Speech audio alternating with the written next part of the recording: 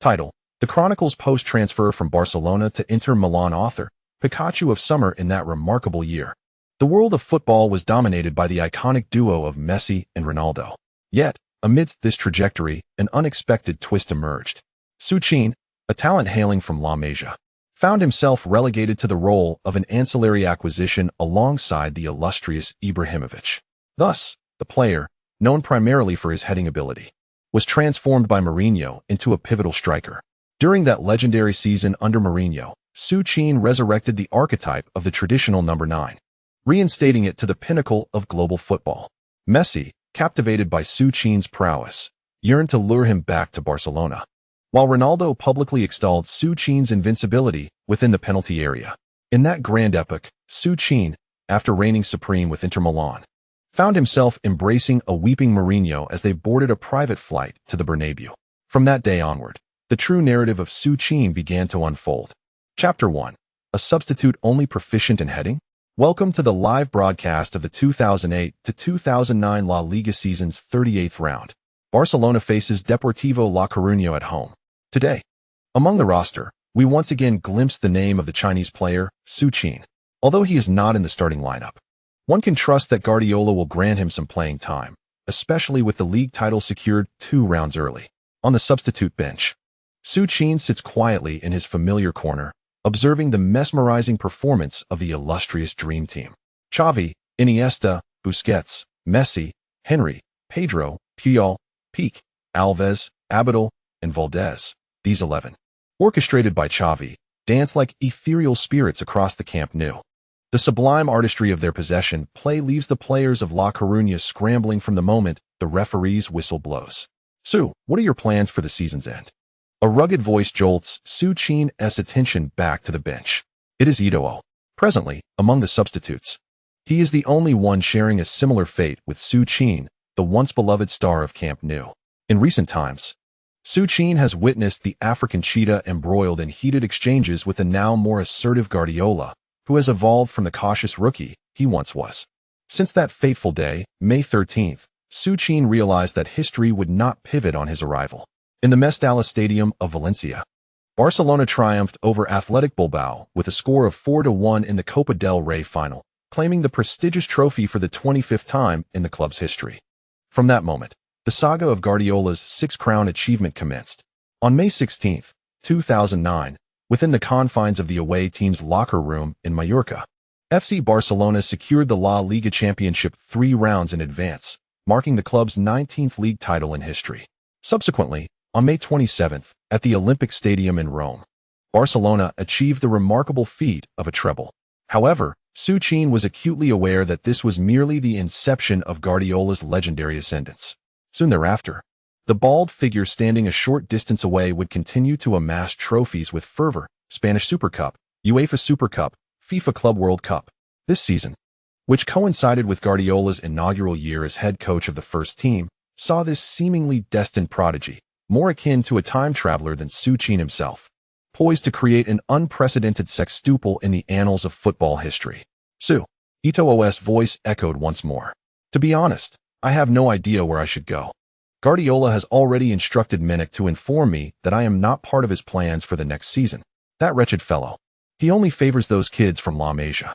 As soon as Eto'o uttered this, he immediately felt a pang of regret, realizing that the individual before him was also a product of La Masia. Yet, the prowess he exhibited above the waist was truly a rarity within their ranks. Oh, Su. Sorry, I didn't mean you. Haha, Samuel, I know. All right, Su. As a gesture of my apology, I'll let you in on a secret. Promise you one tell anyone. Suddenly, the African cheetah stealthily leaned into Su Qin's ear. Mourinho has already reached out to me in secret. My next destination might very well be Inter Milan. When Eto'o divulged this sensational news to Su Qin, whom he believed to share his plight, he anticipated a reaction of wide-eyed astonishment, yet it did not transpire. Instead, Su Qin, maintaining his usual calm demeanor, offered a gentle smile. Samuel, going there should be the wisest choice of your life. I believe you will secure another treble. Haha, Su. You always know how to flatter, certainly not typical for someone your age. Indeed, it was not Su Qin's eloquence that shone through. Rather, Eto'o remained oblivious to the fact that he himself was the chosen one. After the season concluded, Barcelona traded him as a bargaining chip for the indomitable Zlatan Ibrahimovic from Inter Milan. The great warrior had found a new generation of super guardian. While Barcelona believed themselves invincible with Henry, Ibrahimovic, and Messi, however, the divine narrative had yet to reveal its most enigmatic twists. Oh, by the way, Su, should I inquire discreetly if Mourinho might be interested in a young talent like you with explosive heading ability? Hey, Samuel, isn't it a bit inappropriate for us to sit here behind Guardiola discussing how to approach Mourinho? Haha, you have a point. But that guy wouldn't even give us a second glance. Why bother? In the 82nd minute of the match, Barcelona made a substitution. Number 36, Su Qin, replaced number 10, Messi. What a lamentable situation for Su Qin. Had he chosen to depart from Barcelona and join a lesser La Liga team, he would not have endured such a protracted spell on the bench under Guardiola. What bench are you speaking of? It seems he has scarcely made it onto the roster at all, squandering his remarkable heading prowess. Indeed, last season, Rijkaard promoted him from the youth team to the first team, captivated by Su Qin's aerial ability. During the final 3 rounds of the league, he averaged 1 header per match, truly a phenomenon at that time. Alas, his remarkable heading talent is his only asset. His footwork does not align with the current Barcelona style. Just look at how magnificently they execute tiki-taka this season. After a year of sitting idly, Su Qin is likely contemplating a transfer. I wonder where Raiola will maneuver him next. Do not place your trust in Raiola. He is but a vampire. The moment Su Qin rose to fame, he quickly signed him, only to have him extend his contract with Barcelona for 3 more years for the sake of a so-called grand contract. Bah, you know nothing. Raiola is not that kind of person. I have heard that the decision to renew with Barcelona was actually Su Qin's own. Never mind, let us watch the match.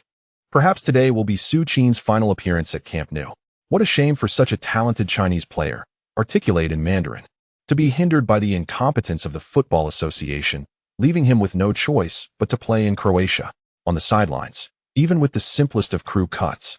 This handsome Asian visage continues to draw screams from female fans in the stands. If we were to judge solely on looks, none among the Barcelona substitutes could rival him. However, this is Camp Nou, where beauty takes a back seat to the beautiful game. After being relegated to the reserves by Guardiola, this marks Su Qin's first appearance for Barcelona. Alas, a year without playing has truly hindered Su Qin. One cannot fault Guardiola entirely. After all, Su Qin did manage to overpower Peak during training, a substitute dominating a starting defender. The video of that incident was leaked. It is little wonder that Su Qin faced such consequences. Speaking of which, it is quite amusing. Does Peak not realize what he looks like? Shakira is not his wife. She was merely sparring with Su Qin at the hotel. What reason does he have to feel jealous? If he wishes to be jealous, so be it, but retaliating on the training ground was foolish. And he deserved to be outmatched by Su Qin. I must admit, watching that video was immensely satisfying. Yet, regardless of the circumstances, Peak remains a stalwart of Barcelona. While Su Qin appears to be on the brink of dismissal, it seems Su Qin is destined to become a mere echo of Dongfangjua, fading into obscurity after leaving a prestigious club. In the final round of La Liga, Barcelona triumphed 3-0 over Deportivo La Coruña. The young Chinese talent Su Qin made his appearance as a substitute in the 84th minute of the match. In a total of 8 minutes on the field, Su Qin touched the ball 3 times without taking a shot. Thus, the 2008-2009 season for Barcelona came to an end. Throughout this year of being a substitute, Su Qin delivered the awkward statistics of 0 goals and 0 assists. Consequently, all media outlets excluded this seemingly dispensable Chinese talent from their predictions for the new season. However, unbeknownst to everyone, the individual deemed a casualty in the power transition between Guardiola and Rijkaard, Su Qin, bore no semblance of despair.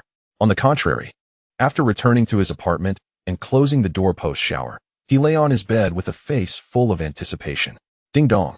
The conclusion of the 2008-2009 season is here.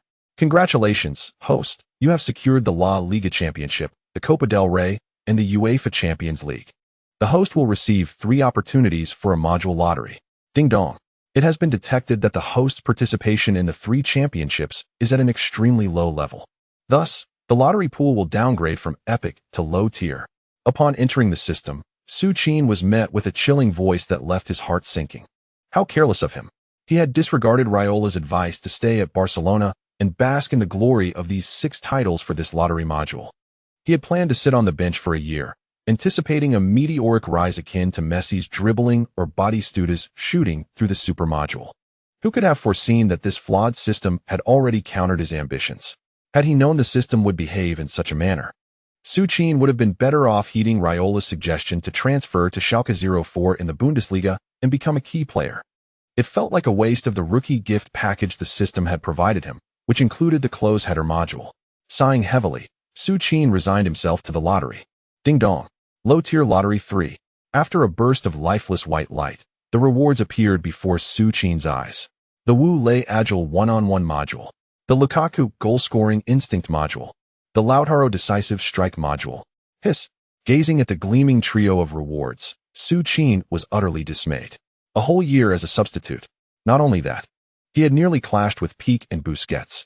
After enduring a year of hardship, this wretched system had bestowed upon him the 2 extraordinary skills of the Dragon and the Phoenix, along with a one-on-one skill from the King of Goals. Oh heavens! At this moment, Su Qin contemplated uninstalling this abominable system. However, just as despair enveloped him, the system suddenly showed mercy. Ding dong. The host may randomly fuse the 3 low-tier modules. The fusion module's level is unknown. Very well. With barely a moment's thought, Su Qin clicked on fusion. Even a blank module would be far superior to those 3 modules that merely highlighted his skills. As soon as Su Qin initiated the fusion, the typically dull system seemed to radiate with brilliance. After a dazzling flash of golden light, ding dong. Congratulations, host, you have acquired an epic module. The Holland Raw Power module. What the heck? This is incredible. This is truly remarkable. Holland devours closes header. This is undoubtedly going to take off. Chapter 2. Diverging Paths. Barcelona is a beautiful city, yet Su Qin harbors no fondness for it, particularly for the esteemed Barcelona club, coveted by football enthusiasts worldwide. As usual, Su Qin awoke promptly at 6, climbed out of bed, and hurriedly tidied himself in the bathroom. The excitement from witnessing Holland's prowess had long since faded. Now, he was solely curious about where Raiola would maneuver him next. At this point, as long as he could join a team where he could play, he truly cared for nothing else. 2 years ago, Su Qin had traversed into the body of an unremarkable substitute forward for Barcelona, SU-18 team. A far cry from his striking resemblance to a handsome youth. His father hailed from Croatia, or more accurately, the former Yugoslavia, where he encountered a beautiful Croatian girl, resulting in the birth of the original Su Qin. Unfortunately, during the tumultuous early 1990s, his parents lost their lives in an airstrike. As a fortunate survivor, Su Qin was unearthed from the rubble and subsequently resided with his uncle. However, during that era, the cost of raising a child was prohibitively high. Su Qin barely attended school for any substantial length of time. At the age of 8, a local youth training team discovered Su Qin's extraordinary football talent, and he was promptly sold by his uncle to the training camp. Thus began his journey from Croatia to La Masia, which took 8 years. Remarkably, Su Qin's fate seemed somewhat akin to that of the Croatian shepherd boy, Modric. Yet, in La Masia, a place teeming with prodigies, Su Qin's exceptional talent appeared rather ordinary. This all might have followed a typical narrative until an unforeseen event, someone choking on instant noodles after being arrested for eating the national team coach, altered the course of events. Like all powerful individuals who traverse dimensions, Su Qin awakened the king of football system. Regrettably, this system bestowed upon him a close header template at the outset and then fell silent. There were no training enhancements or task rewards. Only that singular close header module ill-suited for La Masia. Indeed, Su Qin's heading prowess was formidable in the youth league. His nearly overwhelming headers earned accolades from Rijkaard, the then first-team coach. Even after first-team star Eto'o was injured, Rijkaard made the controversial decision to promote Su Qin to the first team. Remarkably, Su Qin proved his worth, scoring an average of 1 header goal per match across 3 rounds of league play, thus capturing the attention of many, including the affable Raiola. Su Qin vividly recalls the rather sleazy manner in which Raiola approached him, persuading him to select him as his agent. After signing with Raiola, the latter commenced the meticulous planning of Su Qin's professional trajectory. Raiola was well aware that Cruyff was orchestrating an epic revolution at Barcelona. A young man named Guardiola was destined to helm this grand vessel. As a relic of a bygone era, Su Qin could only await his demise at Barcelona.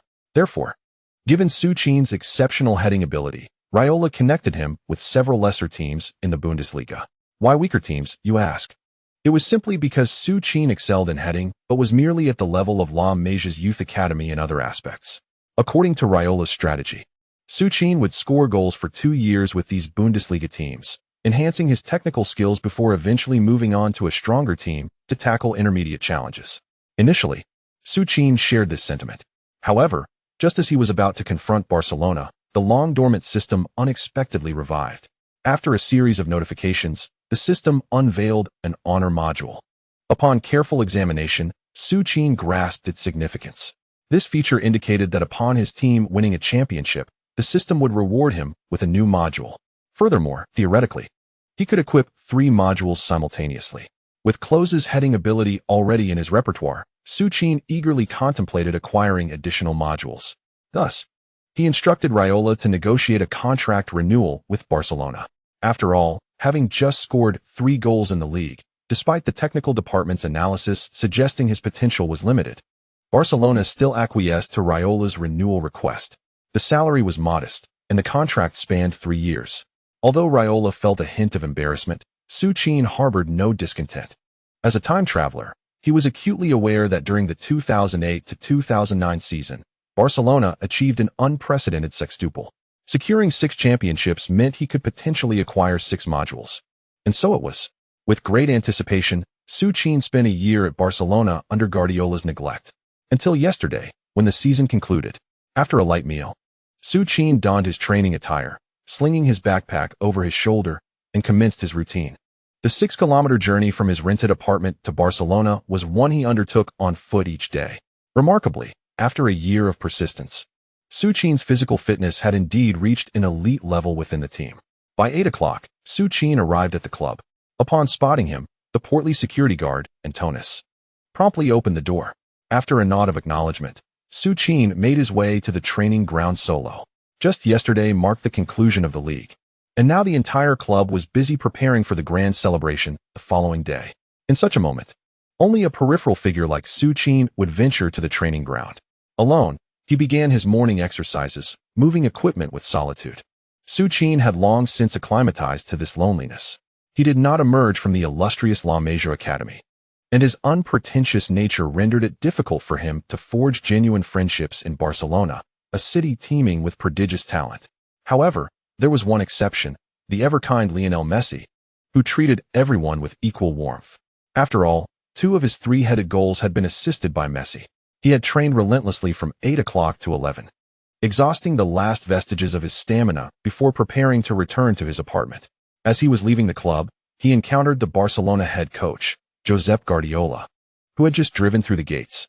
It was evident that Guardiola had noticed him, yet the recent notification he had sent through his assistant, prompting Su Qin to seek alternative paths, made the encounter somewhat awkward. After a moment's contemplation, Guardiola ultimately halted the car and rolled down the window. "Su, good morning, Mr. Guardiola," Su Qin greeted, causing Guardiola to momentarily falter. Just yesterday, Su Qin had referred to him as boss. Nevertheless, the awkwardness on Guardiola's face quickly dissipated. Indeed, he appreciated Su Qin's diligence. However, success in football is not solely predicated on hard work. He had granted Su Qin ample time, yet his lackluster technical skills, compounded by his tumultuous relationship with Pique, rendered it impossible for him to thrive at Barcelona. "Good morning, Su. Still training hard?" Guardiola inquired. "Yes." "Oh, I see. Well then. Goodbye, Mr. Guardiola." The conversation was rather mundane. It was only after Su Qin's solitary figure, bearing his bag, faded from view at the entrance that Guardiola sighed and resumed his drive. Guardiola's car ascended along the slope of Barcelona's main thoroughfare, while Su Qin wandered alone towards the intersection near the club's gates. Football, after all, is devoid of excessive sentimentality. It is survival of the fittest that truly prevails. Chapter 3. The Next Choice. 2 days later, early in the morning, local police cordoned off the main thoroughfares of Barcelona. The entire city buzzed with anticipation for the championship parade set to commence at noon. Simultaneously, within the Barcelona club, Messi was surrounded by Pique and Busquets, smiling as they discussed vacation plans. Wherever there are people, there exist hierarchies, and Barcelona was no exception. On this day, The parade would be missing two individuals: the African cheetah, Eto'o, who had definitively severed ties with Guardiola, and Su Qin, a peripheral figure who had scarcely appeared in the season's matches. The media, while reporting on the triumph of Barcelona's parade, could not resist delving into the fallout between Eto'o and Guardiola. As for Su Qin, the discerning journalists of Barcelona were unlikely to dedicate space to an 18-year-old prospect with little promise. Nonetheless, that day, Su Qin received a phone call. It is the gentle Lionel Messi. Throughout the season, he has been encouraging Su Qin, and Messi is quite curious as to why Su Qin, who trains so diligently, would unexpectedly miss such an important team event. Faced with Messi, who still lives in the fairy tale of Barcelona, Su Qin can only claim to be unwell. Little did he expect that this casual excuse would prompt Messi to arrive at his apartment the following day, bearing a basket of fruit. This person has always been so kind. Accompanying Messi is Xavi. These two can be considered Su Qin's only friends among his teammates over the past year. At least during those days when he was not included in the main roster, Messi and Xavi would occasionally spend an hour or two training with him. Hi, Leo Hernandez. How are you, Su? After placing the fruit basket on the table, Messi inquires about Su Qin. Well, it's nothing serious, really. That's good. By the way, where do you plan to vacation after the season ends? Vacation? I probably won't be going on one. Raiola is helping me contact teams. Are you really leaving? It is evident that Messi is already aware of Guardiola's notification regarding Su Qin's departure. Haha, Leo, I've spent a year sitting on the bench. If I don't leave, am I to sit for another year? Have you decided where to go? I'm not sure. Perhaps the Bundesliga, as it seems suitable for me. Indeed. The Bundesliga is quite good. Upon hearing Su Qin's response, Xavi nods in agreement. Xavi understands Guardiola's team-building philosophy well. A stationary striker like Su Qin is ill-suited for Barcelona. And even La Liga may not be the right fit. At that moment, the doorbell of Su Qin's apartment suddenly rang. Who could that be? Su Qin rose to open the door. Upon opening it, he found Raiola, drenched in sweat, in a state of urgency. Su, what is going on? I've been calling you all morning, and I couldn't get through. There's news. Barcelona is discussing a player exchange with Inter Milan. Eto'o is being valued to swap for Ibrahimovic. Most importantly, Barcelona has included you on the list of players for the exchange, reducing your price by nearly 800,000 euros. I've also inquired with Inter.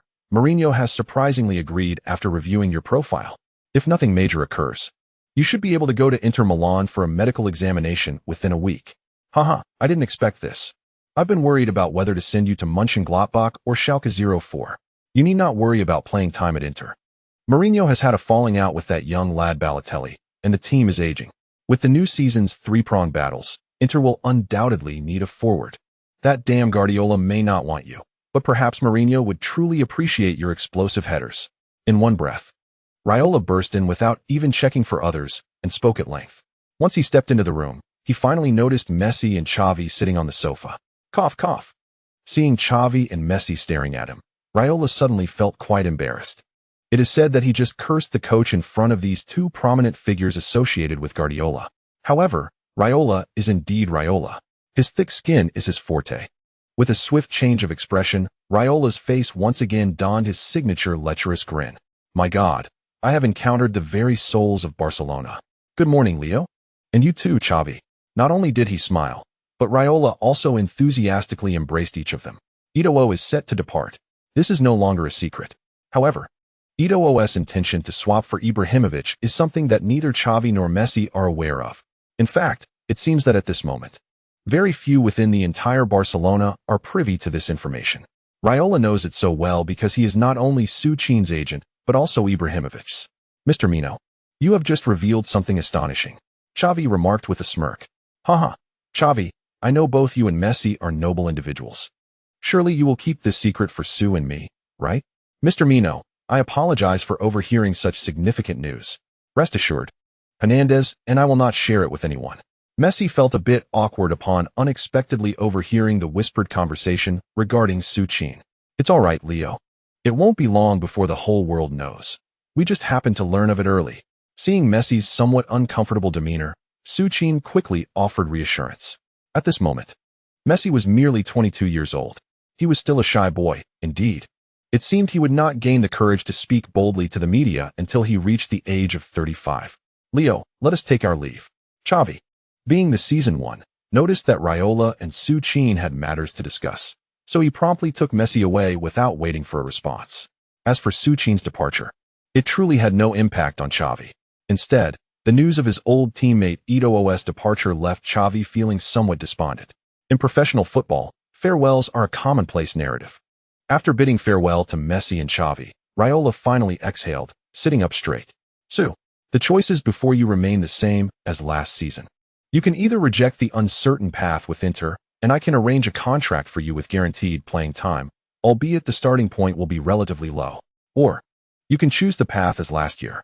Raiola, having renewed the contract with Barcelona last year, recognized that this 18-year-old was a person of strong opinions. He greatly admired Su Qin's talent and the hidden potential of the Chinese market behind him. However, what he admired even more was Su Qin's extraordinary maturity. Raiola awaited Su Qin's response. At this moment, Su Qin found himself hesitating. To go to the Bundesliga? Or to follow the madman, witnessing the grand spectacle of his reign? Chapter 4. The curtain rises on the legendary cinematic masterpiece. Life presents a myriad of choices. Su Qin grapples with the dilemma of whether he should once again step forth as a participant, potentially altering the course of that grand historical narrative. Meanwhile, basking in the gentle sunlight of the Apennine Peninsula, Zlatan Ibrahimovic, with a wistful countenance, ends a call with Mourinho. In his ears lingers the fervent voice of that proud man, Zlatan. Trust me, I have identified the crux of the issue. This new season, we shall be champions. Indeed, he was not referring to the wretched Serie A title, but to the Champions League. Grant me another season, no? Just half a season. And you will witness a transformed Inter Milan. Even now, that madman strives to retain him. However, the proud Zlatan has come to understand what he truly desires. What Zlatan seeks is not a trifecta of Serie A titles. Rather, it is the European Championship, the trophy that would elevate him to the pinnacle of the footballing world. Regrettably, what he yearns for cannot be provided by Mourinho or Moratti. The aging vessel of Inter Milan, despite having the world's finest helmsman in Mourinho, remains unable to alter its dilapidated reality. The future of world football is heralded by the bald man who ignited a revolution in possession play, a tempest so potent it leaves Ferguson trembling. And he, Zlatan Ibrahimovic, shall emerge as the most brilliant beacon within that storm in the forthcoming season. Football is merciless. It has never known fairness. At this very moment, as the maddening name of Ibrahimovic graces the headlines of major Spanish media, another individual on the same land finds himself in the darkest hour of his life. Wesley, I tried my best, but I'm sorry. You know, I am unable to. Lying in bed, staring vacantly at the ceiling, Wesley Sneijder has just hung up on a call from Real Madrid's coach, Manuel Pellegrini. The wall beside his bed still displays his glorious number 10 jersey. Sneijder cherishes that number. He adores the noble white that accompanies it. Yet, the season has just concluded. The trophyless Real Madrid now faces a tumultuous upheaval at the upper echelons. The president, Ramon Calderón, admired by Sneijder, has been ousted due to scandal. His successor is Florentino Perez, the true sovereign of Real Madrid. As with countless bloody nights following power transitions, the once favored number 10, Wesley Sneijder, has become the first target of Perez's purge. The sole reason for this? Perez's disdain for the Dutch contingent. After a prolonged silence, Sneijder slowly rises from his bed. Honey, I've booked the tickets. We depart tomorrow at 4. The voice of his beloved wife drifts from downstairs, still so tender. Yet, at this moment, Sneijder finds no interest in a vacation. He only longs to know, where will his future path lead? In the new season, who will embrace someone so forsaken? Su, are you certain? Unlike those who are constantly under the media's gaze, the opening act of this legendary Inter Milan season unfolds with Su Qin, a mere shrimp, quietly determining his role for the entire year ahead. Indeed, Mr. Mino. Well, joining Inter is not a bad idea. Mourinho is the gentlest person I have ever encountered. Gentle? Mino, I have never heard anyone describe Mourinho as gentle. Haha. Su, do not rely on those damned reporters to form your opinion of someone. Compared to that hypocritical Guardiola, Mourinho is genuinely the most caring coach for his players. Do you know? Last season, he called me in the early hours of the morning more than once concerning that lunatic Mario. He even showed concern for Mario's erratic diet and frequent escapades. Don't look at me like that. It's true. It's not that he meddles too much, but oh, by the way, Mourinho's favorite type of player is the diligent one. It was precisely this trait that led Mourinho to consider offloading Mario from Inter. Well, alright, Mino, I understand your point. I will definitely strive to improve. Su Qin knew that Raiola's words were intended for a purpose. Arriving at Inter as a mere bonus, no matter how resourceful Raiola might be. He could not secure playing time for him under Mourinho. Everything. He could only rely on himself. I truly do not comprehend how your mind works. At times, I genuinely feel you do not resemble an 18-year-old at all. If only Mario possessed half your intellect, I would not be so exasperated by him day in and day out. There should be about 2 weeks until Barcelona and Inter officially announce your transfer alongside Eto'o. During this period, you can take a proper rest. I know you have not paused your training this entire season. Sometimes, a bit of rest can actually enhance your competitive edge. With that, Raiola stood up and wobbled away. He had high hopes for Su Qin, but at present, he had more pressing matters to attend to: Balotelli's contract renewal, Ibrahimovic transfer. As the door closed, the once vibrant apartment fell silent once more. 2 weeks. My illustrious career at Barcelona is down to just 2 weeks. With a self-deprecating smile, Su Qin donned his training gear once more. It was his training gear. This attire bore none of the ostentatious logos of a prestigious club. The days swiftly passed. By the end of June 2009, Barcelona and Inter Milan simultaneously announced a significant piece of news. Inter Milan's prolific striker, Zlatan Ibrahimovic, who netted 25 goals in 35 appearances last season, has successfully made his way to the illustrious La Liga giants, Barcelona, for a staggering fee of 46 million, supplemented by the exchange of Samuel Eto'o and young talent Su Qin. On this momentous day, the streets of Barcelona reverberated with the jubilant cheers of fans exclaiming "Long live Barca." Simultaneously, aboard a regular commercial flight, the unassuming Su Qin, clad in a simple short-sleeved shirt, was poised to commence his own journey in Serie A.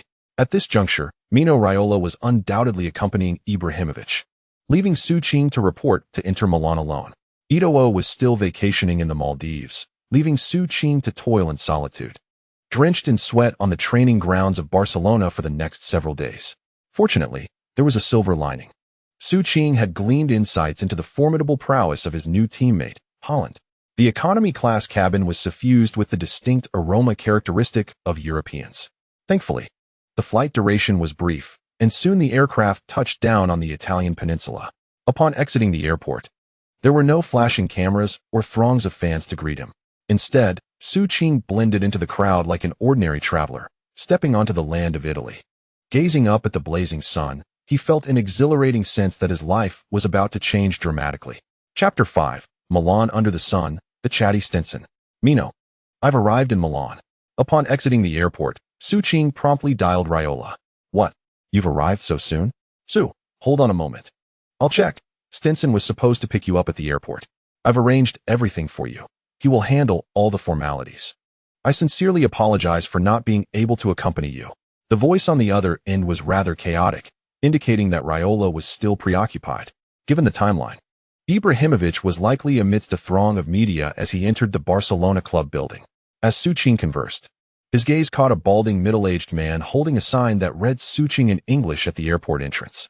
It seemed that this gentleman was indeed the one Raiola had sent to collect him. Pushing through the crowd with his heavy bag, he approached the man. Hello, are you Su? The middle-aged man, clearly having spotted Su Qin, stepped forward, taking the bag from his hands and slinging it over his shoulder. Yes, good day. You must be Mr. Stinson? Haha, Su. Please don't call me Mr. Welcome to the beautiful city of Milan. The car is over in the parking lot. There's always a traffic jam here at the airport on Mondays. They've been repairing a road for 4 years. And it's still not finished. Those bureaucrats just keep draining resources. Francesco promised to fix it before the election, and look how long it's been. It is evident that the middle-aged man named Stinson is quite loquacious. From the moment he took over Su Qin's backpack until they reached the gates of the Inter Milan club, Stinson's chatter was incessant.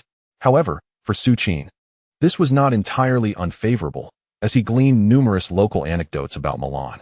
For instance, the newly elected mayor, it turns out, hails from a rather humble background. Additionally, he learned about the price ranges of the city's most extravagant red light districts. Ahem. Of course, Su Qin was hardly concerned with such matters. Upon arrival, Mr. Raiola had already made the necessary introductions, and it was not long before someone emerged. Just as Stinson had predicted, as soon as the vehicle halted, two staff members exited the Inter building. They were neither the manager nor Mourinho.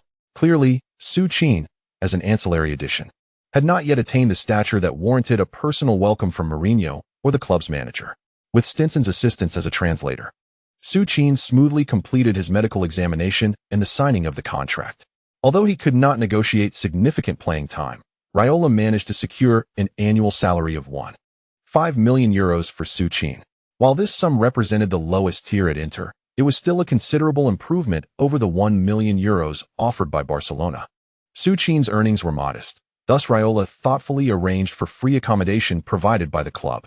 After approximately half an hour in Stinson's vehicle, they arrived at Su Qin's new residence, a rather unremarkable small villa. Although referred to as a villa, it resembled more of a two-story home typical of an ordinary family. Nonetheless, this was a significant upgrade from the apartment where Su Qin had previously resided. Overall, Inter's treatment of him, a player discarded by Barcelona, was quite commendable. According to Mino's arrangements, I will be residing here with you. You will take the master bedroom on the second floor, while I will occupy the guest room on the first floor, Stinson announced. All right, Mr. Stinson. Oh, come now, just call me Stinson. By the way, it's already noon. What would you like to eat? I can cook for you. Cook? Su Qin inquired, recalling that Raiola had mentioned Stinson would serve as both his temporary translator and Italian language tutor during this period. Therefore, Stinson's presence was not unexpected. However, the revelation that he could also cook was surprising. Haha, don't look at me like that. Mino not only assigned me as your translator, driver, and assistant, but when necessary, I can also act as your bodyguard. Moreover, if you have any needs, as a young man, I can assist you. In short, Su, rest assured that with me, Stinson, here in Milan, you have nothing to worry about. Do you enjoy pasta? As an authentic Italian, I detest those who carelessly alter pasta recipes. True Italian pasta is. Su, can you eat olive oil? The enigmatic Raiola, perhaps unaware, suggested hiring a professional nutritionist for you. Alas, I am not well versed in such matters. Should you gain weight, that rotund fellow would surely complain about me. Once we finish dining, it would be prudent for you to engage in some exercise. Though verbose, Su Qin found Stan's presence remarkably dependable, almost as if this was the essence of life itself. Indeed, over the past few years in Barcelona, he had grown accustomed to solitude. Suddenly, the appearance of another person was quite the revelation. Thank you. Su Qin earnestly expressed to this middle-aged gentleman he had known for less than half a day, although it seemed Stan's salary was derived from his meager earnings. At the very least, this individual had rekindled a warmth within him that had long been absent. Before long, Stan presented his signature Italian pasta on the dining table. To be honest, the old fellow's culinary skills were quite impressive. Slurp, slurp. The two of them savored their first simple meal under the Milanese sun, a moment marked by tranquility and warmth. Su Qin cherished this feeling, yet it was abruptly interrupted by the ringing of his phone. Upon answering, he noticed it was an unfamiliar number. Heavens, my appetite seems to be growing. I must cook a little more. Su, are you still eating? With a plate that still contained a significant portion, Stan promptly retreated to the kitchen. Watching Stan's departing figure, Su Qin couldn't help but chuckle at the wisdom of this loquacious companion. Despite the unfamiliar number, Su Qin pressed the answer button. Soon, a somewhat familiar voice emerged. Ciao Su Qin, mi chiamo Jose Mourinho. Italian? Though Su Qin couldn't comprehend, he certainly recognized the name Jose Mourinho. Could it be that Mourinho himself was calling? Chapter 6. Mourinho's Hopes and the Bulls of the Arena? The Mediterranean climate of the Apennine Peninsula resembled a bashful maiden. Just as the sun shone brightly, thunder rumbled outside during Su Qin's pasta indulgence. Stan hummed an unknown Italian melody in the kitchen, blissfully unaware that his employer was experiencing a rather awkward moment. Hello, Mr. Jose Mourinho.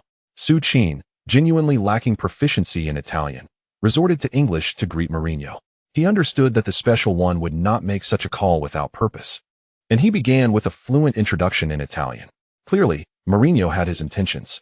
It was well known that he had learned Italian after joining Inter Milan, likely wishing to encourage Su Qin to swiftly master the language and expedite his integration into the team. Hello, Su. I am delighted that you have joined Inter Milan. Trust me, transitioning from Barcelona to Inter Milan will undoubtedly be the most astute decision of your life. After a brief self-introduction, Mourinho swiftly reverted to English. Indeed, sir. I too believe this will be the most pivotal choice I shall ever make. Now let us address the matter at hand. To be candid, my initial plan was to accompany Samuel Eto'o from Barcelona while also bringing Hleb along. The flanks of Inter were lacking in pace. However, after viewing your match footage, I abandoned that notion. I have proposed to Muratti the acquisition of you. I desire you, not because you are inexpensive. Remember, this is of utmost significance. I have discerned the unique qualities that set you apart from others. Do not feel disheartened by Barcelona's disregard for your footwork. Football is not solely a game played with the feet. Continue honing your heading skills. Additionally, focus on increasing your muscle mass and elevating your weight. I have already communicated with the club. Once the holiday concludes, you must promptly return to the club to build muscle. Italian football demands a robust physique. Furthermore, while I cannot guarantee your playing time, I am aware that, perhaps at some moment in the future, Inter Milan will require your heading ability. For a full 10 minutes, Mourinho patiently outlined an entire training regimen for an 18-year-old Barcelona outcast he had never laid eyes upon, a player whom many had dismissed. Initially somewhat bewildered, Su Qin eventually picked up a pen from the table and began documenting on a napkin. As Mourinho finished imparting his thoughts, the phone fell into a sudden silence. Sir? Oh, that is all I had to say. Thank you, sir. May I inquire about the muscle-building plan? There is no rush. You may first enjoy your holiday. However, the team will reconvene for training on July 15th, so do not be tardy. Very well, sir. Actually, I would like to ask if the muscle-building regimen could commence tomorrow. Mourinho on the other end of the line was slightly taken aback. But after a moment's reflection, he quickly grasped the situation. A holiday? Well, that should be a luxury reserved for those who have enjoyed accolades. No problem. I will arrange it. Tomorrow morning at 9 sharp. Thank you, Mr. Mourinho. There is no need for sir. Just call me boss. Thank you, boss. With no further response, Mourinho ended the call. Hello? Su. Is that Mourinho? Once Su Qin had hung up, Stinson approached him with his plate of pasta, long since cooled, wearing a curious expression. Yes. Su Qin shrugged in response. Haha, Su. I told you that you would undoubtedly succeed. Jose never underestimates anyone, not even a stone in the restroom. Clearly, Stinson sought to employ an Italian proverb to encourage Su Qin, believing he would soon shine. However, as the words formed on his lips, Stinson realized the inappropriateness of comparing his employer to a stone in the toilet. I apologize, Su. Please do not misunderstand. When I mentioned the restroom, I was actually referring to the Italian word for beach. The pronunciation of these two words is remarkably similar. My English tends to falter from time to time. In any case, what I meant to convey is that if Mourinho has called you, it undoubtedly signifies your inclusion in his lineup plans for the new season. Now, all you need to do is diligently follow the muscle gain regimen that Mourinho has prescribed for you. Muscle gain regimen? Isn't this fellow supposed to be in the kitchen, holding a plate to avoid suspicion? How does he know Mourinho wants him to bulk up? Su Qin lifted his gaze toward Stinson. Unfortunately, Stinson exhibited no hint of embarrassment. Rather, he shamelessly grinned at Su Qin. Su, I actually know a thing or two about muscle gain. The most crucial aspect is dietary adjustment. Just wait, starting tonight, I will prepare specialized nutritional meals for your muscle gain. You have no idea, I actually managed a cattle farm for a period before collaborating with Raiola. The principles of muscle gain for humans are quite similar to those for cattle. Alright, the warmth brought by pasta and sunshine has now entirely vanished from Stinson's words. The rain continues to patter softly. Within the grand edifice of Inter Milan, Mourinho did not halt his stride after ending the call with Su Qin. Diego, trust me, 30 is the pinnacle of your prime. Genoa is not the right place for you. Do you intend to waste your best years in a series of relegation battles? How many more 30s do you think you have left? In my blueprint, there remains only a stable and powerful number 9. You are my choice. As he uttered these words, a vision of Su Qin fleetingly crossed Mourinho's mind. However, he swiftly dismissed the thought. That lad is merely 18. Though he possesses an excellent heading ability, his physique is far too slender to withstand the brutal impact of Serie A defenders. It would take at least a year to transform him. Yet, time is not on my side. Let that boy learn diligently from Melito. At least, with 3 competitions to contend with, I should be able to allocate some playing time. Crack! A thunderclap resonated outside. In the midst of this increasingly tempestuous downpour, Mourinho heard a gratifying response from the other end of the line. Rising to his feet, he rubbed his slightly numb legs. The intense gaze of the special one turned towards the window. That year, Mourinho was merely 46 years old. His hair was only slightly speckled with gray, and his back had yet to curve as it would in many years to come. Suddenly, the rain ceased. Sunlight pierced through the clouds that had just enveloped Milan, almost as if it had been frightened away by Mourinho's fierce demeanor. Chapter 7. Cows and humans are alike. Mourinho's most crucial puzzle at 7 o'clock in the morning. Stinson, still yawning, entered the kitchen to prepare breakfast. An hour earlier, the commotion caused by Su Qin's departure had roused him from slumber. Although Su Qin had informed Stinson the previous evening that he would rise at 6 each morning to go for a run, the news did little to prepare him for the early hour. As Stinson removed the chicken breast from the stove, Su Qin returned just in time. At the dining table, Su Qin gazed at the boiled chicken breast served by Stinson. Despite his ravenous hunger, he found himself devoid of appetite. Was this supposed to promote muscle growth? Yet, it seemed that Cristiano Ronaldo thrived on such fare. You mentioned muscle gain. This was my choice back then, Su Qin thought, suppressing the urge to gag as he forced himself to eat. Surprisingly, it was truly unpalatable. By 9 o'clock, Su Qin and Stinson appeared at the entrance of the Inter Milan club building. Buongiorno, Kasia, say ancora così bella. Good morning. You are still as radiant as ever. In the elevator and the corridors, Stinson greeted nearly everyone with a cheerful smile. Given his familiarity with the surroundings, one could only wonder how long he had been immersed in the Inter Milan environment. Even the elderly cleaning staff received jovial banter from him, jokes that could easily redden their cheeks.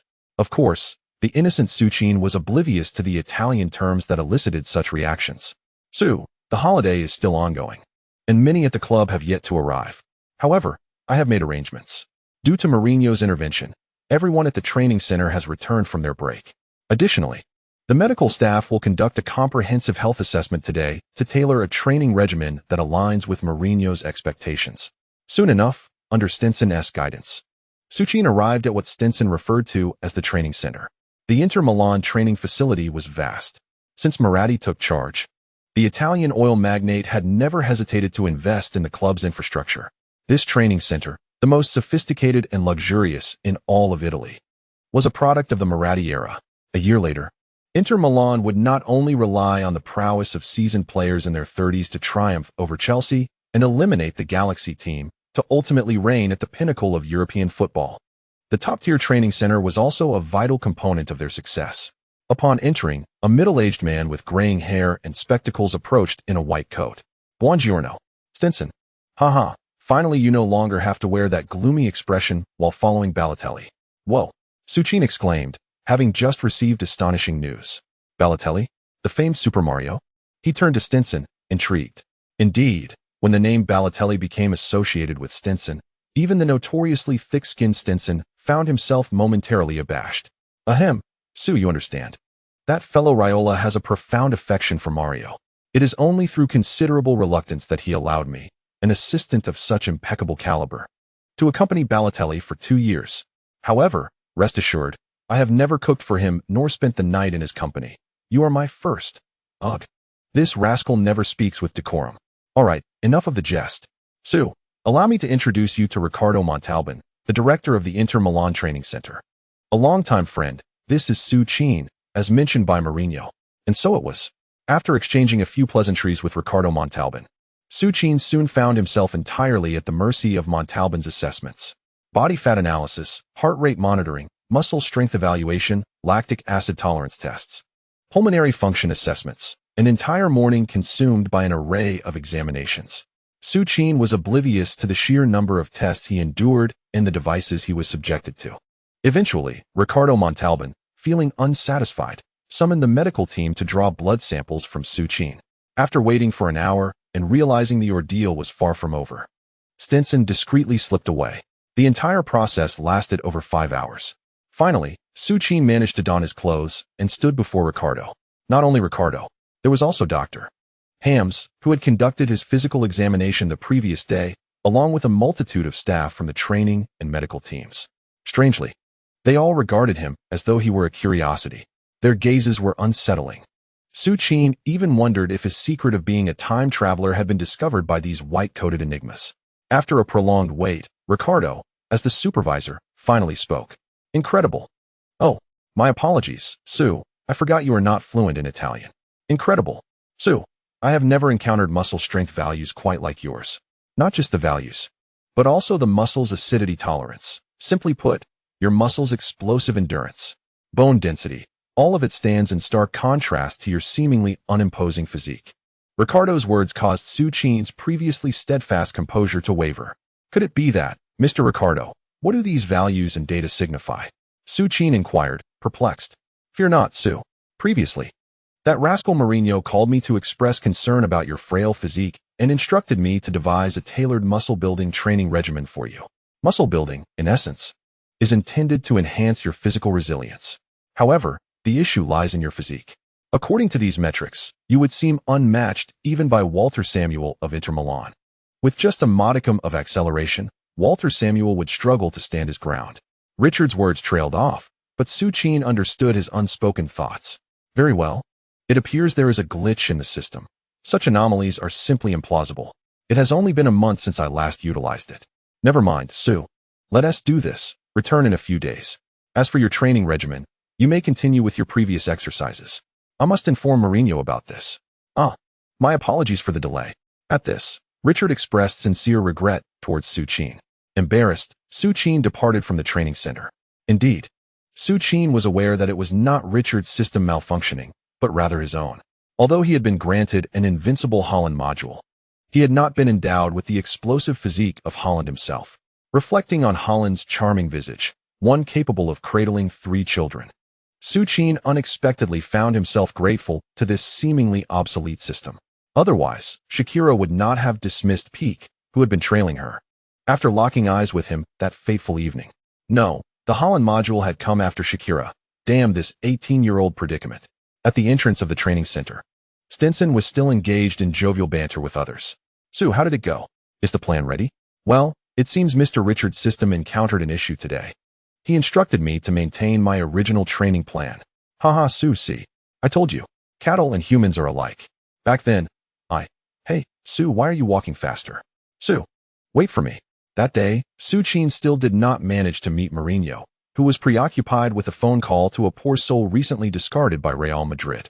Even when Richard had someone place the comprehensive report, which he believed indicated a system failure, on Mourinho's desk, Mourinho was too engrossed to take notice, because he had discovered a crucial piece of the puzzle for his championship blueprint. Finally, I humbly beseech for monthly votes, recommendation votes, and continued readership. Chapter 8. Mourinho's first training session, uncharacteristically calm. Time flowed like a tranquil stream, and Su Qin felt akin to a small sailboat unexpectedly swept back to its starting point by the wind. Though he was aware of the stream's course, he could only acknowledge its direction without the power to influence any events, except for his own actions. For over 10 days, he had adhered to his training regimen, commencing each day at 6 in the morning with a specially crafted muscle-building breakfast from Stinson, and concluding each night at 11 with a review of every tactical layout from Inter Milan's previous season. Life was indeed fulfilling, at the very least. This season is considerably more fulfilling than the last. He has no time to appreciate the majestic architecture and unique culture of Milan. There is simply too much to prepare. Su, make sure to get some rest tonight. Tomorrow marks the team's designated reporting day, and you cannot afford to show up with dark circles under your eyes. Additionally, I have neatly packed your shin guards into your bag. You can simply grab them in the morning. 7 o'clock is fine. But what am I rambling on about with you? The most important thing tomorrow is to remember to wake me up. Stinson continues to chatter incessantly. Well, aside from his loquacious nature, Stinson is actually quite agreeable. Lights out. Lying in bed. One must admit that whether it is due to the system or Stinson's experience in cattle raising, it has proven surprisingly beneficial. Although it has only been a brief period of a few days, he has noticeably felt his previously less pronounced muscles becoming more prominent. Time to sleep. Tomorrow's matters can wait until then. At 7 o'clock, Su Qin and Stinson boarded the vehicle together. The accommodations arranged for him by Inter Milan are quite satisfactory, though it is somewhat regrettable that they are situated too far from the club. After a half-hour drive, they finally arrived at the familiar entrance once again. After parking the car, Stinson promptly returned. He is an assistant, not a caretaker. Furthermore, Su Qin is not a child and does not require Stinson to prepare everything for him. In the parking lot, Su Qin spotted several individuals he had previously only seen on television. There was Lucio, the fierce Brazilian defender, and Stankovic, who had once astonishingly scored a long-range goal that left Neuer in disbelief. Even the eternal legend of the Nerazzurri, Javier Zanetti, was among them. These Inter Milan stalwarts did not exhibit the relaxed demeanor typically associated with a return from holiday. Rather, they hurried toward the locker room. Su Qin followed closely behind them. Suddenly, a familiar voice called out to him from behind. Turning around, he exclaimed, "Haha, Su, I heard you've been in Milan for over 10 days now. You look a bit different. Have you gained weight? No, you seem to have become more solid." Those who spend every day together often fail to notice changes in one another. But Ito'o, who had not seen Su Qin for over a month, perceptively recognized the transformation. "You've been bulking up lately," he remarked. "Ah, that makes sense.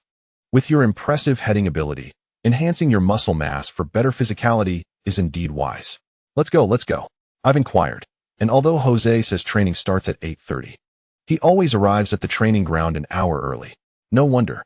Su Qin had been puzzled as to why Zanetti and the others appeared so rushed, even with an hour to spare.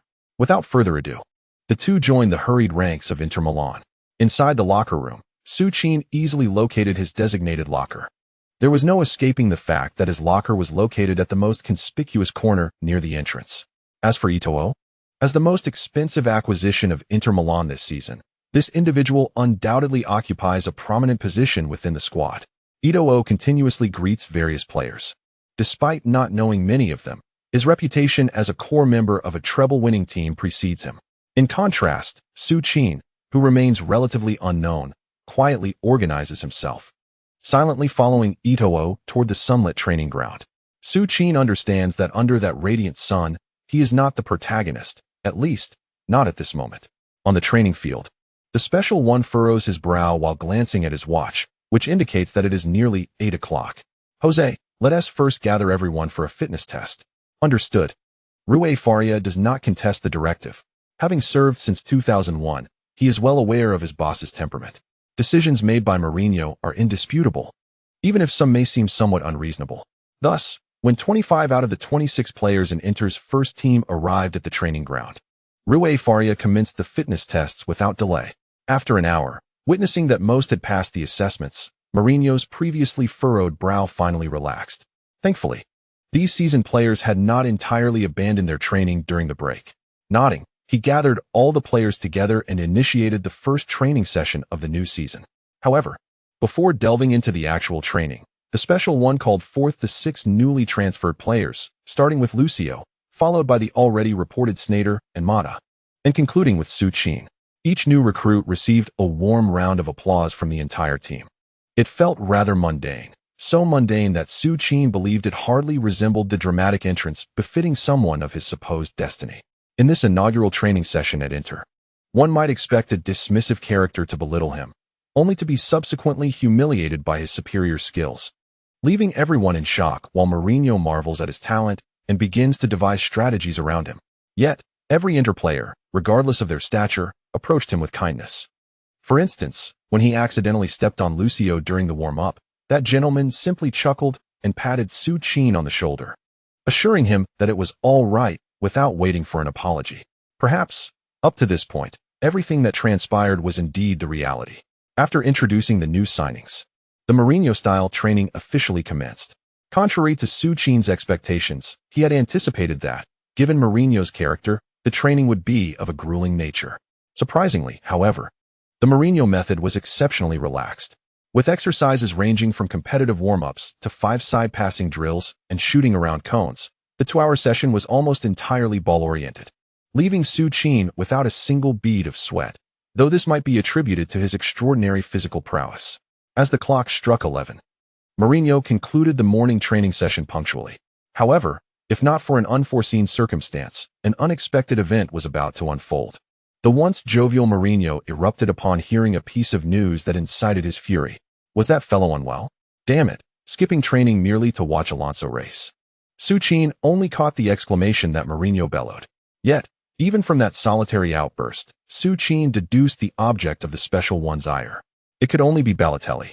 Within the entire Inter squad, perhaps only he had the audacity to use illness as an excuse to elude the coach for a day at the races during Mourinho's inaugural training session of the new season. Alongside this, Su Qin recalled the myriad of humorous highlights and photoshopped images of Balotelli that danced through his mind, prompting a subconscious grin. Hello, Su. Before he could laugh aloud, a resolute figure appeared before him. Good day, Captain. It was none other than the legendary Javier Zanetti. This evening, I am hosting a gathering at my home to welcome our new teammates. I hope you can attend. Certainly, I will be there. With that, Zanetti gave Su Qin a reassuring pat on the shoulder and turned to leave. Su, let us go together tonight. After Zanetti had extended his invitation, Ito approached with a question. Yes, what should we bring as a gift? Let us go out and find something. Ito Su. The two had barely exchanged a few words when another newcomer, still unfamiliar with Milan, joined the conversation. Count me in. It was Sneijder. And me. Lucio chimed in. Thus, a group of newcomers unexpectedly congregated. Two forwards discarded by Barcelona, a midfielder jettisoned by Real Madrid, and a defender sold off at a bargain by Bayern Munich due to contract expiration. The four of them, having finished training, climbed into Ito's luxurious vehicle. Lucio took the front passenger seat, while Su Qin and Sneijder settled into the back. With a press of the accelerator, the car sped away from the club. As Su Qin sat in the rear, observing the three in the front, he felt a momentary disconnection. Had he inadvertently joined the vengeful ensemble of Inter? Hey, Su, what should we buy? Sneijder broke the silence, perhaps sensing the awkwardness of the moment. I've never attended an Italian party before. Haha, Wesley. Are you really asking an 18-year-old just stepping into adulthood this question? Is it misplaced? Ahem, fine, Ito, what do you suggest? I have no idea, Ferreira. Perhaps you should consult Maicon? All right, I will call Maicon.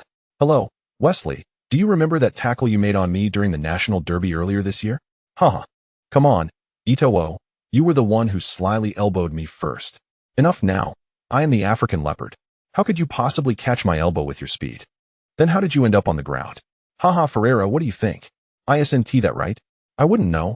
All I can say is that last season, Real Madrid was certainly no match for Barcelona. Uffed, as if Bayern was any different. In the course of their casual banter, a few individuals gradually became acquainted. The once intense and charged scenes seemed to transform into the ordinary within the realm of such informal conversation. Naturally, Su Qin, who had never been particularly fond of speaking, remained in his seat, embodying the role of a proficient listener. However, perhaps given Su Qin's current capabilities, being a listener in the presence of these three was indeed the wisest choice. Ultimately, under Maicon's guidance, they ventured to a vineyard in the outskirts of Milan. There, each person selected a bottle of well-aged red wine for the team captain. As evening descended, the gentle glow of the setting sun illuminated the arrival of Ito's luxurious vehicle, which bore the four of them to the opulent mansion of Javier Zanetti in Milan. Under the direction of the butler, they entered, clad in formal attire. Hello, welcome, Zanetti, gracefully holding his wife's hand, warmly ushered everyone inside. The room was already abuzz with liveliness. Apart from Su Qin and the three others, teammates had arrived with their families, engaging in cheerful conversations. This was Su Qin's inaugural experience at such a gathering. During his time at Barcelona, the core players often hosted small get-togethers, yet he, having spent most of his time with the reserves, had never received an invitation. Feeling somewhat awkward and out of place, Su Qin, an ordinary individual at heart, found himself estranged from the clinking wine glasses that surrounded him. Thus, he made an early excuse to depart. Upon returning home, after a meal of boiled chicken prepared by Stinson, Su Qin resumed his position at his desk, engrossed in watching last season's Inter Milan match videos. He meticulously analyzed the passing styles of all the wing players and the midfield transition patterns, striving to integrate into the team as swiftly as possible. He understood that the indulgences of revelry and toasting were not yet within his reach. The following day at the training ground of Inter Milan, after Rui Faria concluded the warm-up session, the moment Su Qin had been eagerly anticipating finally arrived. Due to Balotelli's punishment of being relegated to the reserves by Mourinho for watching the match, Su Qin, once a fringe player who couldn't even start for the B team, unexpectedly found himself as the principal striker for the B squad. Remember, keep your movements subtle and avoid injury. In less than 2 weeks, we will head to Asia to partake in the Super Cup final. Mourinho articulated these directives with his usual decisiveness before handing the stage over to his disciples. He had previously outlined the basic tactics for both teams. Now, he simply wished to observe whether the newly reconstructed framework of Inter Milan could truly support his grand aspirations. Team A, goalkeeper, Cesar. Defenders, Zanetti, Lucio, Samuel, Maicon.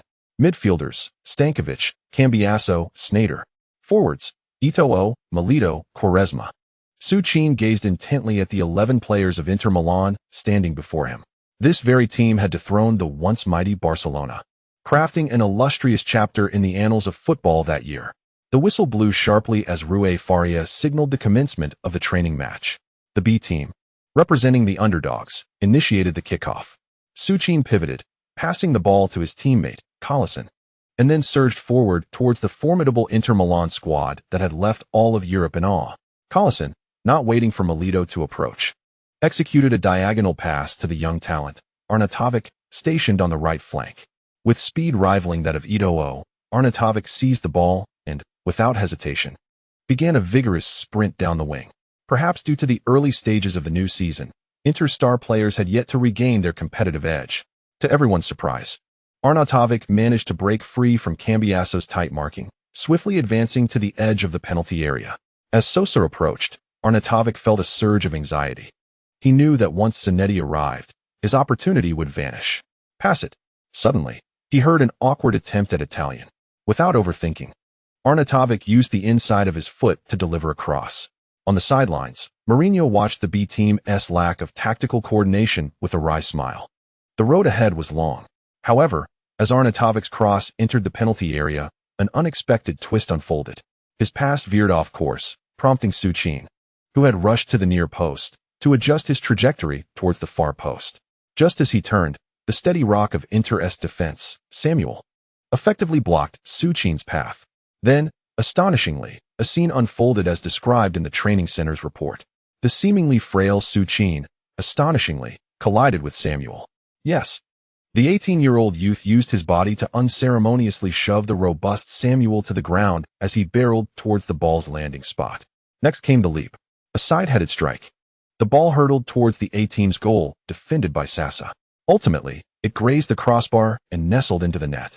That day, that moment, the 18-year-old, who had scarcely spoken since joining the team and had gone unnoticed, suddenly became the focal point for all of Inter Milan. In this inaugural training match, the first offensive play, the first header, the first goal, the former Barcelona prodigy, at just 18, scored a goal that made the sunlight of Milan shine upon his youthful visage for the very first time. Today marks the delivery of Chapter 4700, a duel installment. This is my first attempt at depicting match content. I am uncertain how it has turned out. As a novice, I hope the esteemed veterans among you will offer constructive criticism. Once again, if there are any rhythm discrepancies or errors, I humbly ask you to point them out. Pikachu, like Su Qin, will grow step by step through learning and correction. Finally, I humbly beseech you for your monthly votes and recommendations. The editor has conveyed that the book shows promise, with the possibility of climbing the new book rankings. Your readership and votes are truly significant. Chapter 9. The past and future through Mourinho's eyes at the training ground of Inter Milan. Time seemed to freeze at that moment. Su Qin landed gracefully after executing a header, choosing neither to celebrate nor to raise his fists in exhilaration. His sole focus had been the ball's landing spot, and inadvertently, he failed to brace himself, resulting in a collision with Samuel. He was acutely aware of his height of 1.85 meters, coupled with the physicality reminiscent of Holland. "Walter, are you all right?" He crouched down, smiling as he extended his hand to the seemingly dazed Samuel. "Oh, Su, I'm fine. After a considerable pause, Samuel grasped Su Qin's hand and stood up. "Hey, what's going on? What did you do during the break to be this soft?" The ever-joking Maikon, upon witnessing Samuel's predicament, couldn't resist a cheeky remark. "Go to hell. Why don't you give it a try?" "All right, if you're fine, let us continue," Javier Zanetti interjected as he approached. The group, which had huddled together, promptly returned to their defensive positions, with Su Qin swiftly retreating to his half. The training match resumed. On the sidelines, the special one observed the entirety of Su Qin's header, particularly the moment he knocked aside Samuel. Mourinho was somewhat astonished.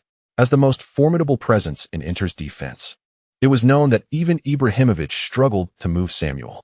Yet, how was it possible that Su Qin managed to topple the robust Samuel without employing his hands, relying solely on his core strength?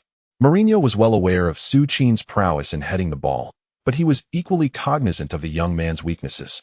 Previously, he had considered Su Qin as a potential cornerstone for Inter's offensive line in the new season, but back then, Su Qin's physique seemed unreliable. The frail Su Qin would likely struggle against Serie A seasoned fullbacks. However, everything had astonishingly transformed in less than a month. Not merely changed, but undergone a dramatic metamorphosis. Su Qin had audaciously and decisively bested the Argentine iron wall, Samuel. Moreover, Mourinho noticed that Su Qin's previously slender form appeared to be gradually filling out, akin to dough rising in the oven. Suddenly, the special one recalled the physical assessment report of Su Qin resting on his desk.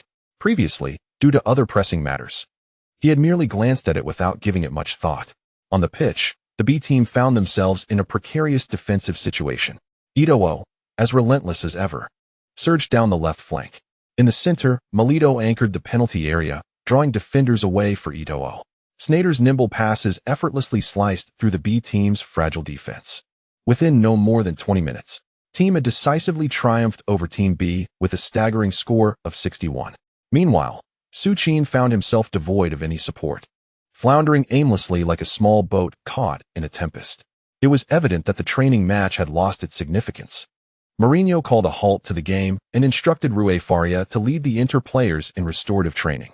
However, just as Su Qin intended to join the main squad for a light jog, Mourinho suddenly beckoned him from the sidelines. "Su, come, accompany me to the office." With that, the enigmatic coach strode briskly away from the training ground, and Su Qin silently followed in his wake. Was this truly his first private conversation with Mourinho? Mourinho's office was a short distance from the training field. The room was not particularly spacious. Upon entering, Su Qin was taken aback by the clutter that greeted him. A disarray of documents lay strewn across the table by the door.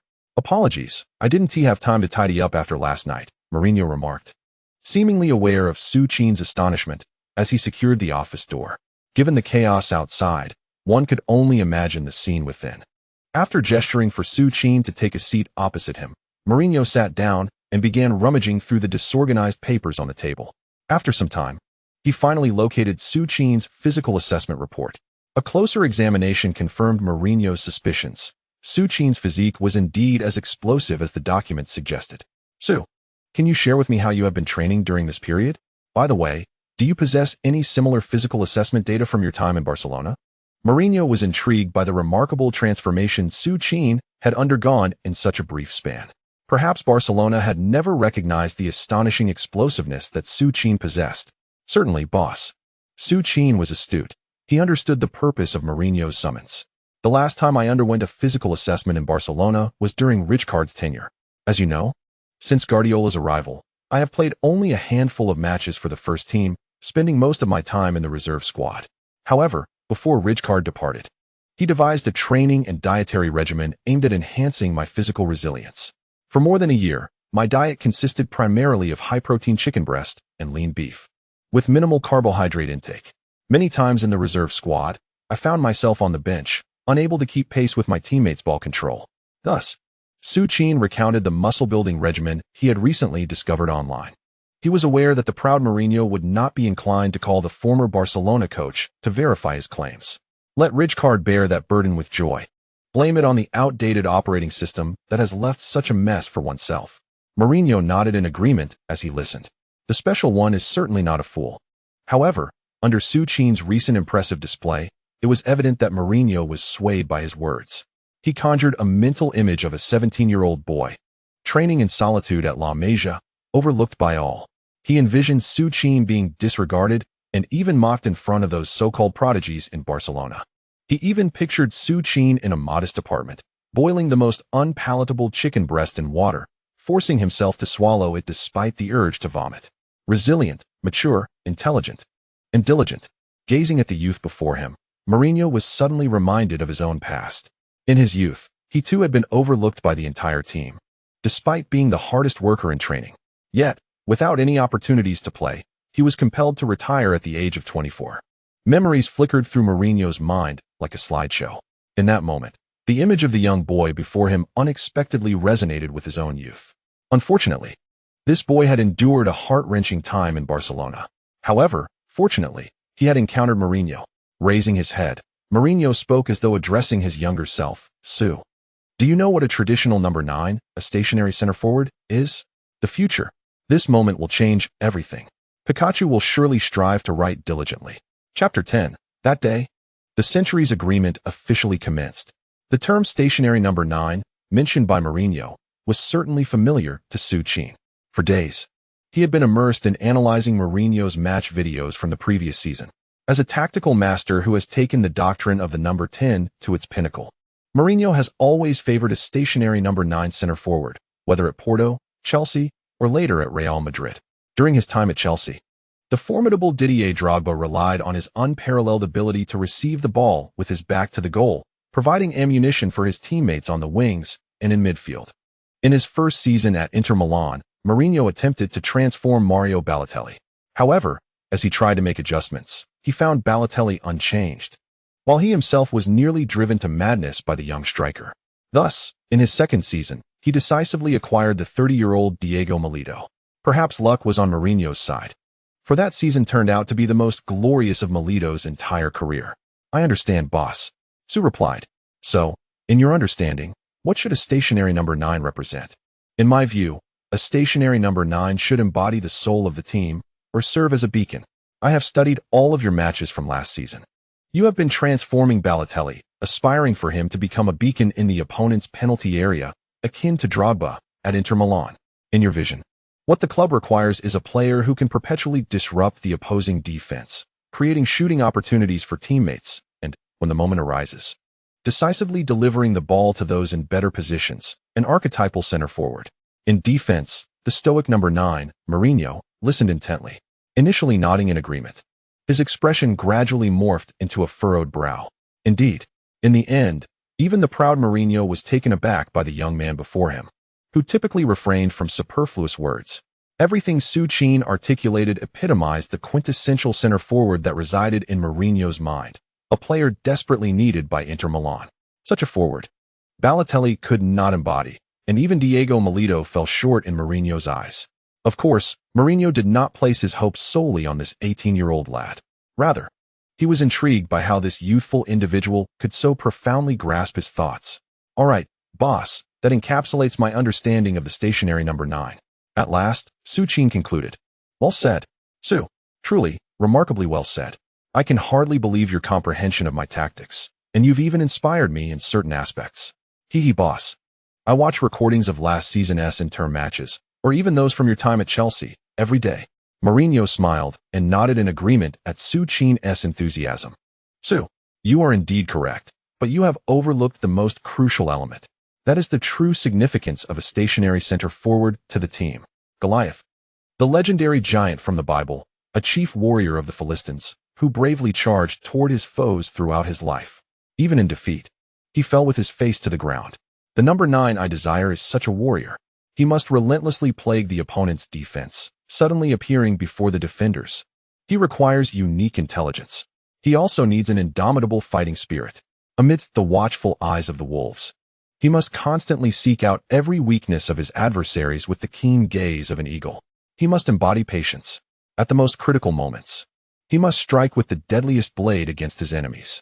Modern football is on the verge of discarding the traditional number 9 role.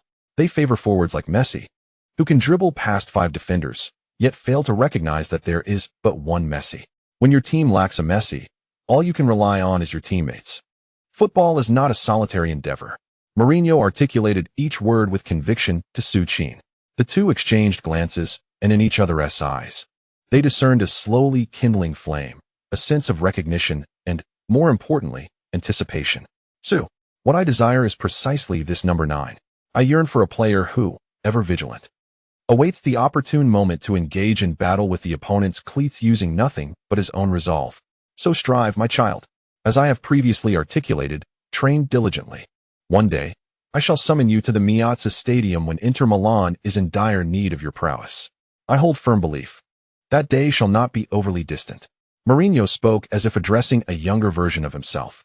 "Boss, may I make a request?" What is it?" "If one day, mind you, I said if, what then? If one day you find yourself leading Inter at Camp Nou, please, after achieving victory, unleash your most flamboyant celebration." "Oh, you impetuous child," Mourinho replied. "I am quite serious." He stood, quietly observing the familiar defiance reflected in the eyes of the young man before him. "I promise you." "Thank you, boss." Do not rush to express your gratitude. I too have conditions. Haha, boss, if that day truly arrives, it will surely come. On that day, prior to my celebration, I expect you to secure the MVP of that match. Boss, I assure you I will. The sunlight outside subtly penetrated the gaps in the curtains, casting a warm glow upon the two, as if bearing witness to a momentous occasion. That day, the genesis of a legendary tale.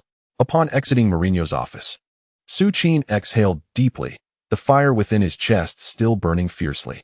Without pause, he directed himself once more toward the training ground. The training session, led by Rui Faria and other Inter players, had already concluded. On the field, Su Qin seemed to fall back into the rhythm he once knew so well, the solitary cadence of a lone warrior. Yet unbeknownst to Su Qin, a figure with a mottled hair color stood quietly at a distance, observing all that transpired on the training pitch. Even as exhaustion overcame him and he collapsed upon the ground, that figure remained steadfast, unmoving. In due time, Pikachu shall pen the subsequent chapters. Finally, a new book is on the horizon, and I seek various forms of support. Chapter 11. The Super Cup of Inter Milan's journey to Huaxia begins. The year 2008 marked an undeniably significant milestone for the ancient land of Huaxia in modern times. That year, the nation, often misrepresented by certain European media, finally unveiled a robust image brimming with the essence of a modern superpower to the world. The grandeur of the 2008 Olympics further instilled a sense of humility in even the most ambitious of successors for the ensuing decade or two. It was within this atmosphere that the Bird's Nest Stadium, once watched by billions, prepared to host an unparalleled feast for Huaxia's football enthusiasts. The Italian Super Cup. This prestigious tournament, never before held in foreign lands, would take place on August 8th at the illustrious Bird's Nest Stadium in Kyoto. As the calendar turned to August, on the streets of the enchanting metropolis of Huaxia, the essence of football has gradually permeated the atmosphere. The earliest foreign league broadcasted by the Huaxia State Channel was Serie A, thus, as one of Italy's premier clubs. Inter Milan naturally boasts a fan base far larger than that of Lazio. On August 3rd, the official Inter Milan website unveiled the final roster for the Super Cup. And among the names that delighted all Huaxia fans, one stood out prominently: Su Qin. This dashing Chinese player, who emerged spectacularly at Barcelona, had gradually faded from public view after being dismissed by the club. An 18-year-old prodigy known solely for his heading ability, he struggled to make an impact at Barcelona. What prospects could he possibly have at Inter Milan under the more formidable Jose Mourinho? Yet, no one anticipated that Inter would include Su Qin in the 18-man squad for such a crucial Super Cup final. In the largest fan-gathering spot in Huaxia, the Dotty Bar, a post about Su Qin was pinned by the moderator, titled The Grand Tale of the Chinese Prodigy. This post meticulously chronicled Su Qin's journey from his time in La Masia, highlighting moments of brilliance during Rijkaard's era. It even featured solitary photographs of him training alone at the Barcelona club after his dismissal. What a pity! With such a remarkable talent for heading, he should have gone to the Bundesliga, perhaps to Schalke 04 or any mid-tier Bundesliga team. He could certainly secure a rotation position there. Indeed, I wonder what this lad is thinking. Does he truly believe he is a prodigy, destined to succeed like Messi in a top club? I believe the primary reason for his inclusion in the squad is his Chinese heritage. Mourinho must be attempting to appease us Huaxia fans by including him. The person above must be foolish. Mourinho appeasing us? When has the special one ever deliberately sought to please fans, especially those so distanced from him? Well said. I actually think Mourinho had a strategic purpose in including Su Qin. Despite Lazio finishing 6th last season, they were formidable in the Coppa Italia, even defeating AC Milan in the final. The special one likely intends to use Su Qin as a secret weapon, given that his heading ability is indeed extraordinary. Only 5 days left. I bought overpriced scalper tickets. I can finally witness my beloved Nerazzurri live. Me too.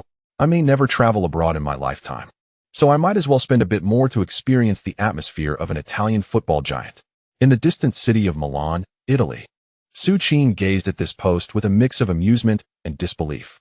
In his previous life as a reclusive enthusiast, he relished spending time in forums, contributing to various discussions in places like Dotty Bar, Football Bar, and the Island Literary Bar. Little did he expect that one day he would become a hot topic in the Dotty Bar himself. Alas, tomorrow he was to return to his homeland. Su Qin was profoundly moved. A year prior, He had returned to Huaxia, only to find his family's dilapidated old house still standing. However, upon knocking on the door, he was greeted by a stranger he did not recognize. The neighbors were familiar faces, yet his home had become the residence of another family. Accepting this reality, Su Qin relinquished any hope of reclaiming his past. Nevertheless, although his original roots were severed, the other connections of this body sought him out. Upon learning of his status as a player for Barcelona, his estranged aunt and her son reached out to him through intermediaries. Their purpose? Naturally, it was because her son was about to marry and could not afford housing in Kyoto. They sought his financial support. Unfortunately, during that time, Su Qin was not well off in Barcelona either, grappling with living expenses, rent, and daily costs, leaving him with scant savings. However, considering they were his only relatives in Huaxia, he decided to lend them 100,000. It was not an act of generosity, but rather a means to avoid potential scandals that could blemish his reputation. That sum effectively eliminated the risk, which he deemed worthwhile. He had anticipated that his impoverished relatives would vanish after borrowing the money, but to his surprise, his aunt called him recently. The reason for her call was that, upon her retirement, she received a substantial insurance payout. She insisted on sending him 23,000. Believing he might be in distress after hearing of his dismissal from the team, she offered to sell her apartment to help him with a down payment, assuring him that she would find him a job, given his youth. However, Su Qin, who had begun to establish himself at Inter Milan, declined her offer. "Hey, Su, do you need anything else?" Stan said from outside the door. "Nothing else, just those few items." "All right, I'll head out then." Raiola mentioned he found a few small gigs for you in Huaxia that could earn you some money. I'll check on them. Got it. Take care, Stan. I'll be on the same evening flight. You'll arrive just after I do. Haha. See you at 6. At Milan International Airport. A private jet adorned with the Inter Milan emblem gracefully ascended into the clouds. The journey of Inter Milan to Huaxia had officially commenced.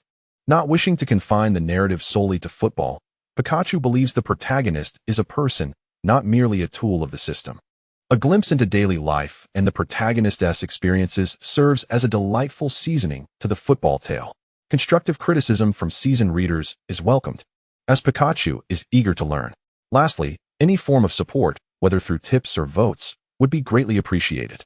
Chapter 12. Is this the elite society? A stunning scene. Hey, Su, I recall you are of Chinese descent, aren't you? Yes, indeed. Sitting in the last row of the Inter Milan private jet, Su Qin had hoped for a moment of tranquility. However, to his surprise, the loquacious Maikon, who had unwittingly captured his heart during this tumultuous period, chose to sit beside him. What attracted Maikon to Su? The reason was simple. Maikon recognized that this young man, who charged forth like a bull, always managed to provide him with assists. As the world's foremost right back, Maikon had yet to encounter the formidable adversary that would ultimately lead to his decline. Proudly, he envisioned ascending the assist leaderboard in the upcoming season. Despite being hailed as the best in the world, he had never once topped the scoring or assist charts. Oh, yes, Cicinado. Haha, then you must be familiar with the culinary delights and beauties of your homeland. Once we arrive in China, you must take us on an exquisite tour. Goodness, this fellow, without having even arrived, is already scheming to exploit his hard-working compatriots. Maikon, now one of the highest earners at Inter Milan, found that his monthly salary nearly matched Su's annual earnings. Well, I am well versed in the delicacies, but the beauties? Not so much. Beauties? Are there beauties? At the mention of beauties, Ito, sitting ahead of Su, suddenly perked up. However, I am not particularly fond of Asians. I prefer the allure of European women. Coughing. The conversation took a rather unexpected turn. At the front row, the special one, seated alongside Rui Faria, remained engrossed in his work. The small table before him was cluttered with team profiles and Mourinho's tactical diagrams. Jose, has Lazio not yet renewed the contract with Pandev? Rui suddenly inquired, seemingly recalling something. Not yet. I thought our previous offer was entirely rejected by Lazio. Indeed. I've heard that Pandev's agent has been engaged in protracted negotiations with Lazio's upper management. It appears that Pandev is genuinely inclined to leave Lazio. Upon hearing this, Mourinho's eyes sparkled with renewed interest. Goran Pandev. This player has been on Mourinho's radar for quite some time. Last season, during the match at the Olympic Stadium in Rome, Pandev wreaked havoc on Inter's left flank. Even Zanetti had suffered greatly at his hands. Is there a way to get in touch with Pandev? Boss, This trip to China might be the perfect opportunity to connect with him. Let us find a way to reach out. Understood, boss. The following morning, after a lengthy flight of 16 hours, Inter Milan's private jet finally descended gently upon Kyoto International Airport. Being the official organizer of the Super Cup event, a throng of reporters rushed to the plane as soon as the cabin doors opened. Countless flashes erupted in a frenzy. As the head coach, Mourinho naturally emerged first at the cabin door. Gazing at the blinding magnesium lights, the man unconsciously pouted. No matter where he was. What Jose Mourinho detested most were these gossiping journalists. Among the crowd of reporters, Su Qin stood at the forefront, microphone in hand. Having arranged a prior discussion with Inter Milan, Su Qin was able to represent the sports channel and interview Mourinho, the world's most renowned and controversial top coach at that moment. Descending the steps briskly, Mourinho, guided by Inter's staff, stood before Su Qin. Hello, Mr. Mourinho. I am Su Qin from Huaxia Sports Channel. We warmly welcome you and your team to Huaxia, and hope this visit will leave you with wonderful memories. His English was impeccable, and coupled with his gentle voice, it was undeniable that even the fastidious Mourinho's mood lifted considerably. Thank you. Their brief interview consisted of a few inquiries regarding Mourinho's impressions of Huaxia. Mourinho's cordial responses brought comfort to many Huaxia fans watching the live broadcast. After enduring a lengthy flight, once the interview concluded, all Inter players boarded a bus emblazoned with the team's emblem that had been provided by Huaxia and departed the airport. Initially, everyone anticipated some well-deserved rest. However, as the bus exited the airport, they were taken aback by the scene before them. The roads flanking the bus had been overtaken by countless fervent Huaxia Inter fans. Internazionale Milano, Eto'o, Zanetti, Maicon. Each Interstar heard their names being enthusiastically called by the fans. Alas, poor Su Qin was the only one who went unnoticed, as his unfortunate status as a discarded player rendered the Huaxia fans somewhat hesitant to shout his name. With throngs of supporters lining the streets, the bus inched forward, escorted by police vehicles. Su, are Huaxia fans really this passionate? Maicon, seated beside Su Qin, curiously gazed at the sea of admirers outside. Even when the bus arrived at the hotel where Inter would be staying, the astonishment continued. A vast security team had already been deployed around the hotel, nevertheless. The dense crowd of fans repeatedly jolted the nerves of the Inter players. These stars had witnessed grand spectacles before, but the overwhelming fervor displayed by Huaxia still left them in awe. Su, I believe we ought to refrain from venturing out casually. Maicon finally abandoned his idea of sneaking out to explore, eyeing the daunting throng. Ultimately, such a scene could only be attributed to Huaxia's immense population and the significant strength of their football culture. On the other hand, Lazio's arrival, almost in tandem, was rather awkward. There was no grand welcoming ceremony, nor a throng of supporters paving the way. Even at the hotel entrance, only a handful of devoted Lazio fans could be seen holding placards in support of their team. While their popularity may not rival that of Inter Milan, this Lazio squad is undeniably a long-standing powerhouse in Serie A. Particularly noteworthy is their current coach, Ballardini, who shares a birth year with Mourinho. Last season, he remarkably guided Palermo to safety amidst dire circumstances. This season, the tactical maestro, known for his defensive counterattacks, has commenced an ambitious recruitment campaign since taking the helm at Lazio. In a previous timeline, it was Ballardini's astute substitutions and his impenetrable iron defense that enabled Lazio to triumph over Inter Milan 2-1, lifting the Super Cup trophy at the Bird's Nest. However, the anticipated outcome shifted unexpectedly when Mourinho included Balotelli, who had been at odds with him, in the lineup at the last moment. Chapter 13. The subtle shift of temporal trajectories, the arrival of a debut. Bird's Nest Stadium, a venue that holds countless cherished memories for the Chinese people. On the morning of August 7th, as Su Qin boarded the Inter Milan bus and entered this magnificent arena, memories flooded back like scenes from a film. He recalled spending an entire semester's living expenses to acquire a scalp ticket from a distant corner during a sweltering summer, standing at the farthest point, gazing at everything on the green pitch. At that time, he was devoid of money, future, and hope. Yet, who could have imagined that one day he would return here as a participant? Hey, Su, did I snore last night? Maicon inquired, patting his bald head as he followed Su Qin. What do you think? Haha, it's my first time sharing a room with you, to be honest. I've been holding back for quite a while. It's fine. I'm quite accustomed to snoring. Well, It seems Maicon has firmly attached himself to Su Qin. The training session is a requisite step before every match. However, this time, unlike usual, the event organizers opened over 10,000 seats in the northern stand for Chinese fans to purchase. Don't ask why Mourinho didn't refuse. Sometimes, even the special one isn't in full control, especially in events with commercial aspects.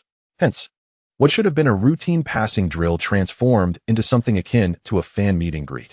Within the Inter squad, Eto'o, a former standout who once ruled the pitch, became the focal point of the cheers. Every time he touched the ball, a wave of applause erupted. Due to the open nature of the event, Mourinho didn't impose any tactical arrangements. He had made his intentions clear in the hotel conference room the previous night. Su Qin heard everything, yet it seemed that his listening was in vain. This was because the tactical arrangement of the madman made no mention of anything related to him. Alas, poor Su Qin would once again assume the role of a mere spectator from the bench, experiencing the monumental clash at the Bird's Nest for the second time. However, what should have been a smoothly concluded training session was abruptly halted due to the intrusion of an overly enthusiastic fan, causing a commotion. This fervent supporter appeared to be a die-hard Barca aficionado, boldly wearing Eto'o's jersey from his time at Barcelona and rushing to Eto'o for a photograph. One might wonder, if he had donned an Inter jersey, perhaps the cheetah would have reluctantly obliged. Yet, in that Barca kit, which the cheetah had longed to disdain, how could he possibly comply? With a gentle push from the security personnel, this unfortunate Barca fan was swiftly removed from the pitch. Nevertheless, this fervent supporter seemed to ignite the passion of the entire crowd, as those who had paid to witness the training of Inter's stars began to circumvent the barriers and surge onto the field. Consequently, the officials had no choice but to terminate the training session. On the way back to the hotel, Mourinho's expression was as if he were a fish dangling from a line, his lips curled in a wry smile. August 8, 2009. A year after the successful commencement of the Kyoto Olympics, at the same hour of 8 o'clock, amidst a cacophony of cheers, the Italian Super Cup commenced. On the bench, Su Qin found himself seated beside the seasoned Inter veteran, Patrick Vieira. Indeed, the individual seated next to Su Qin was none other than the former captain of the Gunners, who had led Arsenal to 3 Premier League titles during his tenure. However, the once formidable Vieira, who had instilled fear in strikers worldwide, now found himself sitting beside a youth 15 years his junior, a testament to the ravages of time. There was little interaction between Su Qin and Vieira. They were not well acquainted, and both tended to be reticent in conversation. Thus, Su Qin silently observed the unfolding drama on the pitch. Strangely enough, watching the match from the bench provided a far clearer perspective than from the stands. Ladies and gentlemen, we are live broadcasting the 2009 Italian Super Cup final. The announcer proclaimed. In this match, last season's Serie A champions, Inter Milan, face off against the Coppa Italia champions, Lazio. In their 2 encounters last season in Serie A, each team claimed 1 victory. Mourinho's Inter was defeated by Lazio at the Stadio Olimpico, while Lazio succumbed to Inter at the San Siro. From the league's performance, both teams appear evenly matched. The captains of both teams completed the coin toss ceremony under the referee's guidance. Lazio opted for possession, while Inter Milan chose the field.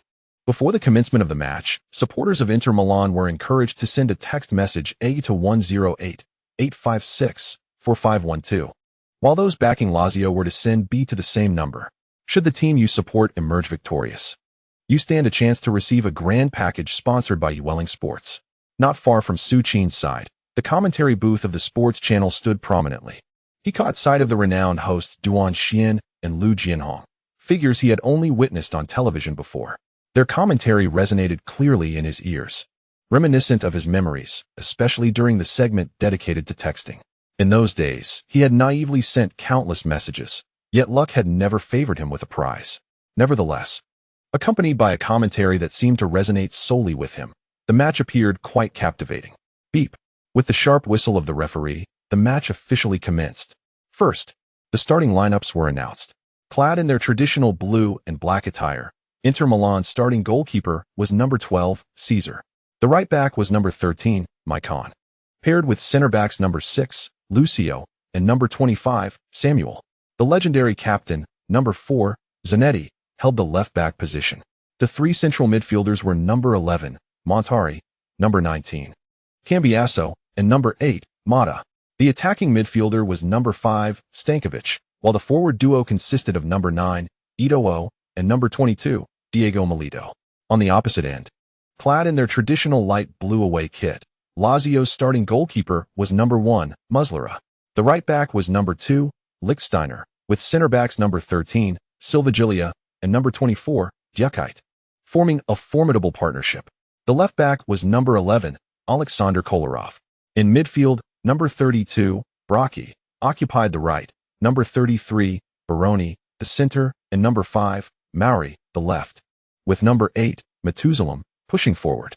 Their own forward pair comprised number 9, Rocky, and number 10, Zarate. Lazio initially seized possession of the ball, leading to a rather uneventful start. Su Qin watched the match unfold, strikingly similar to his recollections. Mourinho's 4-3-1-2 formation aimed to leverage the midfield for effective attacks. However, not far away, the Lazio coach, Ballardini, who was of a similar age to Mourinho, seemingly anticipated the special one strategy. He fielded an almost identical formation, determined to engage in a tactical duel with Mourinho using Lazio's cohesive midfield combination. Ballardini's audacity proved remarkably effective. At that moment, within the Inter lineup, for players, including the twin forwards, Mata from midfield and Lucio from the defense, were all making their debuts for the club. Despite their rigorous training sessions, a palpable lack of synergy persisted among them. Mata struggled to locate Eto'o, who was constantly seeking gaps in the forward line. Stankovic was at a loss as to how to deliver the ball to the stationary Milito. They could only repeatedly attempt to exploit the fixed tactics imparted by Mourinho in search of opportunities. Alas, their lack of synergy led to a series of squandered chances. During halftime, witnessing the persistent stalemate, Mourinho anxiously simplified the previously intricate tactical arrangements. He began to instruct the steadfast Maicon to frequently surge forward, delivering high balls to Milito, while Eto'o served as a pivotal point seeking opportunities just outside the penalty area. This tactical adjustment proved effective within the first 10 minutes of the second half. Eto'o's long-range shot and Maicon's crosses indeed troubled Lazio significantly. However, what they generated were mere inconveniences.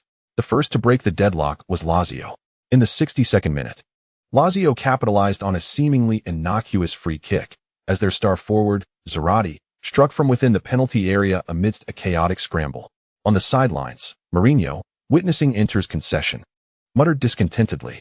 Meanwhile, not far away, Lazio's coach, Ballardini, jubilantly raised his arms in celebration. A goal. It mirrored the memories held by Su Qin. Observing Zarate's passionate celebration, Su Qin instinctively murmured that they must keep an eye on that number 33. Upon hearing this, the previously quiet Vieira turned his head with curiosity. Su, did you see something? Huh. What did you see, Patrick? Oh, nothing. Vieira fell silent. As a top defensive midfielder, Vieira had already noted that Mata and Stankovic were entirely unable to contain Lazio's midfield maestro, number 33, Baronio. Just moments ago, Vieira had been intrigued by the fact that this 18-year-old could discern Inter's most pressing issue. Yet, upon further reflection, he dismissed this notion. How could an 18-year-old possibly grasp such complexities? However, just under 2 minutes after the match resumed, the very Baronio that Su Qin had been critiquing delivered an incisive pass between Mata and Stankovic. The ball slipped between Lucio and Samuel, and Lazio's number 9, Rocky, darted forth like a hidden cheetah in the grass. Without pausing, just as Caesar advanced, Rocky deftly flicked the ball with the outside of his right foot. The football glided past the onrushing Caesar and nestled into the net. In a mere 5 minutes, Lazio had struck twice. At that moment, the entire Bird's Nest Stadium fell silent. Among the 80,000 spectators, at least 70,000 had come to witness Inter's triumph.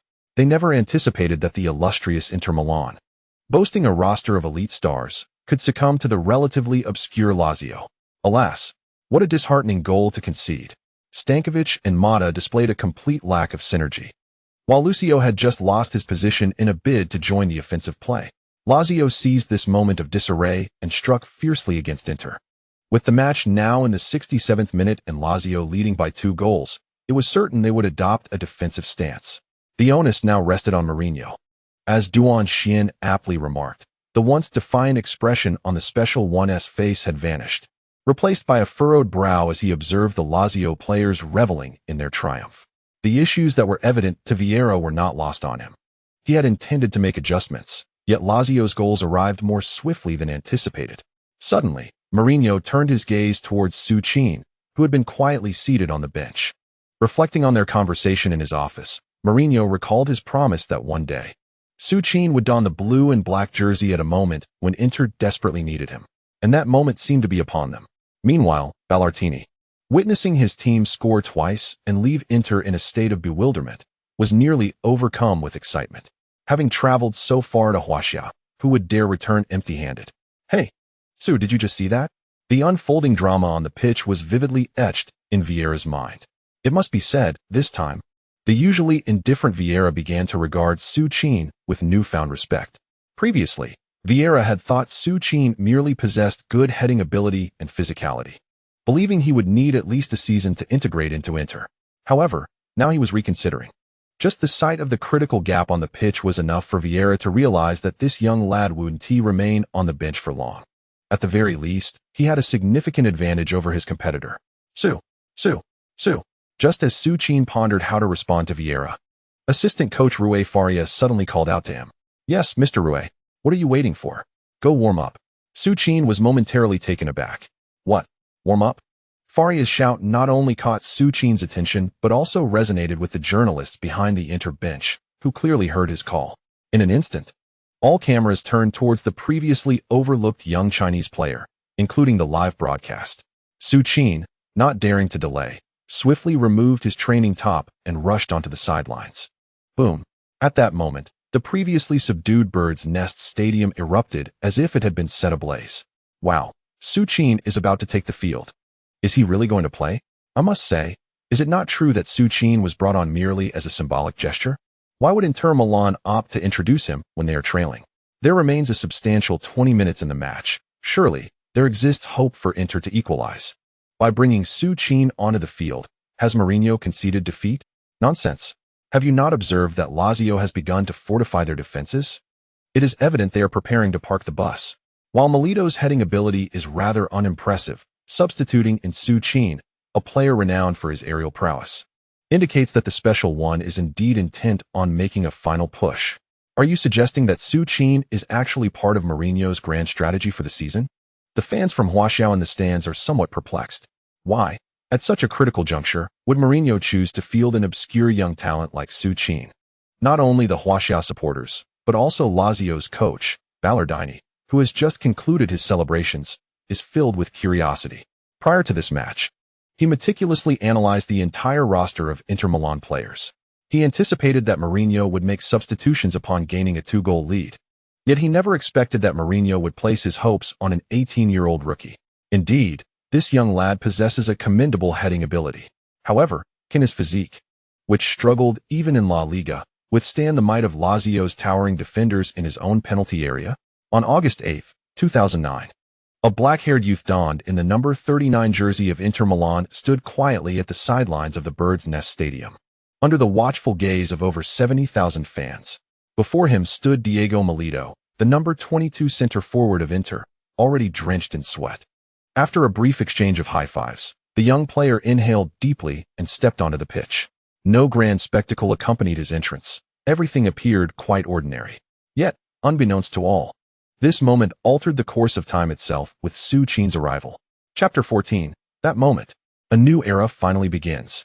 Welcome to the live broadcast of the 2009 Italian Super Cup final. In the 70th minute, trailing by 2 goals, Inter Milan made the first substitution. The illustrious Mourinho replaced the underperforming Diego Milito, aged 30, with the promising young talent Su Qin, just 18 years old. Despite Milito's tireless efforts over the first 70 minutes, without robust support from the midfield, he could not single-handedly propel Inter to score. By introducing Su Qin, it is evident that Mourinho aims to employ an aerial assault to dismantle Lazio's dense defense. Fans familiar with La Liga would surely recognize the newly introduced young player. Su Qin. This prodigious talent was once under the tutelage of then Barcelona coach Rijkaard. In the bustling afternoon, despite the sun's relentless heat, the square outside the Masia Stadium was still teeming with countless Inter supporters clad in blue and black, raising their beer mugs, having arrived as early as noon. The Serie A's triumphant three-peat led Inter Milan fans to perceive the Super Cup match as merely a formality. The remarkable Mourinho was expected to deliver a resounding victory, granting them the joy of a perfect weekend afternoon with their first trophy. Yet, the glaring score of 0-2 silenced the throngs of over 100,000 Inter supporters in the square. What happened? How could Lazio score twice in such a short span? And what purpose do those two players bought by Mourinho serve? Eto'o has lost his edge, and Milito seems to have vanished. Oh God. I can't believe it's us trailing behind. Am I transported back to 98? Lazio doesn't even have Nedved or Vieri. I must be dreaming. This cannot be real. Oh, what is that Mourinho doing? Why not bring on Balotelli, a discarded talent from Barcelona? Why replace him? I know Mourinho is a great coach, but at this moment, Inter Milan should bolster their offense. Milito has the capability, yet he lacks support. He should be substituted for Sneijder. Sneijder is warming up. It should be soon. God bless. I don't want to witness our Inter losing before the season even begins. In the hushed Piazza Square, Inter fans whispered among themselves. This sentiment extended beyond the square. Countless Inter supporters across Milan, glued to their televisions for this international Super Cup, fervently prayed for a miracle. Boss, what is Mourinho doing? Whispered the assistant coach, standing near Ballardini, who covered his mouth. There was no response. Just before Su Qin entered the field, Ballardini was already shouting for the entire team to fall back. With unwavering confidence, he observed the number 39 sprinting toward their penalty area. Lazio may not be a top-tier club, but they had conceded the fewest goals last season, unquestionably. Keep an eye on that number 39. On the field, Lazio players did not overlook the newly introduced number 39. Captain Rocky, upon Su Qin's entrance, loudly instructed his teammates to mark him closely. Hearing the captain's command, Lazio's center-back Silvegria discreetly shifted his gaze towards Su Qin, who was already encroaching on their penalty area. Though 70 minutes had elapsed, Silvegria still possessed ample energy, especially against a striker like Su Qin, who appeared less physically imposing. Inter's attack. Stankovic surged past the halfway line with the ball. Lazio's trequartista, Matusalem, quickly advanced to intercept. However, Stankovic, having discerned Matusalem's tactics, was not rushed to pass. At the moment Matusalem extended his foot, Stankovic deftly nudged the ball to the left with his right foot, and then, in one fluid motion, propelled it forward with his left. Thus, Stankovic skillfully maneuvered past Matusalem, continuing his advance. Upon noticing the advancing Maicon, Stankovic hesitated no longer and swiftly executed a diagonal pass before Lazio midfielder Baronio could close in. Alas, fate was unkind. The very defender Stankovic had just evaded, Matusalem, had already returned. In terms of speed, Stankovic was considerably slower than Matusalem. With a well-timed slide tackle, Matusalem thwarted Stankovic's attempt. Swiftly regaining his footing, Matusalem adeptly hooked the ball with his right foot and turned to deliver it to his team captain, Rocky, positioned forward. Lazio launched a counterattack. Fortunately, as all their forces had retreated to their own half, Lazio's assault lacked the necessary personnel to pose a significant threat. Rocky, under Cambiaso's pressure, could only manage a wayward long-range shot. On the sidelines, Mourinho observed Stankovic's still recovering condition and promptly executed his second substitution. After issuing some instructions to Sneijder, Stankovic made way for him. This marked the second substitution. Mourinho played his second card. Meanwhile, Lazio also made a change. The forward who had just netted a goal, number 10, Zarate, was replaced by number 7, Ari. A forward was exchanged for a defender. Lazio seemed intent on fortifying their defense for the remaining minutes. With the substitutions concluded, Lazio's formation transformed entirely into a purely defensive 5-defender setup. Meanwhile, Inter remained steadfast in their 4-3-1-2 formation, as if Mourinho were still harboring expectations. In the 72nd minute, Inter's offensive momentum persisted. With 5 defenders and 4 midfielders forming an impenetrable defensive line, Lazio resembled a fortified bus station before their goal. Eto'o's prowess in assault was rendered ineffective against this steel wall. He continued to search for openings, making runs. Sneijder's entry indeed provided Inter Milan with greater tactical options.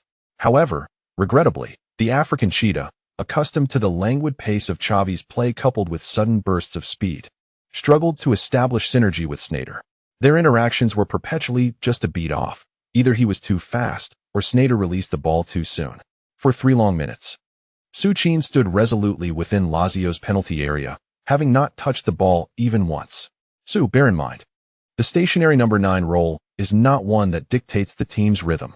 Yet, it is imperative that he becomes a player capable of adapting to the fluctuating pace of the team. You must endure the solitude. You must observe all opponents.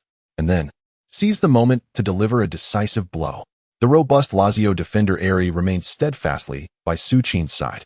Not only Ari, but another towering center-back, Silvegria, also loomed nearby, both standing over 6 feet tall. In his ears, Mourinho's teachings reverberated faintly. Su Qin understood that Mourinho was indeed correct. He lacks the speed of Ronaldo, the agility of Messi, and certainly the powerful long-range shots of Cristiano Ronaldo. What he possesses is the ability to endure solitude while seeking and seizing the opportunities created by his teammates. After all, football is not a solitary endeavor. No individual can triumph independently to secure victory. No one, near the center circle, Sneijder, with the ball at his feet, weaves and maneuvers, seemingly searching for the elusive Eto'o lost in the throng. Cambiasso, not far from Sneijder, is on the lookout for a suitable chance to take a long-range shot. Everything about Inter Milan resembles a lion trapped in a cage. In the stands, a handful of Lazio supporters, aware of the dwindling match time, have begun to sing the club's anthem. Yet, amidst it all, the silver-haired man remains, quietly observing his disciples without surrendering hope. Time passes relentlessly, until Sneijder, having brought the ball to the left flank, deceives Lazio's midfielder Mauri with a feint before executing a turn. Suddenly, the previously languid Inter awakens, akin to a ravenous wolf poised to pounce. Maicon on the right flank, as if receiving some unseen signal, charges madly towards Lazio's defensive line. At that moment, Sneijder hesitates not for a second. With a fierce strike from the inside of his right foot, the football arcs brilliantly through the Bird's Nest Stadium. It surpasses the dense Lazio midfield defense and lands squarely on the left flank. Sneijder's precise long pass finds Maicon on the sidelines. Mourinho's previously calm visage contorts in this instant, his gaze fixated intently on the receiving Maicon. No, not just Maicon. His focus also lands on the young Su Qin, who has been absent from the camera's view for a full 5 minutes. This boy, reminiscent of his own youth, is he patiently awaiting the moment to deliver a decisive blow? Child, this is the singular opportunity Mourinho can offer you, a chance to prove your worth. As Maicon advances, the entire Lazio squad swiftly compresses their defense towards their left flank. Particularly, Lazio's left-back Aleksandar Kolarov, a mere 24-year-old Serbian defender, is not yet the superstar he would later become at Manchester City.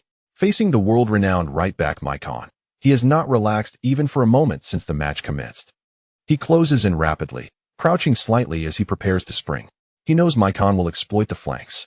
Though 3 teammates stand behind him, he remains resolute in preventing Maicon from advancing past him. However, to Kolarov's surprise, Maicon, who favors breakthroughs, suddenly halts the ball right before him. Not a breakthrough? Kolarov ponders what Maicon intends to do at this juncture. A pass? There's no one in the center to receive it. A shot? Even if Kolarov concedes space for a shot, he is aware that Maicon lacks the ability to find the back of the net from this position. So what then? Kolarov's contemplation comes to an abrupt halt. As the world's foremost right-back before him prepared to strike, he raised his leg, the inside of his foot poised to gently nudge the ball forward. Aleksandar Kolarov meticulously observed every movement made by Maicon. Yet, having just pivoted to guard against Maicon's potential breakthrough, he could only watch as the latter delivered the ball. What was he planning? Was that a direct intention to cross at a 45-degree angle? What could possibly be going through his mind? There were players from Inter Milan within the penalty area. However, an 18-year-old youth, surrounded by 2 robust Lazio defenders, seemed to have little recourse. But then, as Aleksandar Kolarov turned his gaze toward his own penalty area, he was utterly astonished by the scene unfolding before him. Waiting. Su Qin remained poised within the box, a stationary center forward, helplessly biding his time. 3 minutes. 4 minutes. 5 minutes. Finally, Su Qin spotted Sneijder's long pass. He also noticed Maicon's swift advance and the imminent strike. In that fleeting moment, the dormant header instincts reminiscent of close surged forth within his mind, as if foreseeing the ball's descent. Without an ounce of hesitation, Su Qin sprang into action. Beside him, Silvegria watched in surprise. What had prompted this young man to suddenly accelerate? Yet, as an Italian center-back, the ingrained defensive instincts compelled Silvegria to pivot, attempting to intercept Su Qin. However, at the very instant he turned, The seemingly frail young man, without so much as a pause, slipped effortlessly from his line of sight. Silvegria, the Lazio defender, found himself crashing backward, akin to a kite severed from its string. It was utterly surreal. So much so that Silvegria deemed this an impossibility within the realm of reality. In stunned disbelief, he beheld Su Qin surge past him. What an extraordinary physique that young man possessed. Fortunately, he was not the last line of defense. Ari, who had just entered the fray, leaped in tandem with number 39. Silvegria, like all his Lazio teammates, placed his final hopes on Ari, who was steadfastly contesting Su Qin in the air. Newly introduced to the game, Ari brimmed with energy. He possessed a physique that rivaled Silvegria's and boasted 6 years of Serie A defensive experience. Surely this time, he would be able to thwart that peculiar number 39 from Inter Milan. As Silvegria was sent sprawling by Su Qin's charge, Ari had already anticipated the trajectory and was racing toward the point of descent. Just as Silvegria had predicted, Ari was brimming with confidence. Macon's diagonal long pass was within mere inches. Drawing upon countless training sessions, Ari propelled himself off the grass with all his might, leaping toward the approaching ball. The number 39 of Inter Milan stood right beside him. Due to the obstruction from Sil, Ari's timing to leap was significantly superior to Su Qin's. All he needed to do now was to head the ball out of the penalty area. It seemed effortless. At that moment, Ari even caught a glimpse of his teammates out of the corner of his eye. Perhaps he could initiate a counterattack right here. However, in midair, just as Ari's forehead was about to connect with the football, he sensed an overwhelming force suddenly surge beside him. It felt as though he had been struck by a speeding car. Without any response, Ari was sent flying through the air. What was happening? Ari's eyes widened in disbelief. And right before him, the very number 39 he had just ignored had appeared, forcefully heading the ball. What terrifying physical prowess was that? How could it be that, despite having positioned himself perfectly and seized the opportune moment, that 39 could so effortlessly push him aside and strike the ball? Above the nest, flocks of crows were startled into silence by the shouts of over 80,000 fans, too afraid to return to their nests. Only after the crowd's roar began to subside did these poor crows dare to slowly gather back atop the stadium's steel frame. Su, remember, a stationary center forward should embody the essence of Goliath. He must wield his head like a weapon in battle. Su, you have limited opportunities. You must be patient. You must wait. Then, at the most crucial moment, seize the chance. At this instant, the entire nest, the whole Piazza Square, countless Inter fans held their breath in anticipation. All gazes were fixed on the young man soaring through the air, preparing to strike the ball toward Lazio's goal. Moments later, beep, the whistle blew. Simultaneously, a thunderous roar erupted from the nest. The crows that had just settled on the steel frame, startled by this deafening cheer, took flight once more. They emitted loud cries as they hastily ascended into the sky, as if proclaiming something to the world. On August 9, 2009, at 21:30:04, an era had finally begun. I've written this several times, unsure of how it turned out. A newcomer humbly seeks guidance. Also, I implore esteemed individuals for various forms of support and rewards. Chapter 15, Mourinho's New Ambition. A chapter exclusively for the great ones. Where anything can be imagined, at the Bird's Nest National Stadium, the 31-year-old Lazio center-back Ari stood dazed, staring at the number 39 before him. He was utterly astonished. The force and impact were unlike anything he had ever encountered in all his years. No, for years ago, there had been someone with such terrifying physicality in the Inter squad. That individual had once crowned himself king of Inter with his indomitable left foot, scoring unstoppable goals at Miazza. For years had passed. Time seems to have circled back once more. Who would have thought that after that individual departed from Inter Milan years ago, a similarly enigmatic young talent would emerge? More astonishingly, this young man is merely 18 years of age. Who can fathom what the future holds for this number 39? Magnificent. Magnificent. Magnificent. A goal has been scored. In the 77th minute of the match, Inter Milan has pulled one back. Su Qin, the player who had just been substituted onto the field, has scored his inaugural goal for Inter Milan with a header that struck like a mountain. Within the densely packed Lazio penalty area, Su Qin utilized his remarkable physique to bulldoze past Lazio's defensive linchpin, Silvegria. Rising in conjunction with the recently substituted Ari, he effortlessly sent Ari tumbling, delivering an unstoppable header that thundered into the net guarded by Lazio's goalkeeper, Muslera. Goodness. An unanswerable header.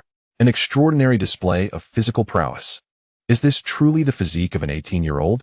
Who could have imagined that Su Qin, who had been absent from the camera's view for a full 6 minutes inside the penalty area, would aid Inter Milan in such an exaggerated manner?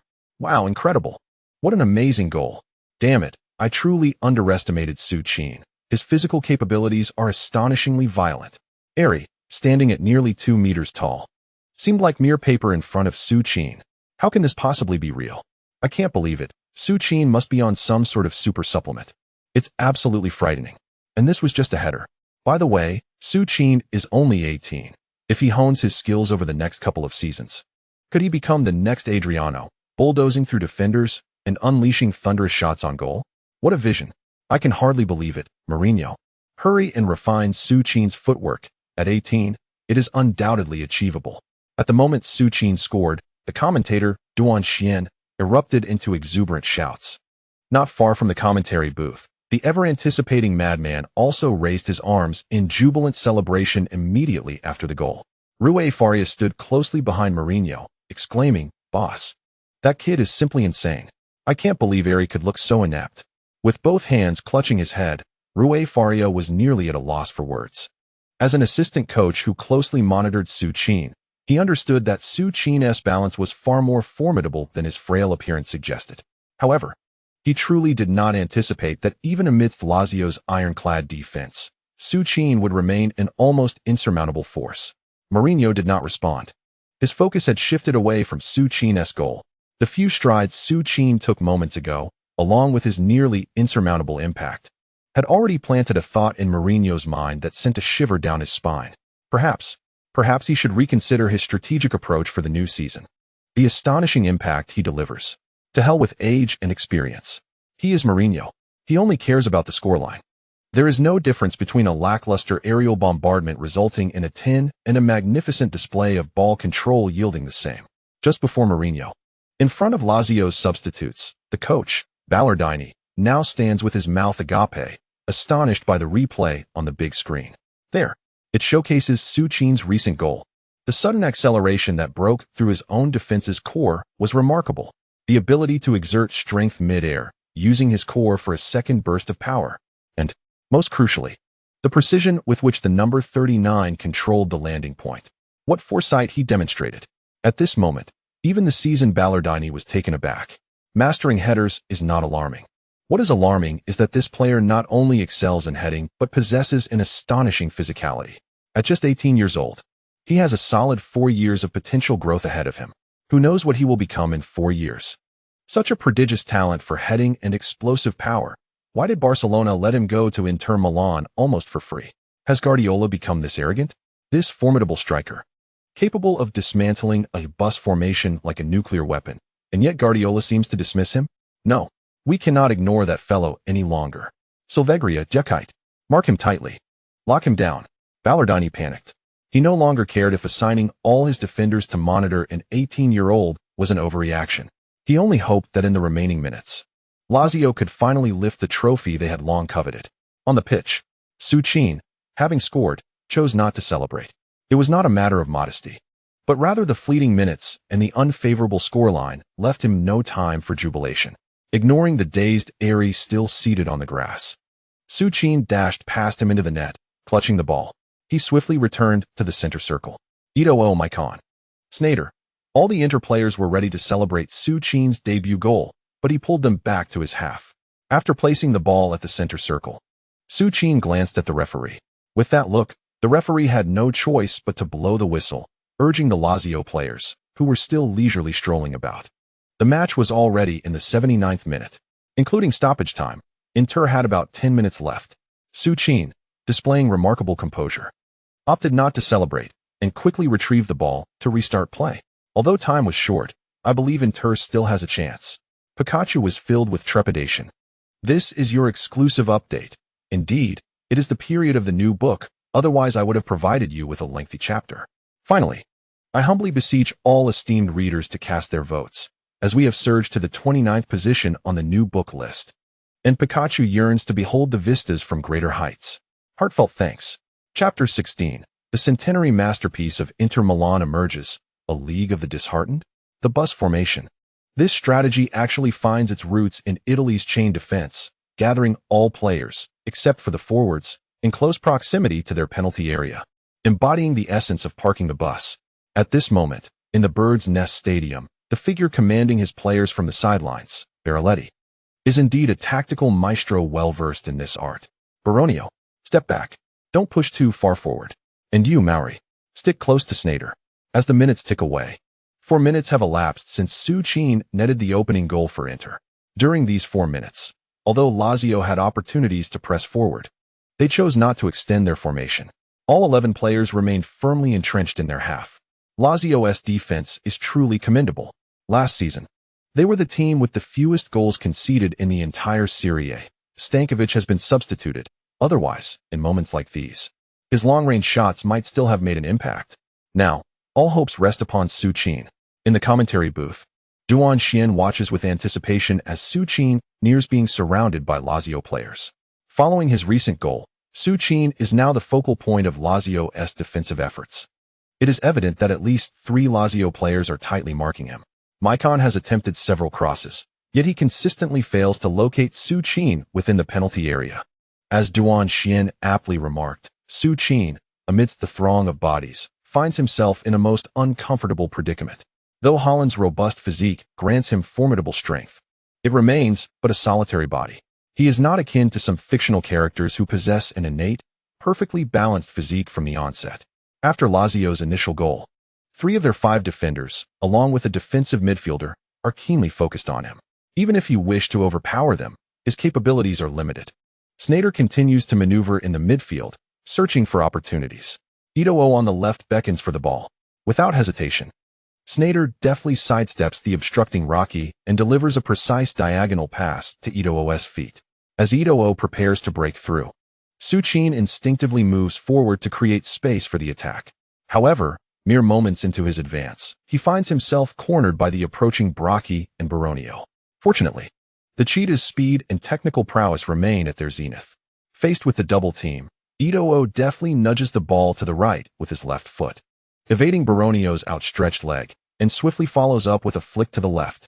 This exquisite maneuver leaves both Baronio and Brocchi momentarily bewildered. The Cheetah's pace is simply astonishing. Ah, splendid. Ito'o has broken free. A magnificent fried ball. On the football field, the distinction between elite players and ordinary athletes is vividly illustrated here. Ito'o, with a moment of brilliance, deftly maneuvered through what seemed an impenetrable wall of Lazio's right flank. As he was poised to penetrate the penalty area, Silvagni, who had been closely marking Su Qin, was compelled to abandon his pursuit and sprint towards Ito'o. In terms of threat level, the current star of Inter Milan, Ito'o, far surpassed Su Qin. Silvagni, in a state of panic, lunged in front of Ito'o. Witnessing Ito'o's right leg poised for a strike, Silvagni could only throw himself to the ground in a desperate attempt to block. He dared not gamble on whether Ito'o would feign a shot. Yet, as he fell, Silvagni was filled with despair upon realizing that the Cheetah's raised leg had swiftly retracted, deftly maneuvering the ball to the left. A feint. Thus, Ito'o elegantly bypassed Silvagni. "Stop him!" Silvagni shouted in desperation. Fortunately, his teammate, the young right-back Lichtsteiner, had been closely monitoring Ito'o and rushed over. He exerted every ounce of strength to position himself in front of Ito'o, obstructing his shooting angle. However, just as Lichtsteiner breathed a sigh of relief and prepared to reclaim the ball from Ito'o, the latter once again flicked his ankle. A pass. With the outside of his foot, Ito'o astonishingly delivered the ball to Su Qin, who was sprinting into the box to receive it. Lichtsteiner had no choice but to pivot and rush towards Su Qin. Alas, as he turned, he discovered that the ball had once again returned to his side after reaching Su Qin's feet. A 1-2. In the tight confines of play, these 2 former Barcelona castaways executed a combination reminiscent of the skills typical of Barcelona players. At that moment, Ito'o, having evaded Lichtsteiner, found himself unmarked. With a beautifully arched shot using the inside of his right foot, the ball sailed past the frantic Lazio goalkeeper Muslera and nestled into the net. Beep! The referee's whistle pierced the air, pointing towards the center circle to signal a valid goal. The roar of over 60,000 Inter Milan fans erupted in the Bird's Nest Stadium. The goal was scored. The goal was scored. In the 85th minute of the match, Just as the game was drawing to a close, Eto'o redeemed Inter Milan. With a graceful maneuver slicing through Lazio's defense from the left flank, he completed a dreamlike 1-2 with his former Barcelona teammate Su Qin within the penalty area, ultimately curling the ball into the far corner. The African cheetah, with this golden goal, reminded all Inter fans that he remains the unstoppable force they have always known him to be. On the pitch, having scored what felt like an equalizer, Eto'o sprinted wildly towards the sidelines. Roar! Roar! In the frenzy of his run, Eto'o tore off his jersey. For over a month, he had endured mockery from the media. Not just from the media, those damned Barcelona executives, and that repugnant bald man. They have expelled themselves from Barcelona in the most insulting manner. With his muscular torso exposed, Eto'o charged towards the corner flag camera. Did you see that? I am Eto'o. Did you see that? Damn it. It's somewhat hysterical. Eto'o shouted frantically at the camera. At that moment, Sneijder, Lucio from the backline, and Su Qin all rushed to Eto'o's side. Su delivered a splendid pass. Eto'o turned and embraced Su Qin. That exquisite 1-2 had been practiced countless times during training. He knew Su Qin would return the ball. The journalists, witnessing the four embracing, eagerly clicked their shutters. This was a masterpiece. The discarded talents of Bayern, Real Madrid, and Barcelona.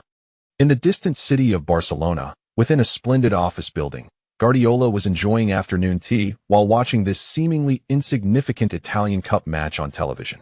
There was no other reason. During this period, numerous La Masia media outlets had been reporting on his cold and ruthless decision to remove Eto'o from the team. Of course, Guardiola was utterly unconcerned about this. He only knew that the ideal Barcelona in his heart had nearly taken shape. Today, he was merely curious whether Eto'o could adapt to someone as rigid as Mourinho. However, he was taken aback. The young man who had called him sir at the club's entrance turned out to be the most astonishing presence of the match. That fellow. How deeply he had concealed his prowess. Chapter 17. The terrifying presence of Holland. The moment of decisive victory arrives. Inter's celebration was swiftly concluded. The madman was not particularly elated. In his eyes, a draw and extra time were far from the desired outcomes. After all, he knew that his seasoned players, just returned from a holiday, lacked the physical stamina of Lazio's youth. If the match stretched into extra time, Inter, with their energy completely depleted, would merely become fish on Lazio's chopping block. Thus, in the final minutes of the game, Inter continued their all-out offensive, while Lazio cautiously maintained their defense. On the sidelines, Lazio's coach, Barelletti, was quite frustrated. He had not anticipated that in those brief final minutes, Inter would seem like an entirely different team, particularly that number 39, who had only recently come onto the field. Who would have thought that he would be such a formidable striker? He stationed himself in the penalty area, forcing Lazio's players to tread carefully. Had it not been for his shouts urging his players to double-team that man after conceding a goal, the score might have changed further. A draw. At this moment, Barelletti was already contemplating the issue of extra time.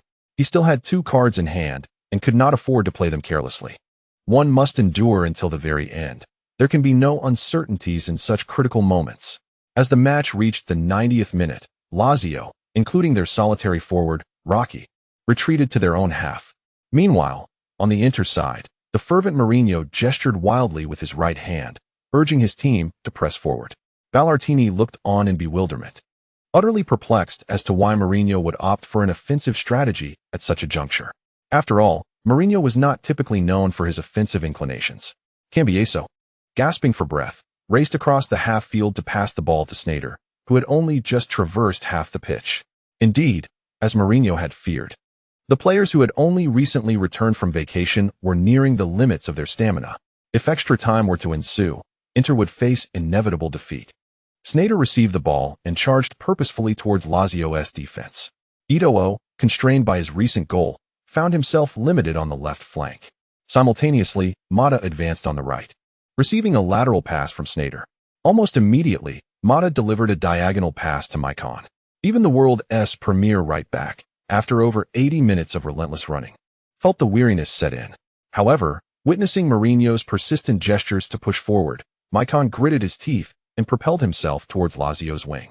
The youthful Alexander Kolarov, having gained confidence throughout the match, faced Maicon without any apprehension, secure in the knowledge that the 5-man defense freed him from concerns behind him. His sole task was to thwart Maicon's crosses. Maicon surged forward, while within the penalty area, Su Qin encountered difficulties. Silviglia and Giacchite clung to him like stubborn leeches. As the vanguard of Inter, Su Qin had to firmly establish his position. Yet, the two seasoned Italians, adept in physical confrontations, resorted to subtle tactics, secretly tugging on his jersey and clutching his arm. Su Qin even felt a hand gripping beneath him. As Maicon approached the edge of the penalty area, Su Qin instinctively dashed into the box. Giacchite positioned himself in front of Su Qin, while Silviglia circled around to stand in Su Qin's path. Their synergy was seamless, creating an impenetrable barrier. Left with no choice, Su Qin pivoted and abruptly retreated outside the penalty area. This sudden movement caused Giacchite, who had been entangled with Su Qin, to falter. He aimed to follow Su Qin but hesitated, wary of his next move. Yet, at that moment of indecision, after executing a swift 1-2 combination with Mata, Maicon surged towards the edge of the goal line, raising his right leg to powerfully send the ball into the penalty area. Giacchite turned to locate Su Qin, but as soon as he glanced back, a cold sweat broke out on his brow. The player, who had been so close moments ago, had inexplicably vanished. No, he had not disappeared. The number 39, much like during his previous goal, had darted towards the far post the moment Maicon delivered the pass. And the football that Maicon sent forth was heading towards that very spot. What extraordinary predictive ability was this? Giacchite frantically dashed towards Su Qin, disregarding the ball's trajectory. His sole intention was to position himself in front of Su Qin before he could leap. At that moment, another individual shared Giacchite's urgency. Ari, recently sent sprawling by Su Qin. Ari had been tasked by the captain to mark Ido, as he was deemed a more manageable threat compared to the unpredictable Su Qin. However, Ari was astonished to see Su Qin, who had just been battling at the near post, suddenly charging towards him. Accompanying Su Qin was the rapidly spinning football, destined to land precisely where Ari was currently standing. In an instant, a dire premonition gripped Ari's heart. It couldn't be Ari. Giacchite shouted towards him. Fortunately, Giacchite had also arrived. Together, they should be able to thwart that extraordinary player. At the Bird's Nest Stadium, the large screen displayed 91 minutes and 38 seconds. With 2 minutes of stoppage time already elapsed, it was evident that this was Inter Milan's final assault. Maicon desperately delivered the ball into the penalty area. Inside Lazio's box, Su Qin faced a formidable wall of 4 defenders. Utilizing his astute positioning and keen anticipation, he deftly evaded 2 of them, leaving only Giacchite and Ari in his path. Yet, due to the less-than-ideal trajectory of Maicon's pass, it appeared that Ari, positioned more advantageously, would have a better chance of reaching the ball. With a rapid leap, Ari prepared to head the incoming football, gritting his teeth as he focused on the approaching sphere. He no longer cared where the ball would land, as long as that extraordinary number 39 was denied contact. However, just as all of Lazio's players, and indeed their fans, believed Ari's defense would surely push the match into extra time, something astonishing unfolded within Lazio's penalty area. The number 39 from Inter Milan, charging in from the far post, leapt with tremendous force just a meter away from Ari and Giacchite. His powerful legs propelled him off the turf, and in an instant, the youth clad in the number 39 jersey collided directly with Ari and Giacchite. Ari and Giacchite stood wide-eyed, gazing at the swiftly approaching Su Qin. Giacchite, the seasoned Serie A center-back with an exceptional physique, was the first to come into contact with Su Qin. In an instant, just as he leaped to assist Ari, Giacchite inexplicably toppled backward. It was an indescribable, terrifying force. Giacchite swore that after years in Serie A, aside from the monstrous Inter Milan king, he had never encountered anyone with such overwhelming impact. It was a power so formidable that it extinguished any inclination to resist. What manner of creature was this? Soon, a familiar scene unfolded again. Giacchite watched helplessly as the unfortunate Ari fell onto him, having been struck by the number 39. Indeed, poor Ari was sent sprawling onto Giacchite, and due to his unsteady balance, his head struck the turf directly. Giacchite even noticed that Ari had gathered quite a bit of grass in his mouth. Bang! A muffled sound rang in Giacchite's ears. Could a header produce such a thunderous noise? He did not turn his head, for as the monstrous number 39 landed, the referee's whistle echoed simultaneously. Lazio, his own Lazio, was thus vanquished by the black-haired youth before him. Chapter 18. A miraculous champion. The anticipated Inter Milan. On the Apennine Peninsula, at the Piazza Square in Milan, tens of thousands gathered. From initial excitement and song to a hushed silence following Lazio's 2 sudden goals, the atmosphere was electric. Then, Su Qin's header finally revived the fan spirits. Eto'o's equalizer sent the crowd into a frenzy once more. As the match approached its final moments in extra time, when Su Qin barreled through Lazio's bucket, all Inter fans raised their hands high in prayer and anticipation. Beep!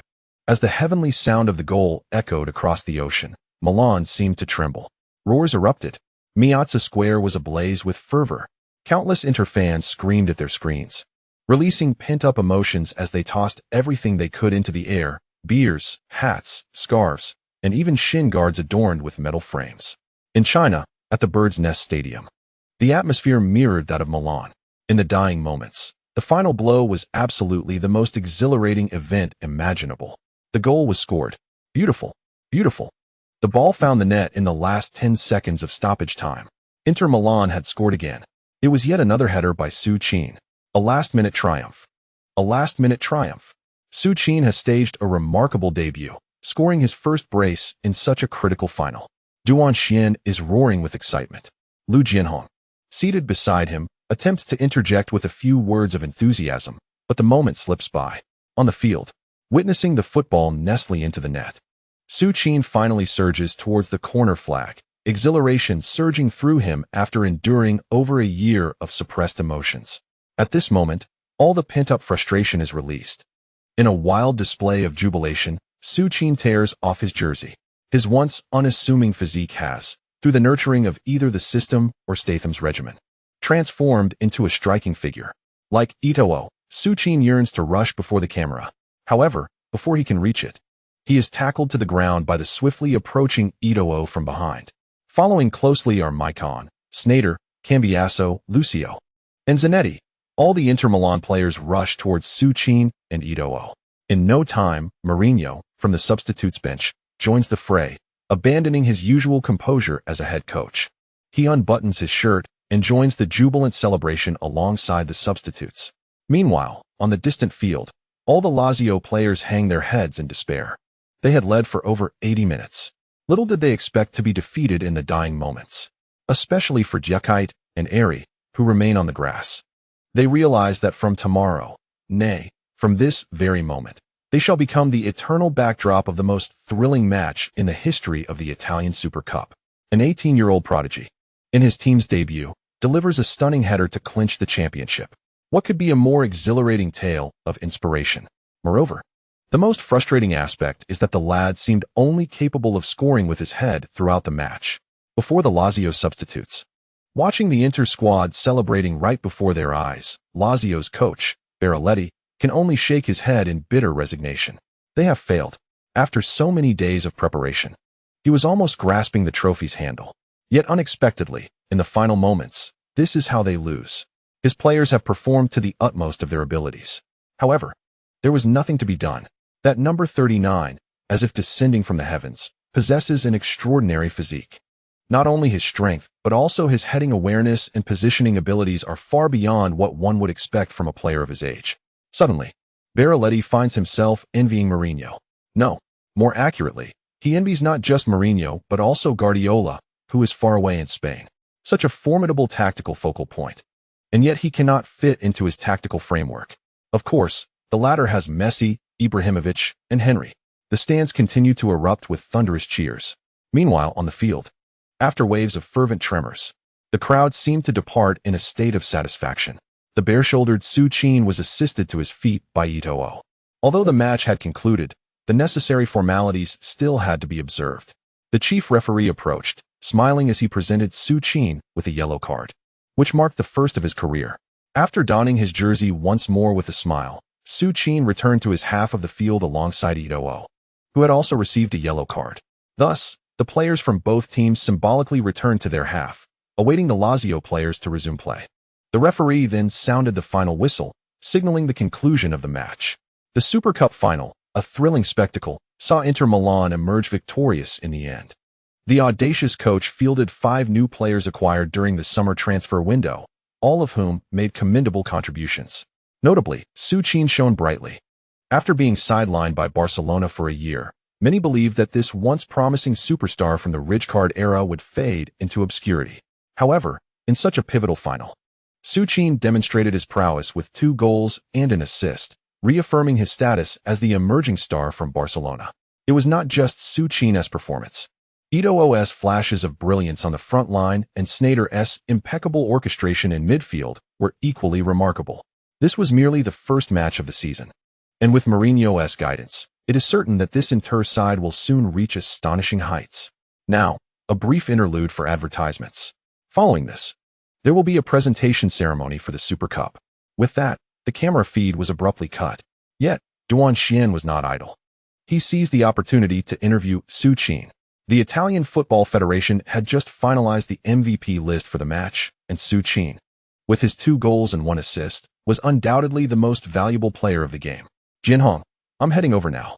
After exchanging a quick greeting with his companion Lu Jianhong, Su hurried towards the sidelines. At that moment, Su Qin was already surrounded by a throng of reporters. The former Barcelona player who scored twice and clinched the victory at the last moment. In today's football landscape, any connection to the treble-winning Barcelona guarantees significant attention and discussion. Su Qin and Eto'o were undoubtedly the coveted subjects in the eyes of the press. Su, after scoring 2 goals and providing an assist to become the MVP of the match, what message do you wish to convey to the fans? Su, at this moment, is there anything you would like to say to Guardiola? Just as the reporters confidently sought to extract sensational tidbits from Su Qin, Mourinho swiftly made his way over. Standing in front of Su Qin, the eccentric coach furrowed his brows as he, alongside Rui Faria, extracted Su Qin from the throng of journalists. Su, don't engage too early with those wretched reporters. Your sole focus now should be on rigorous training, Mourinho declared, patting Su Qin on the shoulder. Thank you, boss. Su Qin replied, gazing at Mourinho's beaming face. Haha, go celebrate with your teammates. With that, Mourinho strode alone toward the disheartened journalists. Su Qin understood that Mourinho was shielding him. The questions posed by the reporters were intentionally provocative. From the moment he and Eto'o joined Inter Milan, the label of being discarded by Barcelona was indelibly marked upon them. If they performed poorly, Guardiola would be hailed for excising the toxic remnants of the club. If they excelled, it would be said that Guardiola sacrificed players who could not harmonize with Messi's tactics. Regardless of their performance, the media would invariably associate them with Barcelona. This was merely the inaugural match of a season that had yet to officially commence. If he had uttered something indiscreet in front of the reporters, the pressure he would face throughout the season would be unimaginable. The present-day Barcelona fanbase is, without a doubt, the largest in the world. Any slight disparagement of Barcelona or Guardiola could invite a relentless onslaught from millions of fervent supporters. However, perhaps Mourinho was overthinking it. Su Qin had lived 2 lives. How could he be so foolish as to ensnare himself? He had been prepared to extol the virtues of Guardiola, the very man who had cast him aside. Complimenting others is a commendable pursuit. From this day forth, he would praise Guardiola until the double victory over Barcelona at Camp Nou, and then lauded him again at the Bernabéu upon securing the Champions League title with Mourinho. After all, there is no fault in showering praise. Meanwhile, not far off, the cheetah, also besieged by journalists, exhibited a stark contrast. He was an exceedingly arrogant individual. He never considered the sentiments of his fellow players. His gaze was fixated solely on Messi. Indeed, Messi is destined to become the greatest player of this era, yet I believe he has not yet reached that pinnacle. Football is not a solitary endeavor. No matter how exceptional a player may be, he cannot single-handedly lead a team to glory. I do not wish to delve too deeply into discussions about Guardiola. No, he is not my friend. Eto'o has no such friends. What? Ibrahimovic's future at Barcelona? I doubt he will remain there for long. He cannot endure Guardiola's obsessive control. I am certain Ibrahimovic will clash with Guardiola. What Guardiola needs is not players with individuality, but rather obedient subordinates. Amidst the throng of journalists surrounding Eto'o, they watched in awe as he spoke animatedly, unable to contain his excitement.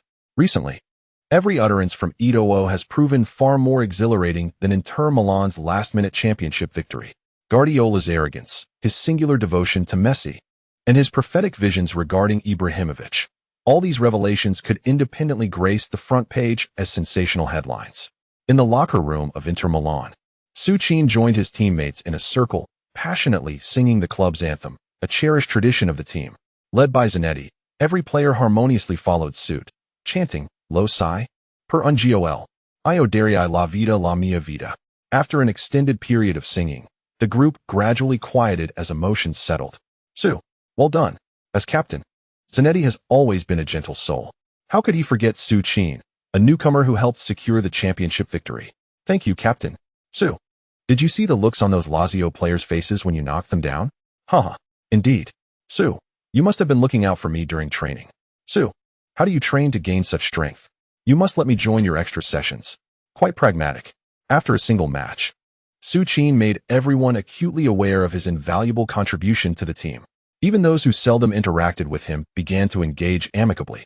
All eyes turned to Su Qin, the main hero of the day. Surrounded by friendly and enthusiastic gazes, Su Qin recalled the words of a certain exceptionally kind-looking actor he had once heard. When you succeed, you'll find that everyone around you is good, warm-hearted, and kind. The championship award ceremony for the Super Cup was grand indeed, taking place in the Bird's Nest of China. The dazzling fireworks display, combined with the cheers of over 80,000 spectators, created a spectacular atmosphere. The organizers even invited the head of the Chinese Football Association to personally present the trophies to Mourinho, Su Qin, and others. However, witnessing the individual on the verge of incarceration evoked deep reflections in Su Qin. Fortunately, his unique identity upon returning to this time had eliminated any possibility of returning to domestic football. Standing at the forefront, Zanetti raised the Super Cup trophy, which Inter had now claimed for 3 consecutive years, after a burst of golden confetti.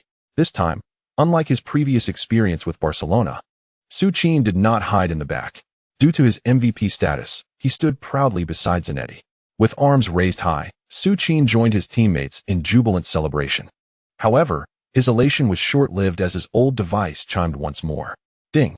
Detected host transferring to a new team and securing the first championship. Italian Super Cup. Championship significance, silver level. Host championship participation level, SSS level. Ding! Given that the host has achieved SSS level participation in a championship for the first time, the system shall activate the skill talent tree module. The initial module of the talent tree is divided into 3 categories. A. The fox of the penalty area, a sharpshooter with lethal instincts. B. The bear of the penalty area, a super stationary shooter with overwhelming strength. And C. The king of the penalty area, the epitome of a super sharpshooter. It is noteworthy that the epic level module requires either A or B's ultimate skill to be unlocked officially. The air is still filled with the cheers of teammates and the exuberant roars of over 80,000 fans in the Bird's Nest Stadium.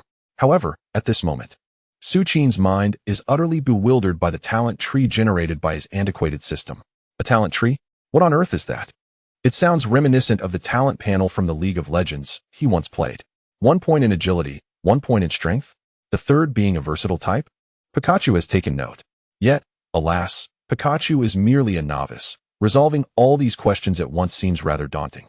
He discussed extensively with the editor and his mentor last night. Learning is essential, and thus, he shall gradually rectify the suggestions of the experts. Su Qin's journey is far from over. The dreams of Stamford Bridge, the unforgettable battle at Camp Nou, the reign at the Bernabéu, and even the tumultuous love-hate saga with Modric, as well as tales from the World Cup. Therefore, Pikachu humbly beseeches all the esteemed figures for a bit more time and opportunity. He implores for monthly votes, recommendation votes, and tips, all of which can influence the ranking of the new book. The ranking determines visibility. During the new book phase, he can only manage for 1,000 daily. He must wait for recommendations to conclude. Pikachu promises that on the day of release, there will be a minimum of 30,000 words updated. And should the performance be commendable, 50 or 80,000 shall not be a challenge. Thus, Pikachu has begun fervently drafting manuscripts. Here, he bows deeply to all the esteemed figures. Chapter 20. Indeed, it is the old rhythm, this infuriating system, for a perennial unlucky soul. The moment the words talent tree appeared, Su Qin's heart brimmed with a mixture of hope and despair. Since the awakening of the system rewarded him with the close header module, this damned system seemed to have entered a state of complete dormancy. At last, the unfortunate has transformed into a fortunate one. Though exhilarated, Su Qin refrained from immediately diving into the system to explore this so-called talent tree. After all, his teammates were still celebrating. The award ceremony was brief. After the crowd lifted the trophy and reveled for a few minutes, the ceremony drew to a close. Once the ceremony concluded, Mourinho and team hurried to the post-match press conference. Unlike the original course of history, during the first half of this post-match press conference, Mourinho did not exhibit his usual explosive anger. After all, winning the cup in a dramatic fashion had certainly put him in high spirits. Indeed, Su is undeniably a treasure of a player. He is incredibly diligent. Since leaving Barcelona, he has been steadfast in his training. He has not taken a holiday. From June until now, he has been training in Milan. Given his remarkable performance today, I find it hardly surprising. My team has played to their rightful level. Every single player has. Yet, like a romantic drama, just when the narrative seemed to reach a harmonious conclusion, an unexpected twist occurred. Mr. Mourinho, may I inquire why you have chosen Su Qin for the Super Cup instead of Balotelli? Does this choice signify that you will favor Su Qin in the new season while sidelining Balotelli? In an instant, the atmosphere of the press conference, previously so amicable, chilled dramatically. Mourinho's warm smile vanished in an instant. I do not comprehend the intent behind your question. However, I wish to express that my decisions regarding personnel and the entire season's lineup are my prerogative and none of your concern. Whomever I choose to employ is entirely my freedom. I am Mourinho, not someone swayed by players. His icy gaze, coupled with a slight pout, was directed at the reporter who posed the question. Following this, Mourinho abruptly stood up and departed. Observing his boss leave, assistant coach Su could only offer an awkward smile to those present before trailing after Mourinho. Balotelli. Su was acutely aware that this name was one his boss preferred to avoid discussing. Such terrifying talent, yet somehow coupled with an erratic mind. Missing the season's first training session to attend a race, this situation could escalate or diminish. Mourinho was certainly aware of Balotelli's peculiarities. He merely hoped that Balotelli would provide him with an opportunity to gracefully exit the situation.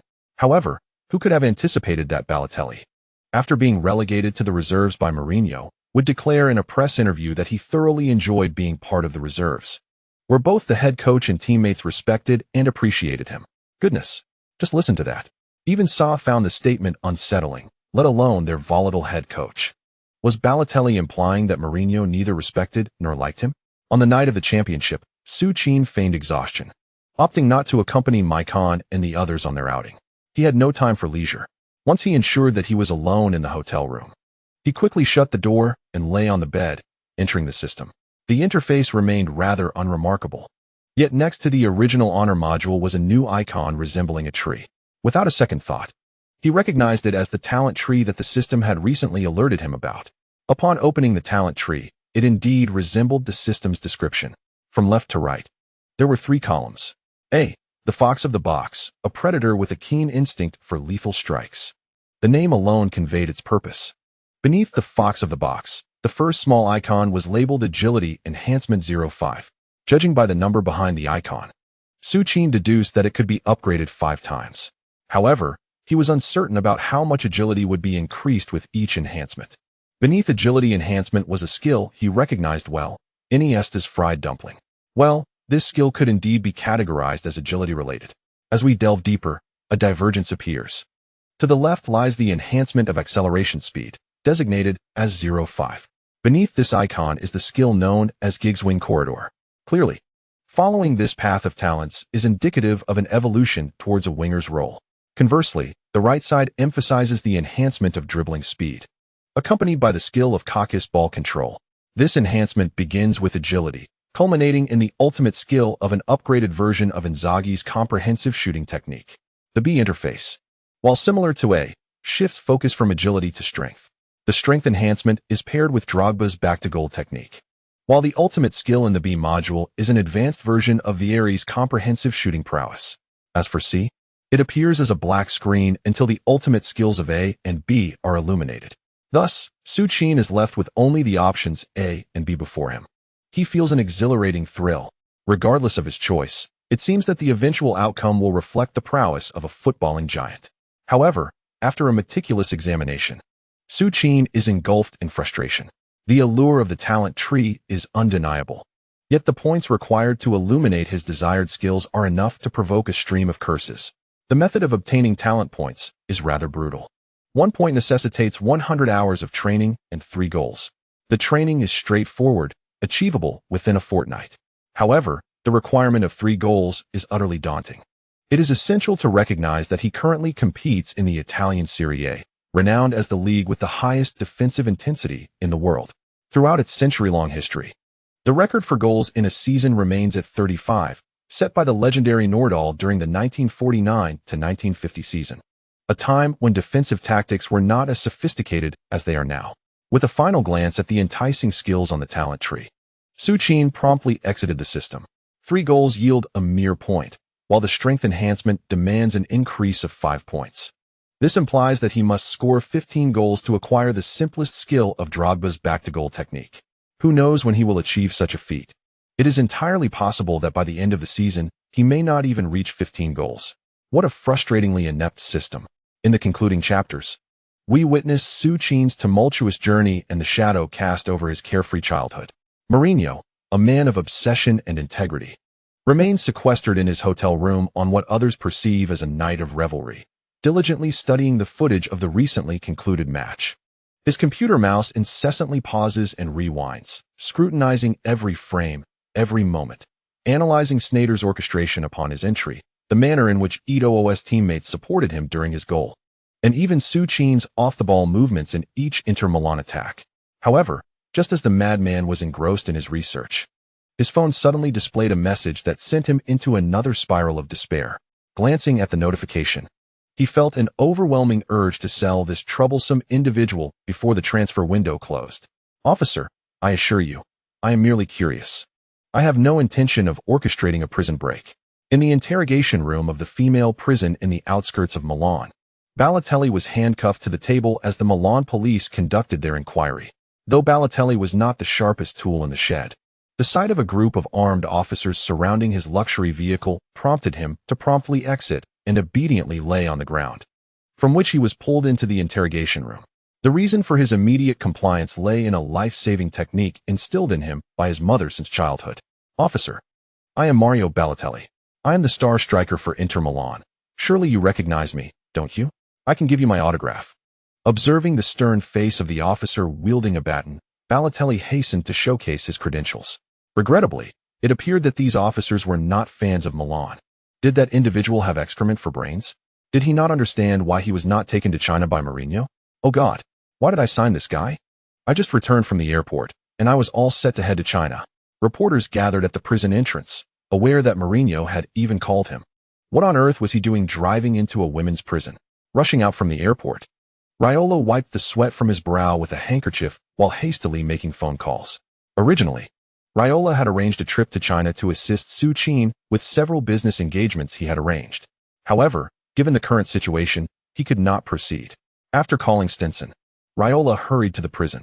At 10 o'clock in the evening, Raiola finally completed all the necessary formalities and emerged from the prison with Balotelli. The usually quiet women's prison was now bustling as if preparing for Christmas, surrounded by throngs of reporters. There was no avoiding it. The news of Inter Milan star player being detained for crashing his car into a women's prison was far more explosive than the distant triumph of Inter Milan over Lazio for the championship. Mario, are you injured? Mario, according to prison guards, you sang the AC Milan anthem 3 times during your interrogation? As soon as he entered the vehicle, reporters frantically swarmed, leaning against the car window and chattering incessantly. It was evident that Balotelli was not pleased at all. He had just intended to roll down the window and vent his frustrations about the odious white prison guards when he was met with a fierce glare from Raiola. With that look, Balotelli turned away, abandoning the thought of an interview. After a considerable time, with the assistance of prison guards and police officers, Raiola finally managed to escort Balotelli out of the prison confines. Mario, what brings you to the prison? Mino, I merely passed by, noticed the prison gates ajar, and decided to drive in for a brief tour. You visited a prison? Are you aware of the speed at which you entered those gates? Had you not been driving a Ferrari, you would have likely been reduced to a sieve. Haha, Mino, surely you jest. Mario, entering the prison gates at such velocity without an invitation, should the guards have fired, they would bear no responsibility whatsoever. Raiola's serious demeanor genuinely startled Balotelli. However, who was Balotelli after all? He was only frightened for a mere 5 minutes. Oh, and one more thing, Mino, what is it? I must ask. Please don't be upset. At this moment, Raiola, behind the wheel, could sense Balotelli's anxious tone and had already resolved to pull over. Even Balotelli felt a twinge of concern. That must mean the journalist's words held truth. I was indeed terrified in the interrogation room when those guards, claiming to be AC Milan fans, forced me to sing their anthem. What? But fret not. Mino, I did not sing with sincerity. I felt no emotion whatsoever. I was aware that the bald man in the corner was secretly recording with his phone. Oh God, just end me. By the way, Mino, there's another matter. Will Inter Milan offer me a top salary? I dislike the notion of others earning more than I. This is a true account from Balotelli, not a fabrication, although there may be minor discrepancies in the timeline. On August 9, 2009, the entire Inter Milan team, under the auspices of the Chinese Football Association, toured the Forbidden City, the Summer Palace, the Temple of Heaven, and the Great Wall in Kyoto. Naturally, they also indulged in the world-renowned delicacy, Peking duck. Su Qin, as a semi-host, naturally took on the role of tour guide and commentator throughout the journey. Remarkably, Su Qin's impeccable Mandarin and his understanding of Kyoto's local customs astonished Duan Xian, who was filming the entire event alongside the Inter Milan team. It is noteworthy that Su Qin had endured a tumultuous existence, roaming the world alone since childhood. This trip marked his first return to Kyoto since adulthood. Duan Xian's curiosity prompted Su Qin to provide a reasonable explanation. It was about his father, whom he had never met. Our family has always spoken in Mandarin, and my father is genuinely a native of Beijing. I remember that under my father's influence, my mother also learned Mandarin. We often returned to the homeland. I recall my father's favorite dish was bean juice, though I always found it peculiar and could not acquire a taste for it. Along the journey, Su Qin shared his life story in a calm and unembellished manner. Of course, Su Qin was unaware of the true essence of that childhood tale. With no witnesses to corroborate, he simply spoke as memories flowed. During the Croatian conflict, I stayed with my uncle on my mother's side. Due to certain peculiar circumstances, my uncle's household was rather chaotic, with numerous children, and at times, there was insufficient food to satisfy our hunger. As a young man, I was obliged to assist my uncle in tending to the sheep. During those moments, the only companion I had was a tattered football that my uncle gifted me on what would have been my late mother's birthday. On the periphery of a minefield, I wielded a whip, herding sheep while simultaneously honing my football skills. During my years in Barcelona, although I lived in modesty, at least I did not have to save half of my dinner for the following morning. I am certainly not a genius. There are too many prodigies at La Masia. What? Who claims that foreign air is entirely free? La Masia has numerous rules and a variety of penalties. The pressure there is immense. Guardiola? He is an exceptional coach, and that is all I wish to say about him. Mourinho? Well, how should I put it? The first time I encountered Mr. Mourinho, he appeared relaxed and carefree. Yet, Duan Xian was entangled in interviewing Su Qin for an extensive period. That very night, Duan Xian published a lengthy report of 3,000 words in the sports section of the official website, titled A Shepherd Boy's Dream of Football. In this article, Duan Xian lavished every conceivable praise upon Su Qin, describing him as resolute, diligent, and courageous. How Duan Xian portrayed himself remains a mystery to Su Qin. The following morning, Su Qin promptly returned to Milan with the main squad of Inter Milan. As for the minor commercial activities that Raiola had arranged for him, upon learning of Su Qin's immediate return to Milan, even Raiola had to negotiate delays on that front. Now, all Su Qin needed to do was train relentlessly and patiently await the Serie A opener in 14 days. However, Su Qin had little to occupy his time. Meanwhile, Mourinho encountered a predicament when Italian media journalists unveiled a photograph, a smiling image of Mourinho's assistant seated alongside Lazio's talented winger. The new book ranked 22nd. And I humbly implore all esteemed individuals to exert their efforts once more to provide monthly votes, recommendations, and rewards, enabling Pikachu to surge ahead. Chapter 22. The new Serie A season arrives. After all, talent supersedes diligence. Inter Milan's interest in Pandev was not a fleeting notion.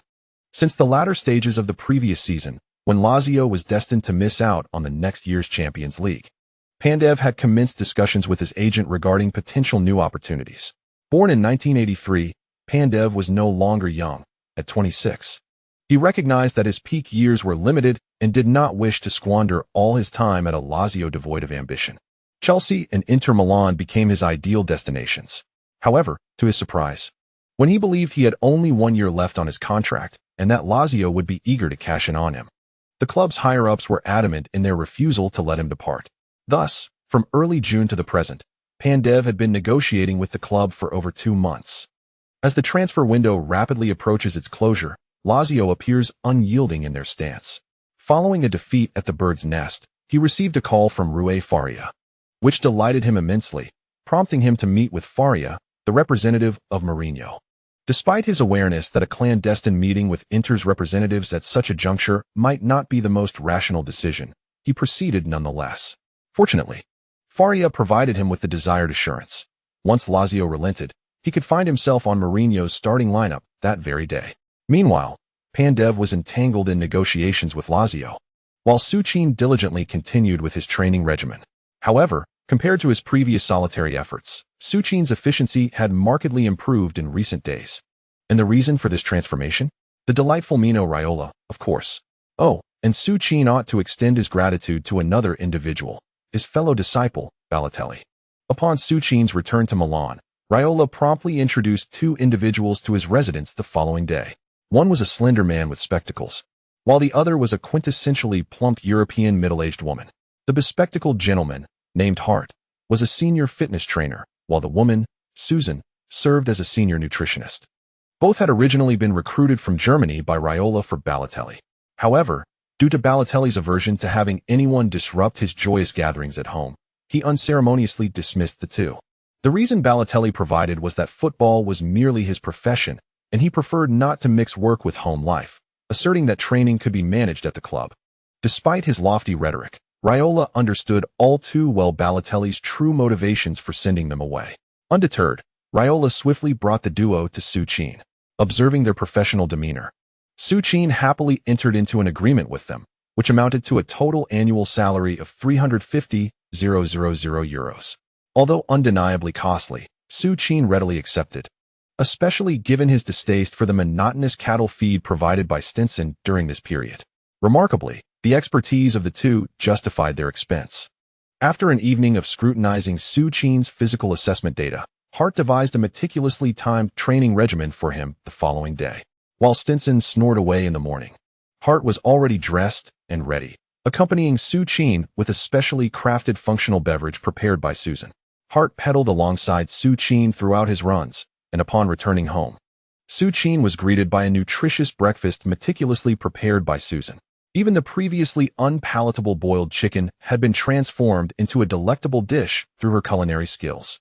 In summary, after several days of this experience, Su Qin was thoroughly satisfied. Yet, while Su Qin found contentment, Stinson, on the other hand, remained disgruntled. He has always felt somewhat superfluous ever since these 2 took up residence with Su Qin.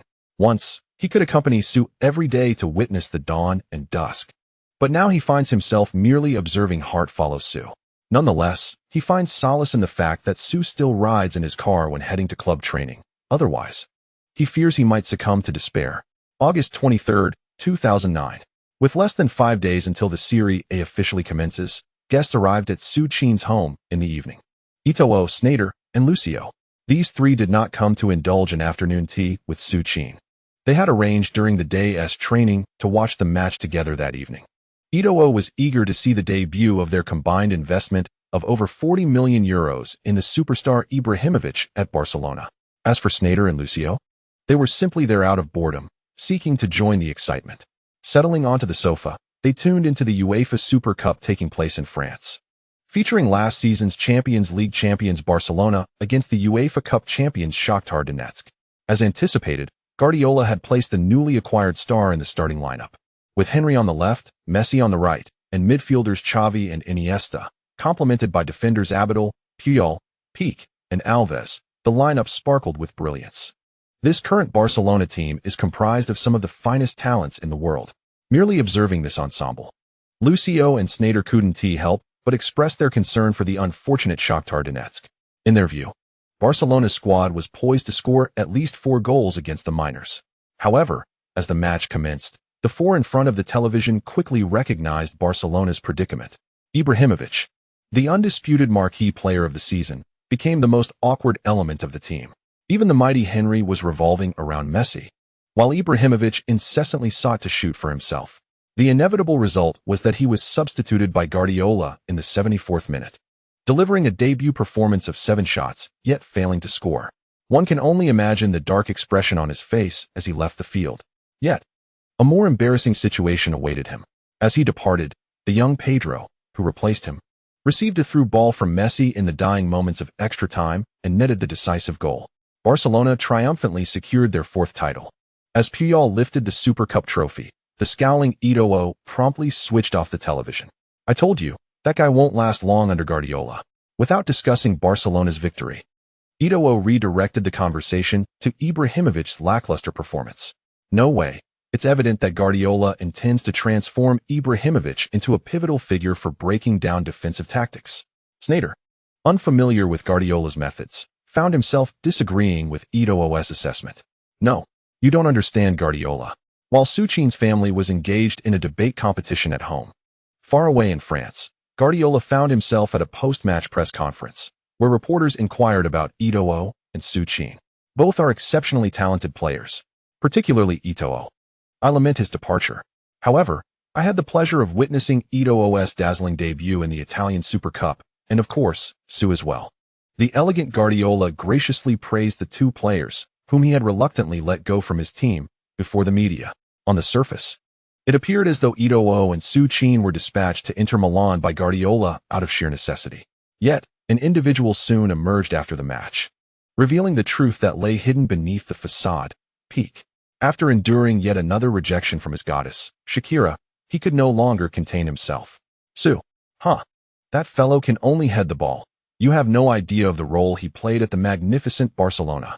In training, he is even outperformed by those 14 or 15-year-olds. His good fortune in hitching a ride with Eto'o to Inter Milan is merely a stroke of luck. Barcelona plays the most exquisite football, and a player as rough as he is simply does not belong there." It was as if Pique were venting his frustrations after being spurned by Shakira. Under the influence of alcohol, he rambled on extensively. Soon enough, the reporters plastered Pique's remarks across the front page of Marca the following day. It seemed that, rather than celebrating Barcelona's championship, Marca was far more engrossed in the gossip surrounding Su Qin and Pique. Su Qin stumbled upon the newspaper while enjoying breakfast that morning.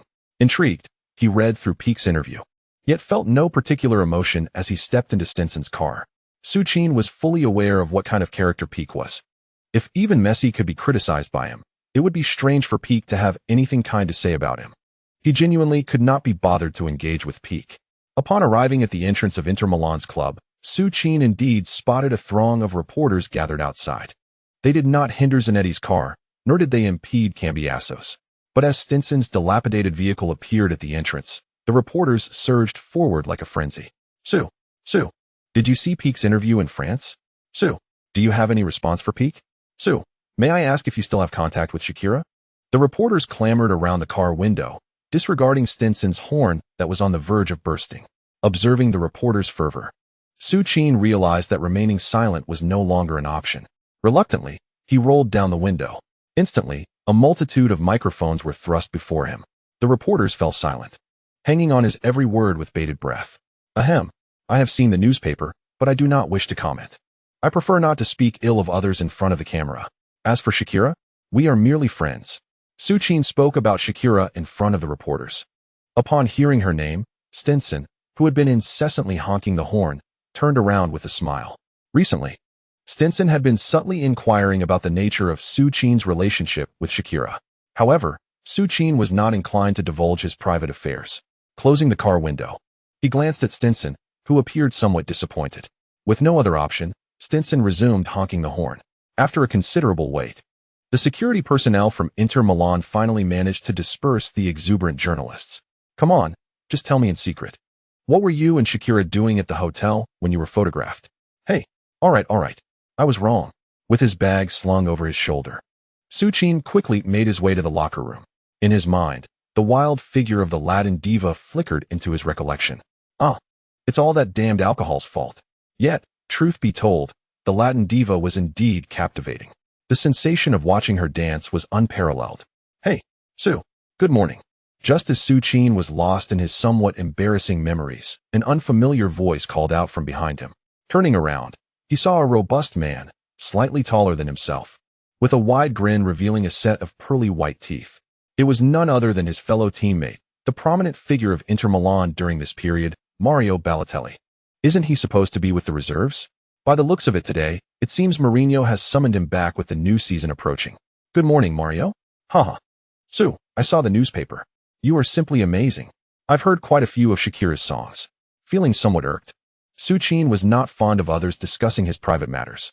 However, considering they were teammates, he chose to respond with a polite smile and continued toward the locker room. At the Inter Milan training ground, Mourinho stood as usual, quietly observing the movements of every player on the field. Unsurprisingly, Su Qin returned to the B team alongside Balotelli. The latter, with his extraordinary natural talent, effortlessly reclaimed the starting striker position he had lost due to Su Qin's earlier missteps. Facing their first opponent of the new season, Barry, the eccentric coach, remained vigilant despite the opponent's apparent weakness. A week prior, he had instructed Rui Faria to compile a comprehensive list of Barry's new signings for the season. As the champions of Serie B from the previous season, Barry had acquired several versatile players from the relegated teams of Torino, Regina, and Lecce during the summer transfer window. With the first home match of the new season approaching and facing a newly promoted side, Mourinho felt the necessity to deliver a satisfactory performance for all Inter Milan fans. He was a pragmatist, a proponent of winning by any means necessary, yet he was also capable of orchestrating an elegant attacking style of football. Just like the members of Team A at this very moment, Sneijder gracefully orchestrated the rhythm of the match. Eto'o's retreating runs and breakthroughs, along with Balotelli's flamboyant displays of extraordinary talent, were captivating. However, the only one feeling somewhat aggrieved was Su Qin, who stood in Team A's half. Aware that no one could pass him the ball, yet he continued to execute the tactical movements assigned to him without a hint of complaint. What a wonderful child he is. If only Su could possess the same innate talent as that bumbling Balotelli. On the pitch, Su Qin remained steadfast in his commitment to the tactical strategies outlined for him. Meanwhile, Balotelli, despite having the opportunity to pass the ball to the unmarked Eto'o, chose to go solo. Unsurprisingly, under the pressure of a double team, Balotelli's attempt was thwarted and the ball was intercepted. Mario. A wild cry echoed across the skies of the Inter training ground, along with various pleas for votes and support. Chapter 23. Inter's Serie A debut, an unexpected start. August 23, 2009. Milan local time, 8 p.m. The first round of Serie A officially commenced. Mourinho's new Inter faced the challenge of newly promoted Bari. As anticipated, the talented young Chinese player Su Qin, who had recently shown in the Italian Super Cup, found himself on the bench as a substitute. His performance in the Super Cup had indeed introduced him to the Inter fans as a superstar capable of toppling opposing center-backs. Nevertheless, even with such a display, neither the Inter fans nor the renowned football commentators believed that Su Qin could usurp Balotelli's position as the third forward for the team.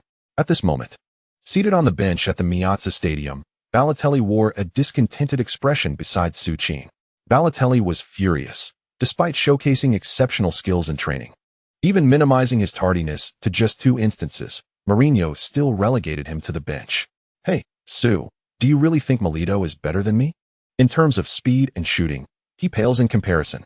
Only Balotelli would dare voice such sentiments on the substitute bench, a privilege perhaps afforded by the label of the fool that stuck to him. On the field, the match had been underway for some time. Inter's offensive onslaught grew ever more intense, especially with the current star of the team, the African cheetah Eto'o, perhaps due to the advantage of playing at home. Eto'o displayed extraordinary fervor, having taken 4 shots within the first 20 minutes. Yet, unfortunately, all 4 attempts missed the target.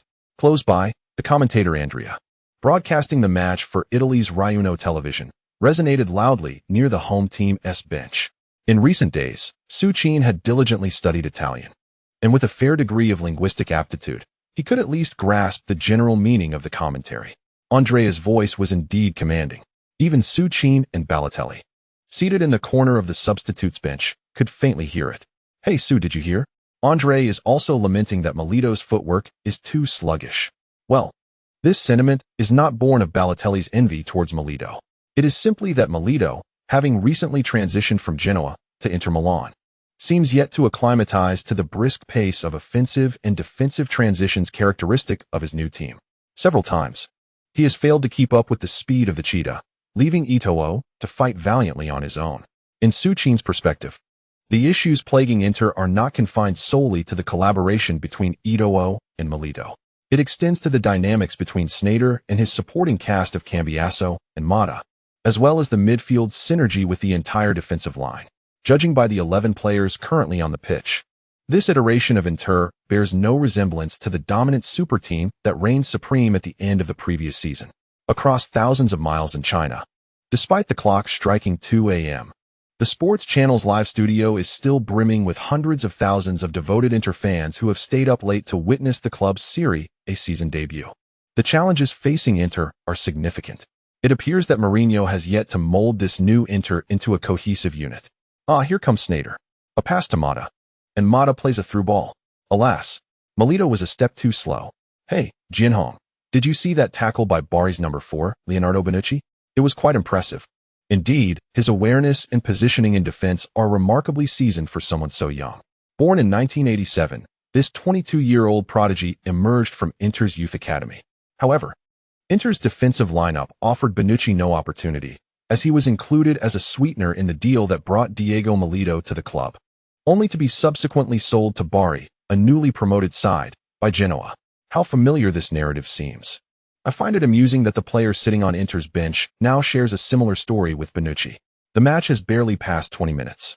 And judging by Su Qin's performance in the Super Cup, Mourinho is likely to grant him a chance on the pitch. Yet, the player seated beside Su Qin is no slouch either. If Milito fails to break the deadlock, Balotelli's chance to play will evidently be far greater than Su Qin's. Oh dear, it's Bonucci again, making an eager interception. He passes to the midfielder, Giacarini. Bari's counterattack is underway. Giacarini has outmaneuvered Sneijder, moving swiftly with the ball. At the Masia Stadium, as Bari's midfield linchpin Giacarini evaded Sneijder and led the entire team into a counterattack, the once thunderous Inter anthem fell silent. Concerns began to ripple among the Inter supporters. Their apprehensions quickly materialized into reality. Bari, who triumphed in Serie B with exquisite defensive counterattacks, did not squander their solitary opportunity, which they had earned after 20 minutes of steadfast defense. With just 3 passes, Bari pierced through the Inter defense, which had overcommit in their eagerness to score. Upon receiving a sublime through pass from Giacarini, Bari forward Barreto deftly evaded Samuel and dispatched a precise shot that nestled into the far corner. 1-0. In the 27th minute of the match, after more than 20 minutes of relentless assault, Inter Milan found themselves unexpectedly penetrated by the promoted Bari, who capitalized on a counterattack to score. The moment the referee's whistle pierced the air, silence enveloped the Masia Stadium, interrupted only by the raucous cheers of over 3,000 Bari supporters in the northern stand.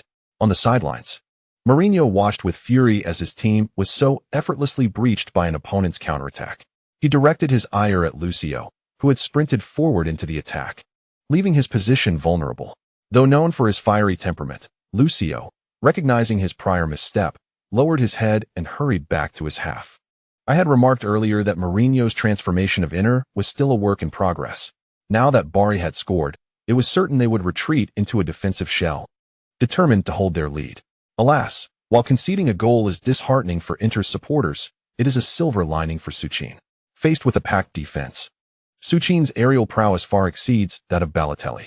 As old Lou aptly noted, upon witnessing his team indeed steal a goal from Inter, Bari's coach wasted no time, signaling for his entire squad to retreat to their half. From that moment, Bari's fans echoed their enthusiasm, their voices rivaling the fervor of Inter's 60,000 supporters. What began as a pursuit of a single point now held the tantalizing prospect of 3. Chapter 24. A debut that shatters Serie A history? Milito was exhausted. The large screen at the sidelines indicated that 65 minutes had elapsed. He is a striker, yet not in the conventional sense, lacking the speed of Ito'o, the physicality of Su Qin, and the extraordinary talent of Balotelli. He is a quintessential opportunist. His sustained high goal-scoring rate in La Liga and Serie A over the years can be attributed to his uncanny ability to position himself perfectly for decisive strikes against opponents. Some liken him to Inzaghi, yet he possesses superior physique and technique.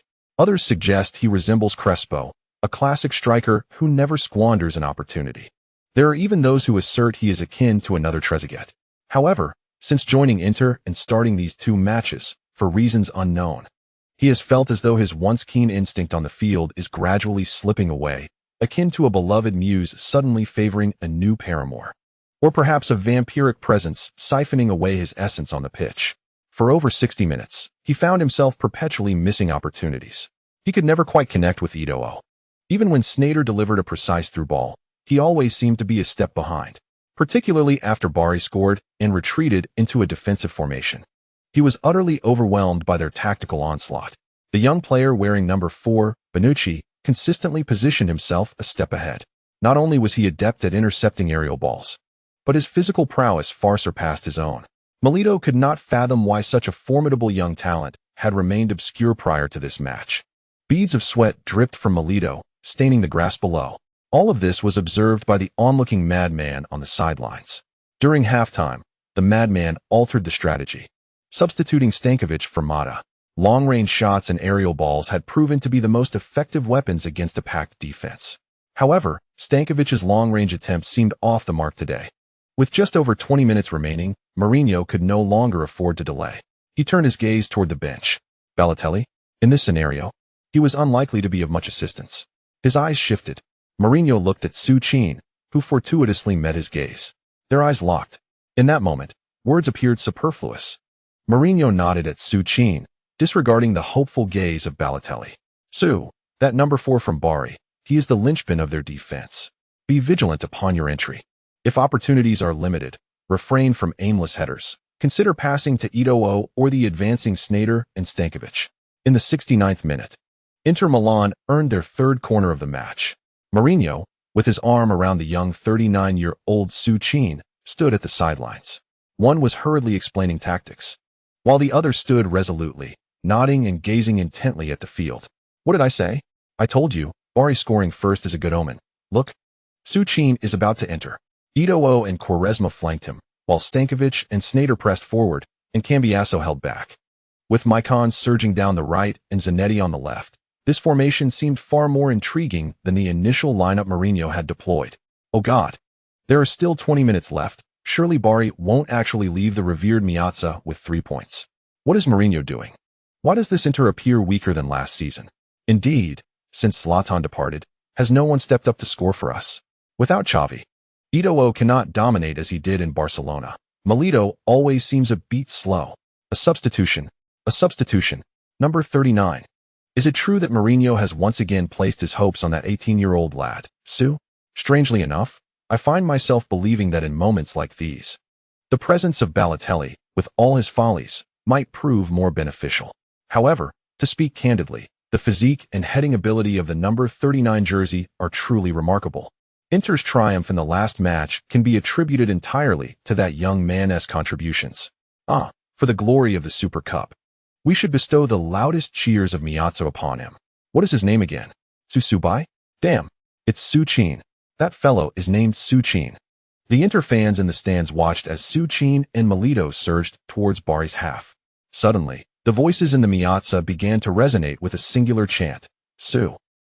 Su. Su. From a mere handful of voices, the chant gradually engulfed the entire arena. Su Qin, bewildered, wondered what was transpiring. Why the sudden cries for Su? Yet, Su Qin could not dwell on this for long, as he noticed Sneijder standing at the corner flag, raising his right hand high. The near post. That was a signal established long ago in training. Su Qin swiftly pretended to move towards the far post. Indeed, just as Mourinho had predicted, the young prodigy Bonucci adhered closely to him from the beginning, positioning himself perfectly and subtly tugging at the hem of Su Qin's jersey to thwart any sudden burst of speed. The defense was executed with flawless precision. But alas, the 22-year-old Bonucci was about to face an opponent who embodied the raw power of both Haaland and Klinsmann in one formidable presence. As Sneijder's corner kick soared into the penalty area, Bonucci, still tightly marking his position, suddenly felt an unprecedented surge of terrifying strength. In an instant, his robust frame of nearly 2 meters faltered before this overwhelming force, nearly causing him to tumble onto the grass. As he lifted his head, eager to reposition himself defensively, the number 39 of Inter, who had just been behind him, had already leapt high above him. Bonucci was certain that moment would forever be etched in his memory. The image of that powerful silhouette indelibly marked in his mind. In the sky above Meazza, a fledgling eagle flapped its wings for the first time, soaring into the heavens. In that same expanse, a dark-haired figure, amidst the anticipation of over 60,000 spectators, executed a magnificent header, sending the ball decisively into Bari's net. Beep! The referee's whistle pierced the air.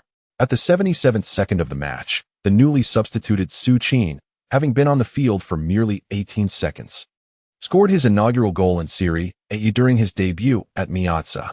Chapter 25, Is this Serie A? It is only through sweat and effort that one finds truth. Su Qin. He directly collided with Bonucci, number 4 in front of him. What a splendid header. Magnificent. The ball has entered. The ball has found the net. Just 20 seconds after Su Qin's substitution in the 70th minute, Su Qin leapt high within Bari's penalty area, delivering a powerful header that forcefully sent the ball into the net. 11. It's equalized. Equalized. Once again, it is Su Qin. The narrative of the Super Cup seems to have been reenacted at the Masia Stadium. It remains Su Qin's signature, a stunning header, in the Sports Channel's broadcast room. Despite not being present at the venue, Duan Xian, who had long anticipated Su Qin's entrance, erupted in an ecstatic shout. At the Masia Stadium, just moments ago, the Inter Milan fans who had been chanting for Su were momentarily bewildered. What just happened? Did the referee's whistle sound? As they regained their composure, they finally spotted Su Qin charging towards them from the penalty area. Is that really the number 39? Wait, did he just score? What took Inter Milan 70 minutes to accomplish, this young man achieved in mere seconds. However, the confusion among the devoted Inter fans did not last long. Upon witnessing the handsome figure of number 39 wildly sprinting towards them, they all seemed to be entranced, rushing towards the spot where Su Qin stood. Even though they knew there were barriers in place, they unhesitatingly converged towards the substitute who had just scored. Su! Su! Su! The Masia Stadium erupted with fervor. After a silent 70 minutes, the stadium finally resonated with the long-awaited, frenzied cheers. On the sidelines, the once tense demeanor of the fervent coach relaxed entirely in the moment of Su Qin's goal. He raised his hands high, joining the fans in their jubilant cries. Rui Faria, following the coach, covered his head in disbelief, just as he had done in the Bird's Nest Stadium. Boss, that kid. Rui Faria found himself at a loss for words regarding the raven-haired youth who had incited such fervent cheers from the fans. The dominance displayed within the penalty area was truly transformative for Rui Faria's perspective, though he had never witnessed the former Inter Milan king, Adrian. He mused that even Adrian might not have surpassed the prowess of the young Su Qin before him. The almost insurmountable force, coupled with his precise judgment of the ball's trajectory, left Rui Faria questioning who on Bari's team could withstand the bombardment from this 18-year-old prodigy. Su, magnificent. Young man, do you know the expression on Bari's number 4's face? Haha. Su, your debut is nothing short of extraordinary. And you've been on the field for only a few seconds. As Su Qin dashed towards the stands, he was not overwhelmed by the crowd this time. Nevertheless, even in this moment, he could not muster any signature celebratory gesture. It was too swift. Even Su Qin himself could hardly believe that his first goal in Serie A had come so quickly. Sneijder, Ito, Stankovic, his Inter Milan teammates surrounded him, playfully ruffling his hair. The over 60,000 Inter fans in attendance fervently chanted his name. This sensation indeed feels rather pleasant. The match has reached its 72nd minute, and the score of 1-1 has brought both teams back to the same starting line. The fervent shouts from the crowd have invigorated the Inter Milan players. Just as the narrative seemed to be steering towards a breathtaking comeback for Inter at the Masia, the atmosphere of the game unexpectedly shifted. Following Su Qin's swift header that equalized the score, Bari, whose objective was merely to secure a draw against Inter, became increasingly cautious. The Bari coach, unwilling to waste even a moment, made a substitution while Su Qin celebrated, replacing the last two attacking midfielders with a defender and a defensive midfielder. Bari was truly fighting for that precious point. As Bari fully relinquished their offensive pursuits, Su Qin found it increasingly arduous to navigate within their penalty area. This is Italy, a nation grounded in defense.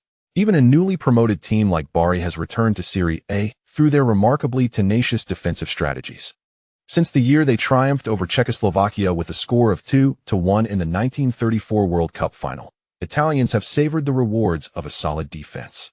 Over the span of more than 70 years, they have secured 4 World Cups with their ironclad defensive prowess.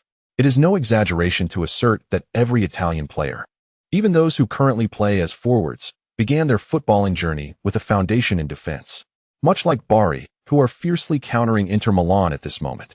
Number 6. Marcelo, witnessing Bonucci's plight, has devoted all his energy to assisting Bonucci in marking Su Qin. Although the 191-meter-tall Marcelo lacks the attacking prowess of his namesake from Real Madrid, his solid defensive fundamentals combined with his robust physique allow him to hold his own in the physical confrontations with Su Qin. Furthermore, the exceptionally talented Bonucci continues to apply pressure, even with a newly substituted third player joining the defense. After Su Qin's initial header goal, it came as no surprise that Bari's relentless efforts effectively stifled him. Despite Haaland's formidable abilities, Su Qin found himself helpless against the surrounding Bari defenders. The match once again descended into a tense stalemate. Quaresma on the right flank continued to futilely showcase his dribbling and footwork, compounded by his abysmal crosses, rendering Inter's offensive efforts increasingly feeble. In desperation, Mourinho was compelled to substitute Quaresma for the waiting Arnautovic. Compared to Quaresma, Arnautovic's crosses exhibited a modicum of accuracy. Regrettably, Su Qin, tightly marked, found it impossible to seize the initiative amidst the fierce double team. High aerial bombardments yielded no results. Stankovic and Sneijder resorted to frequent long-range shots. Yet against such a dense defense, their attempts were met with steadfast resistance. The long-range shots from their side, aside from eliciting grimaces of pain from the Bari players, proved largely ineffective. Such is the strength of defense in Serie A. The moment Su Qin entered the field and swiftly scored, he caught Bari completely off guard. Now that Bari has adjusted, they are unlikely to afford Su Qin another opportunity for a header. Ultimately, it remains true that while Su Qin exhibits remarkable traits, his shortcomings are equally pronounced. Due to his footwork, he finds it challenging to venture beyond the penalty area. His inability to retreat and assist in build-up play has significantly diminished his impact in the attacking third. As Su Qin mentioned, in the ensuing minutes, Su Qin continually sought to extricate himself from the penalty area to assist Inter in stretching the defense. However, his lamentable ability to hold the ball with his back to the goal, coupled with his passing, only provided Bari with several counterattacking chances and contributed little to Inter's offense. Consequently, Su Qin was compelled to return to the penalty area, engaging once again in a physical tussle with Bonucci and the newly substituted Bari center-back, Hap. Mourinho stood at the sidelines, his brow furrowed in concern. The decision to introduce Su Qin had initially proven effective. Yet the unfolding scene on the pitch left him somewhat perplexed. This defensive formation was one he was intimately familiar with. However, the English Premier League team's execution of it was incomparable to that of the Italian squads. The Italian players seemed to embody the principles of chain defense instinctively. Indeed, they may not possess the individual prowess of Inter's players, but as a cohesive unit, their formidable defense rendered even the stars, whose market values were exponentially higher, utterly ineffective.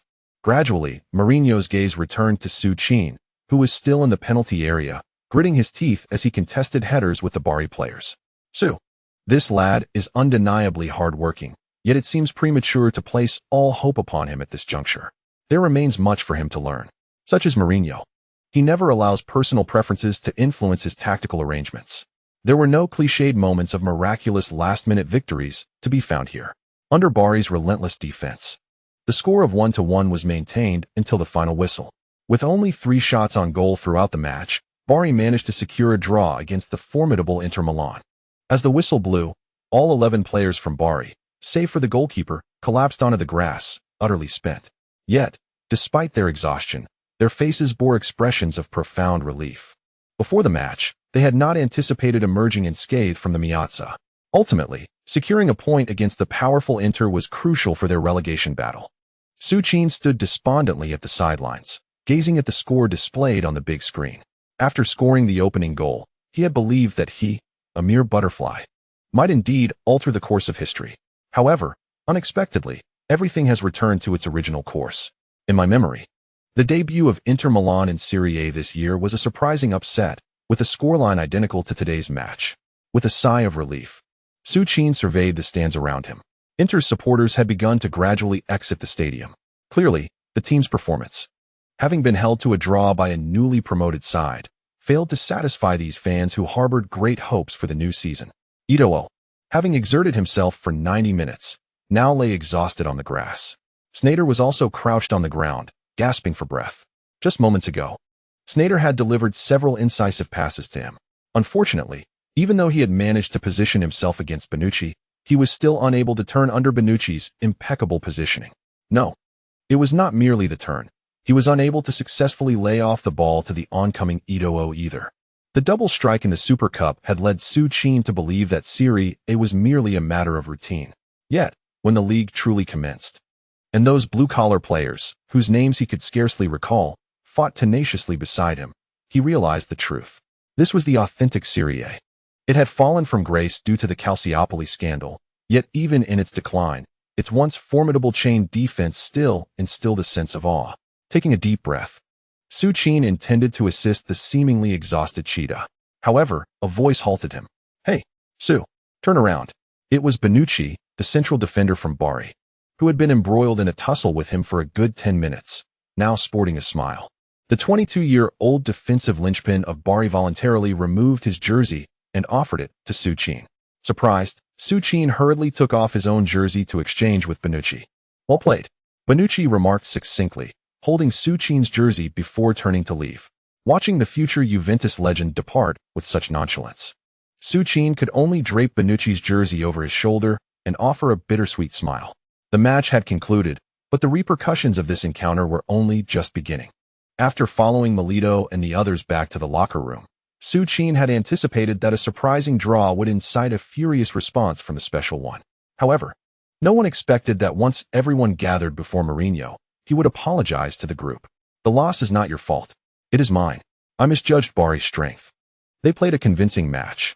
From the very start, we fell into a misunderstanding. Time slipped away on the left flank as Mourinho, resembling a teacher guiding students who had answered incorrectly, encouraged each player. He then pointed out the shortcomings of every individual on the pitch. Lucio's reckless foray forward, Sneijder's failure to establish the first line of defense in midfield, Eto'o constantly seeking to tackle the battle alone, Milito's sluggishness. Certainly, there is also Su Qin, who can only await opportunities for headers. Everyone listened intently to Mourinho's words. It was merely a draw. We did not lose. The lengthy league has only just commenced. We have ample time to transform ourselves. Trust me, this draw is merely the prologue to our journey towards the championship, albeit an imperfect one. Yet, in the end, it is undoubtedly us who will stand atop." Mourinho's post-match analysis was abruptly interrupted due to the impending press conference. The Serie A staff urged the maniac to conclude his speech. Rising to his feet, he straightened his crooked tie and smiled at everyone before walking out of the locker room with his back held high. Everyone knew what Mourinho would face in the press conference after being held to a draw by a newly promoted team. However, that proud man exited with his head held high. Captain Zanetti closely followed in the wake of the maniac. When the door closed, the lingering gloom in the hearts of the Inter players dissipated with the draw. They understood that no matter the troubles Inter Milan encountered, that middle-aged man with the patchy white hair would undoubtedly resolve them. At the press conference, as everyone anticipated, Mourinho dissected the team's recruitment changes that led to such a result, and naturally, the journalist directed all ire towards the maniac, who was already despised by the Italian media. Mourinho remained unyielding, still embodying that defiant demeanor. Meanwhile, in the locker room, "Hey, Su, you really need to practice your back-to-goal passing more," Eto'o said, patting Su Qin on the shoulder. "Exactly, Su, not just back-to-goal passing. You should also try practicing turning and shooting. If you don't mind, I can teach you."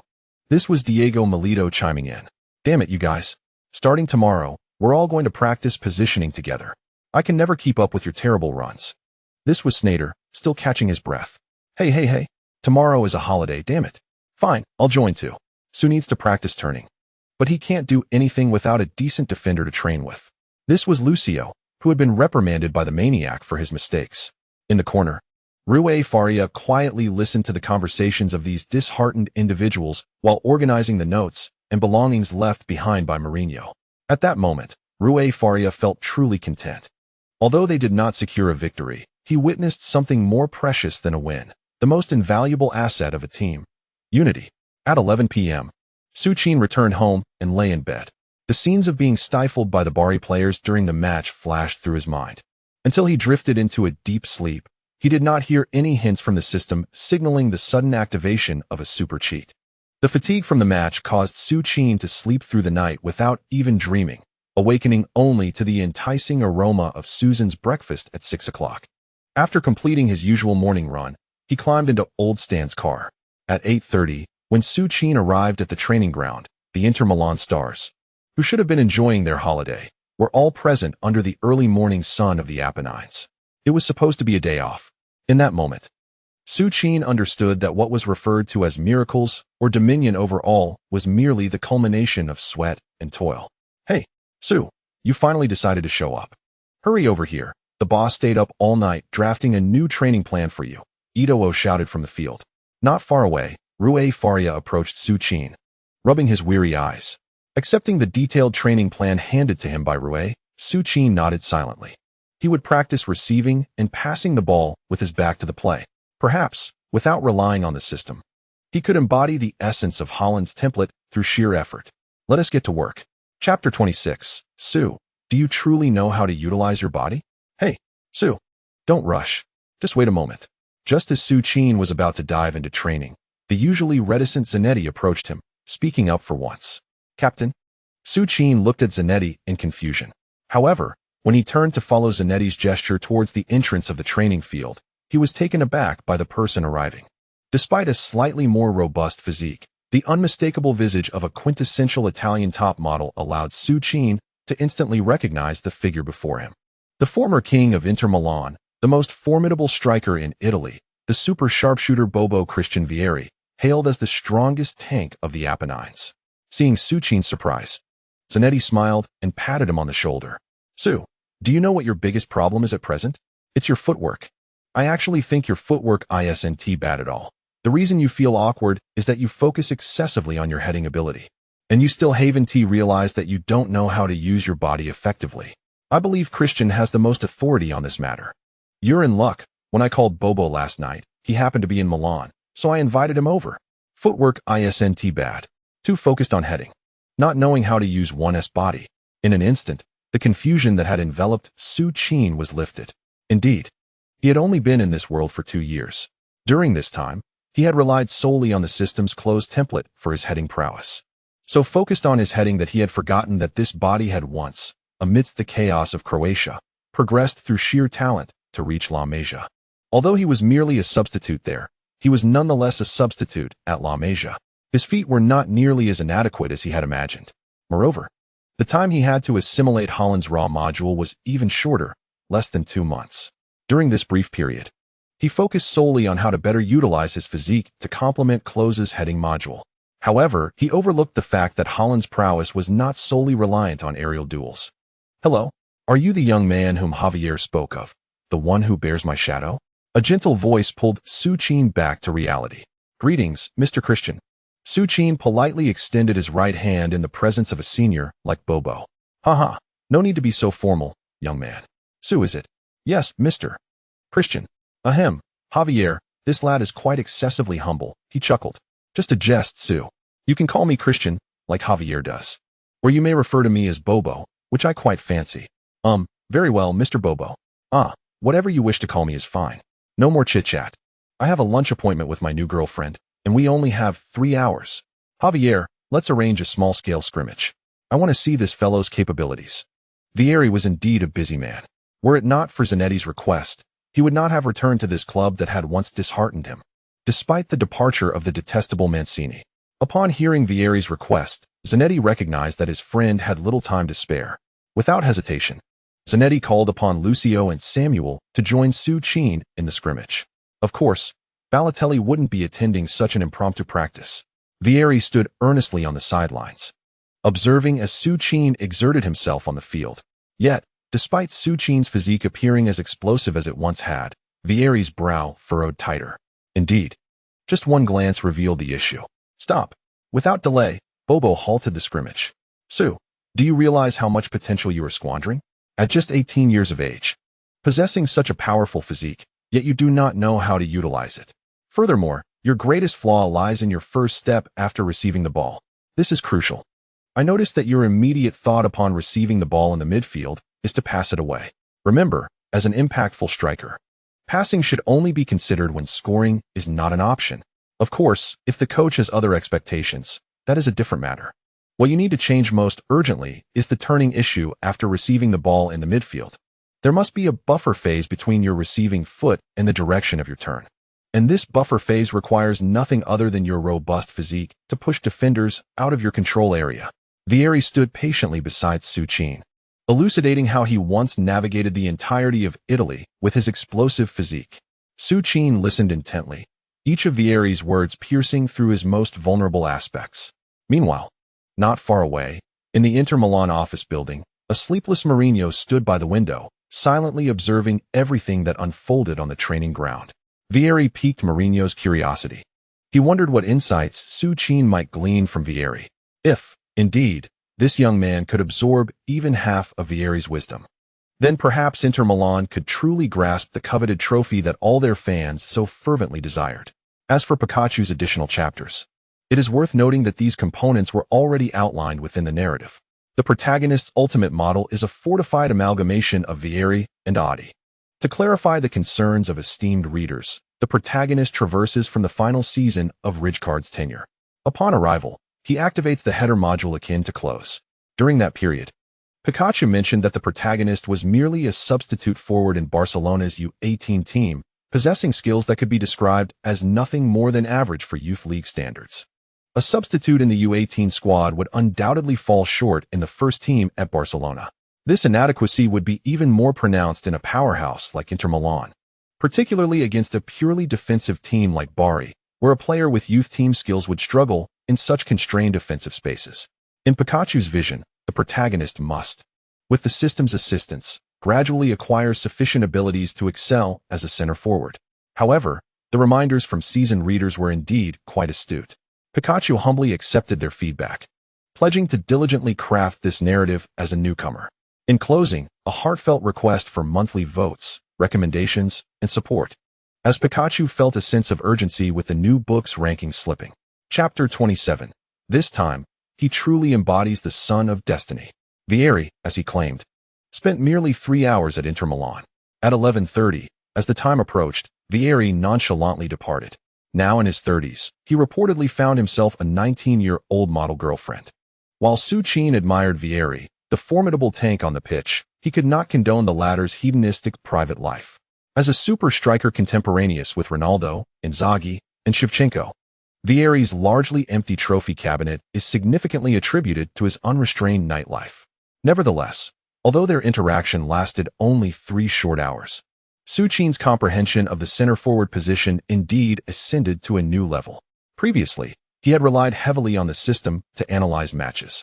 The system endowed him with formidable heading ability and physical prowess.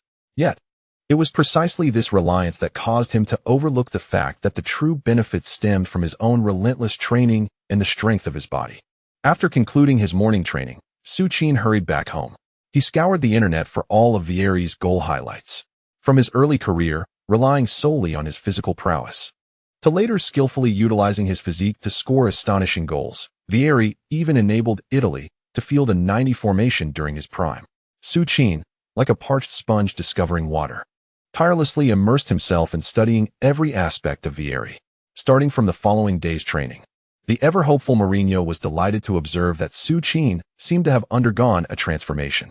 He no longer obediently remained in the penalty area as a mere towering focal point, as directed.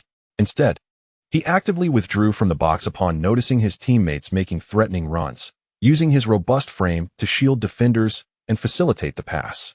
He even attempted to turn and shoot after evading his markers. Although his shots appeared somewhat hasty, it was evident that Su Qin was indeed evolving before their eyes. Mourinho felt a sense of relief. Su Qin's progress, combined with the team's fervent desire to triumph in the Milan derby, indicated that everything was moving in a positive direction. However, just as Mourinho was filled with joy, contemplating how to demonstrate to the doubting journalists at San Siro who the true king of Milan was, Rui Faria rushed into the manager's office in a flurry. "Boss, something's wrong."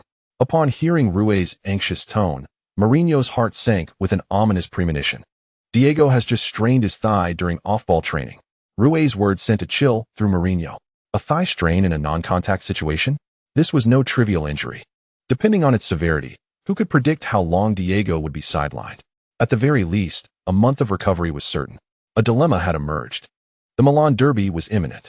How should he choose among the forwards of Inter Milan? Should he select Su or Balotelli? Simultaneously, within the AC Milan club building, head coach Leonardo sat despondently in his chair, sighing. With less than 3 days until the derby, despite the world proclaiming Inter Milan's decline after their draw with Bari, Leonardo held a different perspective.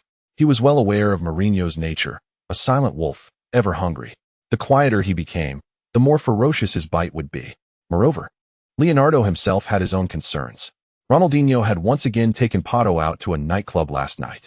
Observing his assistant coach enter, Leonardo sighed and inquired, "So, did they leave when it was almost dawn?" "Yes, boss, it seems they did." "Oh well," Leonardo lamented, feeling truly burdened.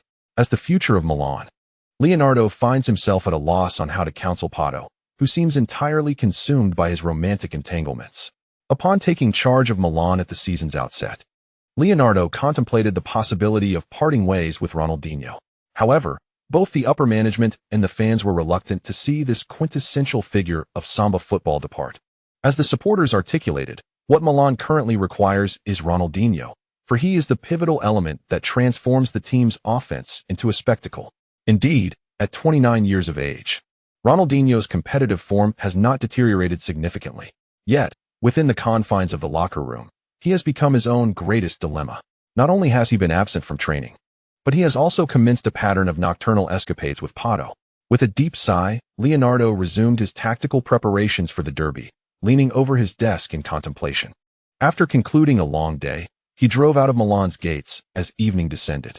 To his surprise, the reporters, who had been waiting all day, managed to corner him. Observing their resolute stance of not budging without an interview, Leonardo reluctantly acquiesced to an interview with the Milan sports newspaper.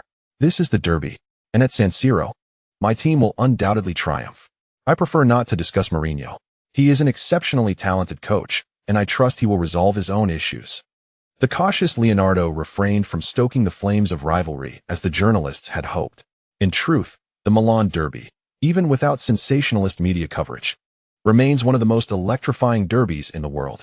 Moreover, Leonardo is not foolish. He has no desire to provoke that madman Mourinho. On August 28, 2009, just 2 days before the Milan derby, it was the day Mourinho had to finalize his starting lineup. While it was framed as a confirmation, everyone was aware that with Milito's injury, there was but one outcome. Balotelli and Eto'o would form the attacking duo. Perhaps, for once, the prince of misfortune, Su Qin, had garnered divine favor. Although Mourinho's notebook clearly indicated Balotelli as the starting forward, the enigmatic Balotelli once again arrived late, inexplicably before Mourinho. Not only was he tardy, but the weariness etched upon his face, a telltale sign of a sleepless night, spoke volumes about his previous evening's activities. Witnessing Balotelli's nonchalant demeanor, Mourinho's temper flared. As he instructed Rui Faria to distribute the vests symbolizing the starting lineup, Mourinho personally called out Su Qin's name, handing the vest to him. Thus, Su Qin held the yellow vest bestowed by Mourinho. Truthfully, it was the first time since his arrival that Su Qin felt the sense of being destined for greatness. The yellow vest signified that, astonishingly, he would be starting in the Milan derby 3 days hence. Chapter 28. The thrilling Milan derby. August 30th, 2009. On this day, the sun-drenched city of Milan appeared as though draped in a delicate veil of red and blue. No one would concern themselves with mundane work on such an occasion. Regardless of age, if you find yourself in Milan, you will undoubtedly choose your favorite color and make your way to the city's most hallowed venue. You may call it Piazza. You may refer to it as San Siro. Yet, irrespective of the name you choose, you will invariably find yourself pausing before its grandeur, absorbing the very essence of football that permeates the air. Milan, Milan, Milan, Milan, solo cantii. Milan, Milan, semper partii. The fervent red Milan supporters paint their faces with the team emblem, proudly singing the enchanting melody that has been etched into their souls since birth. On the opposite side of the streets, as the Milan anthem resounds, a wilder voice will inevitably erupt with another song. Pazza Inter, una gioia infinita. Such is the atmosphere of Derby Day in Milan, a city that truly belongs to football. Amidst the throngs, duel, accompanied by a crew from the sports channel, captures the pre-match festivities of the Milan derby. A Super Cup at the Bird's Nest has thrust Su Qin, the once celebrated Chinese star emerging from Barcelona, back into the spotlight of Chinese football fans.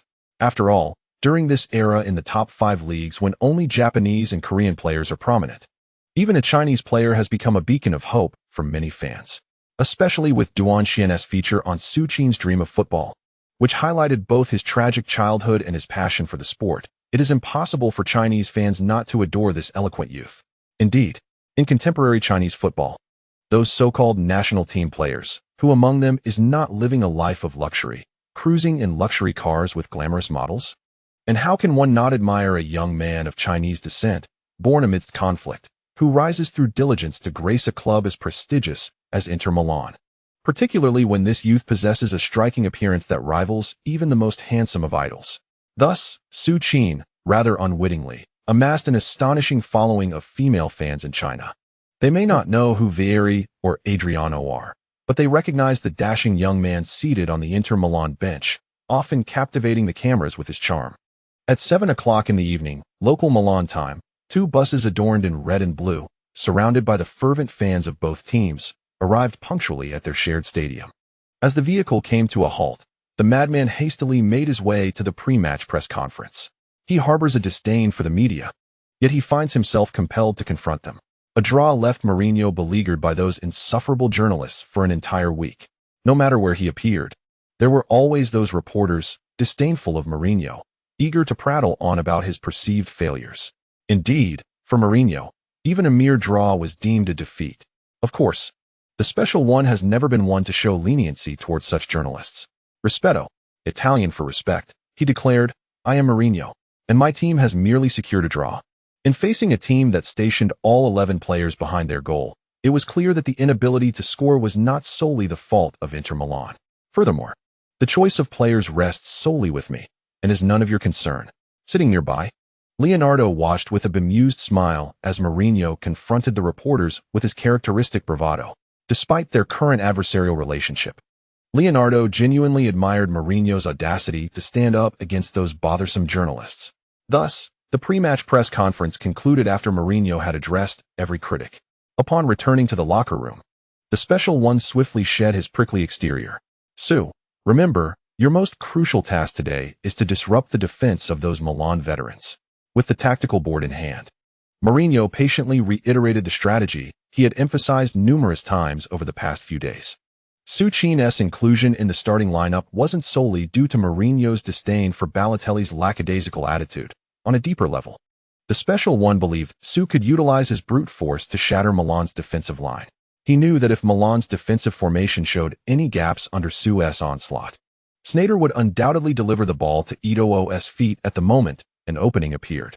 He did not demand Su to score. Rather, he wished for him to be a persistent thorn in Milan's side. The draw against Bari occurred because they had retreated into their shell against Inter. However, AC Milan was a different story. He did not believe Milan would adopt a defensive counter-attack strategy at San Siro. Should they dare to attack, they would only face Inter's most ferocious counteroffensive. Soon, the players from both teams emerged at the tunnel entrance. The Brazilian with the rabbit teeth greeted Eto'o with a broad smile. Behind Ronaldinho, the superstar Pato followed, equally cheerful. The formidable Gattuso occasionally glanced back at his teammate. It was clear that this warrior had just been tasked with a merciless duty by his coach in the locker room. Though intimidating, Su Qin felt no fear. He silently observed the scene before him. The second round of Serie A in 2009. How could he, a devoted Inter fan, ever forget this unforgettable Super Derby etched in the hearts of Inter supporters? A resounding 4-0 victory dispelled the shadows of Inter Milan's draw in the opening round. At that time, Su Qin was burning the midnight oil in an internet cafe, engrossed in the match. However, fate had destined for him to arrive on this momentous night in such an unexpected manner. What changes would his presence bring to Inter Milan's ascent? This remained a mystery to Su Qin. All he knew was that his blood was beginning to boil with excitement. Ronaldinho, Gattuso, Pato, Nesta, Thiago Silva, Pirlo. The memories of an era were within his grasp. Here lies San Siro. Here also is Miazza. Milan, Milan, Milan, Milan, solo cantii. Milan, Milan semper per te. The haunting echoes of the Milan team anthem resonated outside the stadium. Go, Go, go. Amidst the enthusiastic shouts of the staff, Su Qin, hand in hand with a young ball boy, swiftly entered the field alongside the main squad. Thump, thump, thump. Su Qin could hear the rapid beating of his heart. Opening his eyes, he was met with a blinding red. The fervent cheers, the deafening Milan anthem. There were even jeers and insults hurled at him by a number of passionate Milan fans. This was the most exhilarating Milan derby. Thus, he could only pause. Overwhelmed by the fervor, he humbly beseeches the esteemed readers for their continued engagement and support. This is not mere filler. It marks the first small climax and turning point of the narrative, and Su Qin yearns to capture that feeling in words. Chapter 29. Did he just knock Silva days from the outset? The stage is set. Here we are, broadcasting live from the second round of the Italian Serie A. AC Milan hosts their fierce rival, Inter Milan. The players have taken their positions on their respective halves. Beep. With the referee's whistle, the match officially commenced. First, let's present the starting lineups. Dressed in their iconic red and black kits, the home team AC Milan's starting goalkeeper, Marco Storari, number 30. Left back, Gianluca Zambrotta, number 18. Center backs, Nesta and Thiago Silva, numbers 13 and 33, respectively. Right back, Zambrotta, number 15. Midfield trio, Gattuso, Flamini, and Pirlo, numbers 8, 16, and 21. Sole attacking midfielder, Ronaldinho, number 80. Forward duo, Pato and Borriello, numbers 7 and 22. On the other side, donning their traditional blue and black kits. The visiting team Inter Milan's starting goalkeeper is different from the last match, as Diego Milito has sustained a thigh injury in training, allowing Su Qin to appear in the starting lineup. Inter Milan seized the ball. Su Qin securely passed it to Sneijder behind him. As the whistle blew, Su Qin immediately darted into Milan's defense.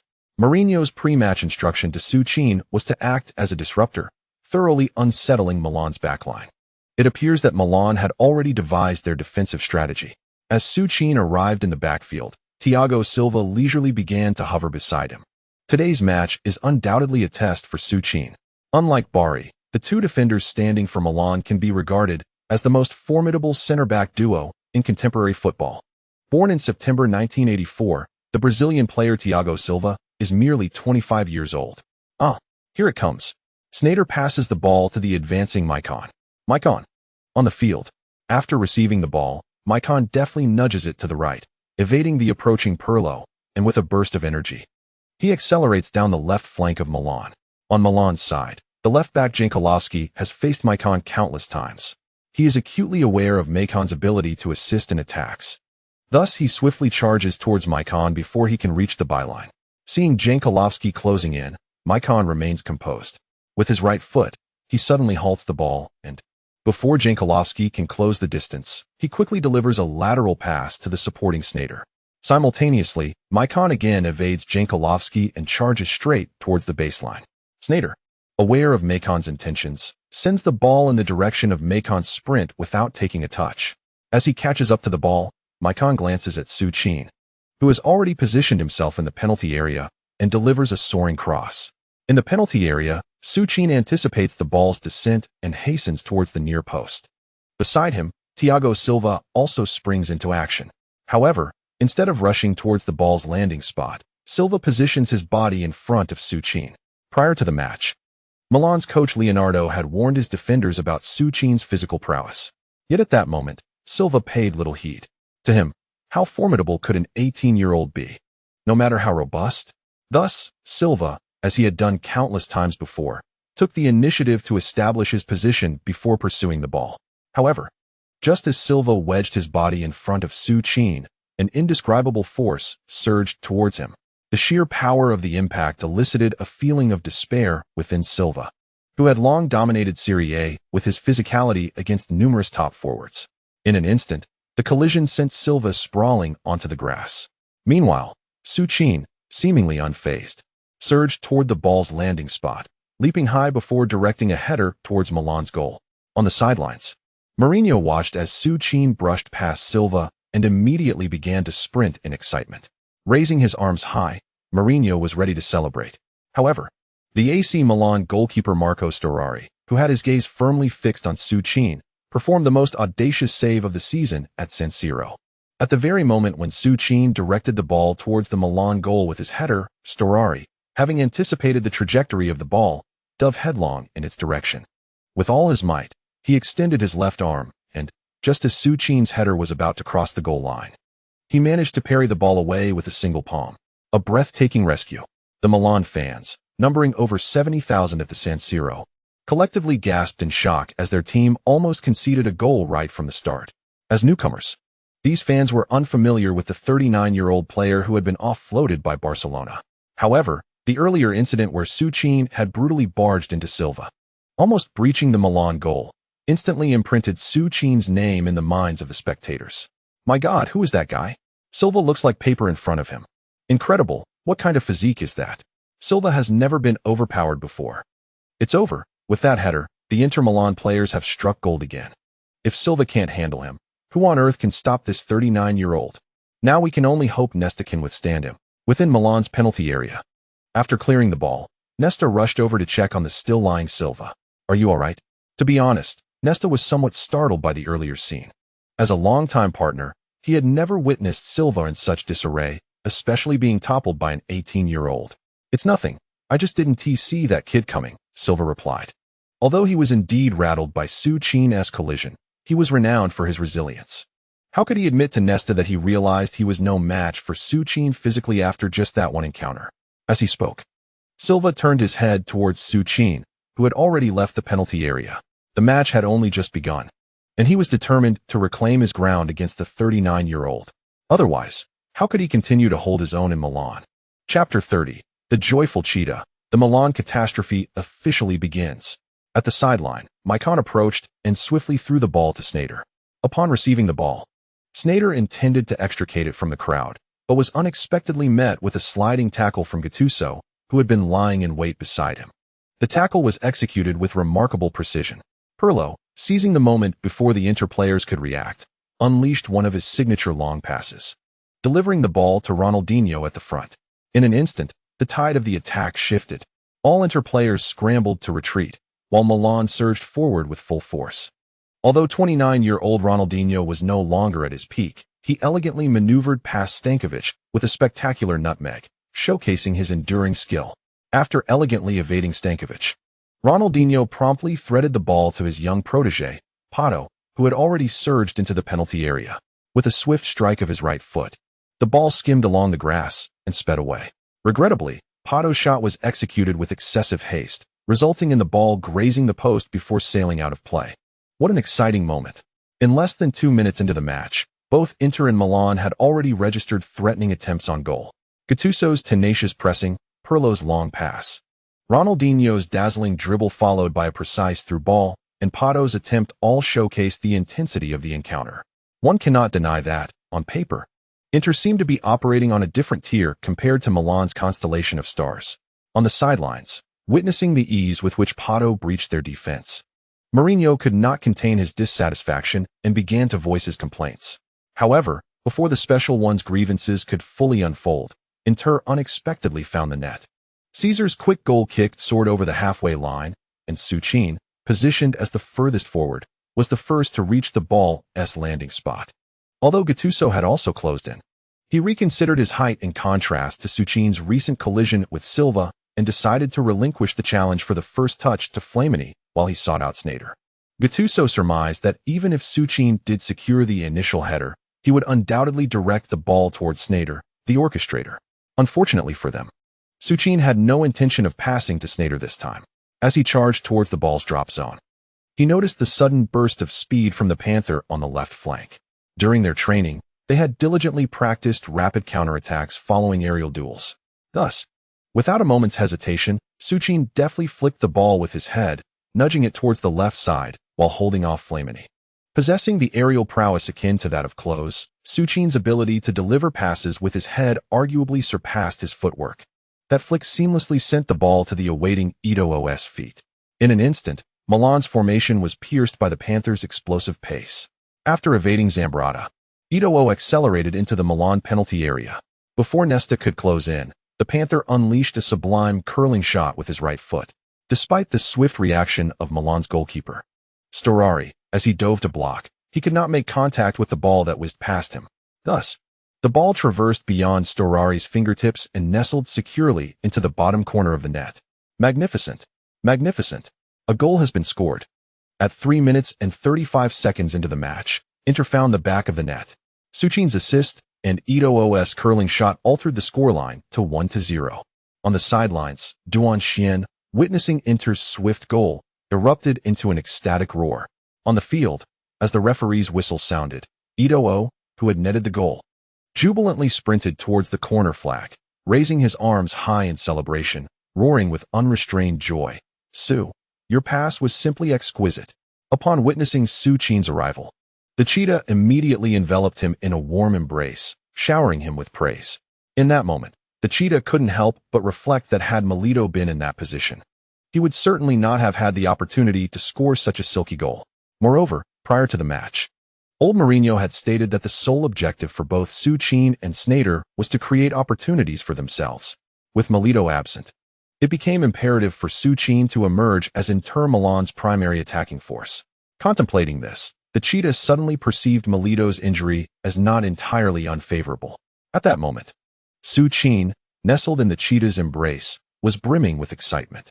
Under the guidance of Vieri and Mourinho's adjusted training regimen, it seemed that after just a week, he had finally grasped how to effectively utilize his dual roles on the field. Who said headers were solely for scoring? This time, by retreating to organized play, he could simply use his head to facilitate the transition. At the San Siro, the resounding anthem of AC Milan abruptly ceased, leaving their supporters bewildered. It was all too swift. They had not anticipated that Inter Milan could breach their defense with such simplicity. From Storari's goal kick to that casual header by number 39, followed by Eto's effortless strike, the ball had found its way into the net. On the substitutes bench, Mourinho, who had been criticizing Lucio's positioning, immediately turned, exuberantly shouting in delight upon hearing the referee's whistle for the goal. Boss, it worked. It worked. Rui Faria, witnessing the tactics practiced in training yielding such immediate results, joined in the celebratory exclamation. During this period, Su Qin was not only honing his back-to-goal receiving skills, but also mastering the rapid transitional attack tactics that Mourinho was keen on developing. This was the essence of a tall striker's value, particularly for a towering forward like Su Qin, who possessed near-invincible physicality. Mourinho believed he could devise no fewer than 10 tactical approaches centered around Su Qin as a pivotal point. The precision of that header was sublime. Had Su Qin not been so distant, Mourinho would have been tempted to rush over and plant a hearty kiss on Su Qin's prized head. After the fervor subsided, Mourinho stood on the sidelines, gazing affectionately at Su Qin, who was embraced by Ito, diligent and exhibiting extraordinary tactical execution.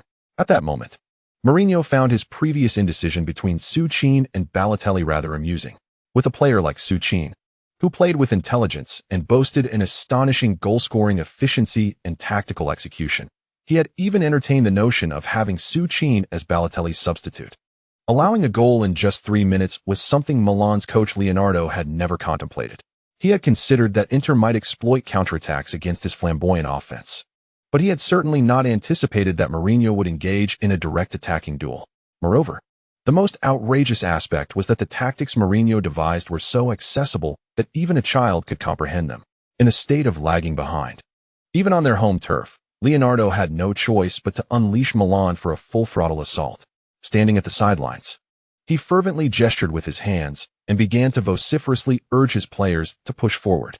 On the opposite side, Mourinho, observing Leonardo's reaction, felt a wave of relief wash over him.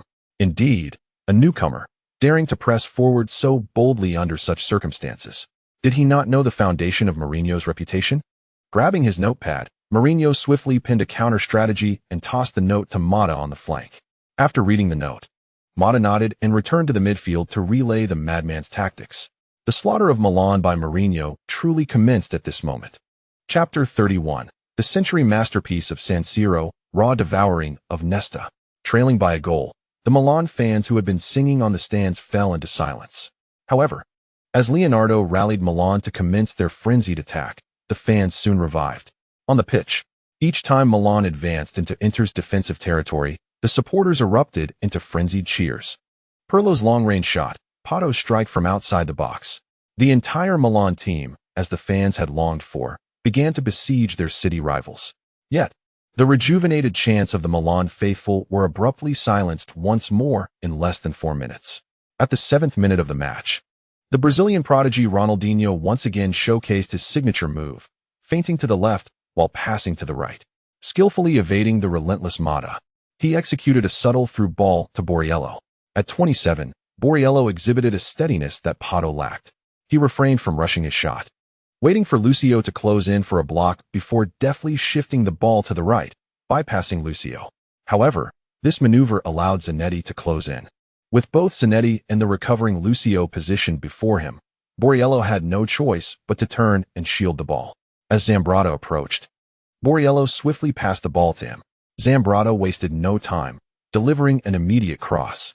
However, with Samuel and Lucio occupying the penalty area, Pato clearly faced slim chances of scoring.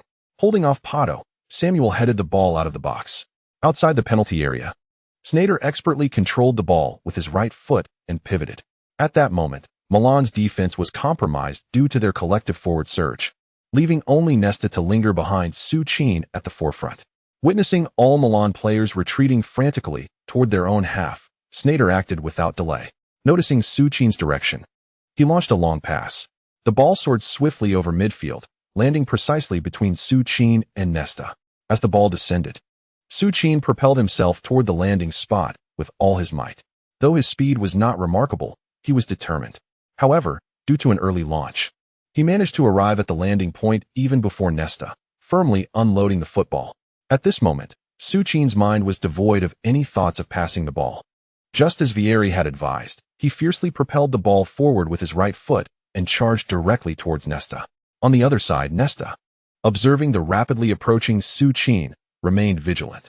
He sidestepped and bent slightly, gradually picking up speed. Every defensive maneuver was executed with textbook precision. He awaited Su Qin's change of direction, ready to intercept the ball at the slightest shift. Indeed, as Su Qin closed in within a mere 2 meters, the Inter Milan number 39 deftly nudged the ball to his left with his right foot. Now was the moment. Nesta swiftly closed in, pivoting his body to shoulder barge into Su Qin. This was a skillful display of positioning and ball reclamation honed to perfection since his youth. Nesta had unknowingly thwarted countless forwards attempting to overpower him with this very technique. Feeling the solid impact of his shoulder against Su Qin, Nesta's initially anxious heart finally eased. Now, all he needed was to hook the ball. However, in that instant, an astonishing scene unfolded, leaving everyone dumbfounded. Alessandro Nesta, the most formidable and resilient bastion of the Milan defense, was propelled forward like a kite severed from its string at the moment of contact with the 18-year-old Inter Milan prodigy. Indeed, it was an exaggerated spectacle, unprecedented at San Siro. The 187-meter steel man, Nesta, was sent flying in a one-on-one defensive situation. Over 70,000 Milan fans at San Siro widened their eyes in disbelief. On the sidelines, Milan's head coach Leonardo gaped in astonishment. Could that truly be his most trusted Nesta, the one who had been sent flying? Leonardo could scarcely believe it, while not far away. The fervent madman leapt from the substitutes bench, fists clenched in anticipation, ready to celebrate Su Qin's imminent goal. Meanwhile, on the pitch, Nesta, feeling his body soar forward, was equally bewildered. What an overwhelming force! He was certain he had exerted all his strength. Nevertheless, Nesta was, after all, Nesta. Even in such a state of disarray, he instinctively reached out to grasp Su Qin's jersey. He was, after all, Milan's last line of defense. He could not allow this young man to pass. Yet, the imagined scene of halting the number 39 did not materialize. Instead, his uncontrollable body was dragged across the grass by that formidable opponent. With a ripping sound, fragments of blue and black jerseys appeared in Nesta's grasp. The audacious number 39 has surged into Milan's penalty area. Long before Nesta was knocked down by Su Qin, Milan's goalkeeper, Marco Storari, had already abandoned his goal to intercept. However, Su Qin offered no opportunity for Storari to confront him one-on-one. In that fleeting moment upon entering the box, Su Qin deftly directed the ball towards the lower right corner of the net.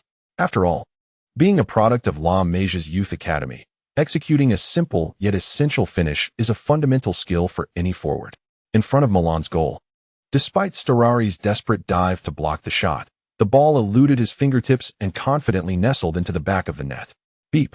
The referee's whistle confirmed the goal was legitimate. Magnificent. Spectacular. The ball has found its way in. Goal. Su Qin has scored his second goal of the season. An extraordinary strike. On the hallowed grounds of San Siro, Su Qin, utilizing his formidable physique, has outmaneuvered Nesta. This is undeniably the most astonishing goal of the season thus far. Unbelievable. At San Siro, Su Qin delivered a superlative goal reminiscent of a masterful painting. As this remarkable goal unfolded, Su Qin was the first to erupt in ecstatic shouts. During a recent interview, he had completely fallen in love with this Chinese prodigy, who had risen amid adversity. Meanwhile, as Su Qin roared with excitement, the atmosphere in San Siro shifted to an almost eerie silence. In the stands, all the Milan fans remained in a state of stunned disbelief. On the field, the once vigorous Milan players, who had been desperately defending, halted in their tracks. Thiago Silva stood beside Nesta, seemingly forgetting to assist his long-standing partner, as he gazed, bewildered, at the ecstatic number 39 racing towards the Inter Milan bench. That player had not only toppled his own team, but had also audaciously overpowered Nesta. Especially with that recent goal, what kind of beast has emerged from the shadows? Every move felt eerily familiar to Silva. On the sidelines, Su Qin dashed to the substitutes bench, embracing the awaiting Mourinho with fervor. This explosive goal, one that ignites adrenaline, mirrored Mourinho's own exhilaration in that moment. The special one, enveloped by Su Qin's embrace, shouted with enthusiasm. Surrounding them, the substitutes, including Balotelli, along with other Inter players who had rushed over, formed a jubilant circle. They had been training with Su Qin, honing his skills for this very moment. Initially, everyone expected Su Qin would take a long time to perfect such a feat, yet who could have anticipated that within just a week this young talent would achieve something so audacious at San Siro? That was terrifying. That was Nesta, Eto'o exclaimed, trembling as he embraced Su Qin. Having faced Nesta numerous times over the years, such an impenetrable defensive prowess, even Messi has faltered against Nesta.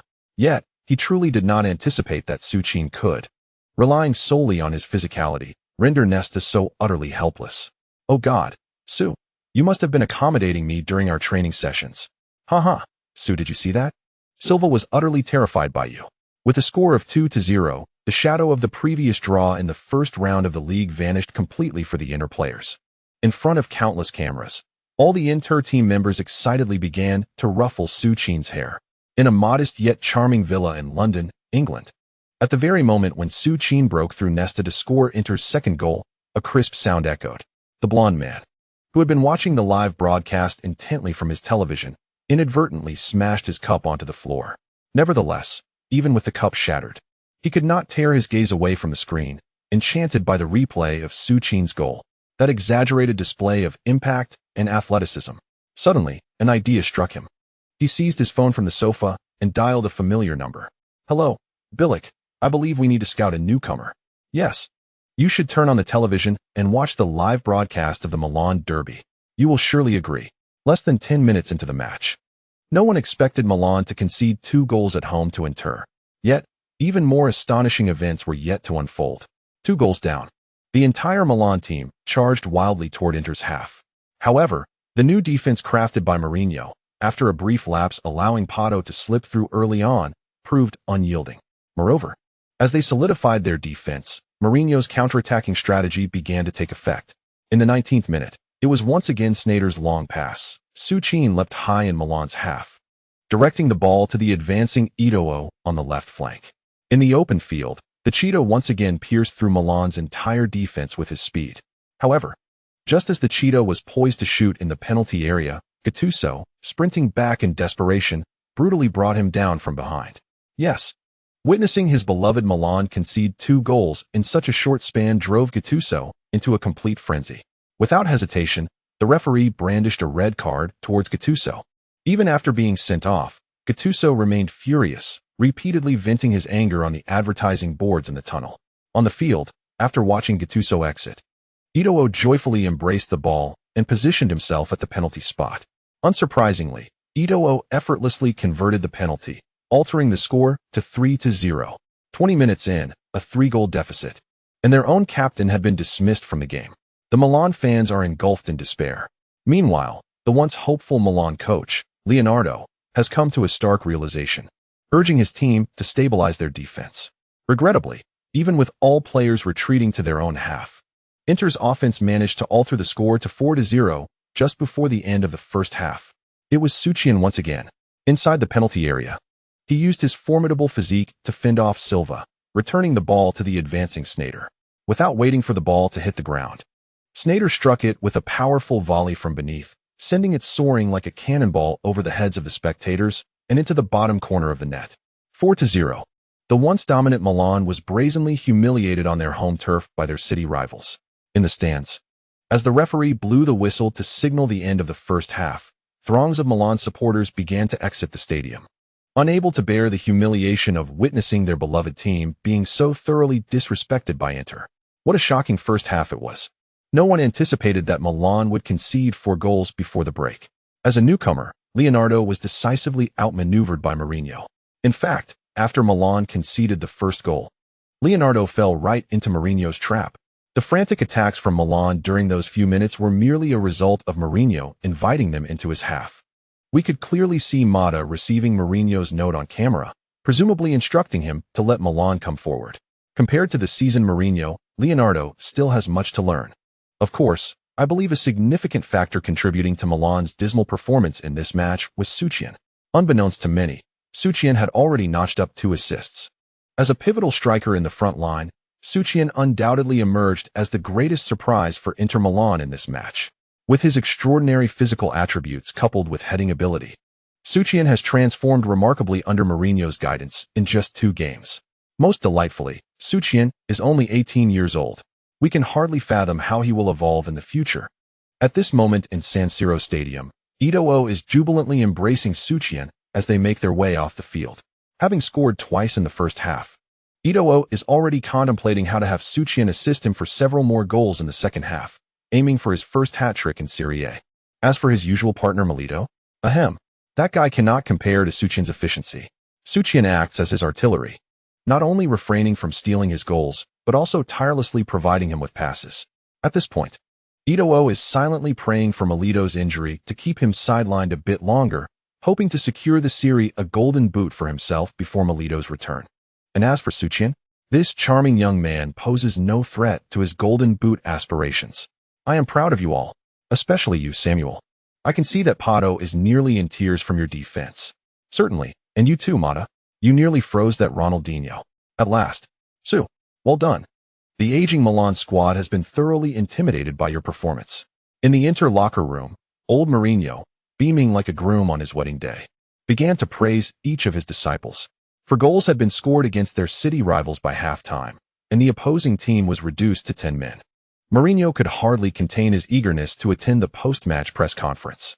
It is worth noting that even before this match, those insufferable journalists had been inquiring about how his underestimated team of castaways would fare against the star-studded Milan. And now, what a resounding victory it has been. Hee. In stark contrast to the jubilant atmosphere at Inter, the home team's locker room was filled with gloom. The entire Milan squad sat in silence, listening to their coach's tactical instructions. Leonardo could hardly believe that his team had been so thoroughly dismantled by Inter, particularly due to Gattuso's red card. Had it not been for that expulsion, there might have been a glimmer of hope for a comeback. Now, with 1 man down, the prospect of turning the tide was bleak. Leonardo feared that he might set a record for the largest margin of defeat between Inter and Milan. If that were to happen, his position as coach could very well be at stake. Chapter 32. Complete victory over Milan. National team friendly match invitation. The second half commenced. The once bustling stands of San Siro had become eerily empty. Milan's coach, Leonardo, stood at the sidelines in a daze, perplexed by the stark contrast between this Inter Milan and the team he had seen in the footage that had struggled against Bari. He had substituted the lackluster Ronaldinho, even replacing Borriello. He aspired to employ a defensive counterattack strategy akin to Mourinho's. However, his Milan, once retreating to their own half, was left with nothing but defense. The so-called counterattacks consisted solely of the beleaguered Pato repeatedly falling to the ground under the dual pressure of Samuel and Lucio. In the 58th minute of the match, Inter Milan scored yet again, with Sneijder instigating the attack. Su Qin was like a nail driven into Milan's penalty area. His presence forced Nesta and Silva to cling tightly to him, allowing Eto'o to receive Sneijder's diagonal pass on the left flank, nearly unmarked. against the 32-year-old Zambrata. The cheetah effortlessly outpaced him. As he entered the penalty area and drew Nesta for support, a deft horizontal pass found Su Qin, who was shielding off Silva. The small-scale 1-2 play between the cheetah and Su Qin was executed with exquisite precision. Before Nesta could react, Su Qin deftly nudged the ball to his side. Eto'o then evaded Nesta and launched a powerful left-footed strike towards the goal, sending the ball skimming along the grass towards the net guarded by Marco Storari. No miracle occurred. In the face of such an extraordinary velocity of the ball, Storari found himself bereft of the time to even attempt a desperate block, merely watching as the football found its way into his net for the 5th time. 50. The cheetah, having completed his hat trick, exuberantly shed his jersey, waving it in jubilation as he sprinted across the field. Before the fervent cameras of the reporters, the cheetah brazenly extended 5 fingers. At that moment, the remaining Milan supporters within the San Siro could no longer contain their emotions. Tears welled in their eyes as they gazed in bewilderment at their own dejected players on the pitch. Once upon a time, this Milan team had instilled fear across all of Europe. It was perplexing. How could they go from being celebrated before the match to suffering such a dismal defeat? The madman on the sidelines displayed no signs of excitement. After his team had surged to a 4-0 lead against Milan, he ceased all celebratory gestures. With arms crossed over his chest, he calmly observed Eto'o's fervent celebrations.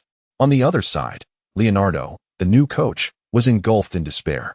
There remained a full 30 minutes in the match, and he was at a loss as to how to salvage his thoroughly defeated Milan. He had exhausted all his tactical options.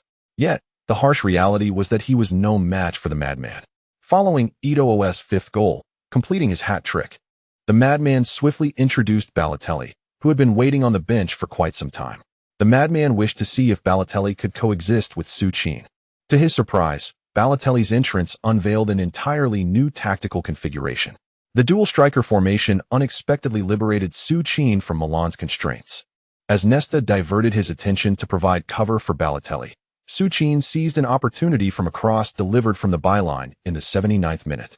Brutally shoving aside his opponent, Su Qin leaped high and delivered a powerful header, driving the ball into the net for the 6th time against the beleaguered Storari. In that instant, as the football thundered into the Milan goal, the San Siro lost all semblance of its proud red. Su! Su! Su! Thousands of Inter fans clad in blue and black erupted in a frenzy, chanting Su Qin's name. In this momentous derby, with 2 goals and 2 assists to his name, such staggering statistics were enough to send them into a state of ecstatic jubilation. The efficient Su Qin had caused the proud Inter fans to forget the summer acquisition of the Serie A silver boot winner, Milito, by Mourinho. As the 6th goal materialized, the entire Inter side began to withdraw defensively. Though they were rivals, a score of 6-0 was indeed sufficient. Fearing further humiliation, the match continued, consuming around 10 minutes of additional time before the referee finally signaled the end of the game. The match was over. 6-0. That was the final score. The instant the whistle blew, all the players on the Inter Milan bench surged onto the field. Nothing ignites excitement quite like triumphing over a bitter rival on their home ground. Witnessing his own disciples rush onto the pitch, the special one finally allowed a smile to grace his lips. With one hand tucked in his pocket, he turned and strode towards the players' tunnel, where Leonardo awaited him. A simple handshake was exchanged without a word, and Leonardo proceeded directly into the tunnel. Meanwhile, amidst a frenzy of reporters, the special one made his way onto the field. Grasping the hands of all his players, he led the Inter squad toward the away stands to engage with the fans. A resounding victory. No one anticipated that Milan would suffer such a humiliating defeat at San Siro. On May 11, 2001, on this very ground, the once dominant Milan had inflicted a similar scoreline upon Inter Milan. Time has cycled, and after 8 years, Inter Milan returned that painful score to the waning AC Milan. 60. This was a scoreline no one would have believed before the match. The illustrious AC Milan was thoroughly outplayed by a group of players once deemed past their prime. Nonetheless, this was merely the 2nd round of the league. Leonardo still has ample time to reshape the team. At the post-match press conference, Mourinho made an unprecedented appearance with Su Qin, who had once again been named the man of the match. After a shower, Su Qin, with his hair tied back, instantly captured the attention of all the reporters. Click, click. The journalists frantically pressed their shutters. The special one smiled, patiently waiting for their inquiries. Mr. Mourinho, After such a decisive victory, is there anything you wish to convey to the Inter fans? Asked a reporter from the Gazzetta dello Sport. Mourinho recalled that it was this very newspaper that had speculated his Inter would be crushed by the star-studded Milan. How long has it been? Just a routine league match. I secured 3 points, and that's all there is to it. I don't feel there's anything I need to say to the fans. Look at that. This is the special one. Even after defeating his city rivals in such a resounding manner, he remained as unflappable as ever. All right then. If we can't extract anything from Mourinho, let us direct our questions to that 18-year-old prodigy, scoring twice and assisting twice in one of the world's most thrilling derbies. Surely he has something noteworthy to share. Moreover, the Champions League is about to commence. Interestingly, his former club, Barcelona, has been drawn into the same group as Inter Milan. In less than a month, he could return to Camp Nou. Hello, Su. I'm Hansen from Marca. First of all, congratulations on being named the best player of the match. May I ask, are you prepared to return to Camp Nou? According to the schedule, on September 25th, Inter Milan will face Barcelona at Camp Nou in the second round of the Champions League group stage. An intriguing question arose, prompting Mourinho, seated nearby, to turn his attention to Su Qin. He recalled the agreement made with Su Qin in the office about returning to Camp Nou. Return to Camp Nou? I am afraid I cannot say much on that matter. I am merely an ordinary player for Inter Milan. Whether we are prepared for such a return is a decision for the head coach. My sole responsibility is to fulfill the tasks assigned by him. Upon hearing Su Qin's impeccably standard response, the veteran Mourinho smiled in satisfaction. Indeed, guiding a player with intellect is far less burdensome than dealing with those lacking it. Thus, the duo began to engage in a playful tug-of-war with the reporters, attempting to extract juicy details while skillfully evading meaningful conversation. Mourinho's antics with the Italian journalists were effortlessly masterful. This very skill contributed to the 2 seasons in Italy being marked by an unusual number of injustices in his career. The madness truly comes at a price. In stark contrast to the relaxed atmosphere at Inter, the post-match press conference for AC Milan was a different scene altogether. Leonardo's perspiration had thoroughly soaked his pristine white shirt. The local derby had ended in a devastating defeat at the hands of their arch-rivals. While the Milan hierarchy had yet to make any significant moves, Leonardo's heart was heavy with anxiety. Fortunately, the gracious old club president did not make Leonardo a scapegoat to appease the disgruntled fans. Nevertheless, Leonardo was acutely aware that this was his final opportunity. Should the next Milan derby unfold in a similar fashion, he doubted he would have the face to remain in his position. Following a resounding victory, the entire Inter Milan squad embarked on a celebratory spree. As the key contributor, Su Qin found himself unable to escape the clutches of Eto'o and Sneijder, who insisted on dragging him into a night of revelry. It was, in fact, a night of pure sobriety.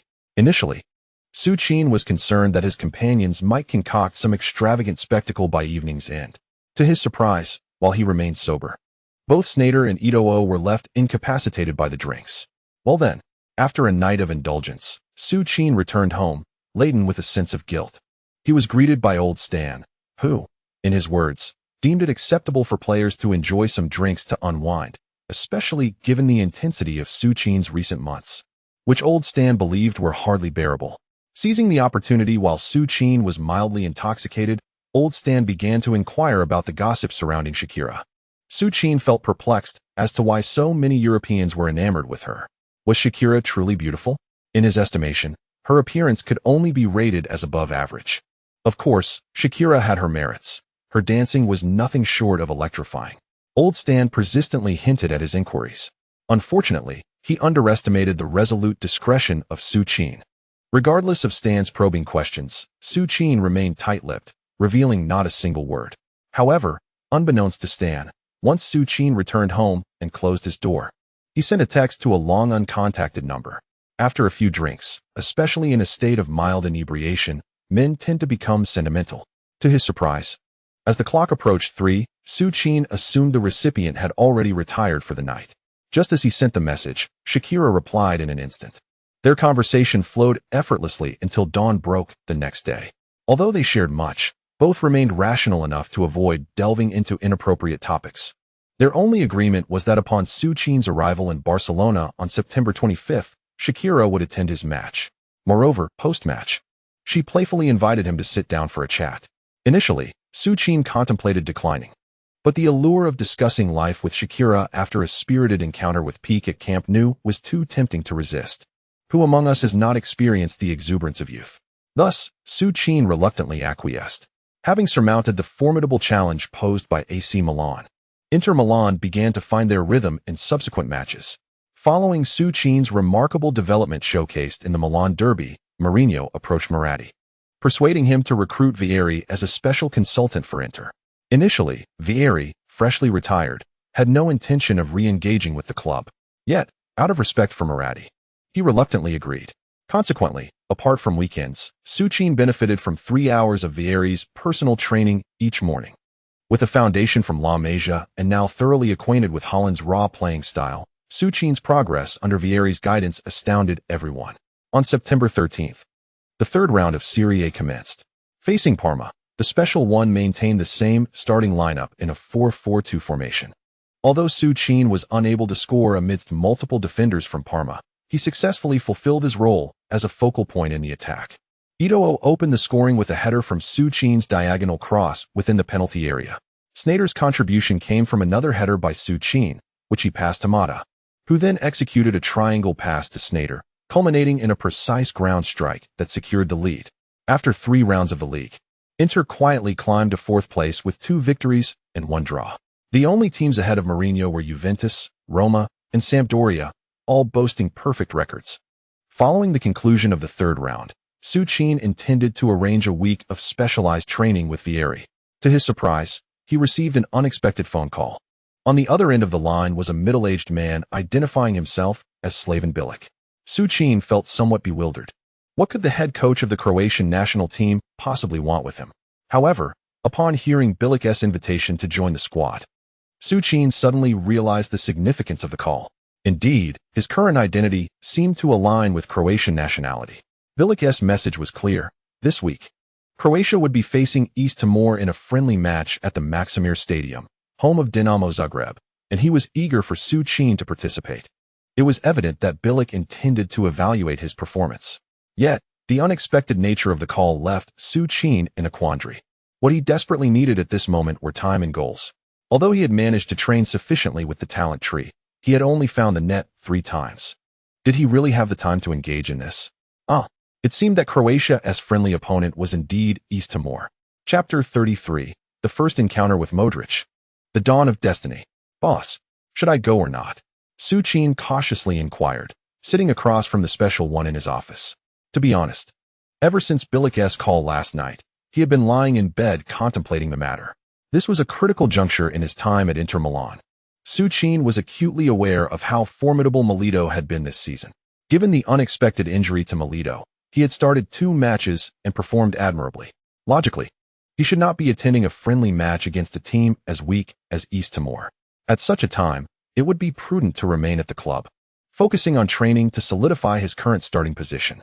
However, Su Qin was undeniably tempted by the miraculous back-shoulder technique reminiscent of Drogba on the talent tree. Recently, he had learned a great deal from Vieri, yet what he had acquired could only be considered superficial knowledge. The pressing issue was that on the 25th, he had to return to the emotionally complex Camp Nou.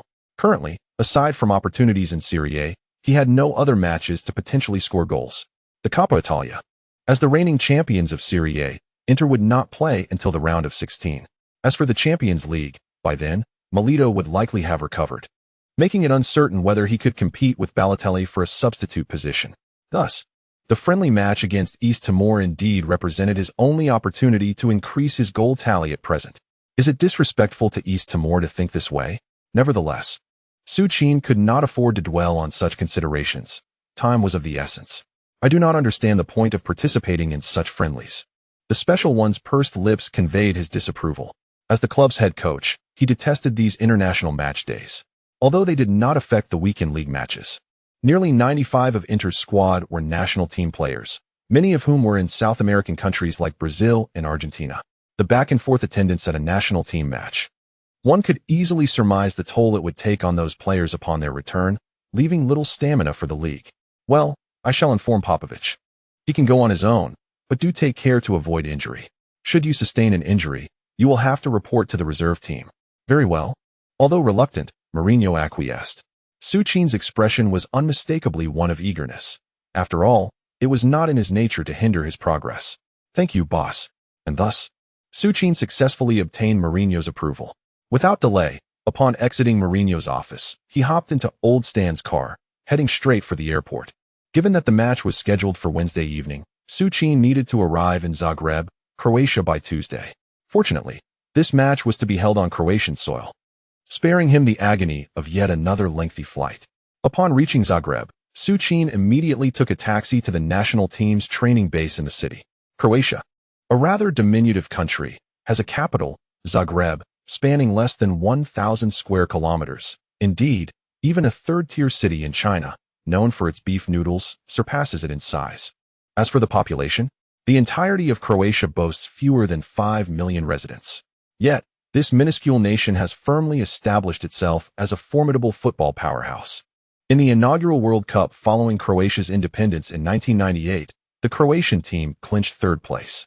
The journey from the airport to the training base took nearly 20 minutes. After utilizing his long-neglected Croatian to pay the driver, Su Qin prepared to enter the training facility. However, to his surprise, he was halted by the gatekeeper. It was evident that the portly guardian did not recognize this black-haired Asian before him. After a round of inquiries, it was only after Su Qin placed a call to Bilic that he was granted entry. No matter, Su Qin felt no irritation. After all, he was still an obscure young talent. Despite having netted 3 goals in Serie A, he remained relatively unknown at this juncture. Once inside, Su Qin encountered a bald, middle-aged man, the assistant coach of the Croatian national team, Kalbazic. Upon recognizing Su Qin, Kalbazic, who had recently been privy to numerous highlight reels of Su Qin's explosive goals, approached him with a warm smile, extending his hand. "Subrasai, you arrived quite early.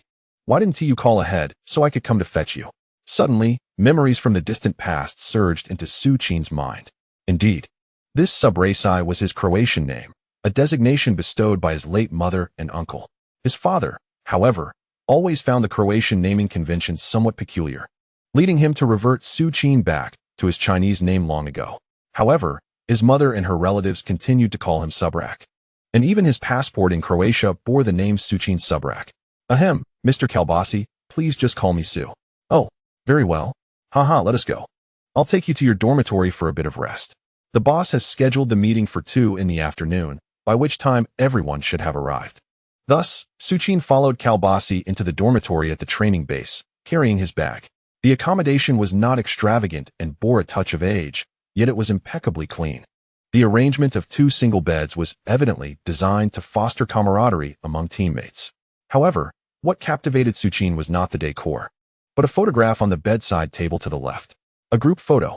On the left stood a modestly dressed woman with a small black bag slung over her shoulder. To the right, a figure that Su Qin recognized all too well, the 37-year-old midfielder who could run for 120 minutes, leading a team of veterans into the World Cup semi-finals despite several overtime periods. Luka Modric. Kalbasi, having brought Su Qin to the room, could clearly see the surprise on his face. "Haha, you know Luka, right? This is a message from the boss to him. By the way, here is your jersey. It temporarily bears the same number as your club." With that, Kalbasi left Su Qin alone in the room. Once Kalbasi departed, Su Qin set his bag down and lay on the bed to rest. Since this was arranged by the head coach, he decided to wait patiently. After a sleepless night and an early flight, Su Qin felt quite fatigued. However, he had not been resting long when the door creaked open unexpectedly. Su Qin quickly sat up. A slender man with blonde hair peeked into the room. Su. It was Modric. "Yes. Hello, Mr. Modric." "Hello, Su, just call me Luka." Both were not particularly loquacious. When only the 2 of them were present, a subtle tension enveloped the atmosphere. "When did you arrive?" After a brief, awkward silence, they unexpectedly spoke simultaneously. Chapter 34, Don't come over.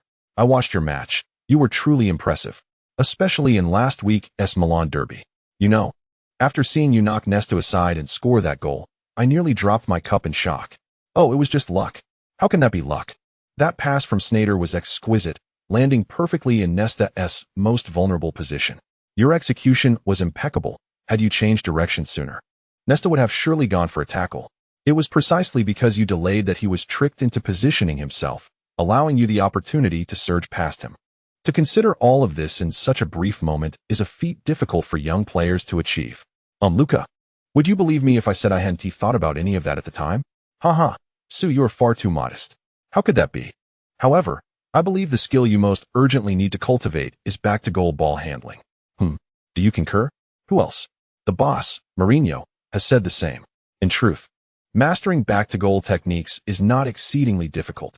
Your physical talents afford you the opportunity to emulate someone you can learn from right now. Drogba? Recently, I have been studying Drogba as well, and I wonder when I will be able to master his back-to-goal style. Keep at it, Su. You are only 18 years old.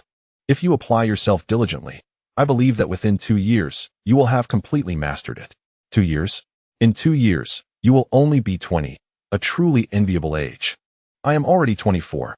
My peak will last at most 6 more years. No, Luca, trust me, your peak will undoubtedly extend beyond the careers of some. Haha, Su. I did not expect such flattering words from you. Let us hope so. Though we may not be particularly talkative, our shared passion has allowed us to grow familiar with one another swiftly. After conversing for a considerable time, Su Qin learned that his presence here was due to Modric's serendipitous viewing of the Milan derby. Moreover, to assess his abilities, Croatian coach Bilic did not summon the current leading forwards, Olic and Mandzukic, for this friendly match. The primary reason for this, aside from evaluating Su Qin, was the perceived weakness of East Timor. Bilic believed that even if Su Qin faltered, the returning Eduardo alone would suffice. In any case, Su Qin received what he considered the best news from Modric. Before arriving, he had been apprehensive about making his debut in Croatia as a substitute. If that were to happen, his aspirations to bolster his goal tally with East Timor would be utterly dashed. This camaraderie revealed that the kind-hearted Bilic had already paved the way for him. In this moment, Su Qin finally felt as though he had become a favored child of destiny. Unbeknownst to him, while he felt fortunate, it was actually Bilic, who was nearing the brink of exasperation, that considered himself exceptionally lucky. At 2 o'clock in the afternoon, Su Qin arrived punctually at the training ground alongside Modric. He also encountered the coach Bilic, who had called him earlier. Born in 1968, Slaven Bilic did not possess the frailness of Modric. Having spent his career as a center-back, he stood at an impressive height of 1.9 meters. Coupled with his full beard, his very presence commanded considerable authority. However, in their initial conversation, Su Qin discovered that this seemingly rugged 41-year-old man was, in fact, quite nuanced and gentle. Additionally, Su Qin encountered several Croatian legends he had only previously seen on television. In the future, the prospect of Ivan Rakitic joining Barcelona to succeed Xavi, along with the legendary Darijo Srna from Shakhtar Donetsk and the prolific forward Ivan Klasnik from Schalke, brings a sense of nostalgia. However, Su Qin, accustomed to the grandeur of Inter Milan's legendary stars, finds himself somewhat disappointed when faced with the rather unremarkable Croatian national team. To be fair, it would be more accurate to describe them as a team of mediocrity, as they failed to qualify for the upcoming World Cup. Their recent humiliating 5-1 defeat on English soil only adds to this sentiment. Yet, for Su Qin, this is not entirely a misfortune. At least he still possesses considerable competitiveness within this team, bolstered by the raw power of Holland and the aerial prowess of Klinsmann. In a subsequent training match orchestrated by Bilic, Su Qin managed to score 4 goals against the B team, relying solely on his heading ability. Having faced the formidable defenders of Serie A, he found himself up against second- and third-tier center-backs from lesser leagues, such as the Turkish Super League, Ukrainian Premier League, or the Croatian Domestic League, and even managed to score with his feet after receiving a mesmerizing through ball from Modric without any pressure. Su Qin's astonishing physicality left the Croatian coach Bilic in awe, as he witnessed a level of dominance in the penalty area he had never encountered throughout his coaching career. With even slightly accurate crosses from the flanks, Su Qin could easily overpower nearby defenders and ruthlessly drive the ball into the net. Bilic mused that he need not complicate matters with intricate central penetration tactics, as simply delivering balls into the box from the wings would suffice. It is no wonder that Su Qin, at the tender age of 18, has secured a starting position at Inter Milan. While he had previously faced restrictions from Serie A defenders, this was due to tactical double-teaming. In the national team context, however, there is only one such defensively adept team, like Italy. He felt fortunate to have discovered a gem in Su Qin. The following evening at 7 o'clock, the Croatian national team was set to face East Timor in a friendly match. Unsurprisingly, Su Qin was named in the starting lineup at Maksimir Stadium. Although he had garnered some recognition in Italy, few in Croatia were familiar with him. Thus, when his name appeared on the starting list, many Croatian fans were intrigued as to why an 18-year-old youth had secured a place in the first team. Their doubts dissipated completely within less than 2 minutes. Su Qin. Once again, he penetrated directly into the penalty area of East Timor right after the kickoff. Modric, upon receiving the ball, elegantly feinted left and then cut right, bypassing the advancing East Timorese midfielder, and promptly delivered the ball to Serna on the right flank. Without a moment's hesitation, Serna nudged the ball slightly forward and began his vigorous sprint down the left side of East Timor. What kind of team is East Timor? They do not even have a single player competing in the 4th or 5th tier of European leagues. Serna quickly reached the edge of the penalty area. Observing Su Qin, who had positioned himself and was signaling for the ball, Serna lofted it over. He leaped, turned his head, and struck the airborne football, sending it into the net as the referee blew the whistle. Simple, efficient, and gracefully executed, Su Qin appeared almost elegant. The over 30,000 Croatian fans at Maksimir Stadium were left in a state of bewilderment. Was the goal truly that effortless? There were at least 7 or 8 defensive players from East Timor crowded within the box. How could a mere forward charge and a header lead to success? Is this still football? However, in contrast to the goal, the majority of female fans in the stands began to direct their attention to the close-up of the number 39 on the large screen. Flowing black locks, sharply defined features, and a resolute yet slightly melancholic gaze. It seemed that, more than his football prowess, it was the allure of this number 39's appearance that captivated them. On the pitch, at this moment, Su Qin was filled with joy, especially as he took a moment to tie his shoelaces and caught sight of the number of goals on the talent tree, which had now turned to 4. Indeed, the national team's 11 matches, even against a team as feeble as East Timor, were recognized by the system. For already, only 11 more to catch up to Drogba's 15 goals with his back-to-the-goal technique. Then Su Qin cast his recently enchanting, eager gaze towards the bewildered East Timorese defenders. A single look sent a chill down the spine of the East Timorese center-back, Sarnavis, who had nearly suffocated under Su Qin's previous physicality. Please no? Chapter 35. The shameless prince with 9 goals in a single match, and that gentle magician. In front of the Croatian bench, Bilic was on the verge of bursting into laughter. Not just laughter. With each of Su Qin's goals, Bilic would dramatically face the cameras on the sidelines, making an expression of disbelief. During this period, Bilic had genuinely been troubled. Croatia, placed in the 6th group of the World Cup qualifiers, had completed their first 6 matches since 2008. Their 5 opponents were England, Ukraine, Belarus, Kazakhstan, and Andorra. Unfortunately, over the past 2 years, Croatia had suffered from a lack of attacking power due to Eduardo's severe leg injury and Mandzukic's significant injury last season. Consequently, the previously formidable Croatia had lost to both England and Ukraine due to their offensive deficiencies. The lack of firepower. At least, that is what Bilic believes. Consequently, Croatia finds itself in the precarious position of being 3rd in the group, facing imminent elimination. With 4 matches remaining, victories against Belarus and Andorra seem almost assured. However, the 2 crucial encounters in November against the formidable England and Ukraine will both take place on foreign soil. Frankly, even Bilic himself harbors little hope for Croatia's escape from this predicament. Yet, the situation has transformed. On the pitch, the player Su Qin, with a brutality reminiscent of a butcher, relentlessly overpowers the beleaguered defenders of East Timor, a divine gift bestowed upon him. Croatia is not lacking in speedy wingers, particularly those adept at delivering precise crosses. Since relying solely on midfield penetration is insufficient to conquer their adversaries, it may be prudent to let Su Qin engage in aerial duels. Even Mourinho has abandoned the likes of Balotelli, opting instead for a target man approach. Croatia could readily adopt the madman's tactics. Bilic is unfazed by criticism. He is willing to employ whatever works, disregarding the traditionalist notions of tactical mastery.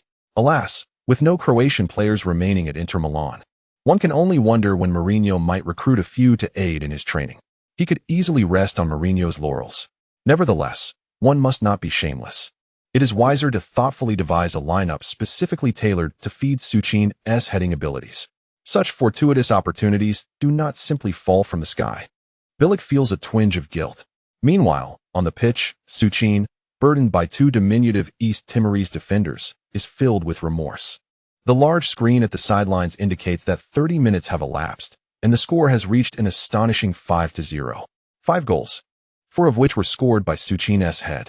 The Croatian fans, who once erupted in wild cheers, now offer only sporadic applause, reflecting a sense of cruelty even among the supporters. Yet, Su Qin finds himself in a bind. His tally of goals from the talent tree barely exceeds 8, leaving him 7 goals shy of the coveted 15. Thus, he brazenly withstands the near tears of the East Timorese defender once more. Modric, with ball in tow, advances to the flank. With a graceful feint, he eludes the East Timorese fullback and elegantly arcs a stunning cross. Once again, Su Qin positions himself at the back post. Modric delivers a silky diagonal cross, and Su Qin launches himself into the air with an almost despair-inducing leap akin to Haaland, executing a powerful header reminiscent of Klose's famed prowess. The East Timorese goalkeeper, already diminutive, can only watch helplessly as the ball finds the net. 6. Su Qin shamelessly scores 6 goals in his debut for the national team. The reporters at the sidelines are utterly elated. The debut of a national team player scoring a goal is already remarkable news, yet this young talent from Inter Milan astonishingly netted 6. This is certainly a headline that could dominate the front pages of newspapers worldwide. The performance speaks for itself.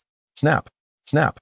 Even though Su Qin, having scored his 6th goal, showed little inclination to celebrate, the reporters fervently clicked their cameras, eager to capture every expression on his face. On the Croatian bench, the Schalke midfielder Rakitic, who did not make the starting lineup, gazed at Su Qin as he strolled toward the midfield with an expression of disbelief. Is he even human? Rakitic nudged his equally bewildered teammate, Ivan Klasnik. I've never seen anyone like him in the Bundesliga. His heading ability reminds me a lot of Klose, doesn't it? I think so too, but his physicality certainly surpasses Klose's by a considerable margin. Look at the coach. He can hardly contain his laughter. Of course, I've scored 5 goals over 3 years in the national team, while this kid netted 6 in just over 30 minutes. It's no wonder the coach is overjoyed. At this pace, I can't help but feel that Mandzukic might have to join us on the bench too. Haha, that would be delightful. It would provide us with some company. Wait, that doesn't seem right. With Mandzukic and Alec, the coach likely wouldn't take that many forwards. Damn, what am I even laughing about? Clearly, I won't even make the roster. On the field, Su Qin could no longer maintain his composure after scoring 6 goals. Observing the left-winger Kranjčar preparing to deliver a high ball, Su Qin directly gestured to him, indicating that he should have some dignity and not be so shameless. Of course, this did not imply that Su Qin intended to cease scoring. He pointed to his feet, making his intentions unmistakably clear. He would no longer rely on his head, but would use his feet instead. Seeing Su Qin's explicit indication, Kranjčar lowered his raised left foot. After evading the advancing East Timorese right back with a swift turn, Kranjčar passed the ball back to the oncoming Luka Modric. The moment Modric received the ball, Su Qin abruptly sprang into action, forcefully pushing aside the East Timorese center back and charging into the penalty area. Modric, understanding the unspoken communication, executed a precise ground pass with the outside of his foot into the crowded East Timorese penalty box. Su Qin positioned himself against the East Timorese defender and lifted his right foot, sweeping the ball at a diagonal angle. With an outside foot strike, the ball surged rapidly toward the East Timorese goal. Unsurprisingly, the already distraught East Timorese goalkeeper failed to react, merely raising his hands in complaint about his defender's inability to contain Su Qin. However, at that moment, the defenders, driven nearly to madness by Su Qin's prowess, were even more frustrated. Lacking in skill, they faced a player who overwhelmed them in both height and strength. What could they possibly do? Fortunately, the first half concluded shortly after Su Qin's goal. On the way back to the players' tunnel, Su Qin naturally embraced his roommate Modric, who had generously provided him with 4 assists. Modric, beaming with joy, nestled closely beside Su Qin. For a midfield maestro like Modric, having a powerful center forward like Su Qin truly instills a profound sense of security. Su, I find myself at a loss for words to commend you. Upon entering the locker room, Bilic, who possessed a rugged demeanor even more pronounced than Su Qin's, enveloped him in a vigorous embrace. Scoring 7 goals in a single half, even against a team like Timor-Leste, was nothing short of astonishing. Bilic's praise was heartfelt, yet Su Qin felt a tinge of embarrassment upon hearing it. Boss, perhaps I should step down? What? Step down? How could you? The entire first half revolved around the tactics designed for your heading prowess.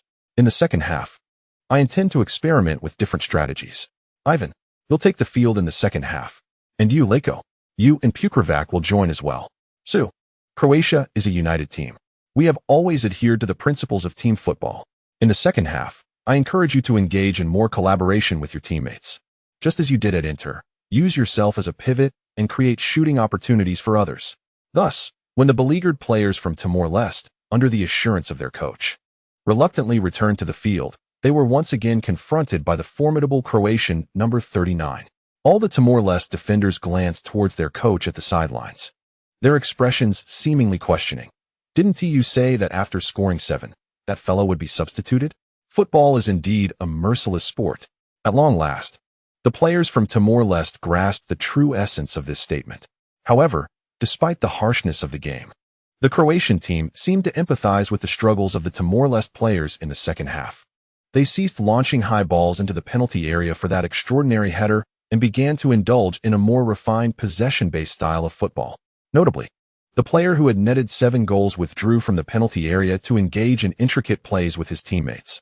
Indeed, while Su Qin's footwork may be deemed a shortcoming, this was only true when gauged against the elite clubs like Barcelona or Inter. In the presence of the less seasoned players from Timor-Leste, Su Qin's youth academy training from La Masia was sufficiently dazzling. At the edge of the penalty area, Su Qin executed quick passes with Modric and Rakitic, creating moments of brilliance. Not only did he excel in short passes, but when energized, Su Qin even attempted long-range shots. Of course, while his power was commendable, his accuracy left much to be desired. Finally, in what seemed to be an act of mercy from the referee, the match concluded. The score stood at an astonishing 110. Croatia ruthlessly decimated the visiting Timor-Leste team. The previously unrecognized 39-year-old prodigy from Croatia, with his astounding debut tally of 9 goals, has swiftly etched his name into the hearts of fans. Scoring 9 goals in a single match is an exceedingly rare feat in the annals of global football. Had it not been for the abysmally low standard of the East Timor team, one could surmise that the mere mention of 9 goals in a single game would have incited a frenzy among the world's elite clubs vying for his signature. In the post-match press conference, the East Timor coach, with tears streaming down his face, announced his resignation. The elderly gentleman, already earning a meager salary, felt a profound sense of guilt, uncertain of how to guide his squad of semi-professional players, many of whom were on the verge of retirement, back home. Years later, one might reflect upon the sentiment of an old man regretting the paltry wages he received. Naturally, with the East Timor coach in such a state, Su Qin, feeling disheartened, declined all the exuberant inquiries from reporters. Observing Su Qin's somber demeanor, the kind-hearted Modric sat beside him, offering words of encouragement. Considering Su Qin as a younger brother in the national team, Modric was genuinely concerned that Su Qin's mindset might falter. However, unbeknownst to Modric, Su Qin's discontent stemmed not from sympathy for the East Timor coach, but from his own regret at not amassing enough goals. 93, 12 goals completed, yet he was still 3 short of his target of 15. 3 goals in Serie A could take 1 or 2 months to achieve. Such is the ruthless nature of professional football. You have committed no wrongdoing. That evening, in a show of solidarity, Modric chose to remain at the training base's dormitory with Su Qin instead of returning home, as his girlfriend and family were in London, leaving their Croatian residence empty. I know, Luka. That's wonderful. By the way, what time is your flight tomorrow? Mine and Chronicles is at 9 in the morning.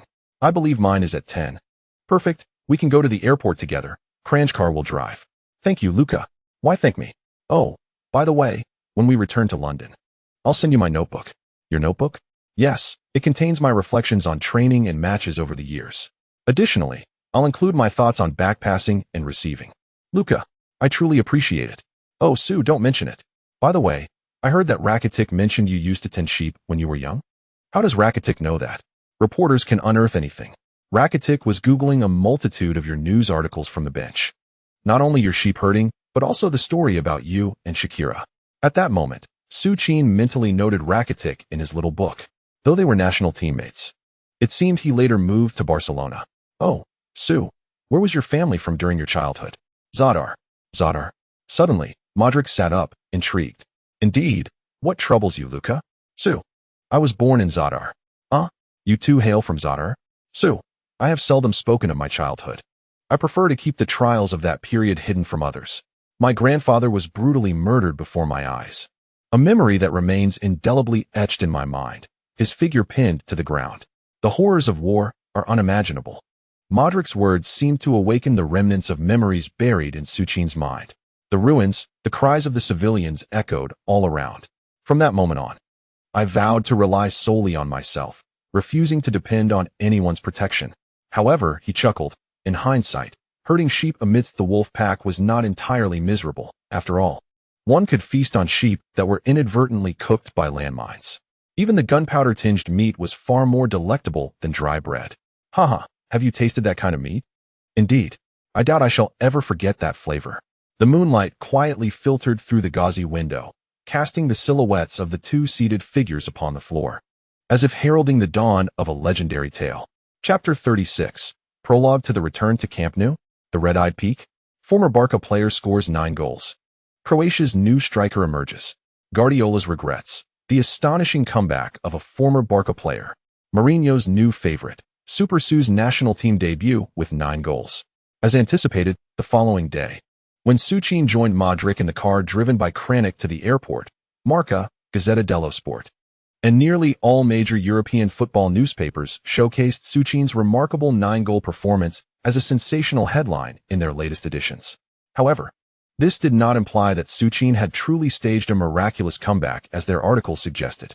They merely sought to generate excitement for the impending clash between Guardiola and Mourinho the following week.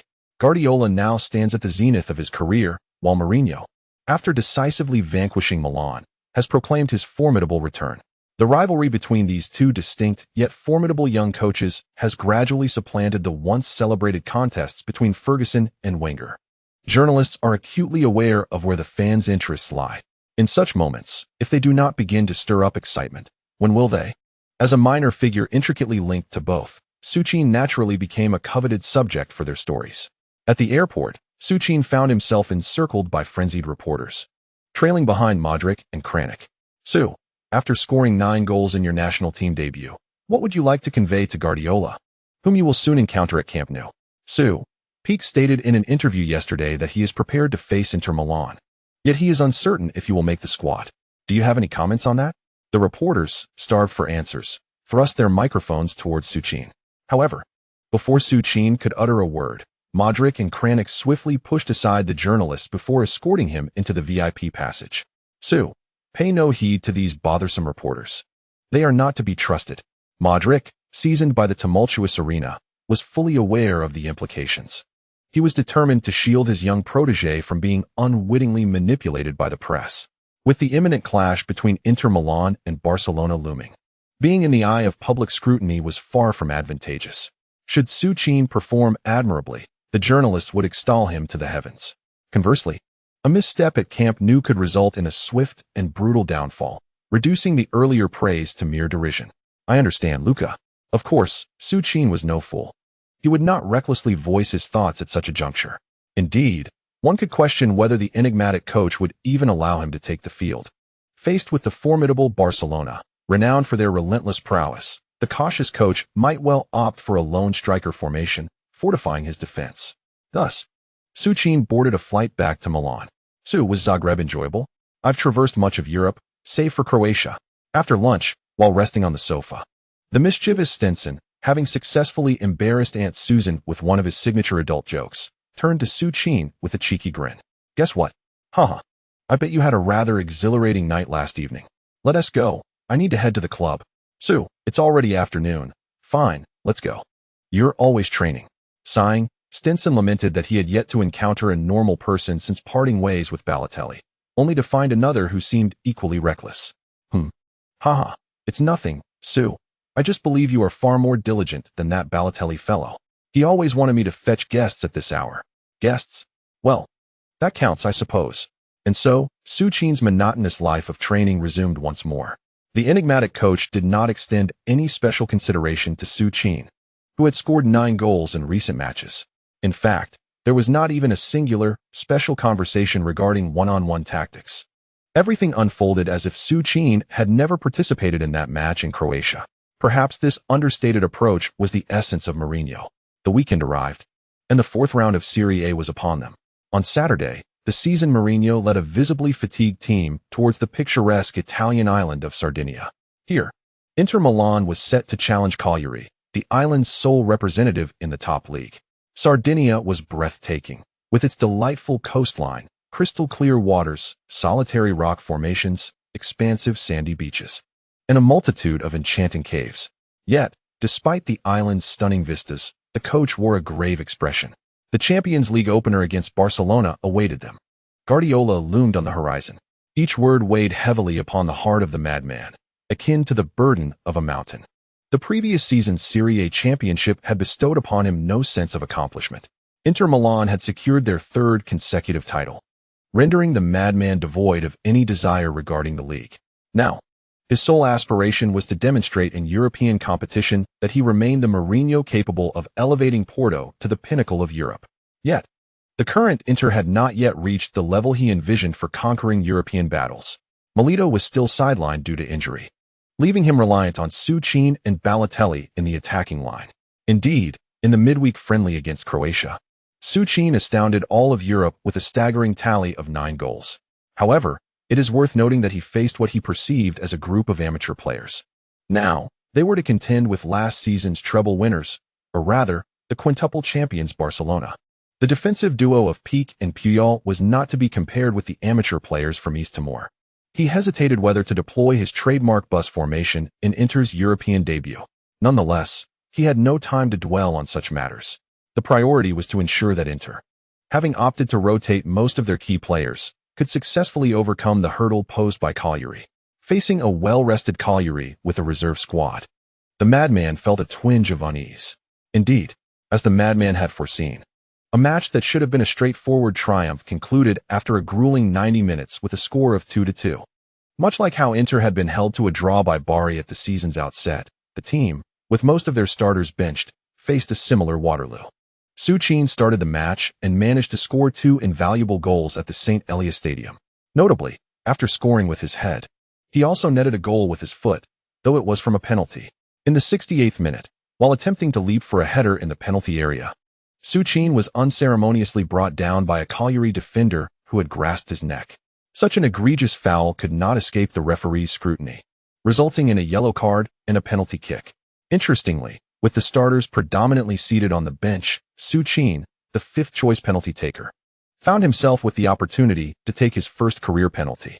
Amid the relentless jeers of the home crowd, Su Qin calmly placed the ball into the bottom corner of the net, restoring Inter's lead at 2-1. This goal not only elevated Su Qin's tally to 14 within the realm of his burgeoning talent, but also eased the furrowed brow of Mourinho, who had been anxiously observing from the sidelines. However, amidst the fervent cheers of over 40,000 home supporters, the resilient Cagliari refused to concede. In the dying moments, with all their players pushing forward, a Cagliari forward capitalized on a cross from the flanks to score a dramatic equalizer against the formidable Inter Milan. The absence of Lucio and Samuel has indeed left Inter Milan's defense riddled with vulnerabilities. When the final whistle blew, the enigmatic coach departed the pitch, his expression grave. In the post-match press conference, he unexpectedly lauded the entire Cagliari team for their tireless efforts. However, when journalists broached the topic of Barcelona, he brusquely dismissed their inquiries, showing them no courtesy. That evening, the coach and the entire Milan squad boarded a private jet back to Milan.